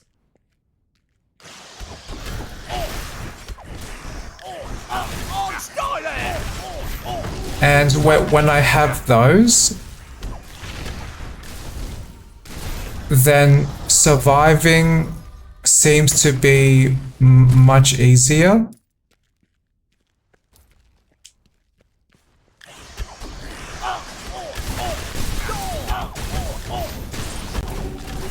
And even if surviving does not seem much easier, I would like to believe surviving will become easy enough that if people are playing this mod, they can, all of those level up bonuses will apply to any other class. So time and effort is not wasted.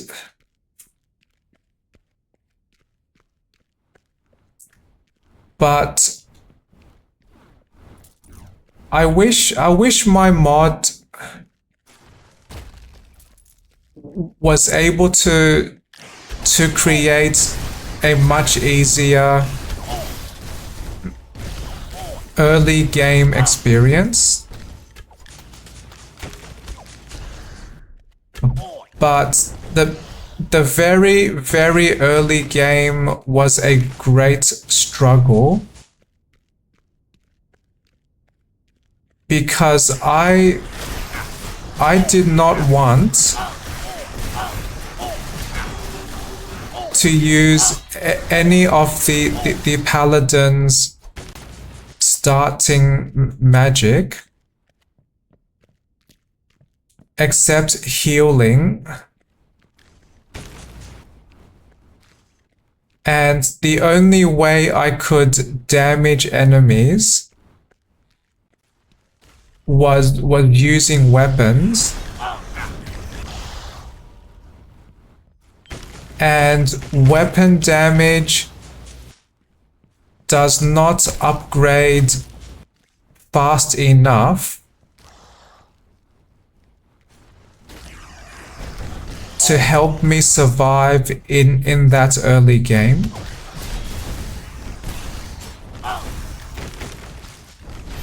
And I was depending very, very heavily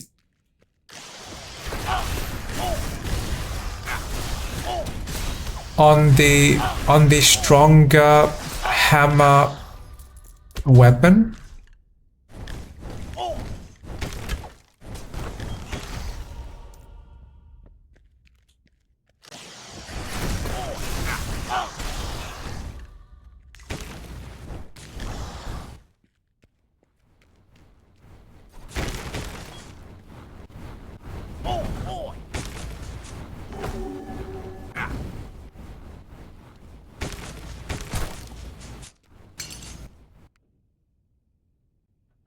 I am not trading away 27 wood, but 44 stone? Yes, please. I want to accept 44 stone so I can upgrade my village slightly faster.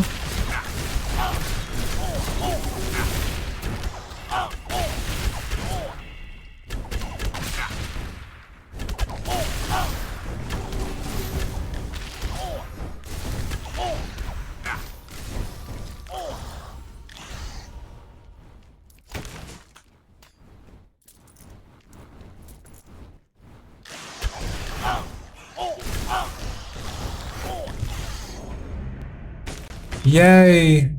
One more level up, which means my class is now slightly stronger and slightly tougher, which is welcome. I welcome gradual upgrades.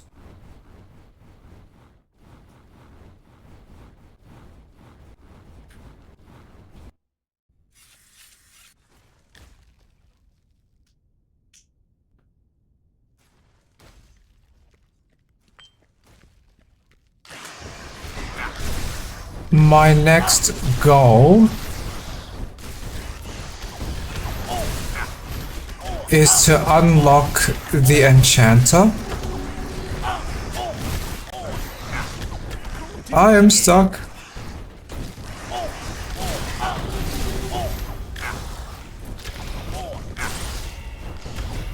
Because the sooner I unlock the enchanter, the sooner I can unlock spell cooldown reduce on my equipment.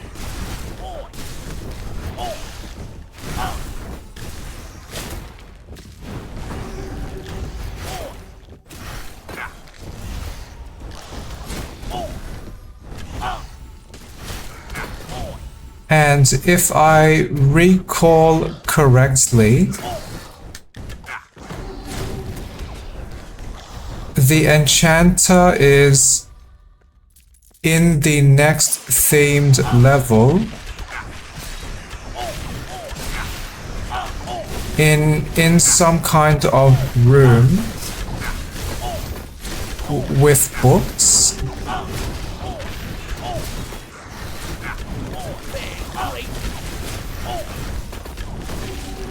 I like how durable my paladin is. I am able to receive so many attacks from these enemies. This is exactly what I wanted with my mod and with my paladin build.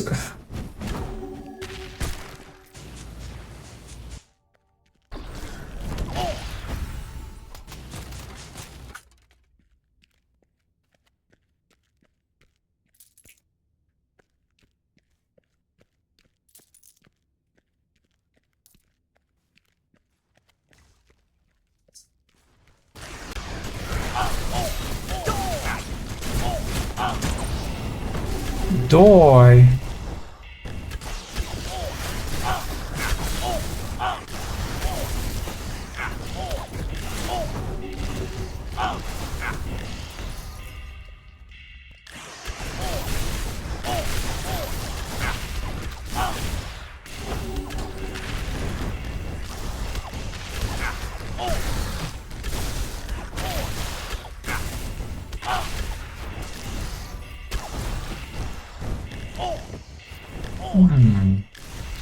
This is amazing.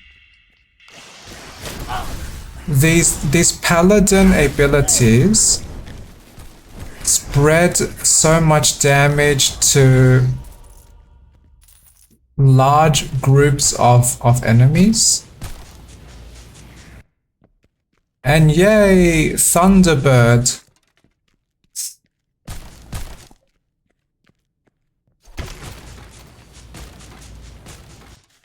Next time when I return to the village,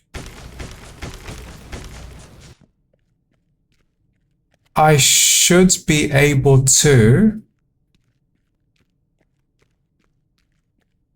build one or more buildings.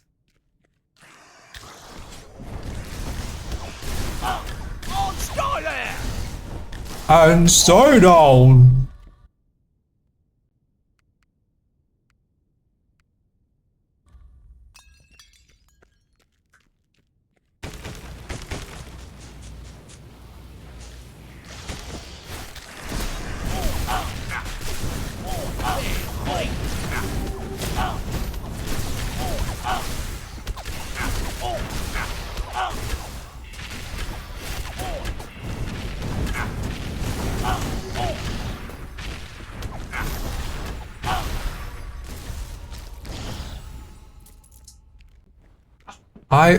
I am enjoying this game currently.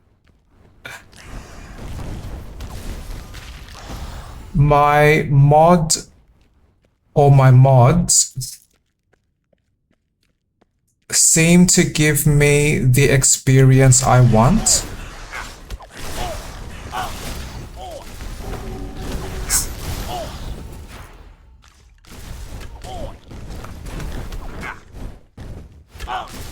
I am almost tempted to create a mod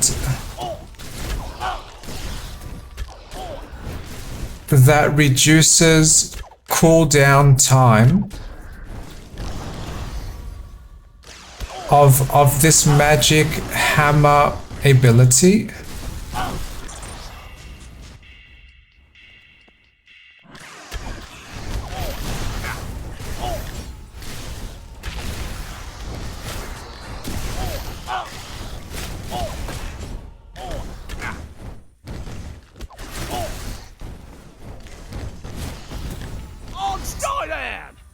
On start off.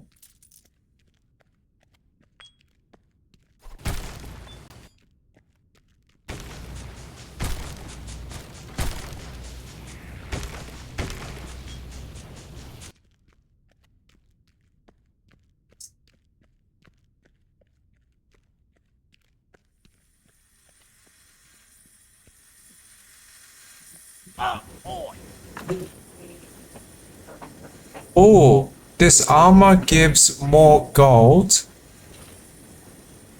and much more vitality.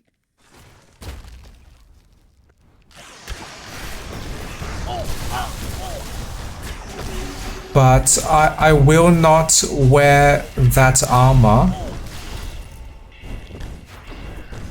because that requires very high strength. And I want my paladin to be intelligence focused.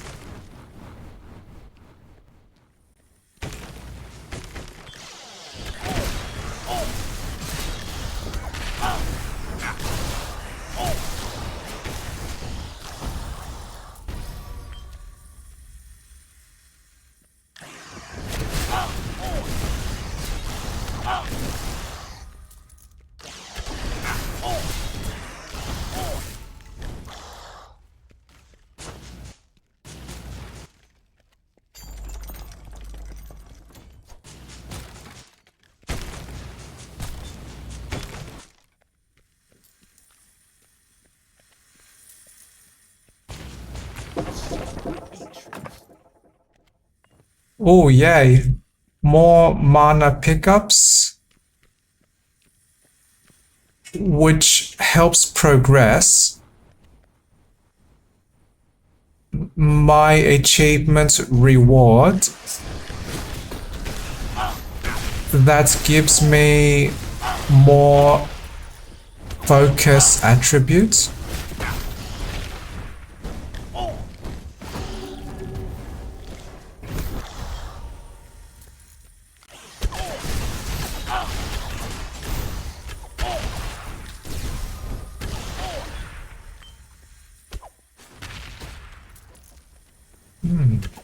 I like this.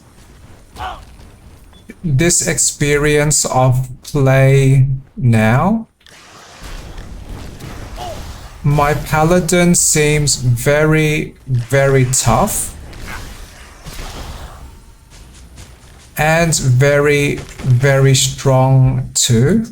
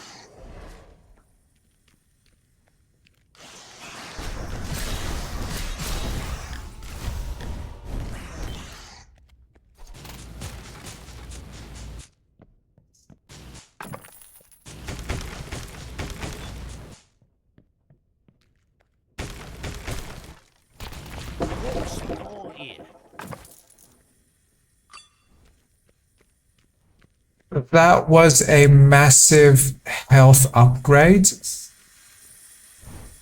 from that trinket. Yay. And yay, more resources. Wow. I feel excited about returning to the village.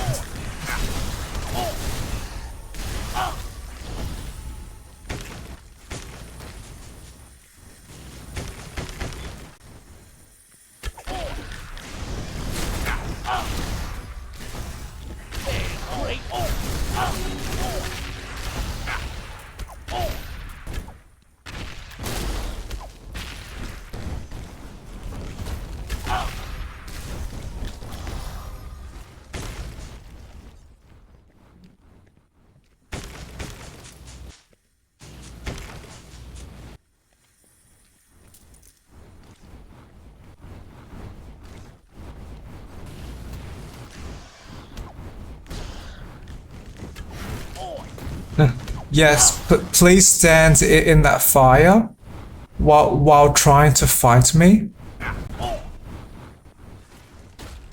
It's empty. Potion is empty. Potion is empty.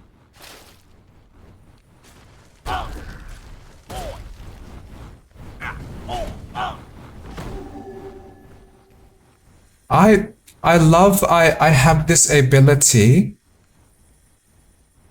to heal a massive amount of health anytime. Okay. I believe I am now finished with this level. Now I want to engage the Thunderbird.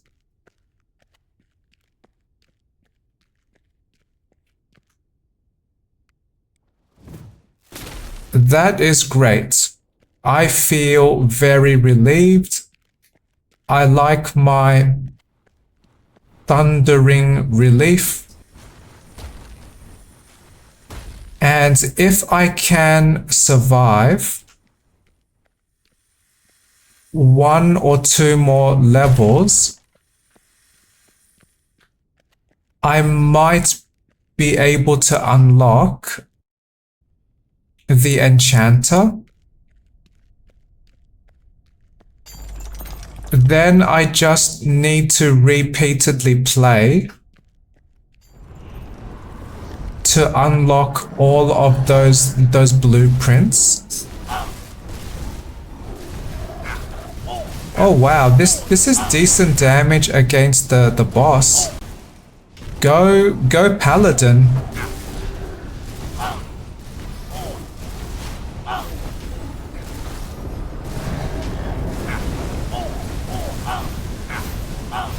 Ooh, my Paladin is very durable, very tough. I like this.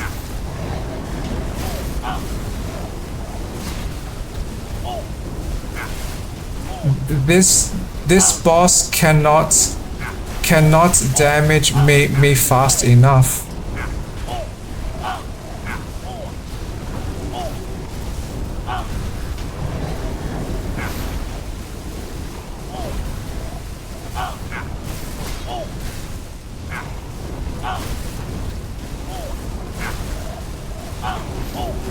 Or will I survive? I survived! That was exciting. That was my first time fighting this boss with this save profile. Okay, I am 1 step closer to unlocking the enchanter.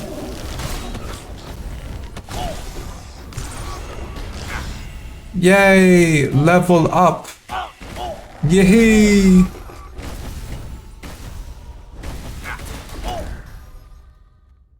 My paladin is growing. I like growth. And I like more growth.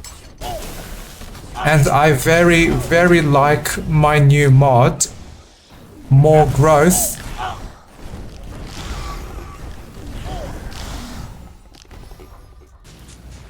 Wow, my paladin can survive. This is great.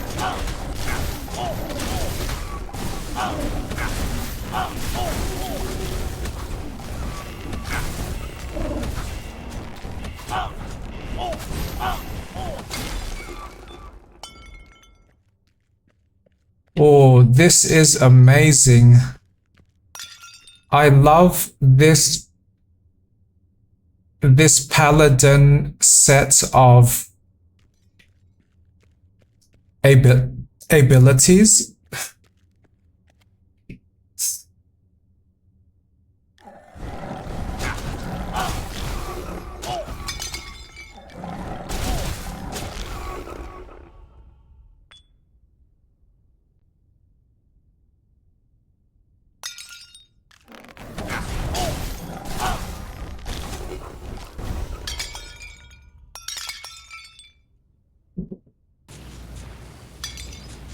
I am pleasantly surprised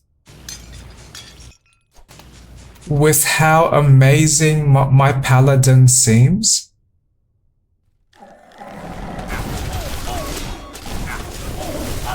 Oh no, I cannot use magic. Okay.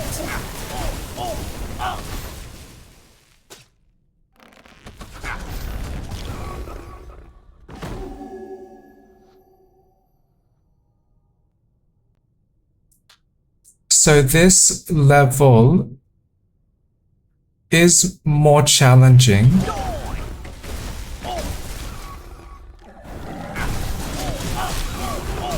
because the enemies can block my magic.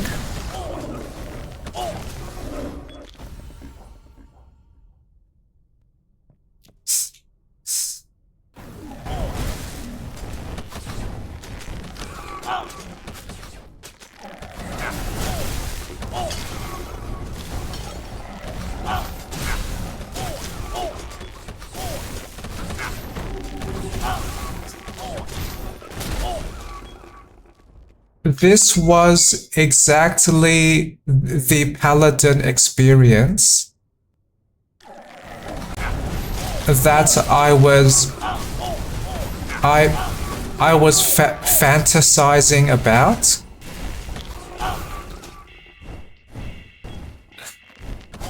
This ultra tough, ultra strong character.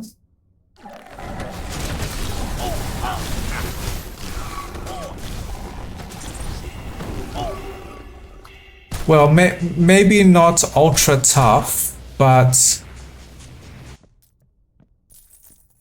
tough enough that I do not feel stressed with trying to avoid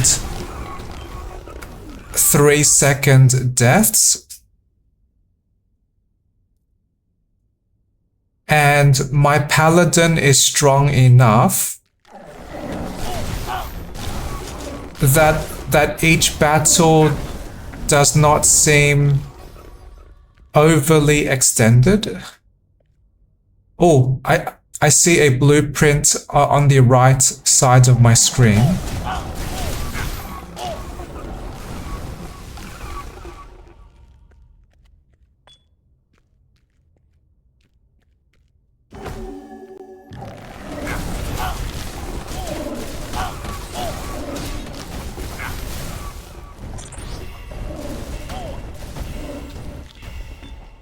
Yay!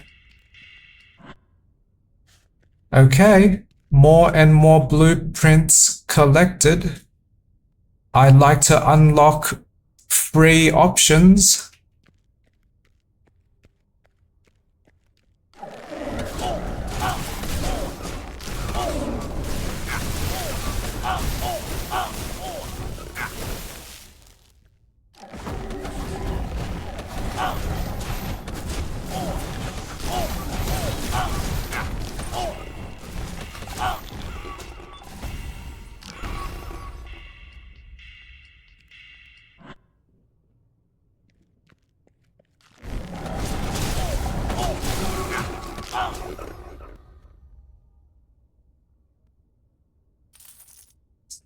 This is amazing.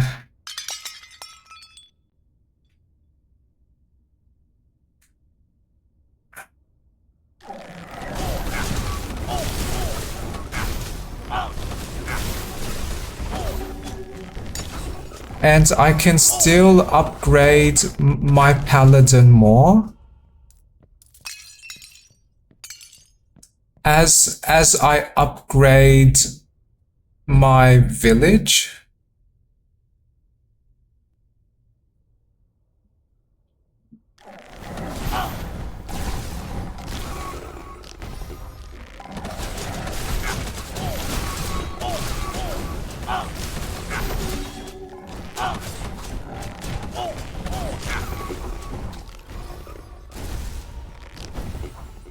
I might enjoy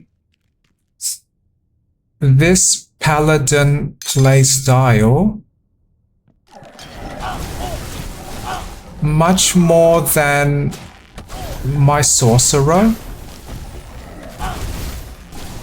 In my previous deleted save file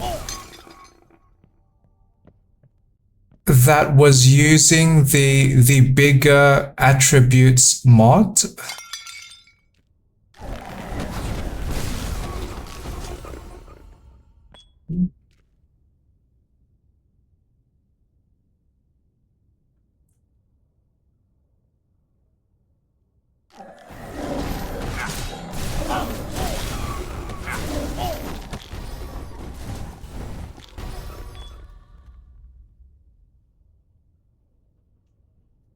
Oh, I see a very big treasure room. I want 35 iron. That seems amazing.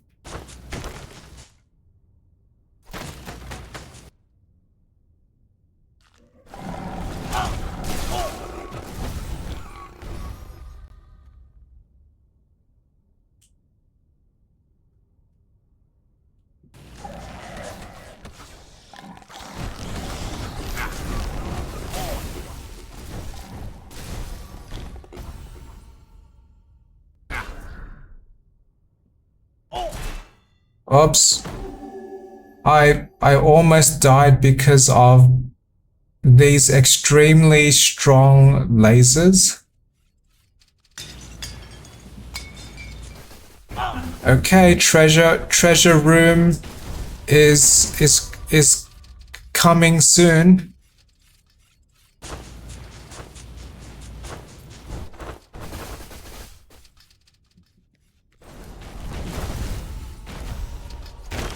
Oh, so much treasure here.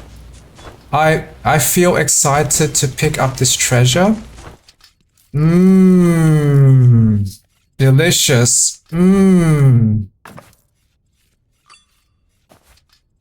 Rare collectors.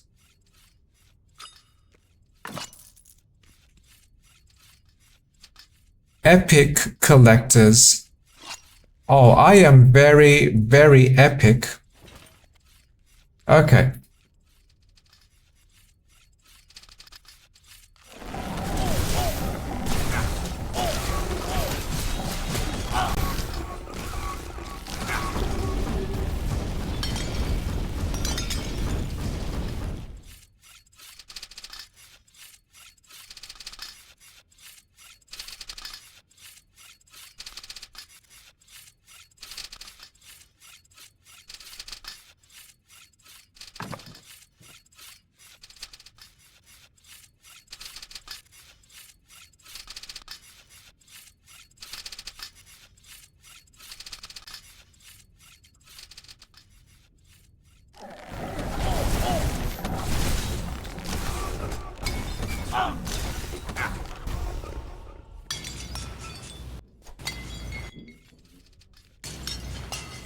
I feel happy.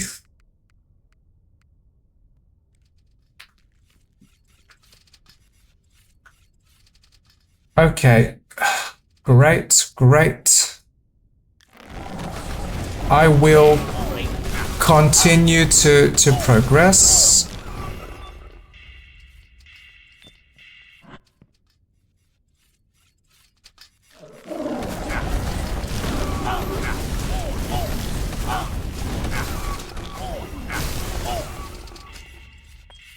That rain of fire seems amazing.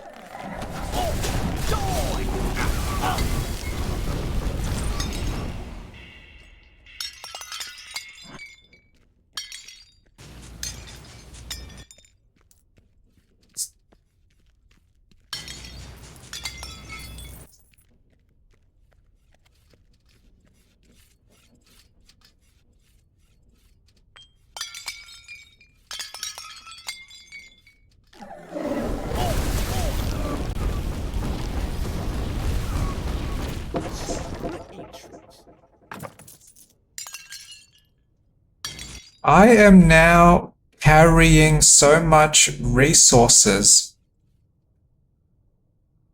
I feel excited. Okay, so if I double check my map,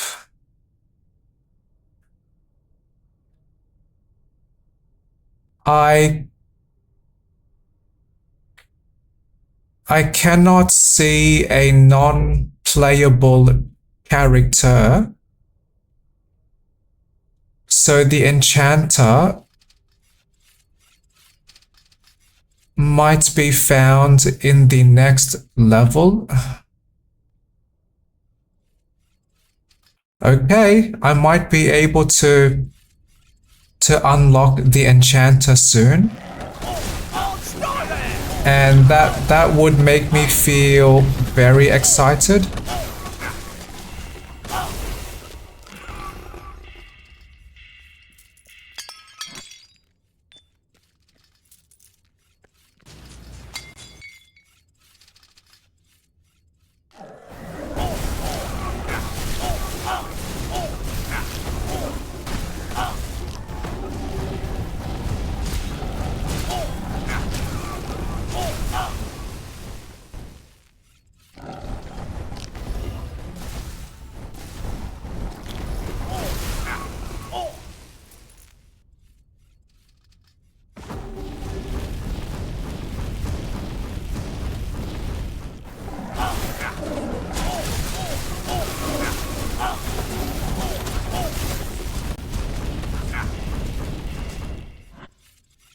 They are draining my mana very fast.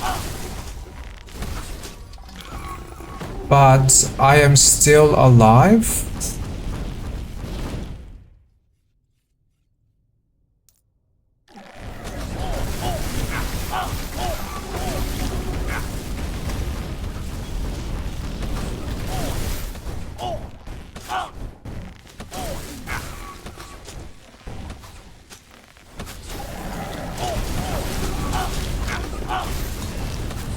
Rain of fire.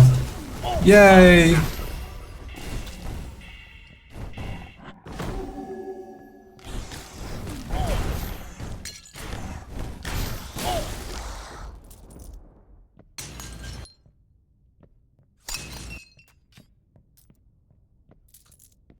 I am guessing when I trigger my magic hammers, another rain of fire will trigger. Yay! Massive, widespread damage.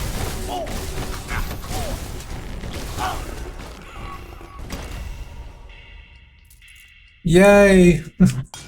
These battles seem very easy.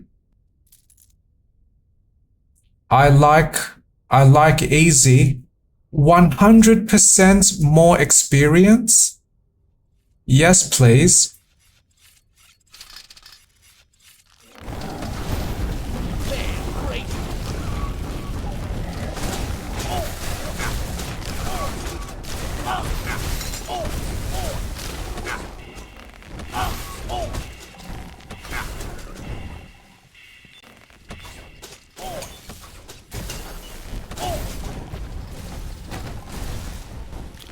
So I will now prioritize fighting as many enemies as soon as possible.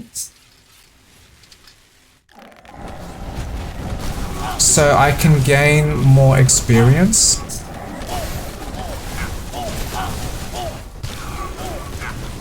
Yay, level up.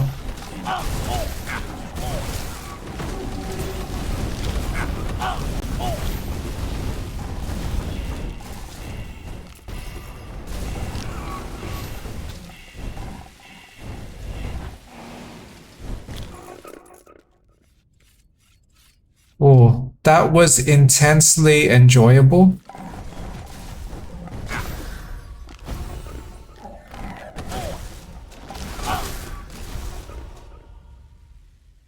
Okay, where are there more enemies?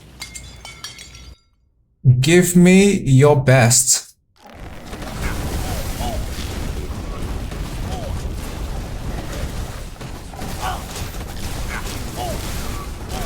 Oh, they drained my mana too much.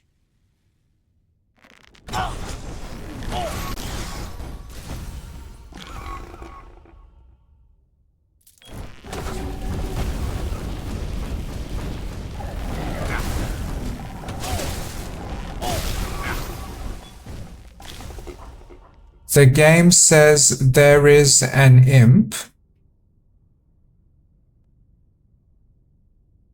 And they upgraded my weapons.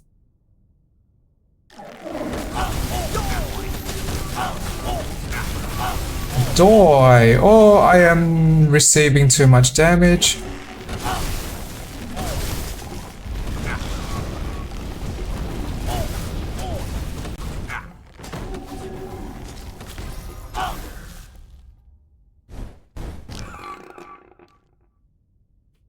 Great, I am still alive.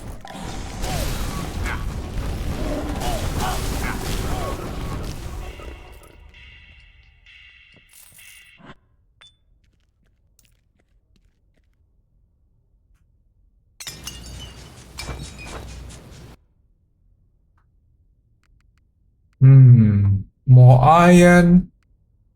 Yes, more iron.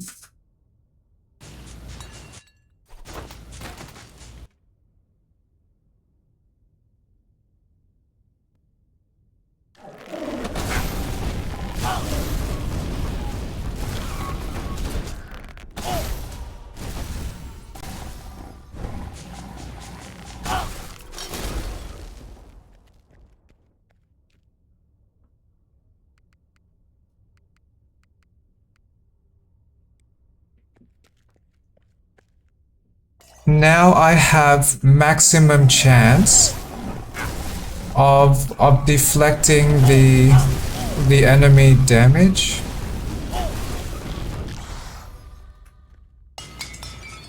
Great. This level gives me so much experience. I like that.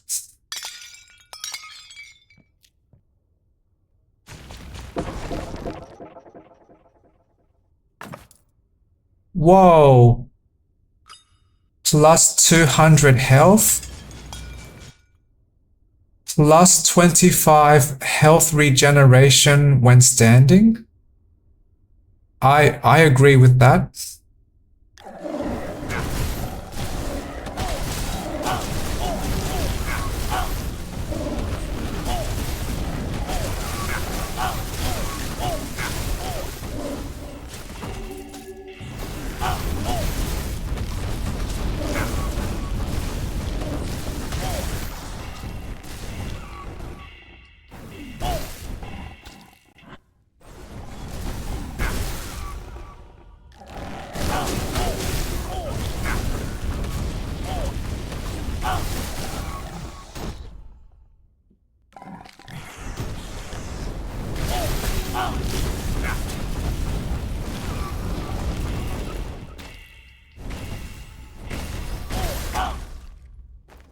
I enjoy this.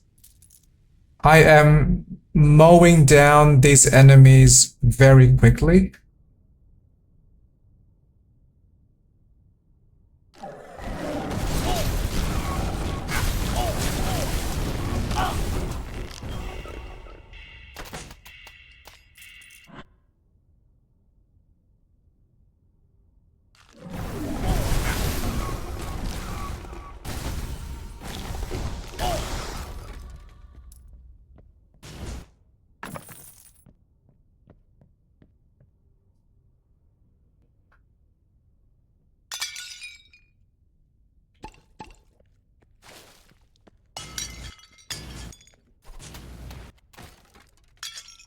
Oh, experience scroll.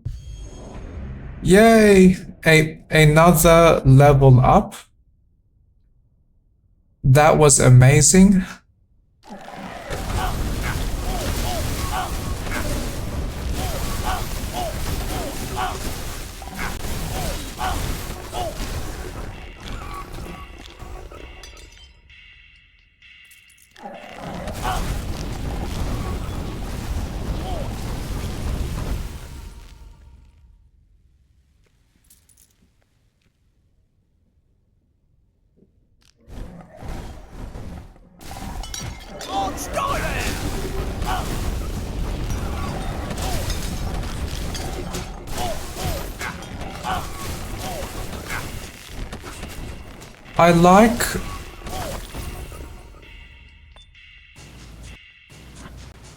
I like that this paladin magic of falling hammers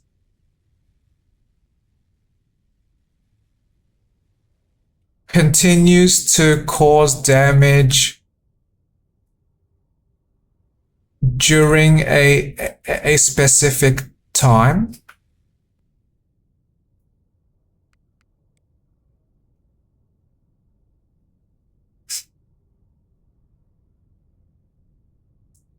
Because if the enemies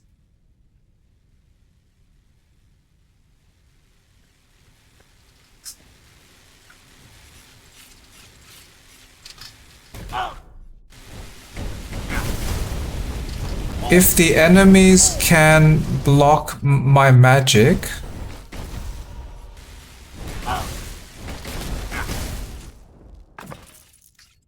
then if I can trigger my magic hammers before my magic is blocked,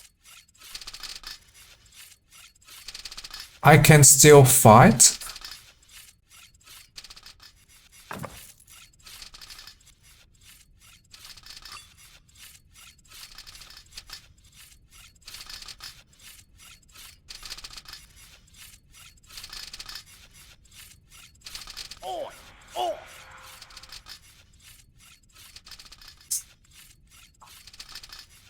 I intentionally wanted some shadow curse so I can remove them with that fire interactable, because that does progress one achievement for me. And I do not see any non-playable character. So maybe I cannot unlock the enchanter yet.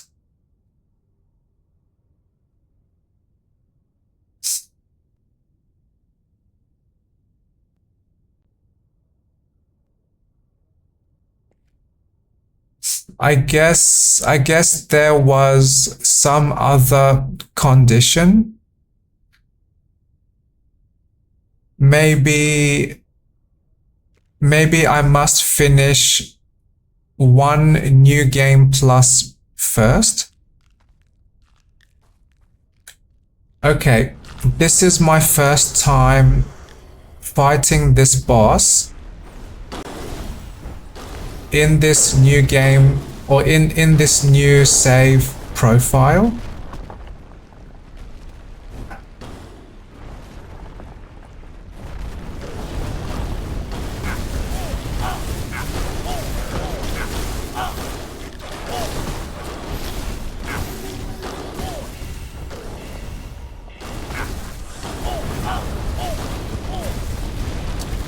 I am damaging the boss fairly fast,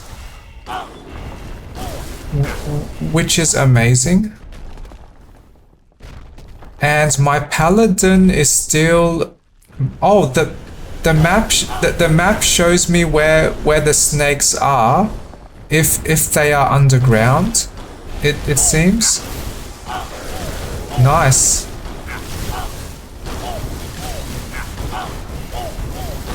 My paladin is so tough, and I like this so much. I have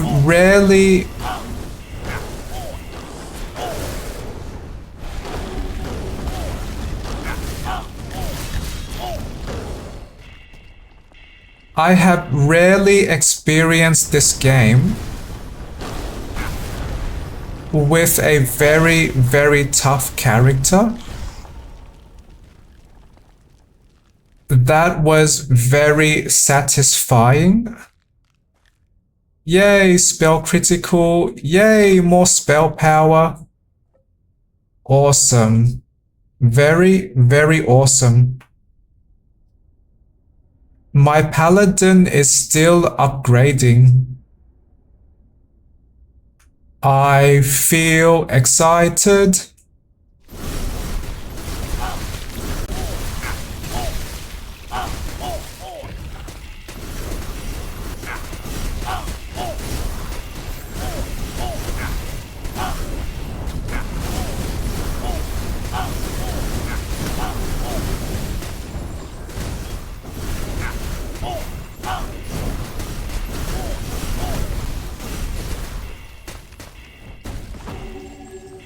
Can I survive all the way to the end and bring back a large amount of resources to the village?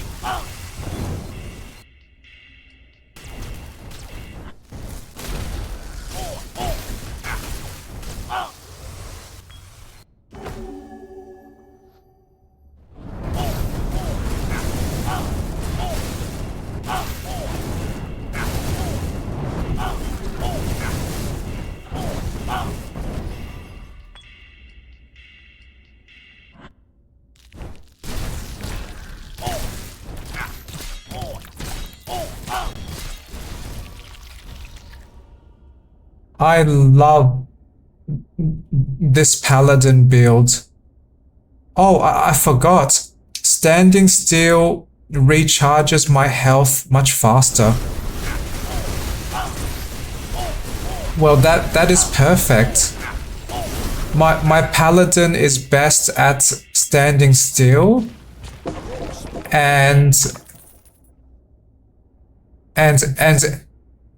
able to receive plenty of hits.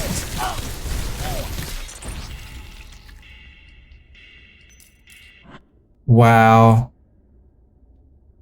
This was a very satisfying dungeon playthrough or dungeon mission. Oh, I enjoy this.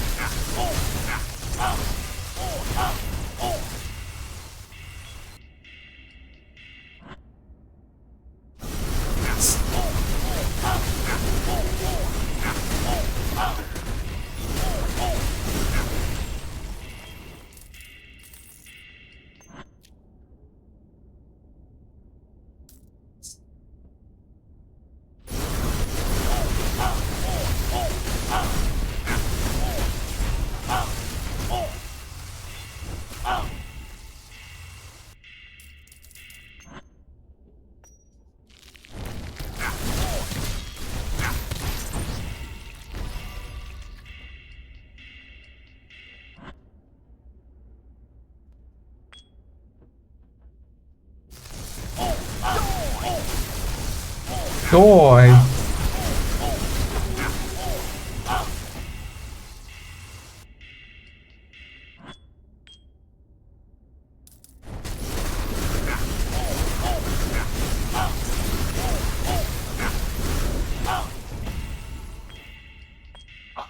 Amazing. My paladin is so tough. And my paladin is defeating enemies very fast as well.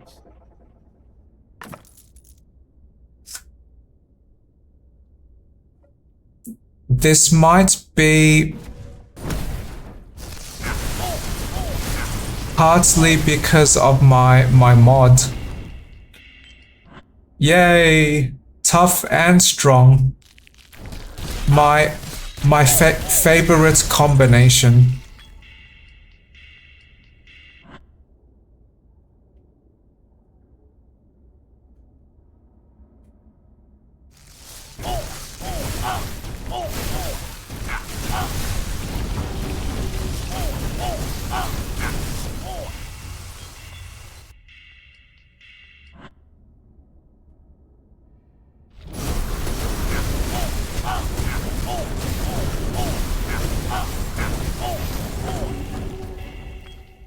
Wow, that group of enemies were defeated in roughly 5 to 10 seconds. I love this paladin so much. I love you, paladin. You are so amazing.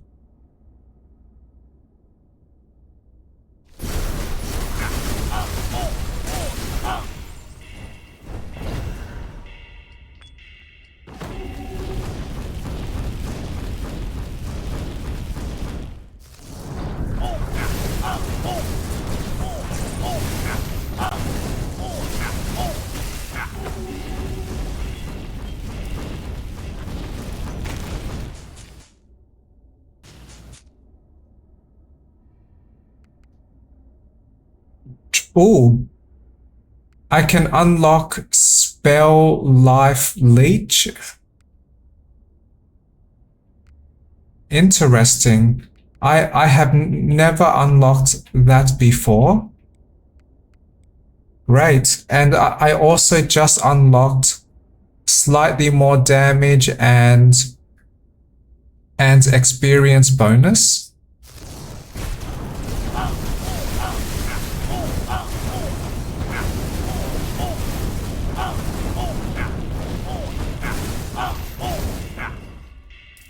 Wow.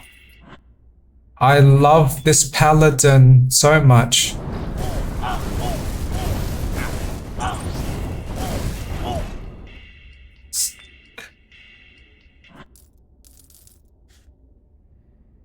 This is much more enjoyable than playing as the sorcerer. I like this 7 seconds raining magic hammers with super ultra tough paladin.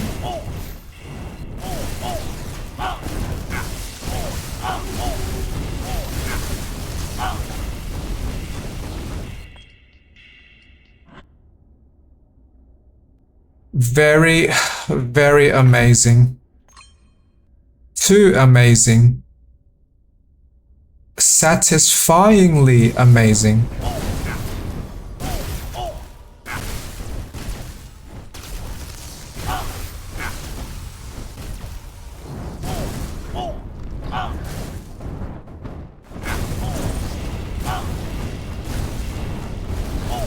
I see another blueprint, which looks like a mushroom. Elemental breakfast. Yum yum.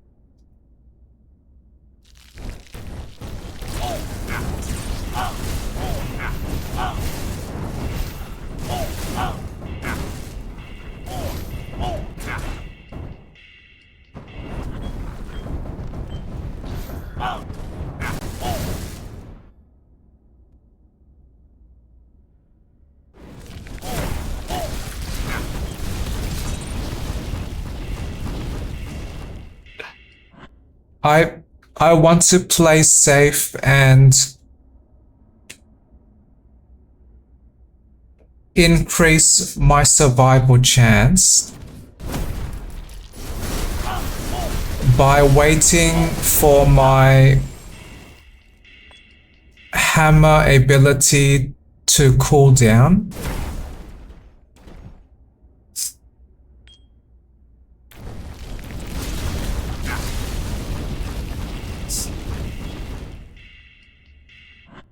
I feel very happy.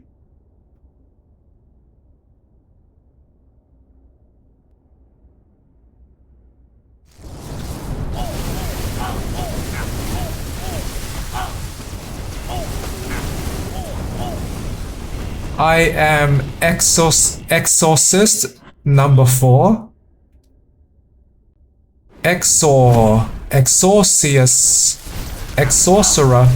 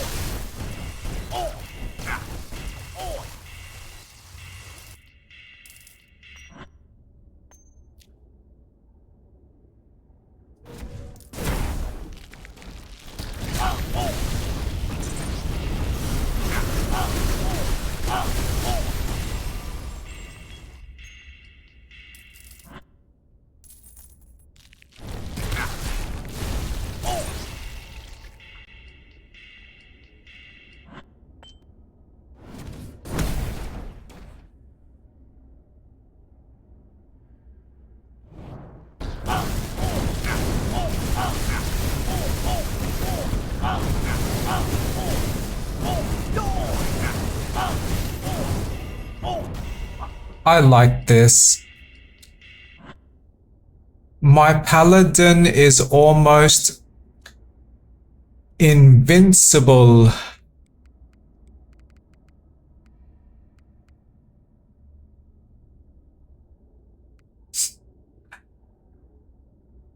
That reminds me of that phrase from the James Bond GoldenEye movie, said by the character Boris Grishenko. Yes, I am invincible.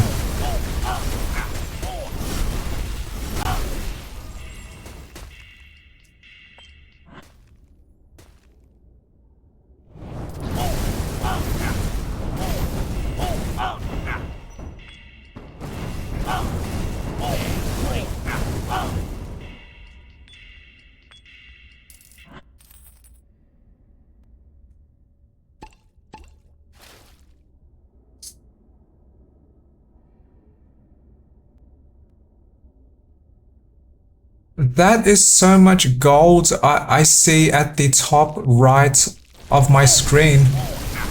Yee!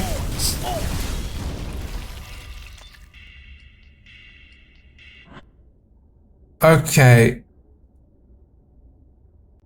I will fight this final boss very soon.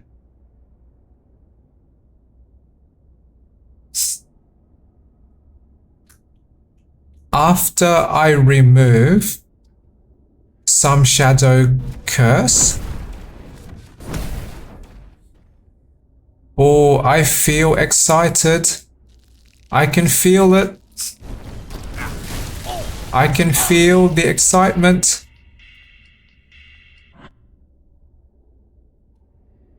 And I have so many attribute points and so many skill points.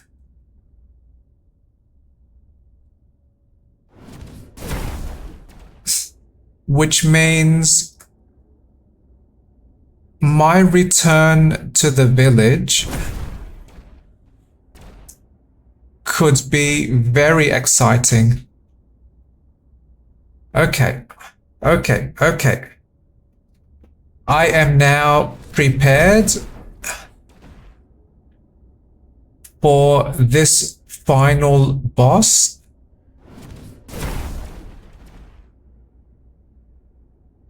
and I want to test the efficiency of this paladin class. Yay! Growth and feedback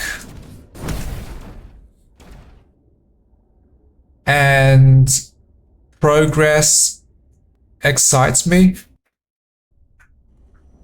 Okay, final boss. Final boss.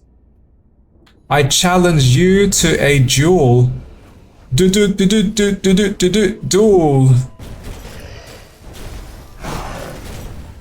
That was a reference to the very old Yu-Gi-Oh anime.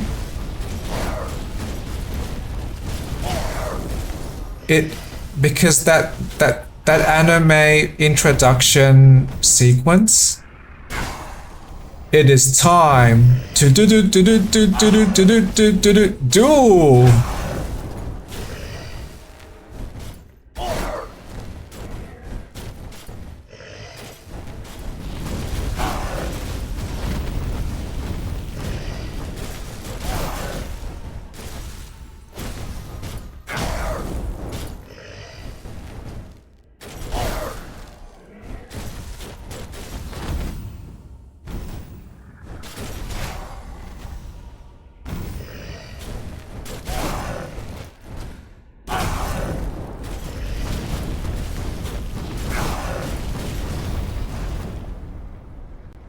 Okay, stage 1 of boss, or phase 1 of boss defeated. Oh, ah, ooh. E, ah, ooh. Ah, ah, ooh. Okay, can I survive this battle? Can I survive?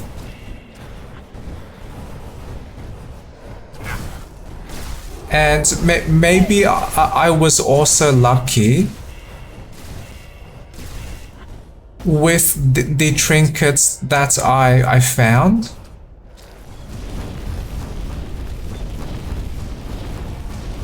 But I do not feel concerned about that.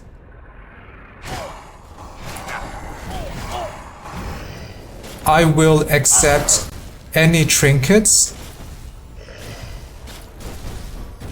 that help me to survive.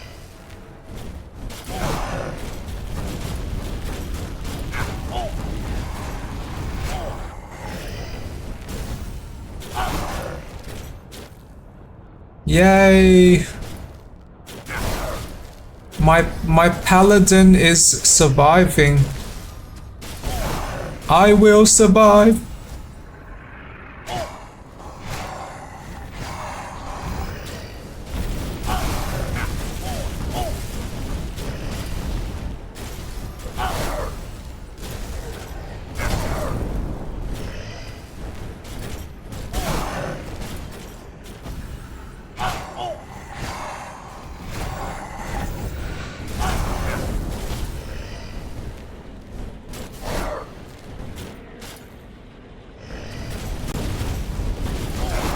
My armor or my magic resistance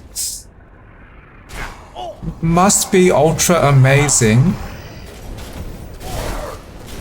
because this boss cannot damage me too fast. I am invincible.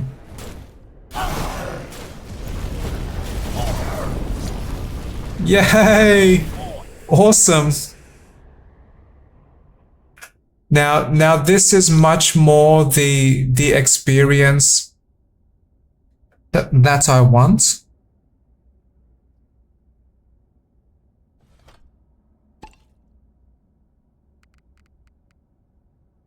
Oh, I have 400 armor. Wow, and so many of these are from the trinkets. Wow.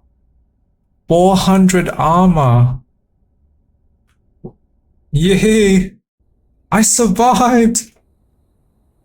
I have returned to the village with all my resources. Mmm, delicious. Oh, all of these resources. Yes. Mmm. Congratulations, you defeated the Avatar. Okay. Okay, I understand. Oh, exciting.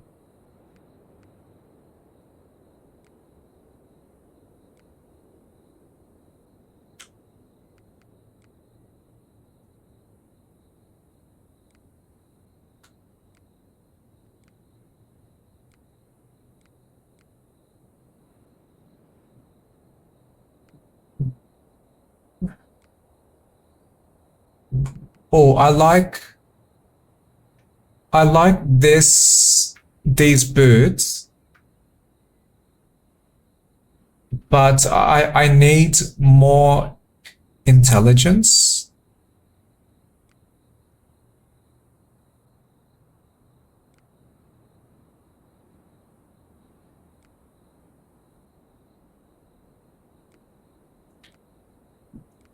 I am not going to equip strength-based items.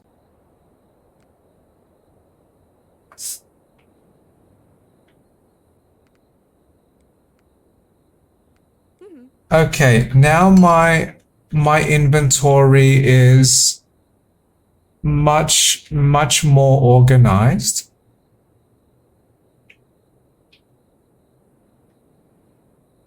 Keen simple robe. Ah, this one is slightly better.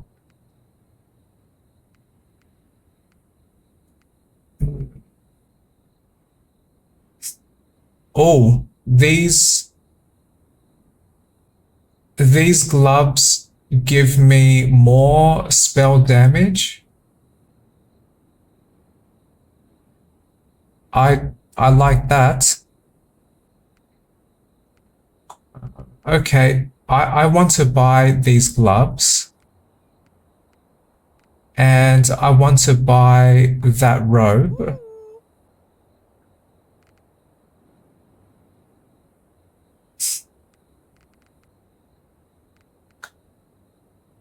Yep, this robe. Okay, now I can sell these items. Okay. Now to decide which village upgrades I want.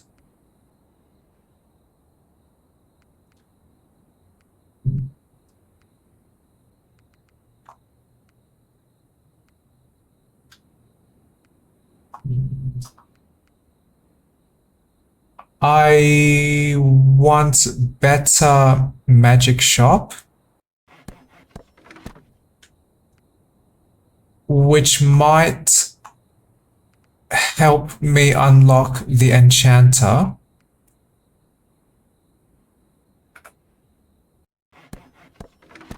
I also want the architect.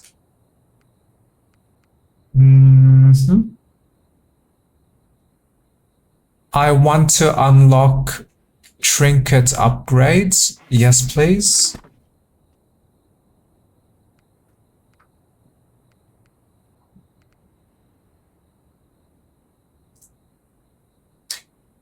And I want to reduce the cost of dying.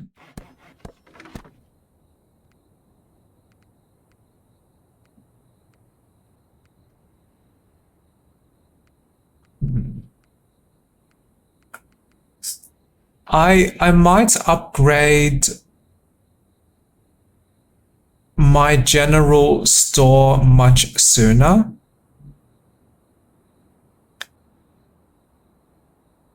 Which I did not do in my previous deleted save profile with my sorcerer.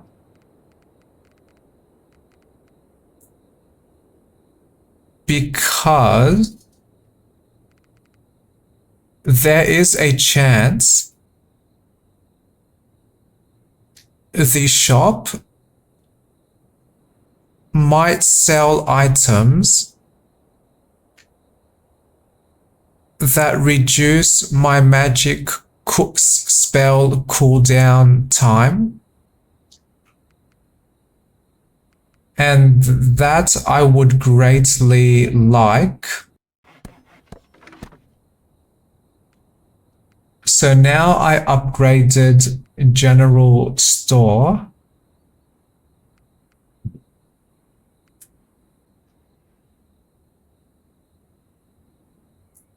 I want this cabin as well. More resources.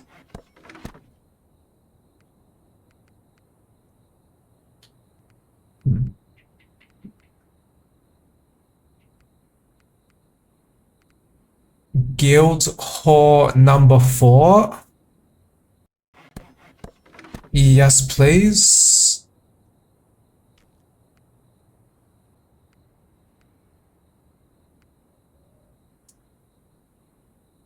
Oh, I can unlock the final training grounds.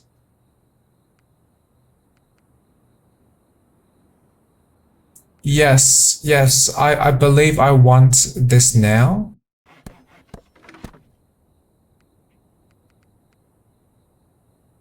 Great.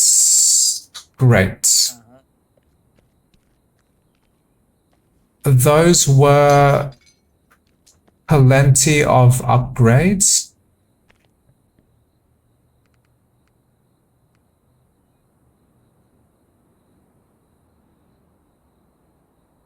Oh, this seems similar to what I am carrying. Oh, but this increases dexterity.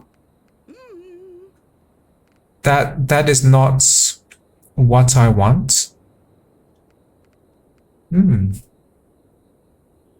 Oh, I like this cape, which gives more spell power.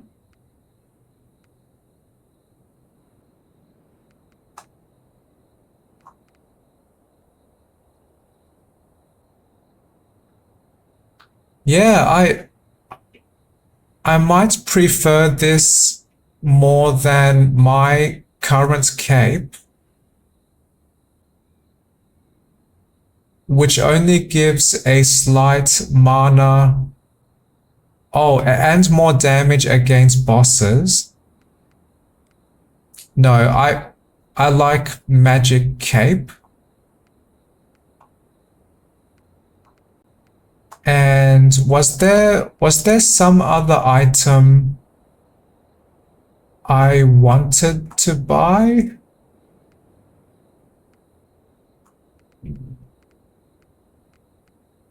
I guess no. Okay, now I have magic cape.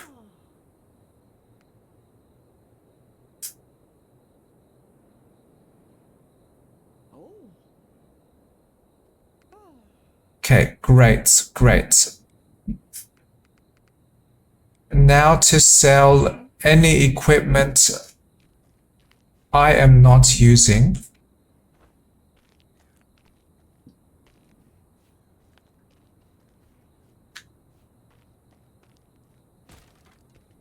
And now I unlocked the library.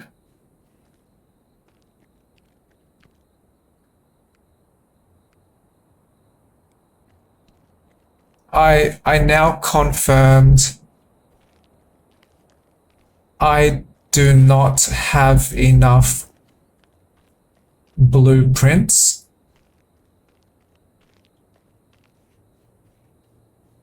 which is okay. That reminds me, I can maybe upgrade my magic slightly more. Okay. Okay, now I want to assign my attributes and skill points. Oh, I love this lawbringer skill. This may have protected me so much.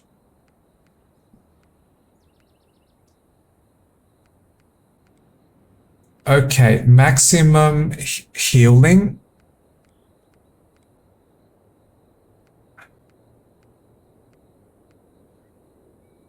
And almost maximum lawbringer.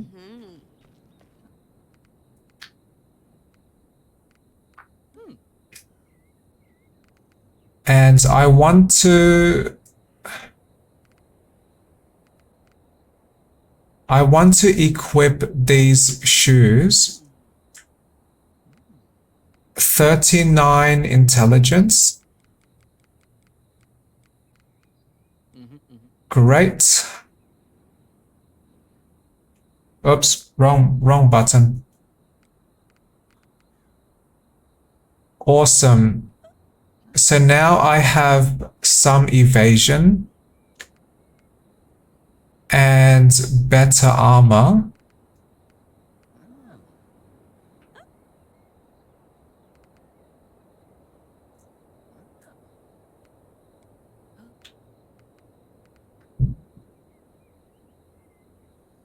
I have not struggled too much with my mana yet. So I will increase my vitality instead with all of my remaining points. Because what I discovered about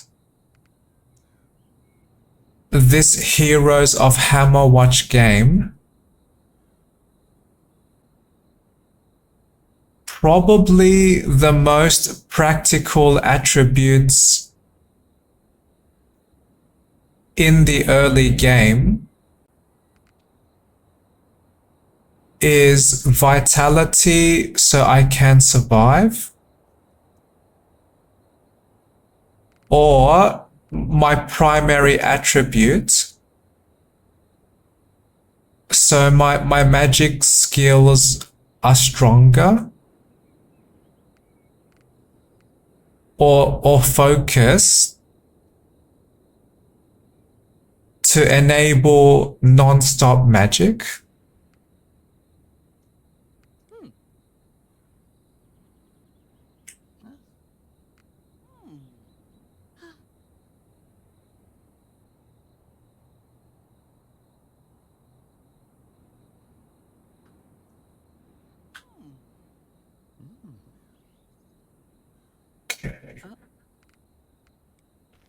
Okay. My paladin is much more upgraded now.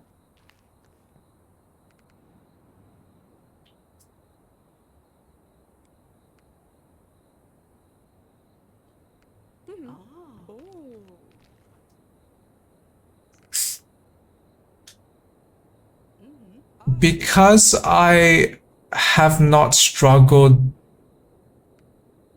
Okay, no, I will not wear that helmet yet,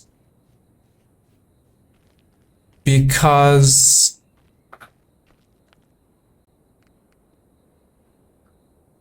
I want to play this new game plus again, but so I can more quickly unlock the enchanter.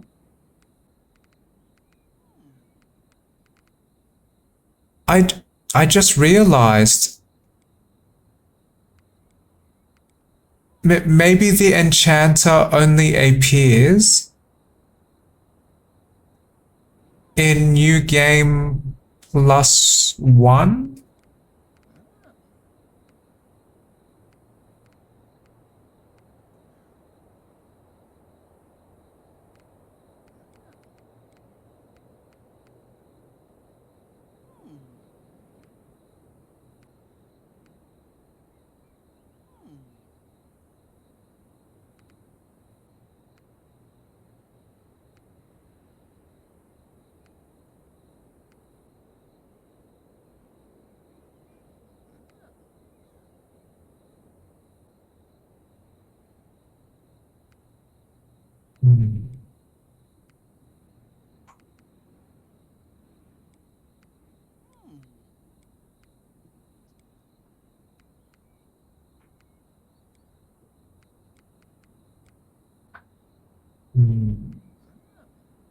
And this drink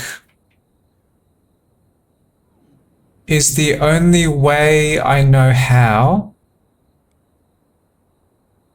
to reduce my spell cooldown for now. So I want to drink instead of conserving gold too much.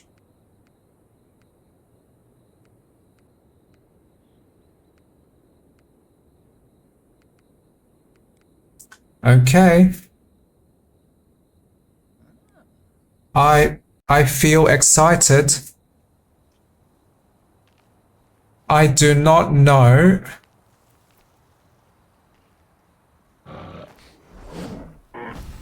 if okay, these new game +1 enemies seem to be much tougher. Well,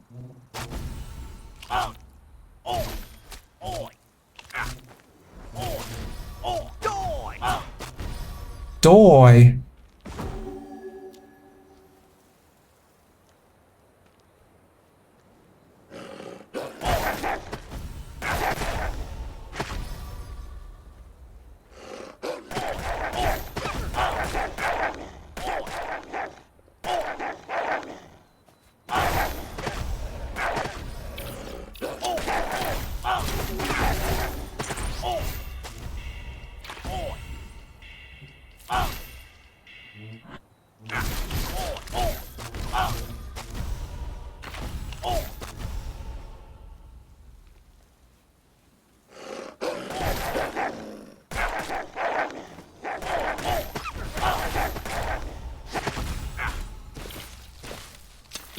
I might be a little under-leveled as well.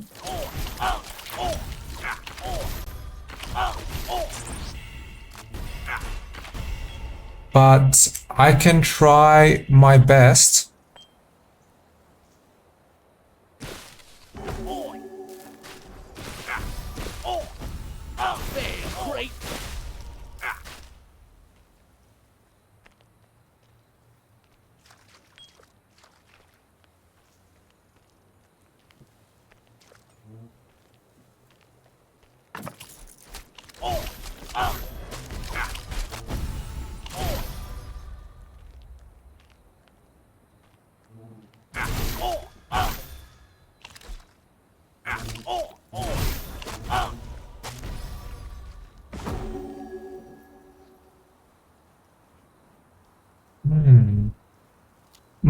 My healing magic cools down much faster.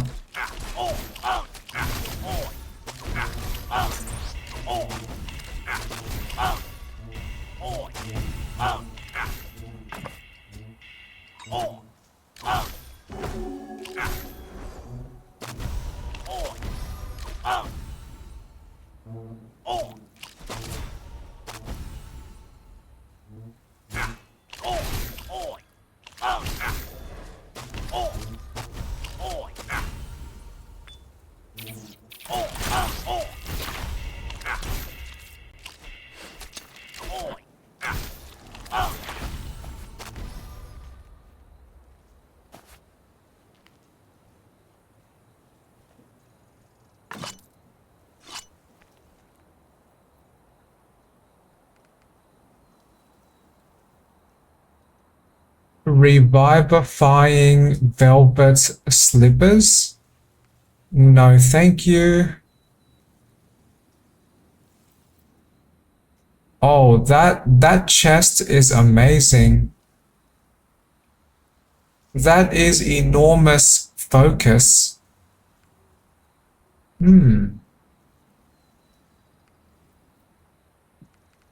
Okay, I might change to this chest.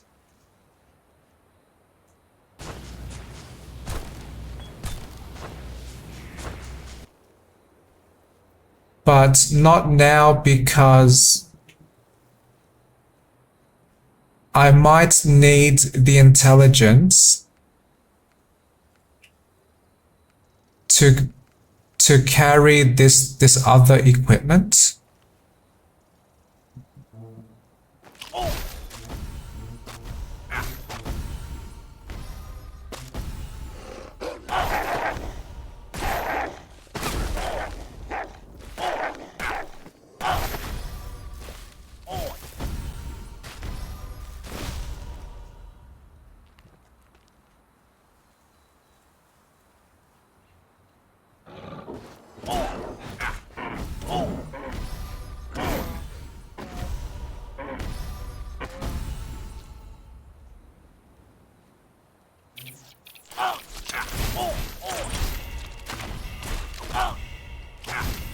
This new game +1 is clearly a bigger struggle to survive battle. But my paladin is still fairly tough and fairly strong.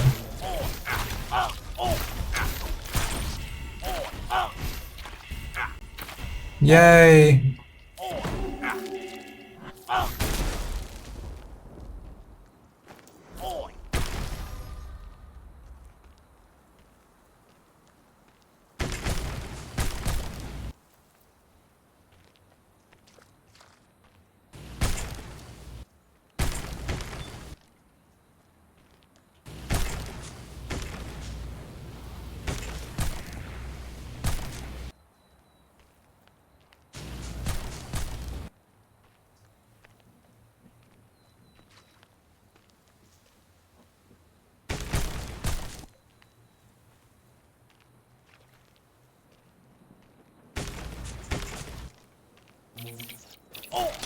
I suddenly realized when I upgraded the training grounds, I may have forgotten to buy my move speed upgrades.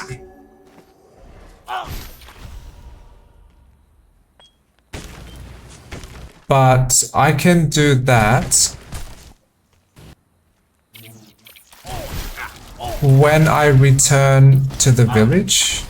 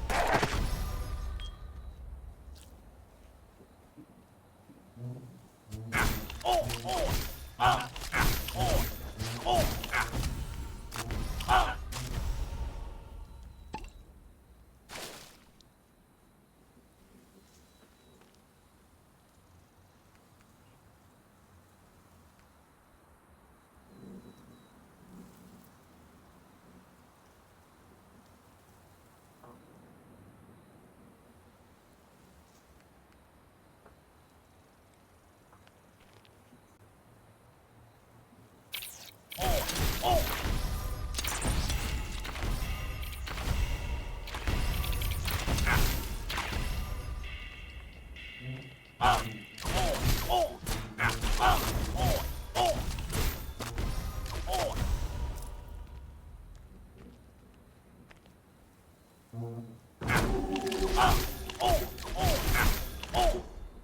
stop there!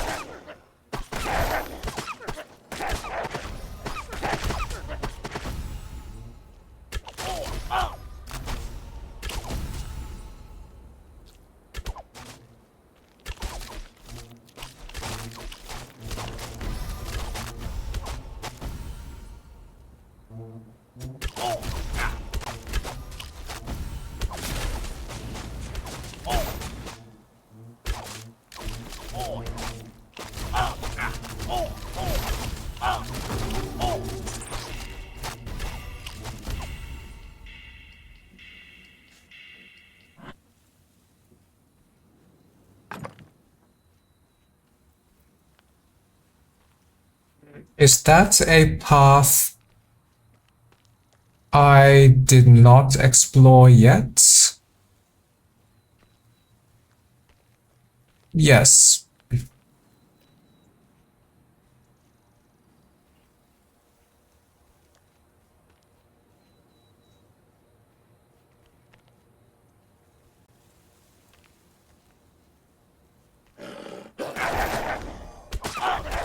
Bear Creek!